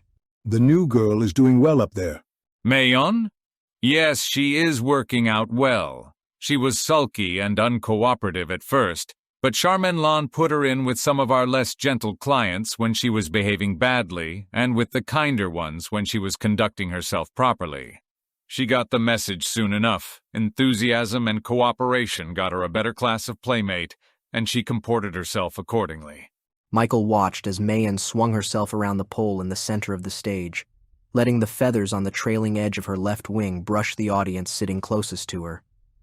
She lifted one leg, wrapped it around her pole, and started to slide down it. When she reached the bottom, she arched backwards, then straightened up. During the process, she dropped another part of her robe to the cheers of the crowd. Yes, she is doing well. Michael Lan, what do you plan to do about Lemuel? He's getting closer. He is, isn't he? What do you suggest I do? Kill him. Michael Lan shook his head. Bad move, Raffi. Think about it. At the moment, the investigation he is officially running is actually helping us, and he is the best person we could have in that job. The other investigation, the one that could lead to us, is private, or at least tightly confined. Now, if he dies, the first investigation gets disrupted, and remember, we have rivals out there. People will look into his files, they'll find out about his second investigation, and that'll make it all official. We'll be the subject of a real League of the Holy Court hunt, and that will mean serious problems for us all. So Lemuel lives. What we will do is send him down a blind alley, one where he can find all sorts of interesting things that are utterly unimportant. Michael Lan thought for a second. Of course, the other option is to bring him into our little club here, get him on our side. Human pleasures are seductive, and having the best investigator in the League of the Holy Court working for us will be very useful indeed. Risky. Of course, but the rewards would be great. Ah, Mayon's finished her dance. Up on the stage, the blonde angel was nude and knelt before the audience, sweeping her wings over to cover her head. An Aralim rose from his table close by the stage and took her hand, bringing her to his table. Michael waved unobtrusively, and Charmaine Lan came over to join him. Rafi, you know Charmaine Lan, don't you? She runs the girls who work here. Charmaine, we were just commenting on how well Mayan seems to have settled in. Charmaine Lan thought for a second. She was difficult at first, but aren't they all? Her addiction helps, of course. If she goes short, she gets very cooperative very fast. But once she'd settled in, everything worked out. In addition to her heroin, I've been keeping her on some other stuff, just to take the edge off, so to speak. But she's worked out some very good variations on the reverential dances she'd been taught. I think she'll make it just fine. No trouble with clients? She panicked the first time one got rough with her, but that's all. Don't worry, Michael Lan. She's doing fine. Who, me, worry? Michael Lan threw his hands up in a traditional Alfred E. Newman gesture, and his companions burst out laughing. Charmaine Lan patted his hand and left. Well, Rafi, one more round, then I've got to work out how to pull Uriel's nuts, if he still has ownership rights on them, out of the fire. 2nd Regimental Headquarters, 1st Cavalry Division, Banks of the Irrawaddy, Myanmar. The trouble is that we haven't actually advanced more than 250 miles. Nobody in this crazy offensive has. Senior Colonel Mahindra looked at the fuel bowsers that were feeding his armored cars and shook his head. It wasn't just that they were American fuel trucks. It was the fact they had just materialized in the middle of his lager. He still couldn't get used to the way his logistics train was working. He radioed for supplies and a helicopter with a sensitive, and the equipment to open a portal arrived. Then there would be a black hole in the center of his camp, and the trucks with his supplies would just drive out. He couldn't help thinking he had the strategist's dream here, a supply line that just materialized whatever he needed, where he needed it. That wasn't the end of the matter. The advance was simply leapfrogging from one point to the next. Any attempts by the Myanmar army to form a systematic defense had proved futile.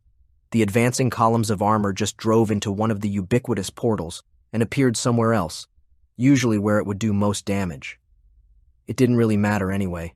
The Myanmar army was collapsing into a rout. The troops that had invaded Thailand were still there, under assault by the 5th, 9th, and 15th Infantry Divisions, but the rest of the army was dissolving. That surprised nobody. It was an army of unwilling conscripts with the highest desertion rate in the world. Faced with a mechanized enemy that could jump around the country at will, that army had come to the logical conclusion that being out of uniform was a better place than being in it. Any idea where we're going now? Mahindra's chief of staff instinctively checked the vehicle roster. They were in remarkably good shape for a unit that had advanced so far so fast. Then he kicked himself. As his colonel had pointed out, they hadn't. They'd jumped around. Over the river, obviously. How and where is another matter. There was another problem, a humanitarian one. The Myanmar junta hadn't bothered to provide any systematic and effective relief to the population in the area devastated by Cyclone Nargis almost 15 months earlier. Now, with the country opened up by the invasion, convoys of trucks were bringing relief supplies up to the impoverished people. The problem was that the relief agencies wanted to use portals as well, and there just weren't enough sensitives to provide them all. Sir. A junior officer pointed towards the road leading back to Mulmine. A column of 5 Humvees, driven nose to tail, was hurtling along the road in a cloud of red dust. Even as he watched, it stopped at the perimeter and then proceeded towards the vehicle logger. When it stopped, a group of officers debussed, led by a single short figure. Oh. Colonel Mahindra prayed devoutly that everything in his regiment was in order. Colonel, I need your regiment to move out. General Asani's eyes ran around the command tent, taking note of the carefully marked up maps and the updated status charts. Yes, ma'am. I have a company ready to move now. I can make a full regimental move in 3 hours. 3 hours? When we started to resupply, I made up a fast response team and concentrated on getting them ready to go. Now that's done. We're refueling the rest of the vehicles. Everybody bombed up? Yes, ma'am. The general nodded. Well done. I see no cause for complaint. Colonel, how would you like to be the first unit into Yangon? Another jump, ma'am? That's right. Kitten found a sensitive in a village just east of Yangon. We're getting better at doing that all the time. We'll form a portal from here to Hell, and then one from there to the new assembly point. Once that's secured, we'll use it as a base for our own sensitives to establish 2 more jump heads west of the city and block any routes out. Then, you take your regiment in and secure the city. Mahindra looked at the map. Any resistance likely at the first jump head? Recon says minimal at best. A global hawk's overhead, but it can't see anything. All the reports we are getting says resistance is crumbling fast. 3rd Second got held up at Pa'an because the local people insisted on winding flowers and rosaries around the guns on the tanks. If that pattern stays repeated, you should have no problems. Ma'am, I'd like to send the rapid response unit into the jump head in about 1 hour. I'll have a full battalion ready to back them up by then. If the rapid response company hits problems, a full battalion will be enough to shoot them out of it. If they don't run into trouble, then we gain time and we can get the base established earlier. Approved. The general leaned back and grinned. This isn't warfare the way our fathers learned, is it? No, ma'am. We've rewritten the book out here. We've rewritten it for campaigning under these circumstances, yes. Whether using portals this way will work in a full-scale war against serious opposition, that's another question entirely. North Korea, ma'am. North Korea, whatever they're up to, I suspect they're watching what's happening out here before deciding what to do in their own backyard. And also, what happens to the Myanmar junta. We're convinced Yahweh put them up to this attack. Now the only question is whether he'll bail them out now that it's all going pear-shaped. Temple of Everlasting Acquiescence, Eternal City, Heaven. They had to be around here somewhere. Lemuel Lon Michael looked around for one of the angels he and Michael had picked out as likely openings for the attempt to infiltrate the second conspiracy. It had been a careful choice. The subjects had to be high-ranking enough to have real knowledge of the conspiracy, lowly enough to be impressed by Lemuel's rank, ambitious enough to value the rewards that bringing such a high-ranking angel into the conspiracy would bring, and innocent enough to lack any suspicion over why this plum should fall into their specific laps. A demanding set of requirements, to be sure. It didn't help that the thick, clinging clouds of incense made searching the sanctuary of the temple difficult. Lemuel had the uneasy feeling that the ones he was searching for were there, only just out of sight. This was new territory for him. His previous investigations had always been from the outside, the investigator probing the unknown. Now he was inside, or at least, that was where he wanted to be. It made his mindset even less comfortable to know that he was on his own. He had no backup, no group of hired humans or lowly Ishim to do the legwork for him. Even Michael wasn't here to help him. Michael Lan was away and would be for some time. Where Michael Lan had gone was technically a secret, but word had already started to spread through the jeweled buildings and alabaster streets of the Eternal City. Uriel, the sword and scythe of the peerless one above all, was in desperate danger, and Michael was on his way to personally rescue his old friend from the murderous intentions of the ruthless human killers. It was never spoken aloud, of course, never mentioned in more than the most subdued of whispers. But the voices on the wind said that Uriel had failed in his attacks, that he had let the great Michael Lon down and fled the scene of battle. Lemuel promised himself that when this investigation was completed, he would hunt down those voices on the wind, locate those quiet whisperers, and haul them before the League of the Holy Court on charges of blasphemy. Uriel was the sword and scythe of the Eternal Father. For him to fail was inconceivable. Perpetiel Lan Pascar, it is a pleasure to meet you here. Does it not bring joy to your heart to take time from your onerous duties and give thanks for the boundless blessings that our Eternal Father has bestowed upon us? The Bene Elohim turned around at Lemuel's voice and dropped to his knees, covering his face with his wings. This is true, most lordly Ophanim. The One above all bestows such gifts upon us that there are not enough hours in all of eternity to give thanks for them. Even knowing that, it brings joy to my heart to offer such adoration as is in my humble capacity. Most noble one, may this humble one have the honor of knowing to whom I speak. Of course, I am Samandiriel Lan Michael. Lemuel felt his spirit rebel as he told the lie here in the Eternal Father's own temple, but needs had to be filled when desperate circumstances demanded it. It is the first time I have attended here. Truly, this temple does honor to the Lord above all others. It is but modest compared with the great bounties bestowed upon us. Perpetua Lan looked up from behind his wings. And your presence here adds honor to our humble gathering. I was recommended here by friends who said that the devotion and worship of the congregation would restore my spirits. Come, friend, stand. There is no need for such humility. Compared with the divine presence, even the greatest of us is as nothing. Let us stand together in adoration of his spirit. Perpetual Lan rose to his feet, looking curiously at Lemuel. Your spirits are troubled, Great One? Lemuel sighed, a touch theatrically. I fear so. It is this war with the humans. It does not go well, and my heart aches to think of the pain human defiance is causing our eternal Father. I ask myself, is there not more we can do to ease his burdens? Can we not give our strength, such as it is, to help shoulder the burdens of this war?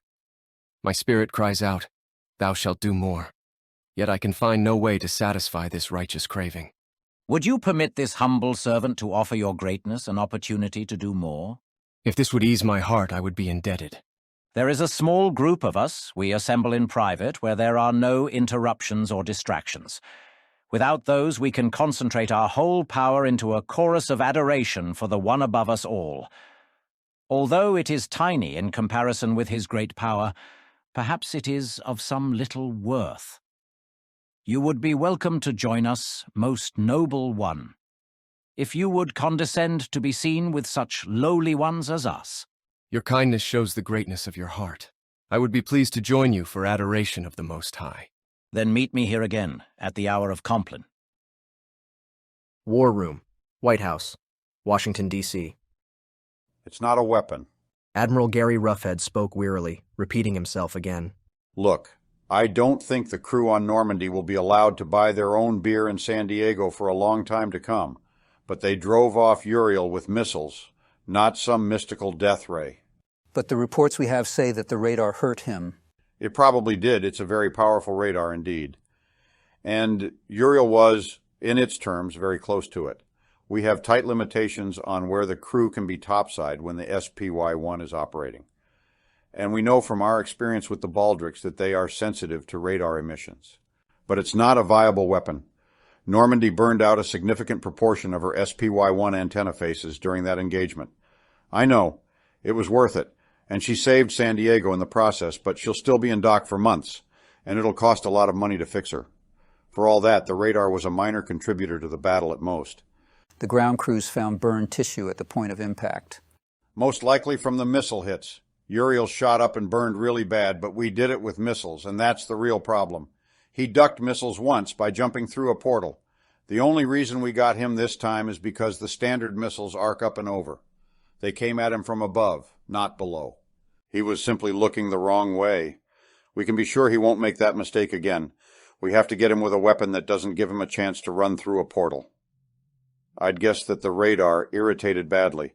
Probably caused him a lot of pain, but it really didn't do that much damage. What it did do was point us in the direction we should be looking. How about the YAL-1A? If the targeting beams from an SPY-1 aren't powerful enough to do the job, what about the laser on the YAL-1? General Norton Schwartz posed the question. How many YAL-1s are available? President Obama asked the question a little self-consciously. We have 2 built and 2 more in pieces. They were on the line when funding for the program was cut. They're still there. We can restart building them if the funding is restored. Obama sighed. He'd wanted to do so much, to restore the social programs funding that had been neglected during the years of Republican administration.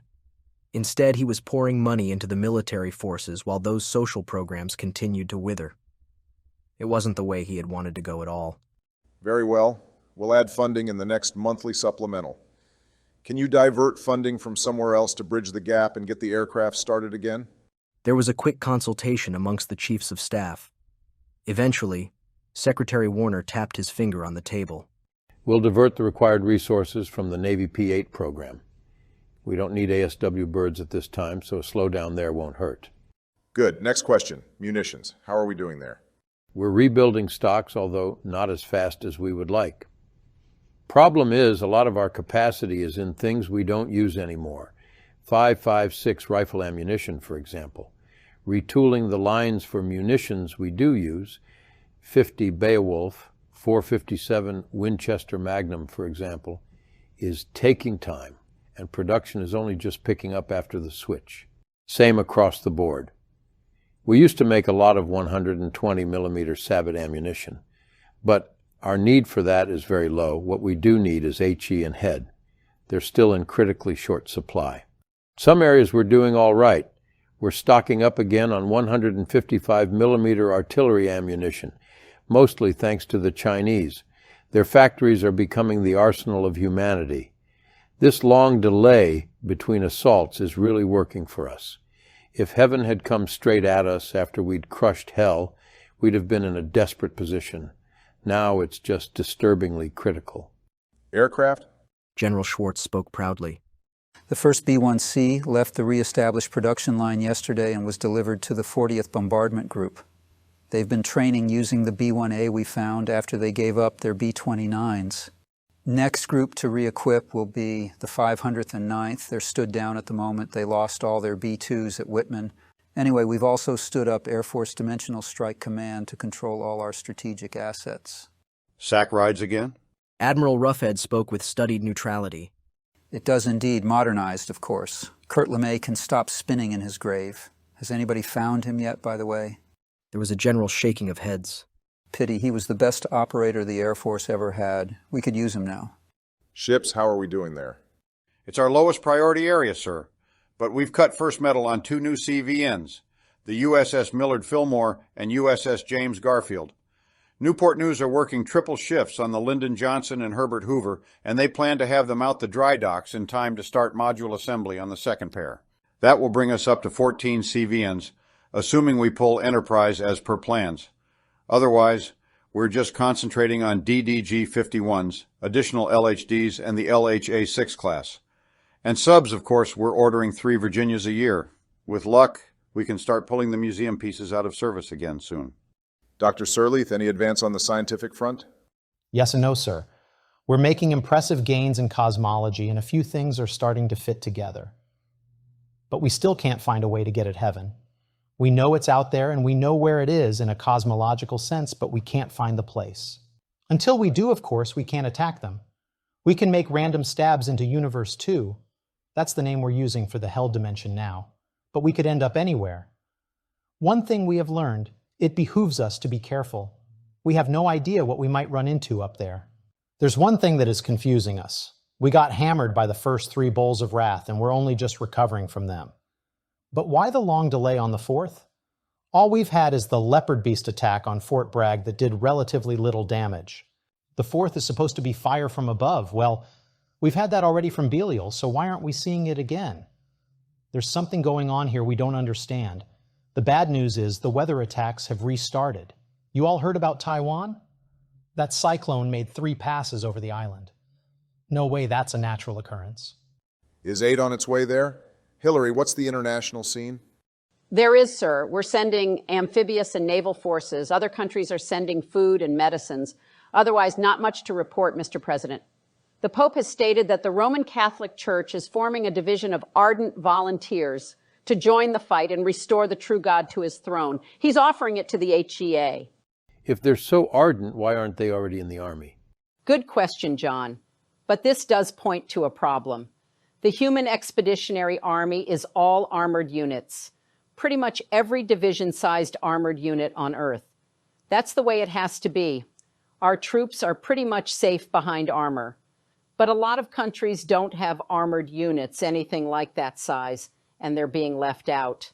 Worse, from their point of view, the countries forming the HEA, and in particular, the 15 members of the War Council at Yamantau, have all the political power as well. The UN is pretty much isolated and marginalized. Those countries that aren't represented feel the same has happened to them. Sucks to be them. General Casey spoke levelly. It does indeed, but we have to recognize this causes problems. The fighting in Myanmar and the threatening war in North Korea are manifestations of this problem. I dispute that. Those countries were going to blow up sooner or later anyway. Perhaps, but the division that's forming between the countries that are at the center of things and those that are not is exacerbating the situation. We don't want to split in our ranks at the moment, at least not before we have Yahweh's head on a stake in front of Capitol Hill. Also, some of those countries are helping the war effort, either supplying munitions or picking up the slack from efforts that have been diverted to the Salvation War. That's why I think we should encourage the Pope's initiative. It's a way of getting smaller countries together and making them feel they're part of things again. Perhaps the other surviving religions could do the same. There's a long human tradition of the church militant, after all, and who amongst us has not gone down into the dungeons of Moria as a mace-swinging cleric? A guffaw of laughter swept the conference room. Eventually, Obama wiped his eyes and picked up the discussion. Very well, then. I propose that we support the Pope's suggestion at Yamantau. After all, even if the troops aren't that good for much, I'm sure Dave Petraeus can find a use for them, even if they are all armed like the Swiss Guards. There was another eruption of laughter. General Casey shook his head. Actually, sir, it's a war crime to use Swiss pikemen as mercenaries. Been that way for centuries. But I doubt if we'd find much use for pikes in today's battles. College of Revised History. Phelan Plain. Hell. So, the strength of the phalanx was dependent on each man bearing his part. Any weakness in one gravely weakened the strength of the whole. That was why training was so rigorous and started so early. Every man had to trust every other, and that meant they had to have a common background. Shared experience, shared knowledge made for a strong phalanx, and that meant victory. I believe it is the same today, even though modern weapons are so different from ours. Thank you, Aeneas. That was a fascinating insight into the thinking of society and the strategy that lay behind the cultural features of Sparta. I think I speak for us all in saying that we wait with the greatest anticipation for your next presentation. The round of applause shook the classroom walls. Aeneas nodded briefly in response and left, trying hard to hide his resentment at being relegated to the role of a teacher. As he walked down the corridor, he bumped into a very familiar figure. Ori, how are you, old comrade? Bored and frustrated. And you? Much the same. I understand why the Today people want to learn the truth about their past. But why choose us to teach it? There must be many by now who can do better than us. Perhaps not. There are many who have been rescued, but to find those who have worthwhile knowledge to pass on. Perhaps not so many. Ori glanced around. But if you are truly sick of speaking to these numbskulls, perhaps there is somebody you should meet. Ori led the way into the college canteen. A man, wearing the red and gray fatigues of the Human Expeditionary Army, was sitting at a table, obviously waiting for the samurai. Ori gave him a wave, and then introduced Aeneas to the stranger. And this is Sergeant Gray Anderson of the 1st Mechanized Infantry Battalion, Demonic. Aeneas picked up on the unit name immediately. You mean the Today people are training demons to fight with our weapons? His voice was a hiss of disapproval. We are, although only in a way. Single-shot rifles and lightly armed infantry fighting vehicles only. No artillery, no tanks, no missiles. Why? Anger bubbled under the disapproval. Because today people are in short supply. We have barely enough to keep the units we have up to strength. Expanding the army further is hard. So, we're experimenting with training demons and recruiting the deceased, especially ex-soldiers, into the ranks. What do you mean we? You're dead like us. I am, but I died quite recently. Never went through hell. If you had, you would be less keen to see guns in the hands of demons. We're going to see that anyway. They'll get guns somehow. Everybody who wants them can get them. That never changes. The only question is whether the ones we can trust get them first. Perhaps trust is a bad word there. Mistrust less, if that makes you feel easier. It didn't. Aeneas still remembered what had been done to him in the pits, and that his wife and children were still out there suffering. Aeneas, Gray has a proposition we might like to hear. Ori spoke quietly. He'd been as shocked as Aeneas at the initial idea of training demons to fight as humans, but he'd had time to get used to it. It goes like this. We're training demons to fight like humans. It's not just shooting, although that's a problem. Most demons shoot like the A-team. Aeneas was confused. Gray grinned at him. Shoot all day. Never actually hit anybody. How can Ori and I help? We're not gunmen. But you are soldiers. I listened to your speech in there about teaching people to fight as units. That's what demons don't do. And breaking them of the individual hero mindset is a real problem. There's a whole lot of pre-military training to be done, and you two seem good candidates. You can learn to shoot at the same time. Of course, if you want to stay here and teach historians... It wasn't a decision. Ori and Aeneas looked at each other, and their reply was perfectly timed. When do we start? Hills south of Barron, Southern California, United States of America. Uriel looked skywards and cursed. The aircraft were up there again, circling, methodically and patiently searching for him. It wasn't the fast ones that were the problem. He could hear them coming and ease his battered body into cover. It was the small, slow ones that were causing him grief. They flew down low, methodically checking out the valleys and ridgelines. Despite their bright colors, they were hard to see until it was too late. They would pop up over a ridgeline before he could respond, and it had only been a matter of good fortune that he hadn't been seen by one of them. The worst thing about the small aircraft wasn't that they were so hard to evade. It was that they meant the humans were close. If Uriel listened very carefully, he could hear sounds of their approach. The roar of their vehicle engines, sometimes the sound of shots as a suspicious object was raked with gunfire. It wasn't a good time to be something that might look like a wounded angel when this hunt was underway. If he listened really carefully, Uriel could hear the baying noise that chilled his blood. Humans had brought their dogs along to help with the hunt. He had little doubt that it was the dogs that were doing the tracking. Dogs to track, humans to kill. It was a deadly combination and one that was forcing Uriel to run for his life.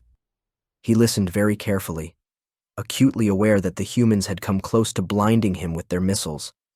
One of his eyes still wasn't working. The other gave only blurred vision. It was clearing slowly, but even with the ability of angels to recuperate from near-mortal wounds, his injuries were crippling. Yes, he could hear the baying of the dogs echoing through the canyons. The enthusiasm evident in the sound was worse than the threat it conveyed. The dogs were thoroughly enjoying themselves. They were pleasing their human partners. That was some of it. But wrapped up in the enjoyment and the pride in performing a task that the humans couldn't was pure, cold hate. The dogs hated him. To them, this was personal. Faint though the baying was, Uriel could sense the dogs' desire to get their teeth into him for just a few good bites before the humans finished him off. It was time to move again. Once again, he looked upwards, peering through his fogged vision to try and detect the little aircraft. For once, the sky was empty. The latest of the aircraft had dropped behind a ridgeline, probably to scan the ground in another one of the canyons.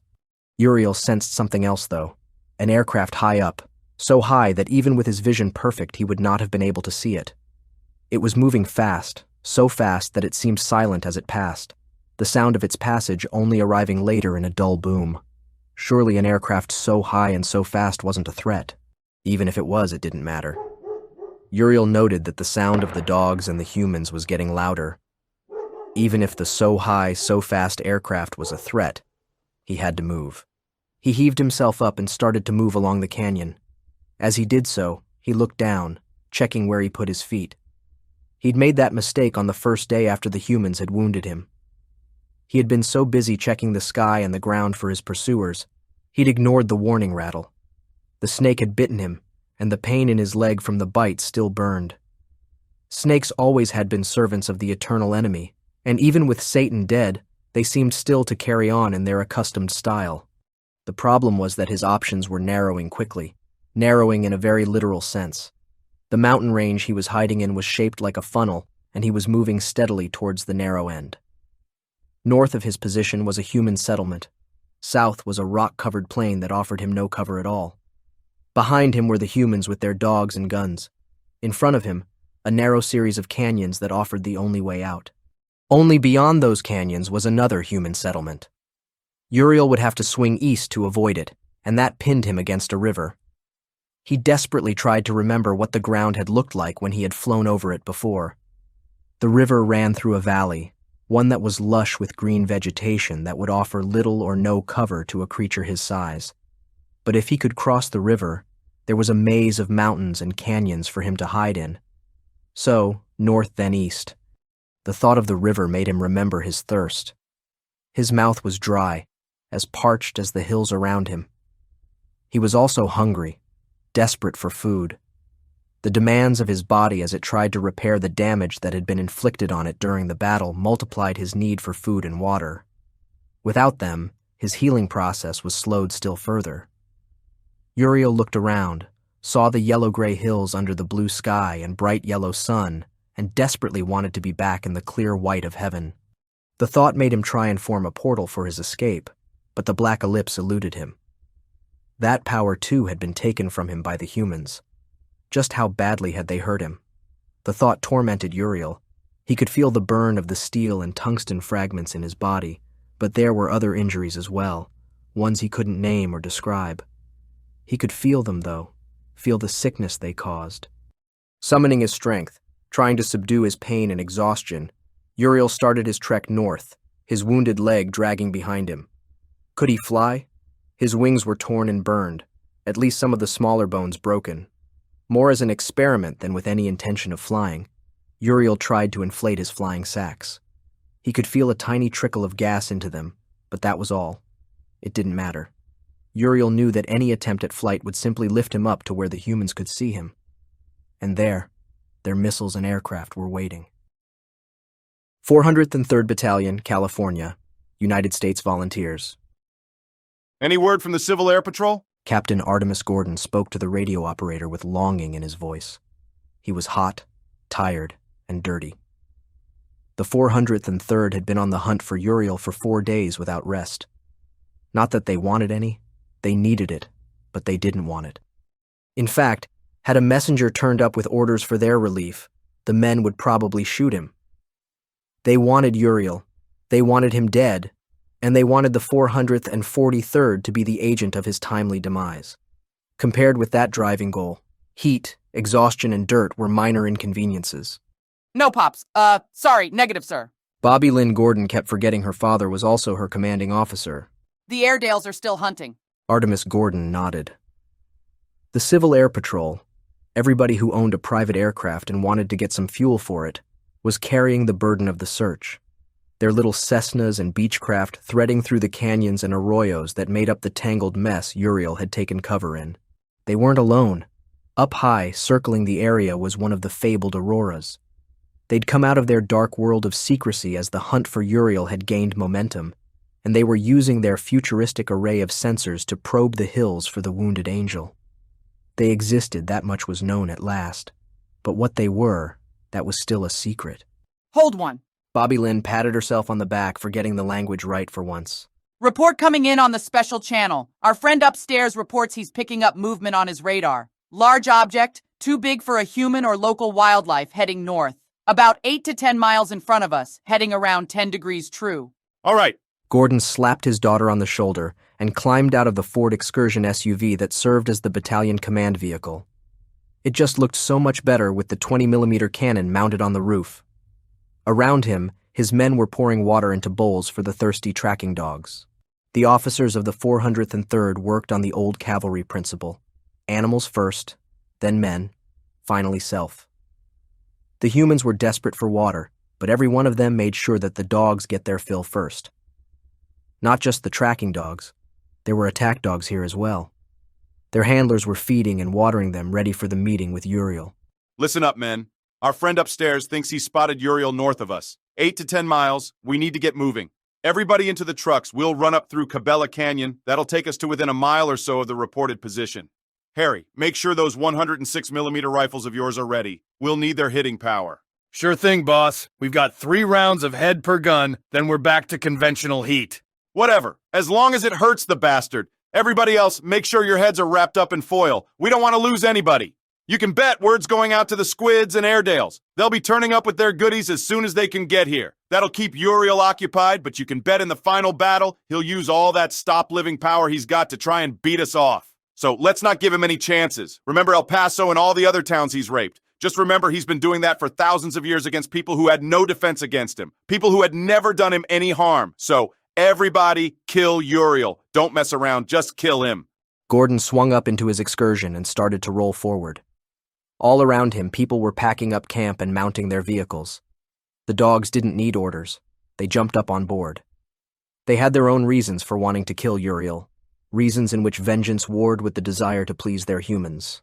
But dogs are supremely logical creatures, and they saw no point in walking when they could ride. Gordon looked at the 403rd starting to move and felt a strange contentment in his heart. There was something immensely satisfying about commanding good men and women on a dangerous but important mission. It certainly beat his daytime job of liberal arts professor at the local university.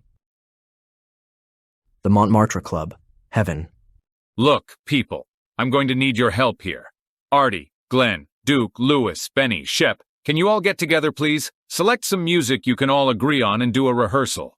Betty, Billy, Mahalia, Janice, Ethel, Mamie.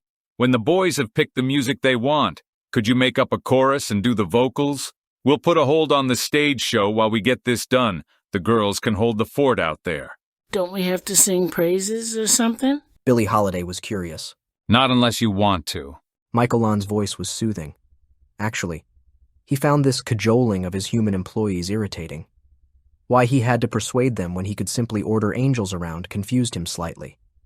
He had noted, though, that humans, especially the really talented ones, did not respond well to being given terse orders. A degree of explanation and polite requests got better results faster. It's not the words that are important, it's the music and the singing. It gets everybody's mind together, on the same page. That makes our powers so much more efficient. Ladies, this is a chorus of equals, not a diva with her backup singers. You've got to work as a team. Behind them, the band leaders were hunched over a table pawing through the music. Artie Shaw looked up and caught Michael's eye. How about Black Velvet? Michael Lon looked at the singers and they nodded. That'll do fine, Artie. Use the area here for your rehearsals. When you're ready, let me know and we'll do the performance. I'm not sure how long it'll take me to get through and make contact, so we may have to do several runs through the score. No problem, Michael. Glenn Miller hesitated. May I ask what this is all about? I've had orders from Yahweh. Direct orders even I can't duck or evade. I'll be honest with you, Uriel Lan tried an attack on a city down on Earth and got really badly shot up doing it. Yahweh wants him rescued so we can find out what happened. We've got to locate him and open a portal to him so I can go down and get him out. The musicians started to exchange looks. Eventually, Miller spoke up for them. Michael, we all know who and what Uriel Lan is. If the people down there shot him up, well, we don't feel right about helping you get him out. From our point of view, he's better off dead. From a lot of points of view, he's better off dead. I don't like this mission any more than you do. Michael bit back the instinctive desire to yell orders at the humans and force their obedience. But Yahweh wants him back up here alive. If I don't pull it off, he'll ask why. At the moment, he's nicely bottled up in his palace and knows little or nothing of what's really going on. But if he starts asking questions, he'll learn. We don't call him the all-knowing for nothing. He'll find out about this place and everything we've all worked for will get blown away. The humans down on Earth have got the measure of Uriel's attacks. He's not doing much damage, and they're hurting him worse every time. So, helping me won't do any appreciable harm down below and will do us a lot of good up here. Not least of which, it'll stop Yahweh taking over the war and hitting Earth in a full-scale invasion. Like the one Hell launched? Artie Shaw asked the question with a degree of relish. Just like the one Hell launched. And the carnage will be dreadful for both humans and us. That's what I'm trying to avoid. When the humans get here, and they will, they'll tear this place apart. You have the humans up here to worry about. I have the angelic host to look after. Believe me, rescuing Uriel Lan is the best of some very bad alternatives. The musicians looked at each other again and nodded. Very well, Michael. We'll get rehearsing. Michael Lon heard the instruments tuning up behind him, and the first tentative notes of Black Velvet echoing out of the improvised rehearsal chamber. He walked through the corridor down to the main body of the club and stopped for a second to check the buffet was up to standard. Then he glanced around the room and picked out the next people he wanted to see. Perpetia Lan Paskar, glad you could make it here. How goes the special task I have assigned you? Michael picked up one of the chairs, spun it around, and sat on it. Very well. We made contact with the subject. He's calling himself Samandiria Lan Michael, by the way. We took him to an adoration session yesterday evening. 3 hours of chanting praises to Yah. Michael winced. That was dedication to duty. And he was happy? Of course. He went away feeling very righteous. We're having him back for a 6-hour session in a couple of days. Once we've got him on that, he'll be ready for movement to the next stage. We've got a plan to handle that. Good. You and your team deserve a round on the house for that. Remember, he's got to find out enough to keep him interested, and if by chance, he should become a convert. We'll talk to you about it before doing anything. Excellent. Michael Lon stood up and left his nightclub. Things really were going splendidly. 417th Flight Test Squadron, Edwards Air Force Base, California. And where do you think you're going, Mikey? Colonel Samuel Allenson stood behind his co-pilot who was stuffing possessions into a travel bag. Oh, hello, Sammy. I got transfer orders. With the ABL program axed, I've been assigned to the 40th Bombardment Group for conversion to B-1Cs. Sorry, I thought you knew. I did know. You didn't. Allenson was grinning all over his face at the confusion on Mickey Jennings's face. Sorry? The ABL program is on again. Funding was restored by executive order last night. Your transfer has been countermanded. You'll be staying with the 417th. In fact, we should be getting 2 new birds as soon as they can be assembled. One of them will be yours. Hey, that's great. Jennings paused. What's going on? Uriel. I thought he was down somewhere in Southern California. He is. And the volunteers are closing in on him.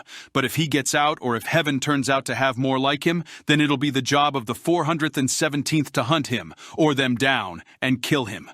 The big brass think our laser will be just the job to slice and dice him.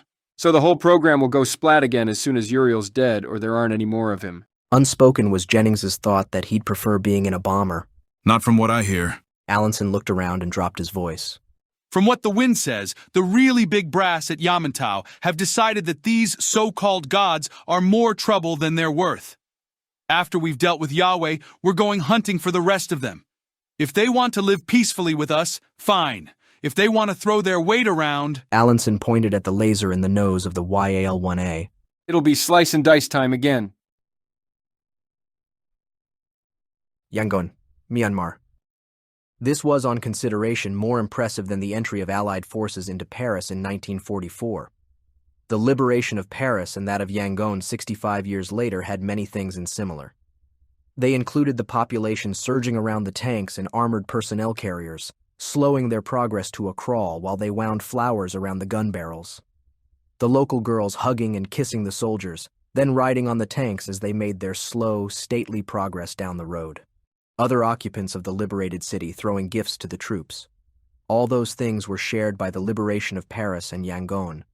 Only the liberation of Paris had not had elephants. The liberation of Yangon did. 4 of the great beasts were leading the column of armored vehicles down the long road that ended up at the great Shwedagon Pagoda. Already the spire of the temple was jutting into the sky in front of them. That reminded Senior Colonel Mahindra of another sight that the liberators of Paris would have found remarkable. Down each side of his regimental column were arrayed ranks of saffron-robed Buddhist monks, their alms bowls turned triumphantly right side up. Most of them had emerged from the safe houses where they had been in hiding since the failed Saffron Revolution 2 years before, to walk beside the tanks, giving the M41s the aura of a divine crusade. The few monks that hadn't been forced into hiding had made their rounds with their alms bowls turned face down, implying that the favor of the gods had been withdrawn from the country. Now they too had their bowls turned right side up. Any trouble? The radio crackled with static, but the contralto voice was unmistakable. No, ma'am. We came out of the portal at Mingaladan Airport, formed up and drove straight in. No trouble at all. Except the number of flowers on my tank are giving me hay fever. There was a snort of laughter on the other end of the radio. If that's your only problem, I'll have to try and find you some more. That might be difficult. No problems here, ma'am. The only fighting going on is the local population hunting down the white shirts. The white shirts were the members of the USDA, the Union Solidarity and Development Association, whose uniform was a white shirt and green pants. They'd been named the White Shirts in deliberate reference to Hitler's brown-shirted SA and fulfilled much the same function. Street thugs whose sole role was to beat down any opposition. They'd done that with enthusiasm, but now the boot was on the other foot, and those that could run were doing so. A lot hadn't made it. The mobs after their blood had cornered and killed them. The lucky ones had been lynched. The less fortunate had died bloodier deaths, all too often with their families beside them. Payback was a bitch. What are your people doing about that, other than collecting garlands of flowers? I have my armored cars patrolling the cities. If they see any fighting, they break it up and take the USDA people into custody. We're holding them at the Inwa Hall, temporarily at least. We could use some help there. My people aren't policemen. I'll get some white mice down to you, as soon as I have some available. Until then, do the best you can. And take care, Colonel. We're lucky we didn't have to fight our way into the city, but things can still go sour. Also, be advised. 3rd of 1st is crossing the Angzaya Bridge. That'll put them behind you, covering your rear. 1st of 1st is crossing over from Siriam. That puts them on the other side of the Nga Moyake River. There shouldn't be conflict, but be aware of blue on blue. Yes, ma'am. Mahindra thought for a moment. May I ask, where do we go from here? North towards Naypyidaw, of course. But we need to regroup and reorganize before pushing into northern Myanmar. We're all over the place at the moment. There was a brief pause. There's no serious opposition anywhere. We're just rolling through. The Myanmar army is collapsing like a house of cards. Be advised, the invasion force they sent into our territory has surrendered to the 9th Infantry. For all that, don't drop your guard, and don't let your people do that. I'll have more movement orders for you in 36 hours. Until then, make sure Yangon is secured. Command Complex, Naypyidaw, Myanmar. We need help. We need it now. This war was Michael's idea. Senior General Than Shui was furious. He might not be the ideal general as envisaged by the profession of arms. In fact, most competent generals regarded him as a semi-trained butcher rather than a military officer. That being said, he had enough military knowledge to recognize a disaster as it unfolded around his ears. Almost superstitiously, he touched his ears as the thought occurred to him. He didn't want them decorating the Thai general's keychain. Gabriel looked disparagingly at the human. You were keen enough to launch the attack when it was suggested. No hesitation at all as far as I can remember. And you were pleased enough when it looked like you were winning. And you were very quick to follow Michael's suggestion. Now Kim Jong-il, he's being much more cautious. Michael told us that all the Thai troops were in hell, and that the border was weakly guarded. Than Shui looked at the map on the wall. In some ways, his lack of conventional military experience was a minor assistance in trying to understand what was happening to his country. A trained, competent staff officer would have expected to see a situation chart that looked like a tide flowing over the border, reaching into the Myanmar heartland, fingers advancing where resistance was weakest, being held back where the defenses were holding out. The problem was, the rules had been changed out of all recognition. Instead of a tide, the map was covered with spots, apparently isolated, but in fact connected by links that led back to hell. Each spot would appear and then spread outwards until it joined up with the others. Conventional defenses were pointless. Set up a defense around one area, and the spots would appear all around it, isolating it and leaving it to wither. Looking at the map, Than Shui guessed that it would not be long before those spots started to appear around Naypyidaw. And it was! Your troops advanced far in the first few days. Against border guards. If that was all, we would still be there. But the Thai had regular forces and deployed them quickly. Actually, it appears they brought them in from hell, which means that the human commander must have realized that Heaven's fingers were behind this whole affair. With shock, Gabriel realized that Michael Lan had been outthought on this one. The whole idea of these human wars was to force human countries to bring back their armies and split up their alliance. Instead, the humans had recognized the gambit and used elements of his army to destroy this invasion. In doing so, he had convinced all the governments whose troops formed part of the human army in hell that if they faced trouble, they wouldn't just have their own army to protect them, they'd have everybody's. So the human alliance was stronger, not weaker. Damn the humans. They were good at this. And what would you have Michael do? The question was asked gently. Support us. Send us aid, troops, equipment. We are loyal to Michael. It is time for him to be loyal to us. We cannot, will not fight a human army head-on. Not yet. They must be weakened first. You must do the best you can. Stupid people. Believing your loyalty to the angelic host is enough to win our loyalty to you. Our loyalty is to ourselves. You do not merit it. You are servants for us, nothing more. Gabriel swept his wings forward and strode from the room.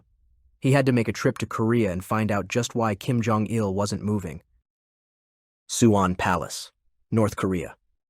4 months? You've been moving troops around for 4 months. Just when are you going to move south?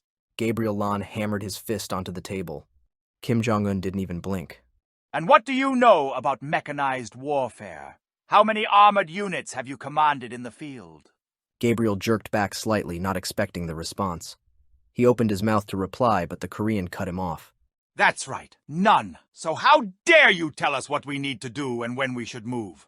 But me, no buts. We have 15 armored divisions and the same number of mechanized units to move to assault positions, almost 50 infantry divisions to do the same with. 3,500 tanks, same number of infantry combat vehicles, 17,500 guns to move. Do you think any of that is easy? Each of those units has to have a supply line.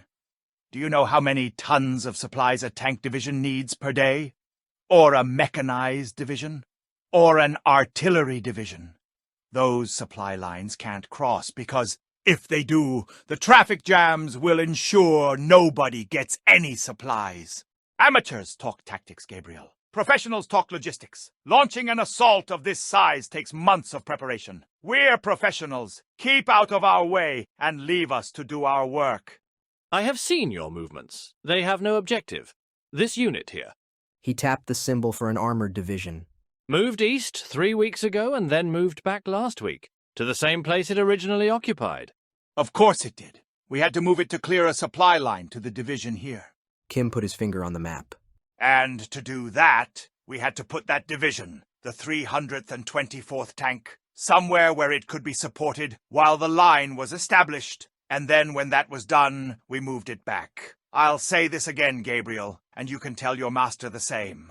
We're the experts at handling armies. Don't tell us how to do our job, and we won't tell you how to play harps and sing praises, or perhaps your Michael would prefer to see those 3,500 tanks and 17,000 guns joining the human expeditionary army. Now, I have work to do. You are dismissed. Gabriel nearly passed out with shock, and by the time he had recovered, Kim had stomped out of the room. The Archangel had nothing left to do but leave quietly. In the next room, Kim Jong-il laughed weakly and wiped his eyes. I did well choosing you, my son. To send that angel running away with his tail between his legs, that was a sight to cheer my old age. You are dismissed. I'll bet he has never been told that by a human before. Now, what are we doing? The angel put his finger on it, Father. We are just shuffling units around, moving them backwards and forwards, using activity as a substitute for achievement. We could launch the great attack tomorrow if we were as foolish as those idiots in Myanmar. We won't, of course. Instead, I think we should join the Human Expeditionary Army. Why? 2 reasons. One is that if we do otherwise, we will become a meaningless footnote to history. Myanmar has shown that hell gives the HEA a commanding position on Earth. They can strike anywhere, they can open a portal, and they can open portals anywhere. They are the dominant force on Earth now, whether they realize that or not. And secondly, Father, so sorry, but you have not got many weeks left. When you die, you will go to hell. Your status there as the donor of our army for the greater good will be much greater than that of the man who kept our army out. You are wise beyond your years. We will do as you say. Headquarters. 3rd Corps, 3rd Army, 4th Army Group. Human Expeditionary Army. General Asani put down the speaker and glanced around the headquarters unit. It had direct video links with both the headquarters of 4th Army Group and the HEA command itself. The former was barely used. It was almost irrelevant in this sideshow. She used it to keep General Tamaya informed on what a part of his army group was doing. To all intents and purposes, she had an independent command here on Earth, answerable only to General Petraeus. That was a command link she used much more often. The link was open now and ready for her to use. General, sir, it's my great pleasure to advise you that our troops are securing Yangon. No significant resistance except for the local population taking overdue vengeance on the white shirts. I anticipate a hold of 36 hours while we regroup and get ready to push north. Oh, one of our recon teams has rescued Aung San Suu Kyi. There was some fear that the junta may have her killed, so we preempted it. She's in our hands now, receiving medical treatment. Very good, General. Aung San Suu Kyi will make a good candidate for a new leader. Carry on with your preparations for moving north, but do not launch the attack. Not yet, anyway. We've had word from Tan Shui that they wish to discuss a ceasefire and are asking for terms. What do they offer, sir? Their primary demand seems to be that you don't take Naypyidaw. Tan Shui seems to believe you want his ears. They also want a refuge in a third country, enough money to live in luxury, usual things for deposed dictators. In exchange, they're offering full information on their relationships with heaven and their trade with various heavenly figures. We're hoping what they tell us will help crack open a way into heaven. Very good, sir. I'll instruct our units to regroup and get ready to move, but await further orders before doing anything other than defend themselves. Interrogation Room. Demon Field Facility, Fort Bragg, North Carolina. How had they missed her?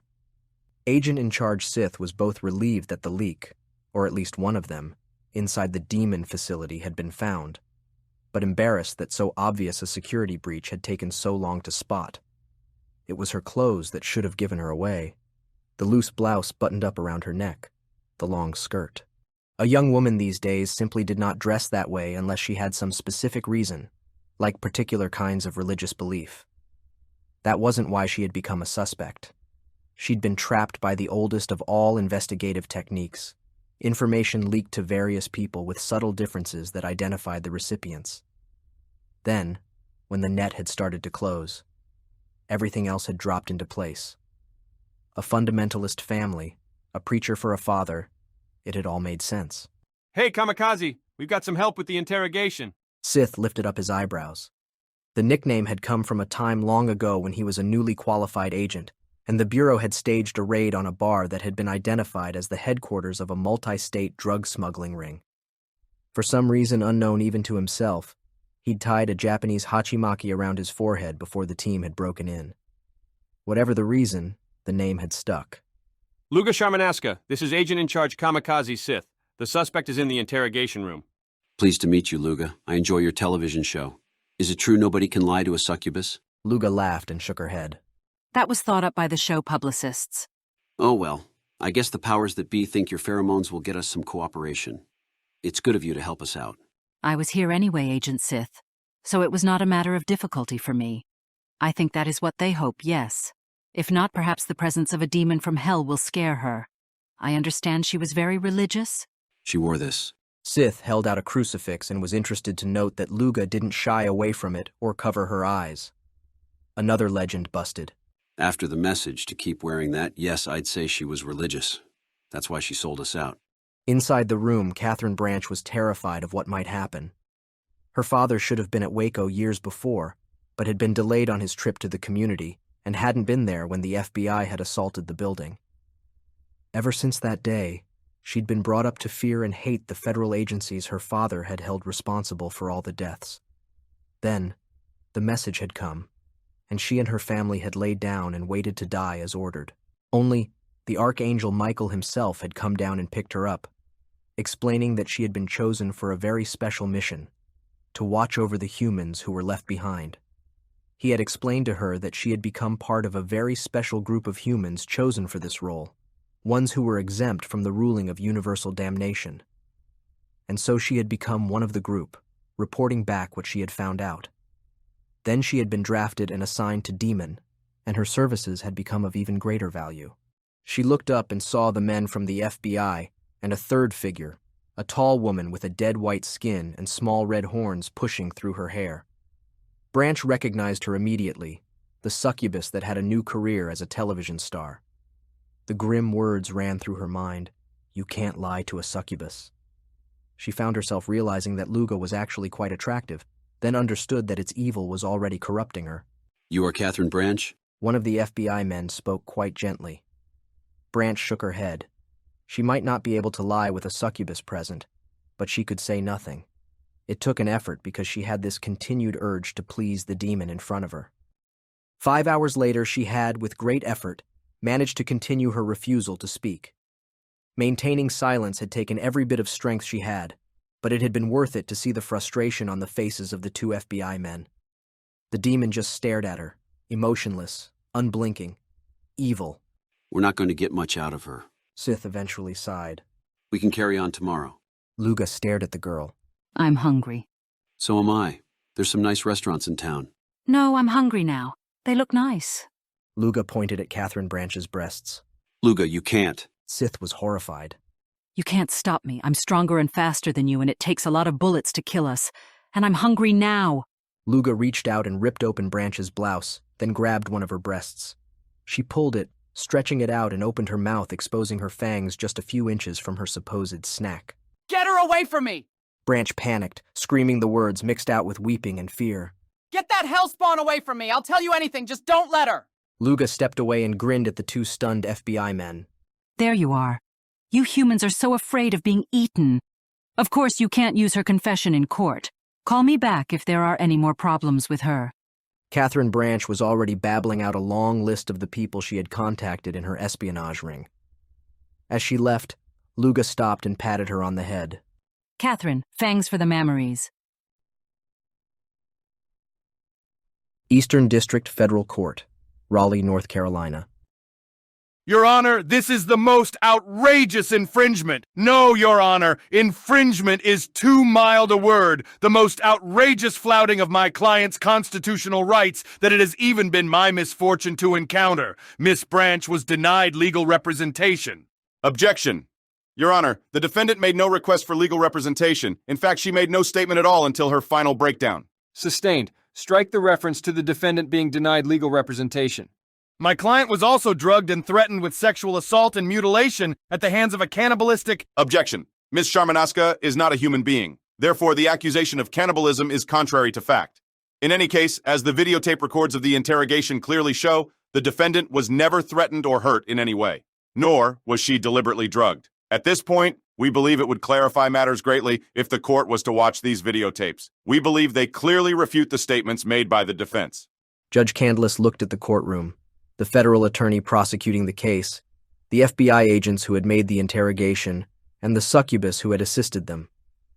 His eyes were drawn to Luga Sharmanaska, noting the yellow eyes with slit pupils set in darkly shadowed sockets, the dead white skin of the face and hands, changing to the shiny black of the rest of her body, the red horns emerging from the pinkish hair.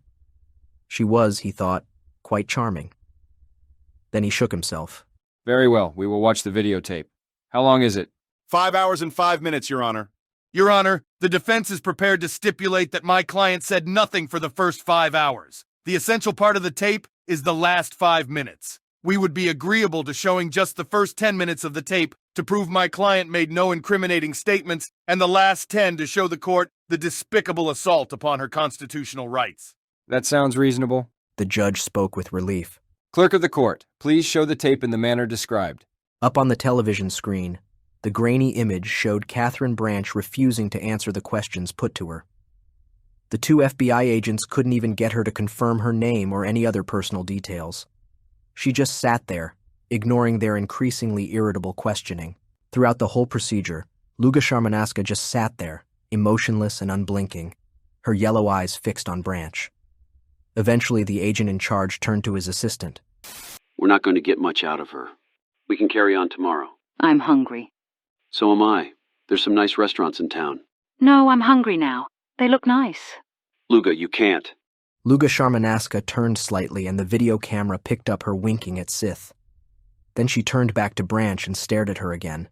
Branch went white, her eyes widening in fear. Then she suddenly collapsed across the table, sobbing in fear. Get her away from me! Get that hellspawn away from me! I'll tell you anything, just don't let her! In the video, Luga stepped away and grinned at the 2 stunned FBI men. There you are. You humans are so afraid of being eaten. Of course, you can't use her confession in court. Call me back if there are any more problems with her. Catherine Branch was already babbling out a long list of the people she had contacted in her espionage ring. As she left, Luga stopped and patted her comfortingly on the head. The tape continued to run, showing Branch continuing to pour out all the information she had on her spying activities. Then it ended.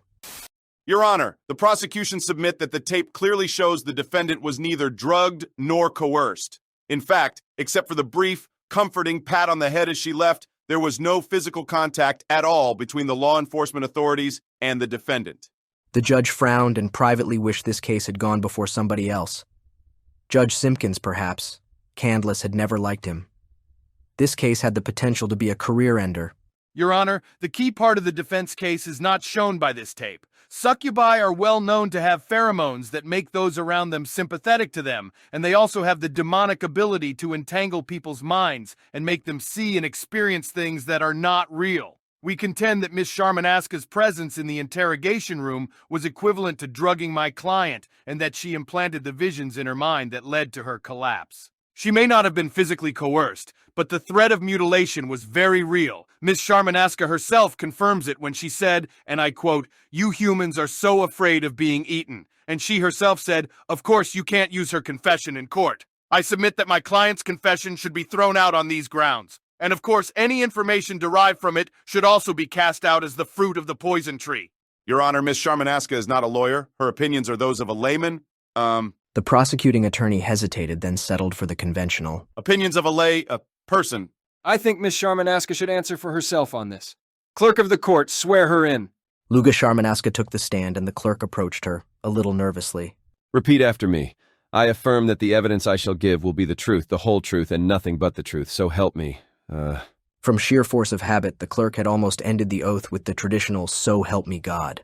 Luga smiled at him and helpfully added, "So help me." The federal attorney took up the questioning. Your name is Luga Sharmanaska? It is now. My original name was Luga Sharmanaska, one word. All demonic names are one word. But when I became an American citizen, it was split into two. Please explain to the court about these pheromones. I do not know much, only what I have been told. All succubi know that we make those around us friendly and agreeable. We always thought it was magic, we called it miasma, and never questioned how it happened. Then humans came and asked questions, how and why. They found that our bodies emit pheromones that change the emotions of those around us. So they say, do humans, although their pheromones are not as effective as ours. I see. So your pheromones are just a developed version of something all humans have. Can they make people do things against their will? Luga hesitated.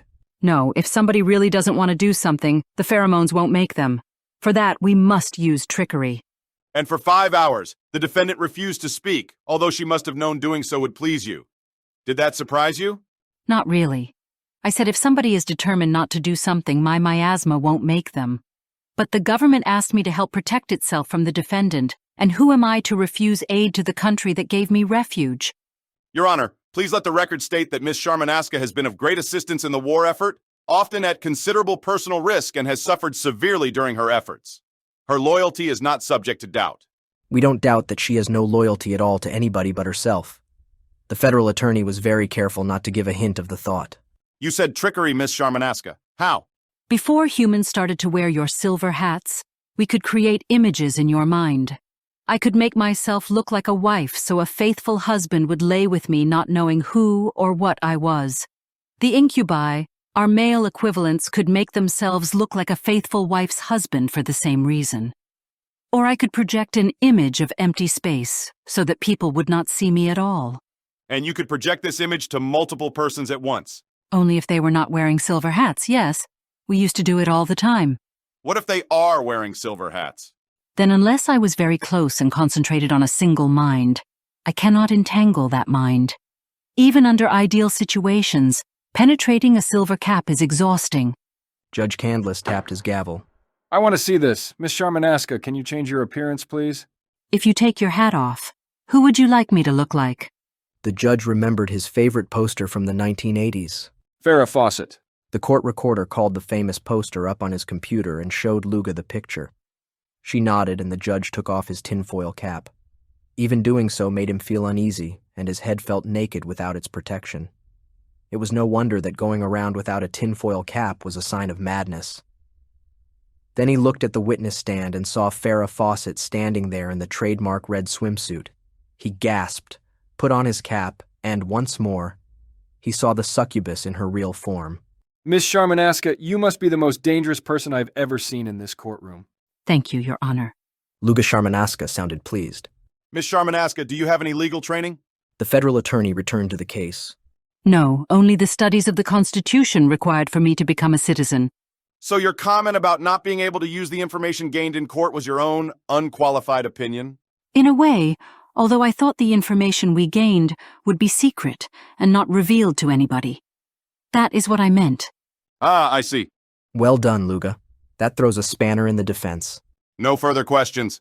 The defense attorney rose to his feet. Miss Sharmanaska, do you eat human meat? Not now, no. Have you ever eaten human meat? Objection, Your Honor. Relevance? Goes to credibility of the alleged threat. Overruled. Witness will answer. Once, yes, but that was before I joined humans. Did you project an image of you eating my client's breasts? Not her breasts, no. Luga smiled to herself. She'd noted how lawyers played with words. Oh. The attorney was confused. So what did you project an image of?